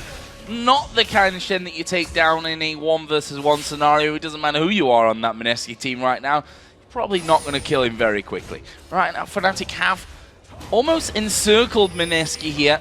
As we see them pushing in towards this inner turret in that top lane with the Shen and Aatrox combo. Now Caitlyn moving in. Infinity Edge Zeal is what Pushu currently has on board at 7-3-4 as well, picking up some nice kills into this one. And Fnatic, they're just going to push straight down this top lane. They know they have an exposed inhibitor in the mid lane as well, but if they can catch a dive they're going to go for it. They have a little bit of pink ward control inside Mineski's jungle. And this is a game for Fnatic that they nearly won at 17 minutes. We got to remember this. They're still... I think it was actually 16 and a half, Jack, but... Well, they had the double Nexus turrets down at 16 and a half. That's I true. think it's close. I was looking at the clock. I was thinking it was about 17 minutes. They're going to take this Baron in the wards. If this turned into a disaster, because they actually don't have enough damage to burst this Baron down before Mineski gets a contest, we're actually going to have to see a fight here. Fnatic needs to have the willingness to peel off and get a fight. Well, let's see what Mineski can put together from this one. Yellow are actually flashing over. Solar Flare goes down, but onto Corki, who simply Valkyries over the trees and says, nope, you're not going to fight me there. Lee Sin is actually up by Baron. He might want to think about recalling from this one because Fnatic are starting to push in. Yeah, he was thinking about the steal for a little too long. That would have been a very impressive steal if he could spike the Baron down from 12,000 health. You know, that Baron doesn't necessarily work for Fnatic. They need to get their stuff together right now because they've had control of this game. They took out their frustrations on Mineski, and then they kind of relaxed a little bit. It's time to focus a bit for Fnatic for a couple more minutes, finish off Mineski here. Or Mineski going to put together the best comeback that we've ever seen in League of Legends. I wouldn't hold your breath for that one right now. Well, who knows? We've seen... No, we haven't seen Stranger Things. Stop kidding yourself, Joe. Peke here hammering away on the inhibitor. The top lane was pushed. Mineski being split around here between that top and middle lane. And it should just be a matter of time here before Fnatic get it right. Well, it's 4 people who dive in all at once for Fnatic with Pushu in the back trying to play cleanup. I almost feel like they're going to wait for Peke to get a kill while trying to push the inhibitor, or they're going to find a clean initiation around the side while they're sieging down this turret. If TG gets taken half health as well, though, it might just signal go for Fnatic. Grasping Roots actually came in there, but onto Soaz. Is he really the target you want to hit? Probably not at this point. That turret being weeded down to half HP. And XPK is still pushing towards that inhibitor. EXO doing a good job here with Corki of holding him off that one for now, though. And credit to Mineski, they've held out quite a long time on this situation. And it's tough. When you lose your Nexus turrets in 16 and a half minutes, you lose morale a lot of the time. And Mineski, to their credit, has fought in this one. It is the World Championships for them. They can't just, they're not just going to surrender, and they're showing that as a team right here. Never surrender. That's a good philosophy, I think, because you never quite know when it's going to get turned around. There is Cyanide being stopped by the minions from going home. See, even the minions want to help Mineski out for this one, slowing down Cyanide's recall. Soaz will be headed back home as well. XPK actually going to go farm down on this bottom lane, and we are going to see a couple of more items coming out. Pushu adding in that static shift now. We've got a Zhonya's Hourglass for XPK, which means that he's going to be feeling a lot more comfortable to dive in. But look at this, Mineski have pushed out in this middle lane. They might be on for their second turret of the game here. They want to get something back, but here's the shut-off onto the Aatrox. You're in trouble, Mineski. You're in trouble. Knock straight up in the air. There are the Stranglethorns. They won't knock anyone down. Now Kaigu going to be the target from this one. Can they get onto him before he escapes? Ace in the hole comes flying through, but he's still alive. Those wolves going to be a friendly target for him. But has he got what it takes to get over? No! He's failed his flash on that one. That means 2 men down here now for Mineski. It's his surely game. This is it. It's 25 minutes. This was the time of the Gambit versus Mineski game, and this will be the time of the Fnatic versus Mineski game as well. 5-on-3 onto the Nexus. Fnatic pushing in. Well, surely going to be looking for a few kills before they actually end up finish this one off. Apparently, I don't know Fnatic well enough. They're going to go straight for this one. Soaz actually tanking things up. Peke dives in on towards EXO. There is Cataclysm down by Jarvan, but he's squishy enough at this point with this lead for Fnatic to just be taken out. But look at Yume and EXO. They're still managing to hold them off. Nexus down to half HP again, and Fnatic, they're backing off. Yep. Fnatic is backing off once again. Maybe they're going to play around the side here, but there's a ward down, and that means Fnatic has to continue to back away. You know, I've always been told you don't play with your food because sometimes it's going to mess up the food. I don't know. Okay. The food's just going to somehow get angry or something. You're going to ruin the taste, and at some point, it's going to backfire. Fnatic should have ended this game 5 minutes ago. It's a brilliant analogy. I'm not sure it's quite so related to this I one. missed the mark on that one. But let's look at the score. I mean, 19-10. Not a bad kill score against Fnatic. No. The gold is only 10,000, I say with the lightest of terms there. It's the turrets that obviously Fnatic made from that one play going straight through middle, or 2 plays it technically was, because they came back and fought them on that inhibitor.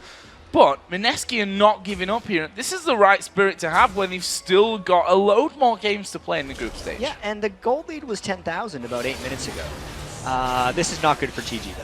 And he's actually going to root up Cyanide here. Actually throws down the Stranglethorns, does manage to knock him up. TG gonna survive. Kaigu has been waiting for this Baron steal for quite some time. If he steals this, the crowd here is going to go absolutely wild. He would earn it if he was there, because he has been waiting in that bush. There's no way Fnatic knows he's there. He also has no way of supporting the rest of Mineski in a team fight. But he's going to get this. He's got the ward. Gelstar, don't kill the ward. Let him have it. Let him see. Aww. He's going to need someone to go in there. He's not going to give up on this one, though. Fnatic, are they going to keep going Baron? Are they going to come off it? They're actually coming off it from this one. Peke is waiting in the brush. There's the 1 kill. Snowy goes down. That's 2 for nothing. And now Mineski have to recall. Lee Sin finally does hit that B button. Not sure Exo's going to be so lucky with this one. Peke is literally just going to hold him away. Fnatic are looking to win it here. Means the base defenders aren't there right now. It's a jungler and a support. Call number 3, Fnatic. They're going to end the game here, Joe. There's a kick to the face for Soaz, but can they hold off here on this Nexus? Already down to half for the 3rd or 4th time in this game so far. But Fnatic decide to go in. They're going to pick up the victory here in 27 minutes and 40 seconds. Tell you what, that's 10 minutes longer than I expected Mineski to be holding off after what happened to them after those team fights, with Fnatic pushing so decisively on through. That was a rather resilient Nexus for Mineski, but if anyone knows how to finish him off, it's Peke. He was able to fly in right at the end of that game, 619 on Diana. That just evens up Fnatic and probably gives them a pretty positive feeling heading into tomorrow when they're playing a couple more games. Made up for that loss for Vulcan and then some with a very decisive victory over Mineski. And Joe, I have to say for Mineski, things are not looking good for them. This was a very one-sided defeat to Fnatic where they didn't really seem to have a window. Well, it's not a surprise to us, I think we can say from this one. Mineski, I think, if you look at every single team that has made it here to the World Championships, I think they were the biggest underdogs, the biggest surprise. Even they did incredibly well, beating SGS to actually get here to this stage of the tournament. So these guys, in theory, aren't slouches, to say the least, but look at the quality that they've got to go up against. I mean, Gambit and Fnatic, your first 2 games, it's always going to be tough. And I mean, I kind of feel like if we look back to the Season 2 World Championship, for those of you who remember, Saigon Jokers actually beat out the same team that Mineski did to make it here, and they were also looked at as these complete underdogs. No, they didn't make too much noise, but the Saigon Jokers did take a game off of Team Dignitas in the Season 2 World Championships, and I almost feel like that's what Mineski's goals are going to be aligned around now, because yes, they are huge underdogs, but to make a showing, they're going to maybe get an upset against one team. That's what they have to be thinking for themselves. And an important thing we shouldn't forget is experience. Playing on a huge stage like this, playing in front of the crowd here. And this is always going to be something to take away, even if Mineski lose every single game. It's still something to learn by in the future. Yeah, they're going to just have to buckle down a little bit and just forget what happened there. Because if you're thinking about a 16-minute double Nexus turrets down, you're not going far. No, forget day one, I think, is the idea with that one. We've got to take a quick break, guys, but when we return, it's the final match of day one as Europe's Gambit take on Korea's Ozone. Plus, Vulcan's top laner, Psycho Sid, will join us to talk about their first day at Worlds. So stick around. The Season 3 World Championship will be back in just 3.5. I think that we will work even harder because not getting out of the group stage will be as bad as not getting to the Worlds. So we will try our best to get out of the group stage and then getting to the Staples Center.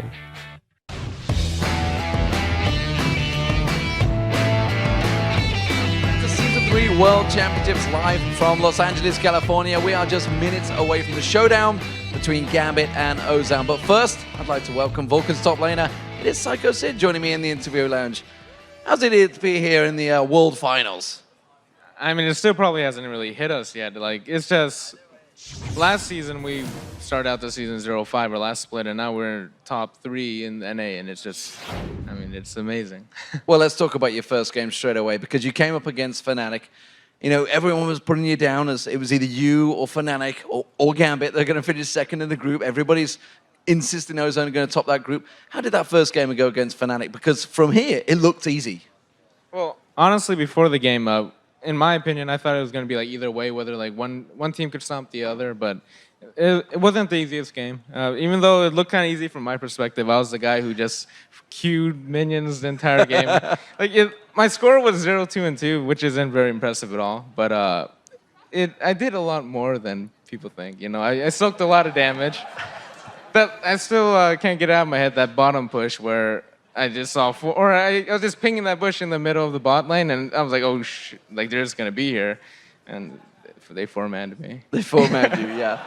But I mean, that was just it. You were on Nasus, you were left to farm. It just seemed so easy for you. You just had no pressure on you at all, really. Yeah, even though I was 0-2-2, I was probably one of the more farmed people in that game. And Nasus is always a late-game threat. They had Lysandra and York as their solo, so overall they didn't really have too much damage to just take me down. So they sent 4. So let's move on to the less exciting match for you guys, I guess. The Ozone match. It was certainly a lively performance. It started off very well for you, but how did it all go wrong? They're just a really good team. If you give them any sort of way to come back, they can just snowball it on you, and that's exactly what happened. After the game, we were all wondering how far ahead we were, and someone said 5,000, and I was like, oh my god. And then people just started getting caught, one after another, myself included. And just because of that, pick after pick, we just started walking around with our heads chopped off. We weren't really thinking, just mindlessly. Yeah, it was definitely running into it. But you yourself, you were up against Looper in that top lane, which the analysis desk have been singing the praises. He's a new guy coming into the team. That was his first tournament match. I don't know how that feels for you, but he was pretty good. How was it to play against him? Well, the lane in general was just Shen versus Singe, which was trade farm and occasionally just fling and try to poison you. But I mean, it wasn't the most exciting lane, but I did learn a lot. Just him being able to start a Dorn's ring and getting out of the laning phase. Had we 1-2 them, the game would have been different. But overall, it's just going against another really good player is just an honor. Well, I mean, Looper was changed in for Hom, and you guys obviously would have researched that. That was because of the 3.11 changes. How do you feel 3.11's gone for you as a team? I mean, and certainly yourself as a top laner, because the top lane's been quite affected by it. Well, to be honest, going into the 3.11 patch, it was pretty rocky. For example, Smithy wasn't exactly that comfortable on Vi, but now he stepped up his game, and even my champion pool has been hit a bit, and just as a team, we had a slump where a couple days, 1 week, we just literally went 0 and whatever number against C9 and TSM. So it just took a while for us to get back in our groove. Well, overall, obviously, we've seen all 5 teams playing in your group now. How do you feel you balance up against the rest of the teams in that group? You got a double round robin ahead of you, another 6 games to go. Do you think you're going to qualify? I mean, we certainly hope to qualify. We're pretty confident about it. Despite our loss against Ozone, as I said in another interview before, that one throw was just counted as 1 strike. If we get 2 more strikes, we're out. But I mean, we go in feeling really great. Especially after the win against Fnatic, it was pretty clean. Where I felt I didn't do as much as I could have. My team carried me, and I was just happy about that. And hopefully, they could carry me some more. Well, thank you very much, Sid. So we will be going across back to the action. But first of all, we're going to get back over to Riv and the guys at the analysis desk. Fail. Let's see what these guys have coming in. Samsung Galaxy, and we have Gambit coming into this matchup. Mani, I know this is one you've been waiting for. What are your thoughts? I mean, I think Gambit played well in their first match, but they are going to have to step it up a lot against Ozone, and it'll be interesting. I'm curious as to what the bans are going to be, because we talked about that earlier, and it is extremely dangerous to let Mata have Thresh, but then you put yourself in a position where maybe Dandy gets Lee Sin, and he is incredible on Lee Sin, or you don't have as many bans for powerful champs in mid against Dade too. So who is Gambit going to try and shut down? I feel okay about Alex in mid there, but the weak point here for me is Darien. I feel like Darien could get on tilt from Dandy just ganking him a couple times early, and that's what scares me for Gambit. Other than that, I have faith in the Russian boot camp. I'm just looking forward, or not forward, to see the bot lane evolving.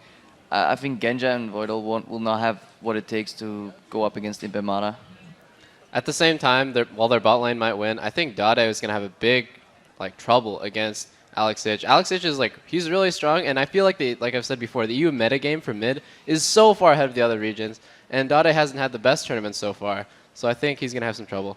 And Monty, a big focus for you comes out of the jungle for these games. Dandy came in at 3-1-17 as Jarvan in their win versus Vulcan. How do you think that matches up against Diamond?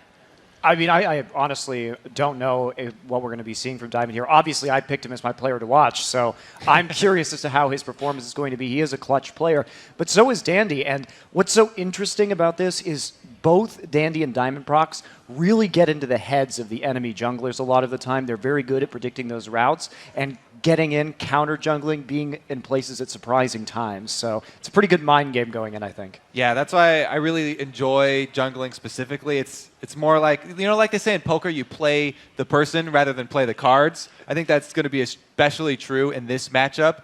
And whoever gets more vision down early will probably be the one with the upper hand. So I think deep wards is what we'll be looking for. We might actually see a Jarvan ban coming out because I think Diamond Procs really dislikes the champion. Yeah. And I wonder, I'm not sure, but I wonder if Lee Sin is going to be contested. If Diamond Procs is going to say well, you played Lee Sin, well, let me show you how it's done in Europe. Well, Danny has some other good champions, though, like Elise as well. He's had some extremely impressive performances on. I'm super interested in seeing Looper, who's has zero competitive experience, versus Darren, who has 2.5 years of competitive experience. Hey, he doesn't have zero competitive experience anymore. He's got one game. He won that game. He has He's 100% win rate. He's now undefeated, Double. Stats don't lie, just like you said. And let's talk about that for a second. How would you guys feel if your first game was at Worlds for a tournament play? I'd be nervous. And I pulled off that teleport there to cut off Pekka. Yeah. I feel pretty good. He played so well in the first game. I would be so excited, and I would be the adrenaline would just be going through. You'd be like, oh my god, I'm gonna make these hyphy plays for this next game. I think it can get to his head negatively as much as it can affect him positively. Because I know sometimes I get so excited that I just make a stupid decision and I just die. You have to remember, he's really hard to read. We have no research on him. What does he play? Yeah, the other thing too is Singed? where you're talking about Darian going on tilt and maybe Dandy will come up there and get some nice ganks off. Well, Dandy has great synergy up there for ganks for Ohm, but we don't know what that synergy between Looper and Dandy is and to what extent they can read each other when those ganks come in. And so it's kind of a question mark, and Dandy spent a lot of time in the bot lane that last game. So Are we actually going to see a Singed ban come out, or are we going to see Shen open? I'm actually wondering, if they have Singed as an answer, are they going to give Darien Shen? Because Darien is notoriously really good on Shen and has a really high win rate with Gambit. So I'm actually wondering what's going to happen on that. Well, Monty, you were saying that if Ozone ever sees a Singed or whatnot, Shen comes out. So that's something maybe. Well, this is the first time Ohm didn't play Singed, but generally speaking in Korea, when there's a Shen that pops up, it's pretty much usually countered by that Singed pick. SK Telecom is especially famous for using that because Impact loves that dirty farming on Singed. So coming into this next matchup, obviously we talked about everything but the mid lane, Alex Ich versus Dade. Kobe, how do you see these guys matching up with, the fearsomeness that they both bring to middle lane? Like I said, I definitely have faith in Alex in this one, and I know Double Lift does too. I don't want to talk trash or anything. Actually, I do. Yeah. I'm just going to say it straight up. Dade is so Don't fake overrated, yourself out. dude. He's so overrated. This guy has a small champion pool. He got crushed by Cloud. I don't know, dude. I'm shaking my head. I've always said he's only good on Zed. No, it's interesting, though, because he was the MVP of Champion Spring, but I feel as well that he's fallen off significantly since then, and he also is very vulnerable to going on tilt. Does this guy even play AP carries? I've seen him play Zed. He plays TF. And, he plays TF. That's kind of an AP carry. And Ryze. That barely counts. And then Ezreal. Those are the 4 champions I see him play most. But is your criteria for being overrated when ManCloud wins against you? Because that's not a very nice thing to say. No. I'm not saying that. I just think when Dade is hailed as oh my god, he's super. He's people have told me before, especially I think Jat told me this, that when Dade loses, there's no way MVP Ozone can win. I think it's their bot lane that carries that team, not Dade. And how do you feel about the bot lane matchup with them going against Genja and Voidal? Oh, there's no chance, dude. I got my money on Imp for sure. It's going to be a battle to get the Corki first, but then again, he plays a really good Caitlyn. I don't know what Genja's going to bring, maybe, but you can never count out Genja. Maybe he will find out a really weird 5-Doran strategy that somehow is going to work. You can never count out Genja. That's Genja's strategy sheet. It's just a sheet filled with pictures of Doran's blades. Or he just takes a little board and you start throwing darts and he just picks whatever. Like, you never know. All right, guys. Well, we can analyze forever, but let's see it for ourselves. We're going to send it over to Jat and Joe for the play-by-play of our final game of the day. Take it away, gentlemen. Thanks a lot, Riv. It is time for our 10th match of the day and the 5th battle in Group B as Europe's Gambit takes on Korea's Samsung Galaxy Ozone. So let's get straight into it and check out the starting lineup. Starting with the blue side and the Russians of Gambit Gaming. I say Russians, it's obviously 4 Russians plus 1 now with Voidal from Estonia. And they are, of course, Darian in the top lane, Diamond in the jungle, Alexic in the mid lane, Genja the AD carry, and Voidal as support. Of course, on the red side, it is Samsung Galaxy Ozone with the new guy Looper in the top lane, Dandy in the jungle, Dade in mid lane, Imp, the famous AD carry, and Mata on support. And I have to talk about, or we have to talk about Jack, more importantly. Looper, again, we heard it a lot there from the analysis desk, but how good was his opening game for them? I mean, thrown in the deep end with Sharks and everything in there, I think is what you can compare that to. Into the World Championship, your first ever competitive game. Incredible. And while it's so nerve-wracking to play that, we also have to keep in mind, I think, the confidence his team has in him, because they brought him over as a sub with the chance that he would be used over Ohm in the top lane. And I think during their practice that they played, it had to be, they all just felt like he gave them the superior chance to win today. They're running him now for the 2nd game in a row, and I almost feel like because the synergy hasn't had time to develop between Dandy and Looper, he is going to play those champions that you can completely leave alone. So stuff like Singed will be very popular. Maybe even his Kennen. Both of those things I hear are beast for him. So let's have a look then. Gambit already got their 3 bans out there. Caitlyn, Lee Sin, Thresh banned out. On the other side, Aatrox Zed, and that ever so popular Corki from today. Yeah, we heard the sighs from the crowd as Lee Sin got banned because we're not going to see the Diamond Prox Dandy battle for the Blind Monk there. But of course, if Shen's available at first pick, Gambit is going to take it. Yep. That's just the way Gambit plays. Or Shyvana, possibly. Let's not just get carried away too much on this one. Yeah, if this was not the World Championships right now, and if I'd be like, man, maybe we're going to see a top lane Shyvana from Looper. Maybe he's just going to try to blow everyone's minds right now because we've seen a little bit of top lane Shyvana, but they haven't locked it in yet. I almost feel like they're doing that just to mess with us. Vayne is available for Imp, though. Why did we not realize that? Yeah, that is a big one. Vayne coming straight through from this one. It will be locked in there with that Zyra for Mata as well. And we saw it in Samsung Galaxy Ozone's first game, how incredible this bottom lane is. And the synergy between these two players, how good they are together. They destroyed the Vulcan bottom lane. Yeah. And Imp's Vayne, I need to point out one thing to watch for right now, because when I watch him play Vayne, I notice he does this better than anyone I've ever seen, is his movement within team fights is just, he covers more ground than anyone else. He will start a team fight well in the back, and by the end of the team fight, he will be in front of the tanks. He spends a little bit of time in between auto attacks when necessary to gain that little bit of extra distance. He's the one who popularized the Blade of the Ruined King to Phantom Dancer Vayne build, and he just abuses the speed of Vayne to move in team fights. Really watch for that because it is incredibly impressive. Well, it's going to be something to behold, that's for sure. On the other side, Gambit, they've got a few options open to them as well here. Orianna not banned out this time, and of course that Sona that Gambit absolutely loved to death, to be honest. I mean, we saw it throughout their 3 supports that they've really had over the last few years. Obviously, Edward, Darker, and now Voidal. Gambit love having a Sona in the team. Get that crescendo whenever they want it right here. And of course, the Ahri has been picked by so many people. Alex, he likes the Assassins right here. And I do actually wonder, to Double Lift's point, what they're going to be going with in the mid lane. I think they could just go for Ryze again. They were comfortable with that matchup against Vulcan in their victory, and they could actually get a fairly similar composition to what they already have. They'd have the Shen matchup and the Singed matchup. Well, things moving very quickly in this one. On the other side, Evelyn locked in here. Boom. For Diamond in the jungle. A jungler that's so widely respected throughout the entire world. You hear interviews, doesn't matter whether it's an interview from China or out of Korea or Southeast Asia or from North America, from South America, you know, everyone looks towards Diamond. Can he do it here, though? Because this is a big game for Gambit in the grand scheme of this group stage. It is huge. I mean, this is the team that everyone is competing with first and foremost, because sure, a lot of these guys actually feel like they're competing for second place. If you could take a game off of Ozone right now, who is favored to come out of the group. It just gives you so much momentum as you move through. Kog'Maw and Eve. See, this is actually where Vulcan's comp failed and where right now Gambit is not. Because Samsung Galaxy Ozone has that Singe and the potential to pick something like Rise, it's a lot of persistent damage that Samsung Ozone had, and Vulcan didn't have enough damage at the time when they ran the Ahri with the Shen.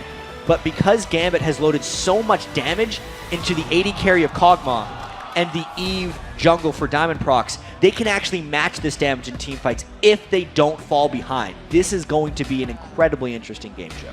Well, we saw the final pick there for Ozone was that Rise, and we saw him in game number 1 of the group Sage versus Vulcan in that mid lane with Dowday, and it worked out for them in the end. And he's going to bring it back in, and as you said, a very similar composition for Ozone here as they had in their first game as well. Not wanting to change too much. Yeah, it worked for them in the first game, having the Singe with the Rise. But of course, if Vayne is available for Imp, he's going to take it. Yeah. I think in the grand scheme of this game, if we look at the laning phase, Samsung Galaxy Ozone isn't actually going to be that strong right off the bat. We know that Rise loses to Ahri early before he can pick up his items. Singe is not necessarily crazy until he gets his ultimate, and Vayne doesn't necessarily have an amazing laning phase. Against Kog'Maw, I think he can get by just based off the amount of skill that the Samsung Galaxy Ozone bottom lane can pull out. This is a hype game right now. Yeah, and it's our final game of the day, so I expect you guys here in the crowd to be extra hyped for this one. Let's have a look at what you guys at home think of this the final game of our first day here. I'll get that one out there. And according to lolesports.com, a real close one. 56% of you believe that the analysts are all wrong, and Gambit is going to pull out this one. Wow. So the power of the bootcamping Gambit Gaming, they were so strong throughout Season 2, and they had to travel so much during the European LCS. They hardly had time to practice, and even with all of that, with maybe one practice day a week, they placed second in the spring split, and then third in the summer split. But now they have had more practice time than they've had at any point since, I gotta say, Season 2, and they were the powerhouses then. Well, if Gambit are going to turn up and play for any game, it's usually against the biggest teams in the world, and you could certainly say that Samsung Galaxy Ozone are one of them. So here we go then, in-game Gambit versus Ozone, our final game of the day. These two teams obviously playing their second game in Group B. They currently sit at 1-0, both of them. The winner of this one, therefore, will go top of the table going into tomorrow's action. I think the big breaking point in this game is the bottom lane, especially if they lane against each other. Only because Imp and Mata had such incredible success against Vulcan's bottom lane, and in Gambit's victory today against Mineski, Genja and Voidal actually gave up first blood to Mineski's bottom lane. It has been a sore spot for Gambit all throughout the summer split, trying to get that bottom lane synergy back ever since Genja and Edward have been broken up as that pair, with Edward heading over to the North American LCS. It's what has to work for Gambit if they want to win this game against Ozone.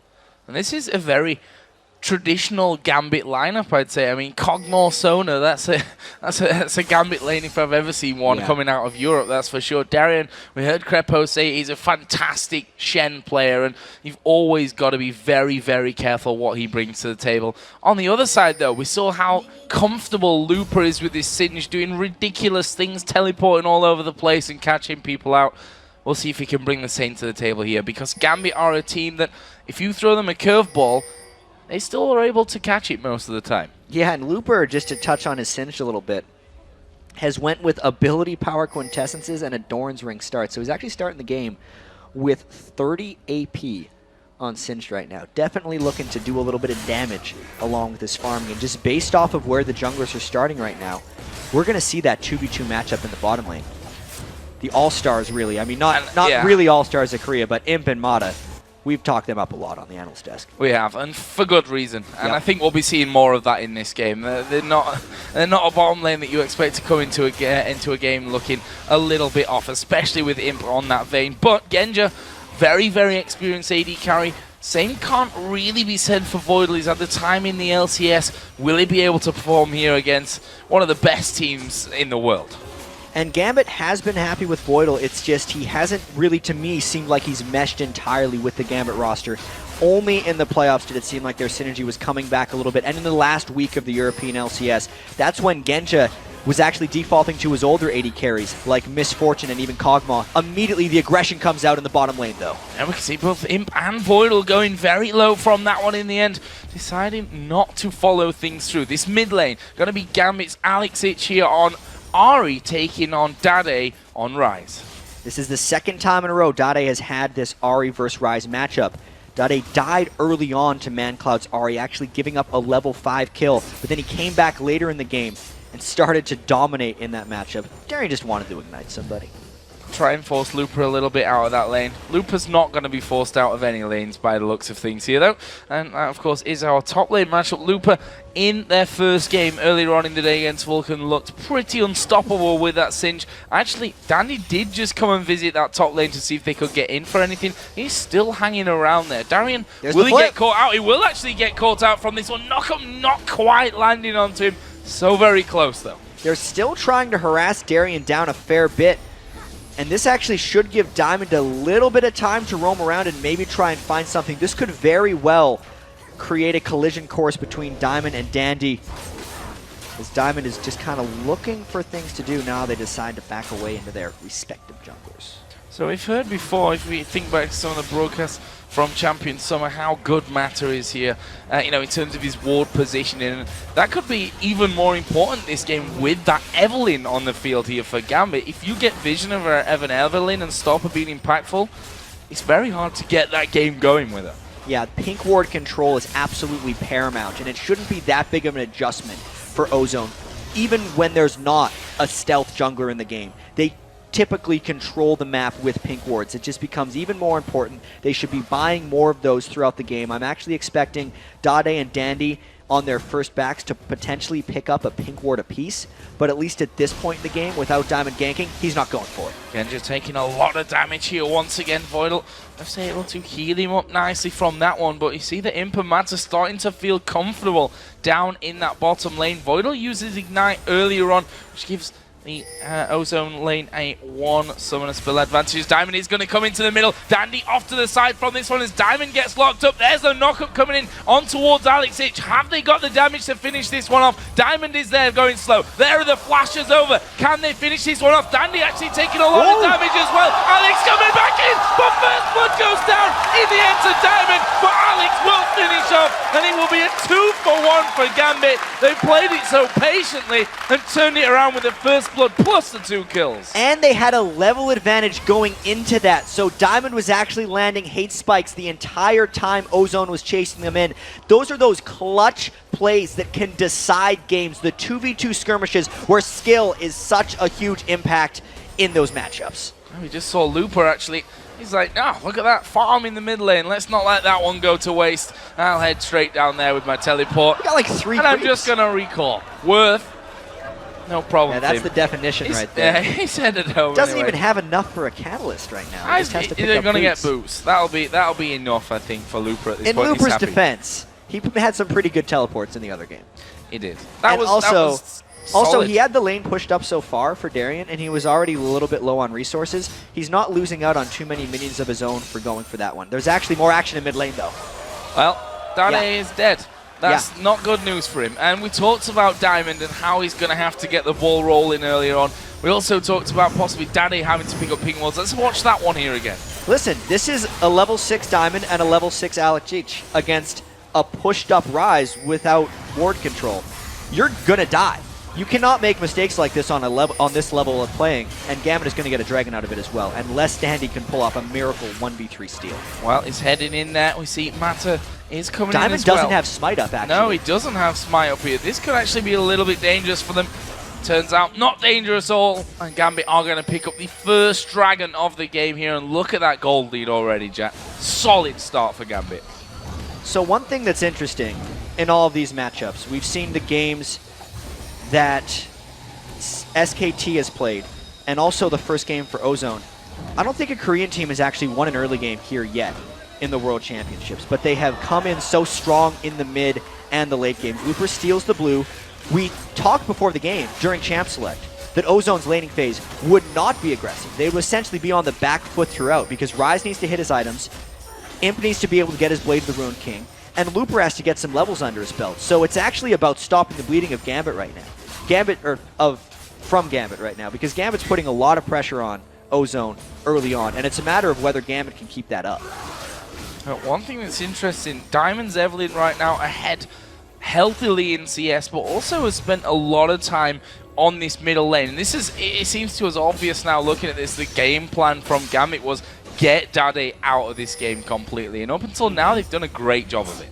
As long as they can keep his farm down. That's the tricky thing about Rise, is you see them die so much, but if they're farming, it's good. Oh, Mata! Look at this! Wow, that was a terrible miscalculation. Voidal threw down the Ignite there as the flash came in from Mata, and the kill picked up, and that was all just very messy coming out of Ozone. What is happening to Ozone right now? Because with all the talk up right now, those are a couple mistakes they've made here. Dade losing himself in the mid lane, not recognizing that he was against 2 level 6s, and then in the bottom lane, Mata flashing in to not get a kill back. A 3,000 gold lead already at 9 minutes for Gambit, who were the Season 2 powerhouses, and, you know, calling them a dark horse because a lot of them are predicting them for 3rd in the group is a little generous, but man, they're playing well so far. Oh, there's Diamond meeting Dandy inside of the river, slide away as that pink ward was put down, but Gambit have got a pink ward of their own, and they control that vision a little bit longer there in that lane. Top lane, we see that Looper, despite the time that he's had here, is still behind of Darian, and this is one thing that Darian does well. He'll quite happily sit on his island in that top lane and just farm away. Got a lead there, he's happy. And Dandy needs to make a lot of plays here to get to get Ozone back in the game. He had 90% kill participation in their win over Vulcan, and he's got 100% kill participation right now. They just got to get some more kills. He needs to be able to create for them. Well, here we see Looper stealing away Wolves at this point. He's got a couple of deep wards down there. Is the miss actually coming out from the jump? They don't care. They're going down for this one. There is Darian coming in. Misses a taunt, but he'll get the kill anyway. Now he's locked up perfectly between the turrets here fighting against Andy. Looper and Mata are coming in, though. This is going to be an extended fight, and Darian is in a lot of trouble. Let's see how good Darian's ninja skills really are. He waits in from this one. Ward gets put over the side. Darian will go in, and there is Imp, and they don't want to give these kills over towards that Vayne, but Imp in the end will pick that one up. It was a 1-for-1 trade in the end. Dade it was that went down, so he's continued to be shut out of this. Once Alex missed the charm, Gambit should have fallen back from that one. Even though they got a 1-for-1, it was killing a already behind Rise, and it gave a kill to the all-important Vayne that Imp is commanding right now. That is a good trade for Ozone, as we know they're going to be on their back foot for quite some time. They just need to hit their items, and then we're going to really start to see this game take off. Yeah, freezing up that lane nicely here is Imp. Have a look down his items right now, upgraded to those Berserker Greaves. Got himself that Vamp Scepter in there with a single Doran's Blade as well. On the other side, Phage coming out for Genja, along with the Berserker Greaves and double Doran's Blade. 2 games that we've seen Genja, and he's not picked up more than 2 Doran's Blades. Well, He's a new he's man. going for a Trinity Force. He's got to pick a lot of components already. Double Dorans is already a little much for someone who does Trinity Force. Most Trinity Force users just go for the 1. He's hitting pretty darn hard here right now, though, and the Phage on Kog'Maw is actually a little curious. For some reason, I thought he was on Corki all of a sudden because I saw the Phage, but maybe we could see a Trinity Force Kog'Maw coming up here. This is a little weird. Well, if we're talking about AD carries and going a little bit weirder than the rest, Genja is possibly the prime example of that one. Meanwhile, Diamond is down on this bottom side. You see they gain that pink ward control. Imp is low. And Imp is in all kinds of trouble here. Stranglethorn's going to go down. Will Imp be able to escape this one? He's actually burning here as Looper comes down. There is Dandy as well. Now it's Genja that's in trouble. He will fall. There's a kill onto Voidal. And now Diamond trying to get away. Flashes out of the Cataclysm, but Looper is charging in after him. Decides not to keep going with that one with Alex coming down. And in the end, it'll be a 2-for-0 for Ozone. Brilliant bait right there by the Ozone bottom lane. Imp moving so well to escape that one. That was just total domination and outplay, getting the teleport to come in after Gambit had fully committed to that fight. And Darian had his wave pushed so far back, that he's still struggling to get some damage down. Yeah, only just got onto that turret to start getting things going. And got it down to less than half at this point, but Looper is already well on his way back towards that outer turret, and I don't think that Darian not going to be able to finish that one off with this wave. I say that, and Looper's headed straight towards those minions, and Darian, a man who's definitely not scared. We've seen that many a time from him in the European LCS and in previous other events as well, that he will quite happily stand on that turret and risk his life a couple of times. Let's call it that. Yeah, he doesn't mind dying as long as it's better for the team, or even if he's already died a lot, then he's just willing to die a little bit more. Yeah. I think Gambit here does need to be very cautious about the potential of Ozone's team composition as far as just overall scaling goes, because while Gambit has loaded in a bit more sustained damage, there's still a little bit up front, especially from Alex Ichizari. It's going to be hard for him to be effective later on in the game if Looper and Dade get too much farm. So far, Gambit's done a very good job keeping Dade down, but Looper and Imp are getting going a little bit. And Alex can really only pick one as far as what he's going to kill, and knowing how elusive Imp is, life actually could become fairly difficult for Gambit despite this large early game advantage they seem to have been building up. And a lot of teams that we've seen today playing against the Koreans have had early game advantages, only to see it slip away from them. These are teams that you have to not only kind of beat down early, but you have to make sure you tread them into the ground afterwards, because they will rise up and take you straight back down with them. There's Darian and Looper once again bashing heads basically up in this top lane. They're very even on CS and in terms of kills and deaths right now. Genja in this bottom lane has still that lead over him, but that kill earlier on, you can see, leaves them very, very even overall in gold. There's about 70 difference It's a between couple them. creeps at the very most, and that's actually exactly where Imp wants to be, at least in the laning phase, because he knows how potent he can be in team fights. Diamond looking to stop this as well, though. They know Looper does not have his teleport up, and that would be a very bold dive since they have not even gotten harassed down onto Imp or Mata. There is a flash up for Voidal if he wanted to go for a flash crescendo.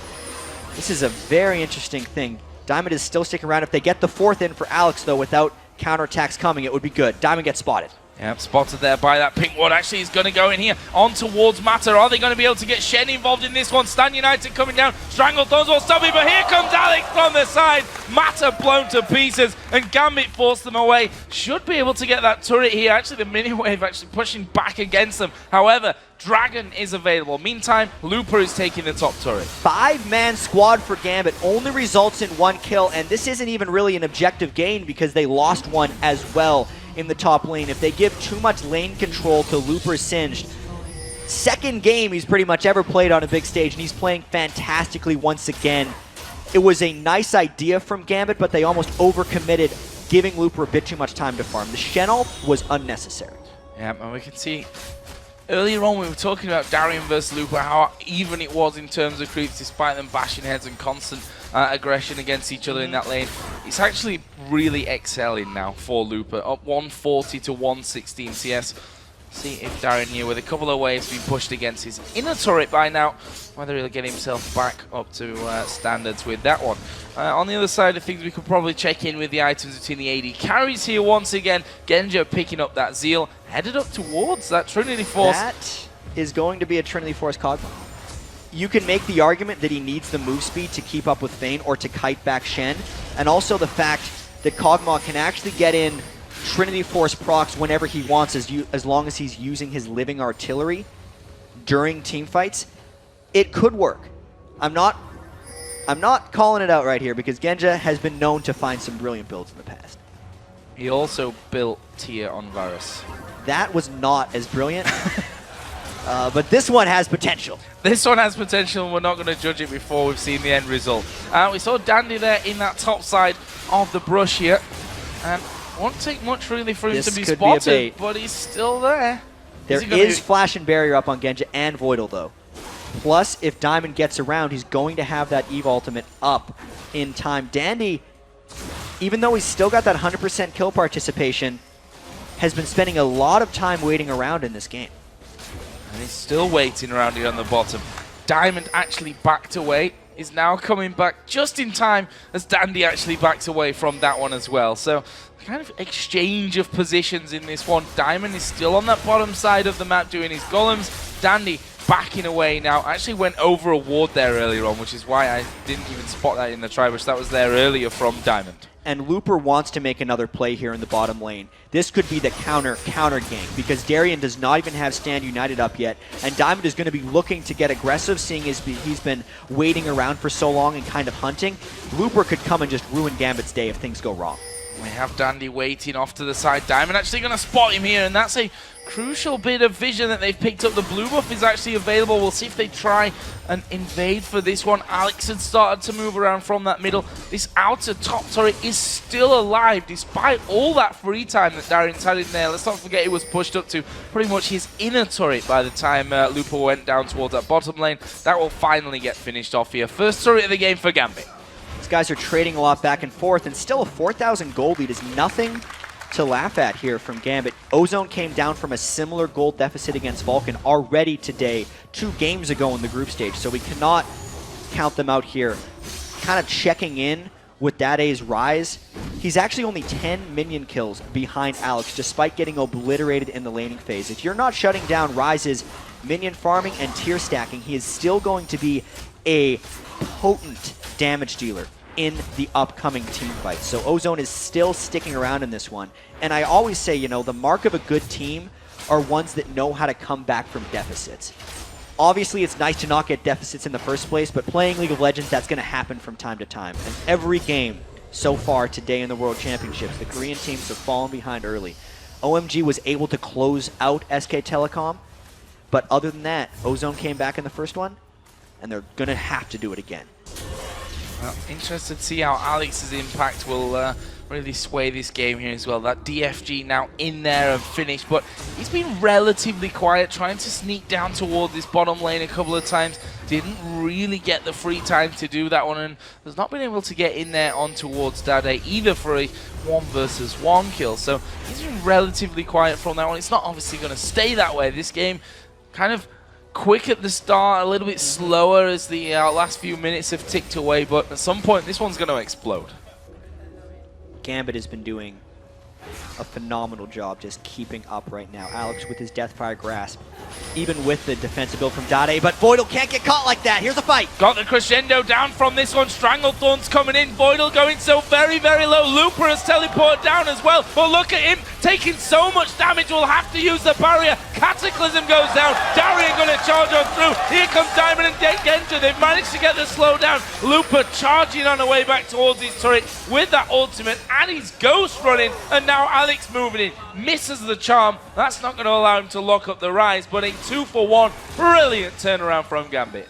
Getting the teleport out and then still coming out on top. That fight was all about Darien closing onto Imp. Imp tried to make his textbook escape, but barely Darien was able to track him down. Gambit roamed with Ozone and came out on top. This is going to be turret number 2 here for Gambit going down in that bottom lane. 20 minutes, 50 seconds on the clock.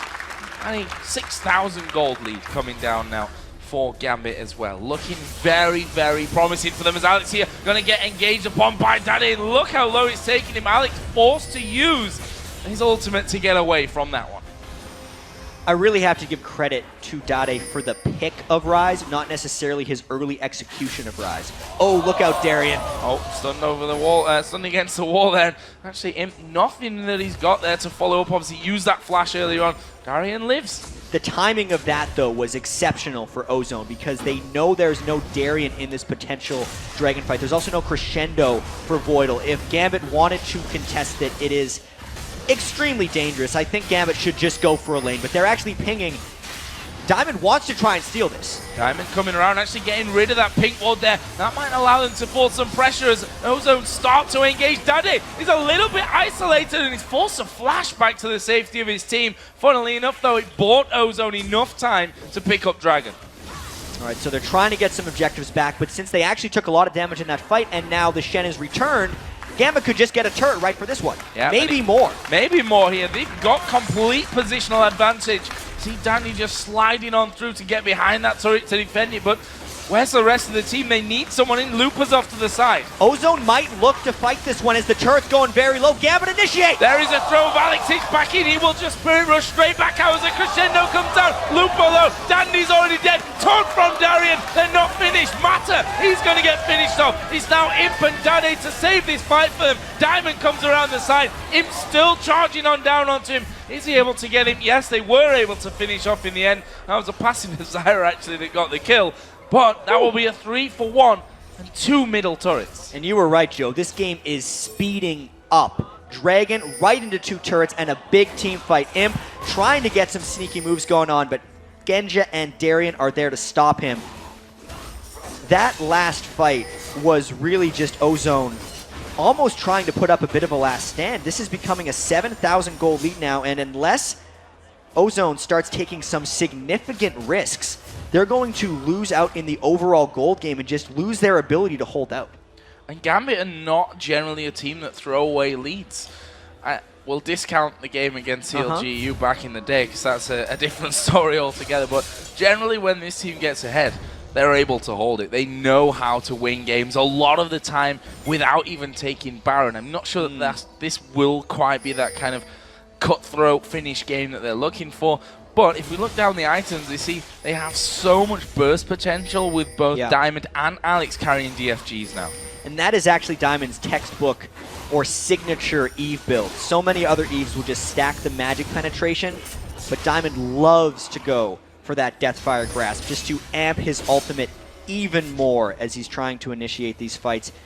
Gambit may actually have some issues actually turret diving on top of Ozone just because the Zyra exists for one, and because their main initiator, who is Diamond, might catch turret aggro in a bad place. There's also a lot of things that can just mess up their dive when you consider the Shen and the Cataclysm that could be coming out from Ozone. So despite this 7,000 gold lead, Gambit is definitely not clear sailing for this game.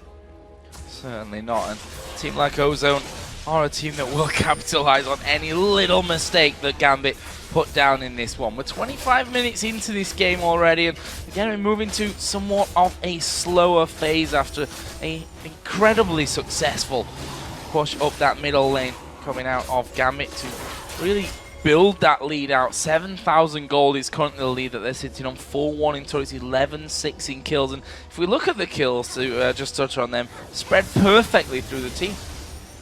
Yeah, the only thing, you know, they really couldn't ask for more, actually. Because I'm thinking about the things they need to be able to do against a team with the tankiness of Shen and Ryze and late-game team fights. And everyone actually needs to kind of be able to hold their own if you're Gambit Gaming right now. It's just, it's working out masterfully for them right now. Genja, his Trinity Force build, still being weird, going Infinity Edge afterwards. He's also picked up his Distortion Boots.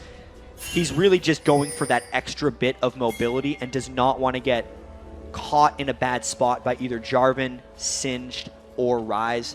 That's what he needs to do on Kog'Maw, because he'll get to the damage just because he's Kog'Maw. The item build doesn't matter as much as he thinks. Do they dare start off Baron? They've got vision control of that top side of the Ozone jungle, but do they dare start it off at this point? There is the burst coming down on towards Matter. Stan United going to get involved. Are they going to go for this one? They're managing to force them away. They are going to go for the fight. Crescendo comes through. Darian knocked up by the Strangle Thorns as Looper gets involved as well. But look at Ozone. They're one by one being taken down. Imp got into the middle of them. They need to lock him out of this one. He will be finished off. It's Genja that picks that one up. It's a 4-for-2. Can Danny escape from this? He gets taunted up. Flashes towards the back to Genja. But he goes down. It's a triple kill and an ace for Gambit. And Genja is just locking on to whatever is closest and destroying it. He is shredding through Ozone right now. That was a fight initiated by Alex and then re-initiated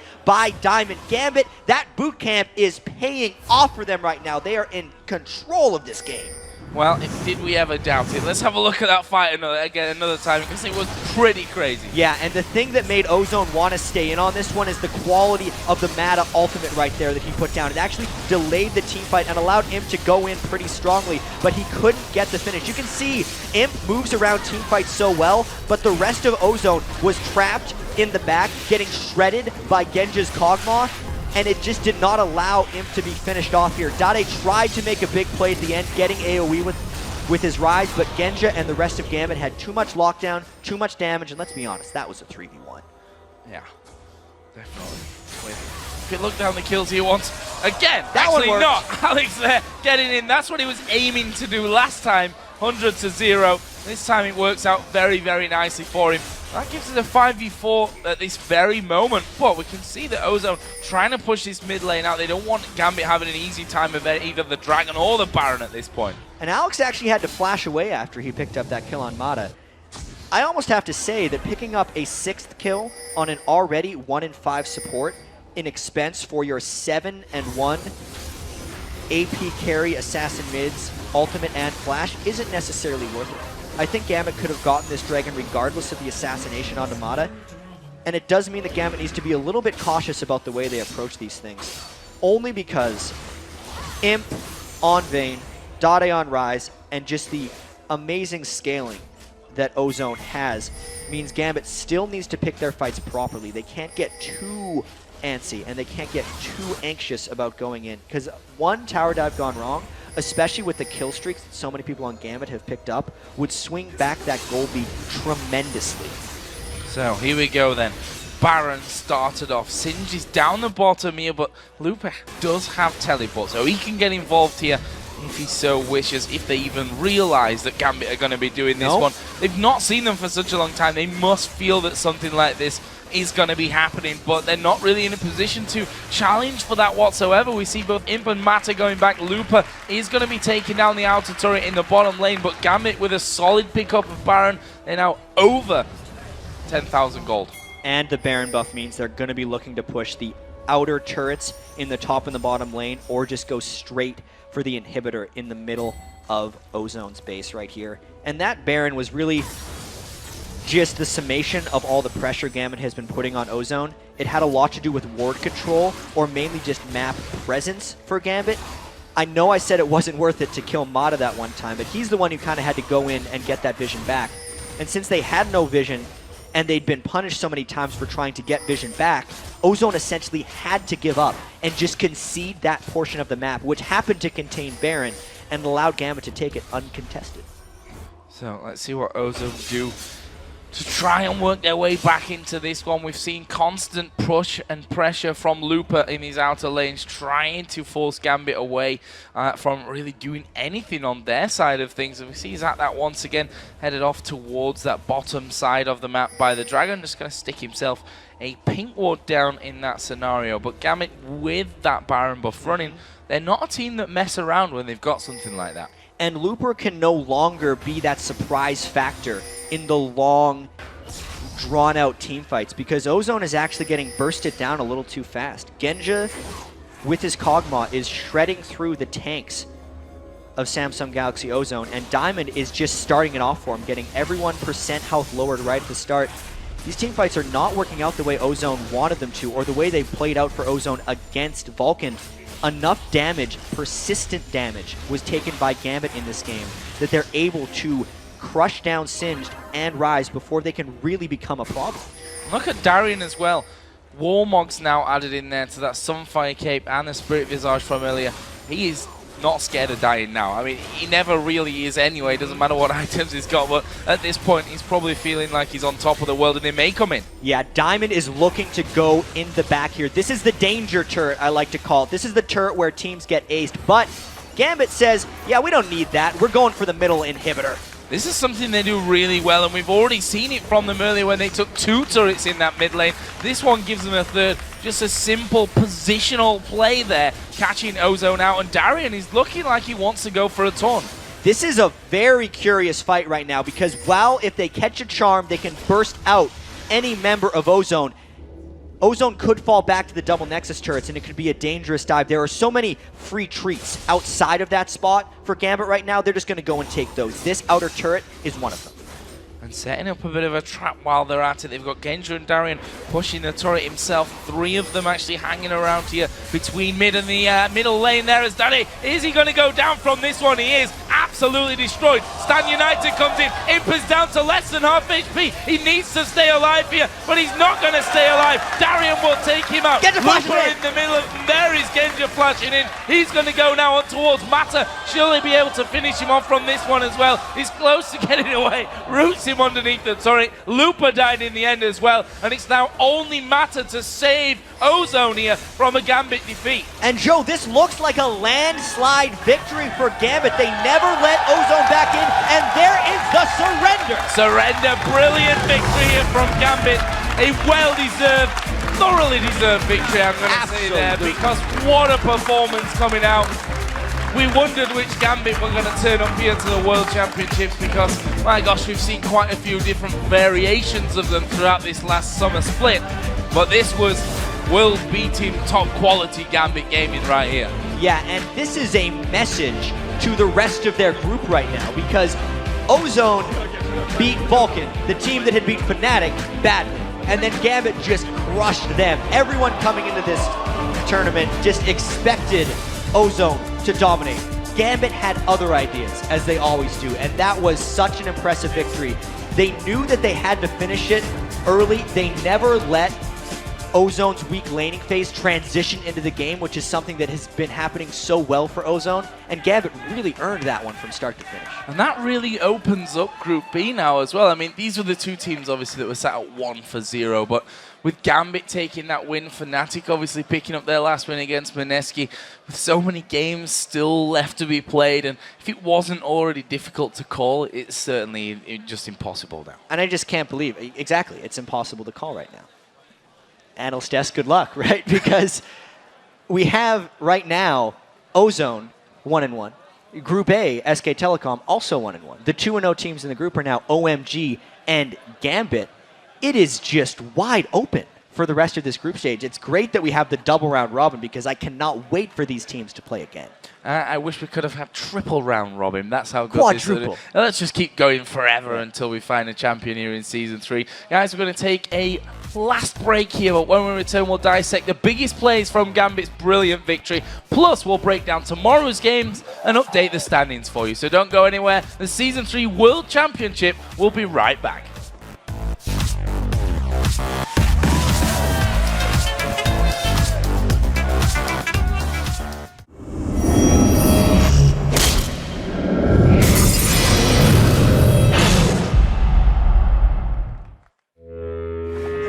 It's a huge adrenaline rush because you get to see like 14 teams around the world coming to play together.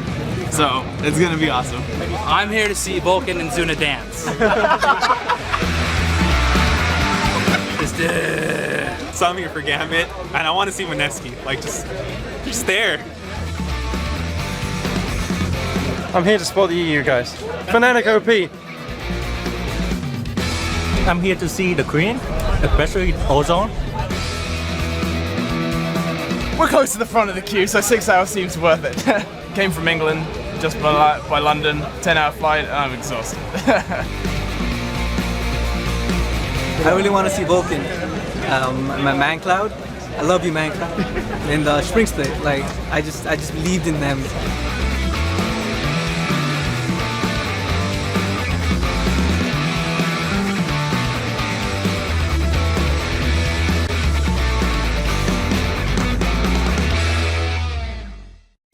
The first game of the Season 3 World Championship featured the international wildcard winners Gaming Gear EU taking on North American fan favorites Team Solo Mid. Speaking of favorites, Wild Turtle was back on Corki. Wild Turtle dealt tons of damage to help TSM pick up the first win of Worlds. I'm on my way. I'm on my way. Go, go, go, go. Ezo, guys. Brother gets taken down. Alinea all on his own on the tower. He's going to get dropped, and it's going to be another double kill for Wild Turtle. It's Team Solo Mid that are going to take the first game of the Season 3 World Championship. Going for the group skill, too. They got him. They got him, ladies and gentlemen. They got him. It's a great start for TSM, but this by no means is a sign of relief. Up next, the Lemon Dogs from the European LCS took on SK Telecom T1, who were playing their first game away from Korea. And for many fans outside Korea, this was their first look at SKT's phenom, Faker. Showing why he is considered one of the best players in the world, Faker led SKT to their first win of the day. The charm comes in there, and now Bengi gets on towards him. He can kick him towards the tower. Faker picks up the kill. Baiting in there. Pigner's going to be the focus, and he is going to get melted. It's down to 2,000 hit points, but look at Dexter just getting melted. There's no damage coming out from Lemon Dogs, and I can see SKT1 just turning it around. Faker picks up 1, picks up 2, comes on through, and SK Telecom T1 will be taking their first game against the Lemon Dogs. Job done for the man in the middle. After winning their first game of the day, TSM struggled mightily against China's OMG, but the General never gave up. When he wants to get the smite down, he gets it! He gets the smite down for TSM. The Baron steal was not enough for a TSM comeback, and OMG charges to a 1-0 record in the group stage. The Wild Turtle is still alive in the back. Now he's taken down. Dyrus is going to be the last man standing. An OMG with a triple kill for Sand. Take them down. That's going to take TSM to 1-1. A great start for OMG. After playing SKT T1 tough in their first match, the Lemon Dogs methodically took down Gaming Gear to improve to 1-1. It's going to be Lemon Dogs with a very definitive victory here over Gaming Gear EU in our fourth game of the day. 29:01 on the clock. They had every building destroyed and every champion dead at the end of that game. OMG versus SKT T1. Faker versus Cool. This game lived up to all of the hype. And it looks like they may be able to continue. Bengi trying to help. This would be a double buff transfer. He hits the Q! He follows the Sonic Wave, and he gets the safeguard out as well. Faker continued to dazzle. He grained all the way back to the turret. Cool's gonna be going down, and Faker with a beautiful play by himself. But OMG capitalized on their early advantage to pull out an impressive victory for their second win of the day. San with a double kill coming in. The Nexus is open. It's over an 11,000 gold lead of OMG to take out SKT T1. In the first game of Group B, Vulcan came out of the gates on fire, taking down 2 Fnatic members for an early lead. That's a flash forward from Zuna. 100 HP, 50. First blood secured. That's in Zuna's back pocket. He now has a red buff to back it up. Peke rooted in place, down to 110 HP. Zuna's trying to chase, manages to pick up the kill. 2 early kills for Vulcan. Vulcan's teamwork was OP, allowing them to pick up the first win of Group B. Smithy's going down right above Baron. And it's Zuna! Zuna saves Smithy! What a flash! Ace in the hole, not gonna do it. Vulcan are gonna pick up game 1 here in Group A. North America has drawn first blood against Europe at the World Championships. Longtime European powerhouse Gambit secured their first group stage win when they took down Mineski, the Southeast Regional Champions from the Philippines. They've shut down Ezreal in the background and now turned their attention over to Yume. Diana is now out as we see Snoy gets charmed up. That was a great charm by Alex Edge. 4-0, they get Dragon. This is complete control. Game had a little bit of a slow start in the game, but they turned it on in the mid game. Only 24.5 minutes in, they're gonna take down Mineski. Vulcan continued to press in the early game. Dandy as he flag and drags out to safety. Luke to the top line, the true shot barrage. But Ozone ran Vulcan in circles to pick up their first win at Worlds. He gets flung backwards. Third proc is going to be needed to get over the wall. Now Lupa turns his attention over to Smithy, has now decided to teleport. He's teleporting up the lane. Zuna wants to be his target. He's turned backwards. A play onto Mancloud is going to get Rune Prison in place. Now Zuna is doing the best he can to get away. Another knockup. Ozone are going to be picking up their first win here in Group B. After starting the day 0-1, Fnatic took out the frustrations on Mineski, winning their first game in dominating fashion. Poor Mineski, actually.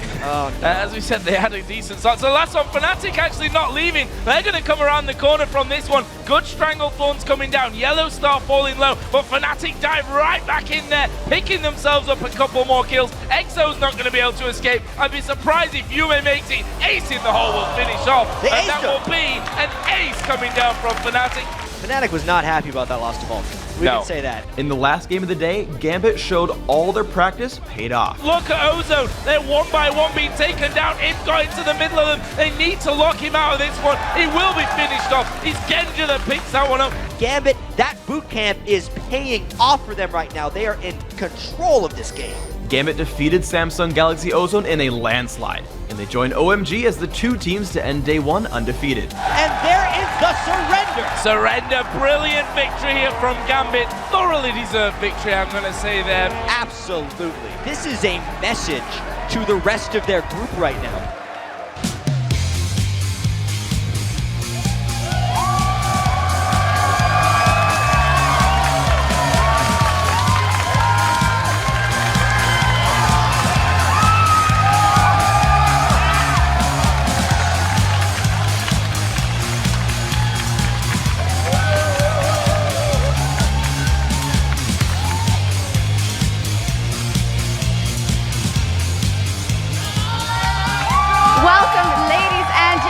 to the League of Legends Season 3 World Championship.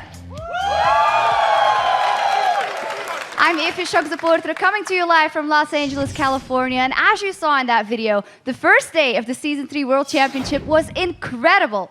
And now it's day 2 of the tournament, and we have 5 teams ready to take to the Rift in their bid for the title and the Summoners Cup.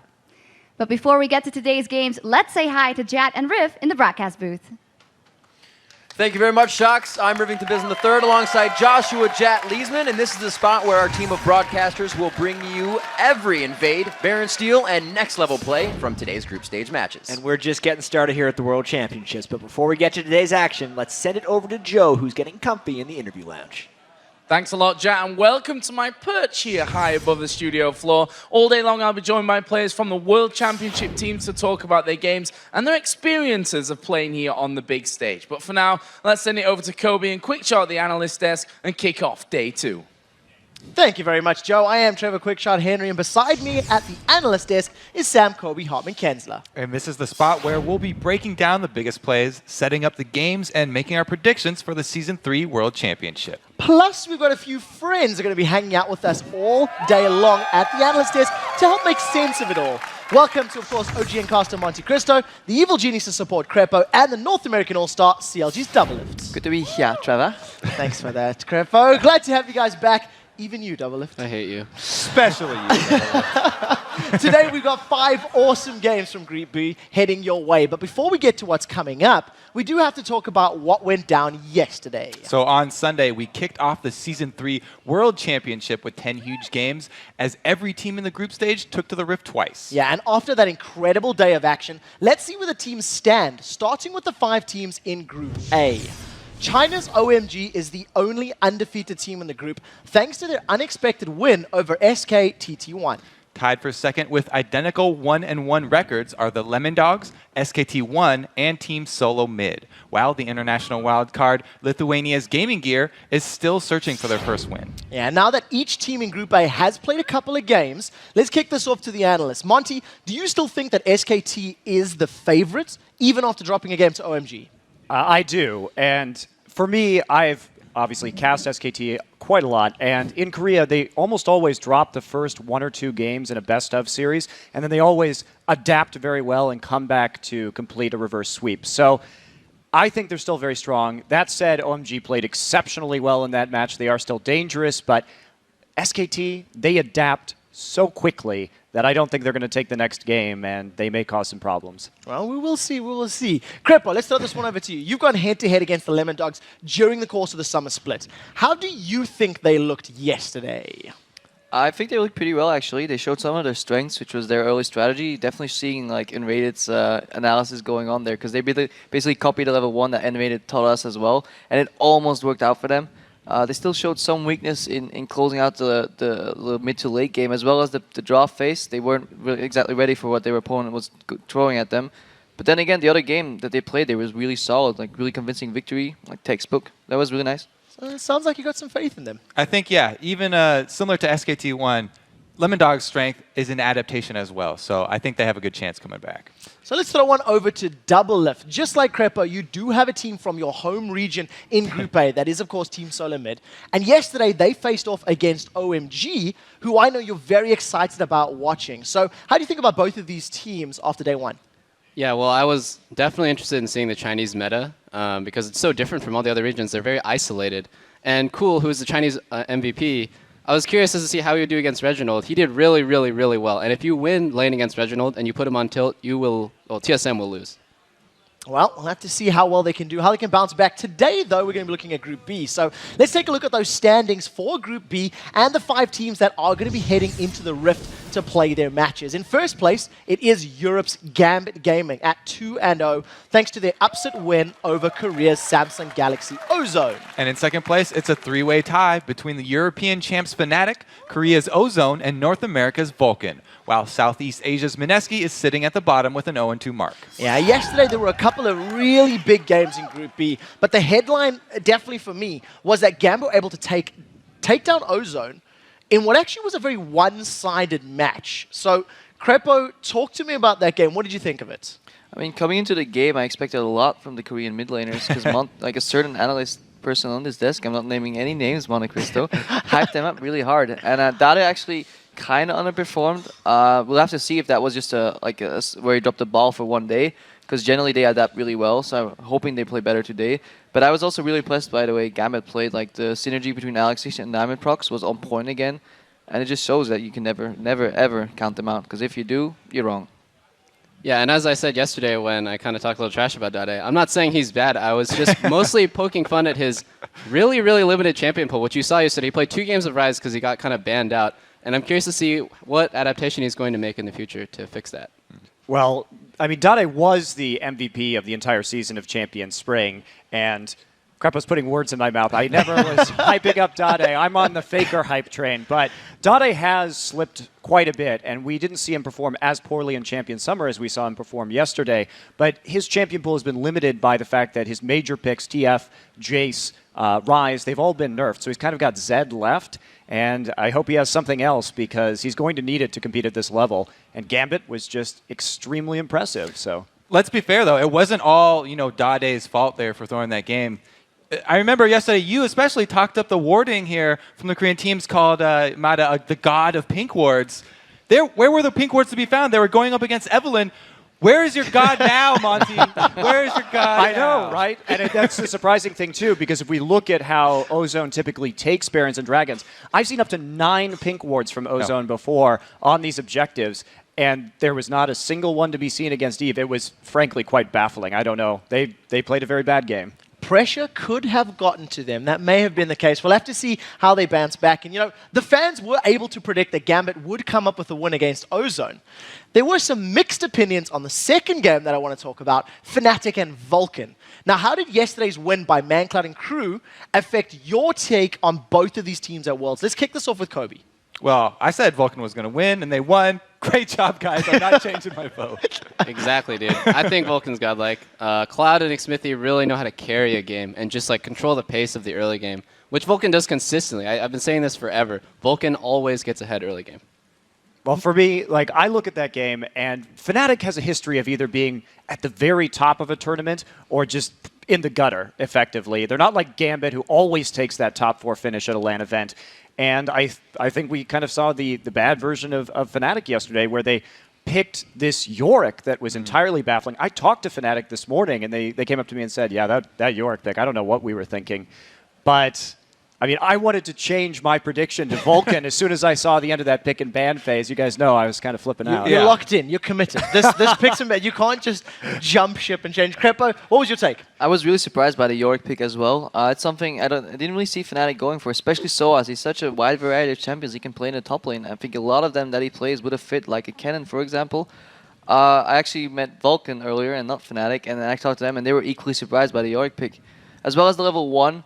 Fnatic they basically mirrored each other, but Fnatic did not interrupt the enemy red buff, and at the same time lost their own red buff. And if you lose 2 red buffs level 1, you can be one of the better teams in the world. That's going to be really hard to bounce back from. Yeah, it's too difficult to play from behind. So we'll have to see if Fnatic can make those changes. And of course, the Fnatic versus Vulcan match was the only game where you 4 disagreed on all day in all of your predictions. And it made all of the difference in the standings. Let's actually take a look at how it turned out. Let's not.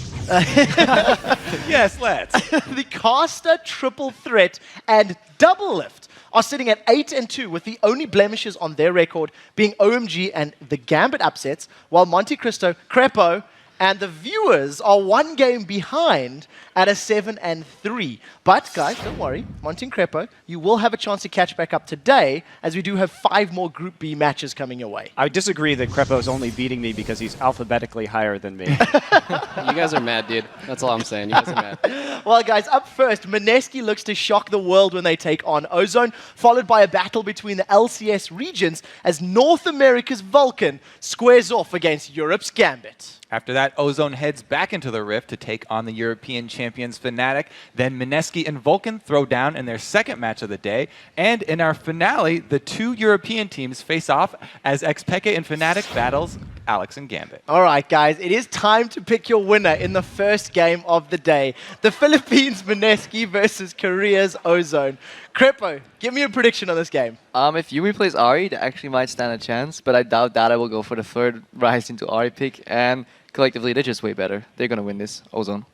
Yeah, there's only one answer to this, and it is Ozone. I mean, I'm saying Ozone as well. I'm more interested to see how well they play this game because they just were so fundamentally awful yesterday that they've got a lot to work on. Kobe? I do feel bad for Mineski. I mean, the game yesterday just looked painful. All right, well, viewers, you've heard their picks. Now it's time for you guys to make yours. Head over to lolesports.com, go to the schedule in the top right, click on day 2, and make your predictions. And let's be honest, this is probably the only time that you guys are going to have a chance against like a Crepo double lift bottom lane when it comes to League of Legends. So go vote. Then after you've made your picks, head over to Twitter and let us know. Which pro do you think is making the biggest impact on Group B and why? We're at LOL Esports, and be sure to use the hashtag Worlds. We'll be reading the best responses live on air later today. And if one of them is yours, you're going to get one of these Logitech G602S gaming mice. All right, we do have to take a very quick break, but when we return, Southeast Asia's Mineski tries to pull off the miracle and take away a win from Korea's Ozone. The Season 3 World Championships live from Los Angeles. We'll be right back. Stick around, guys.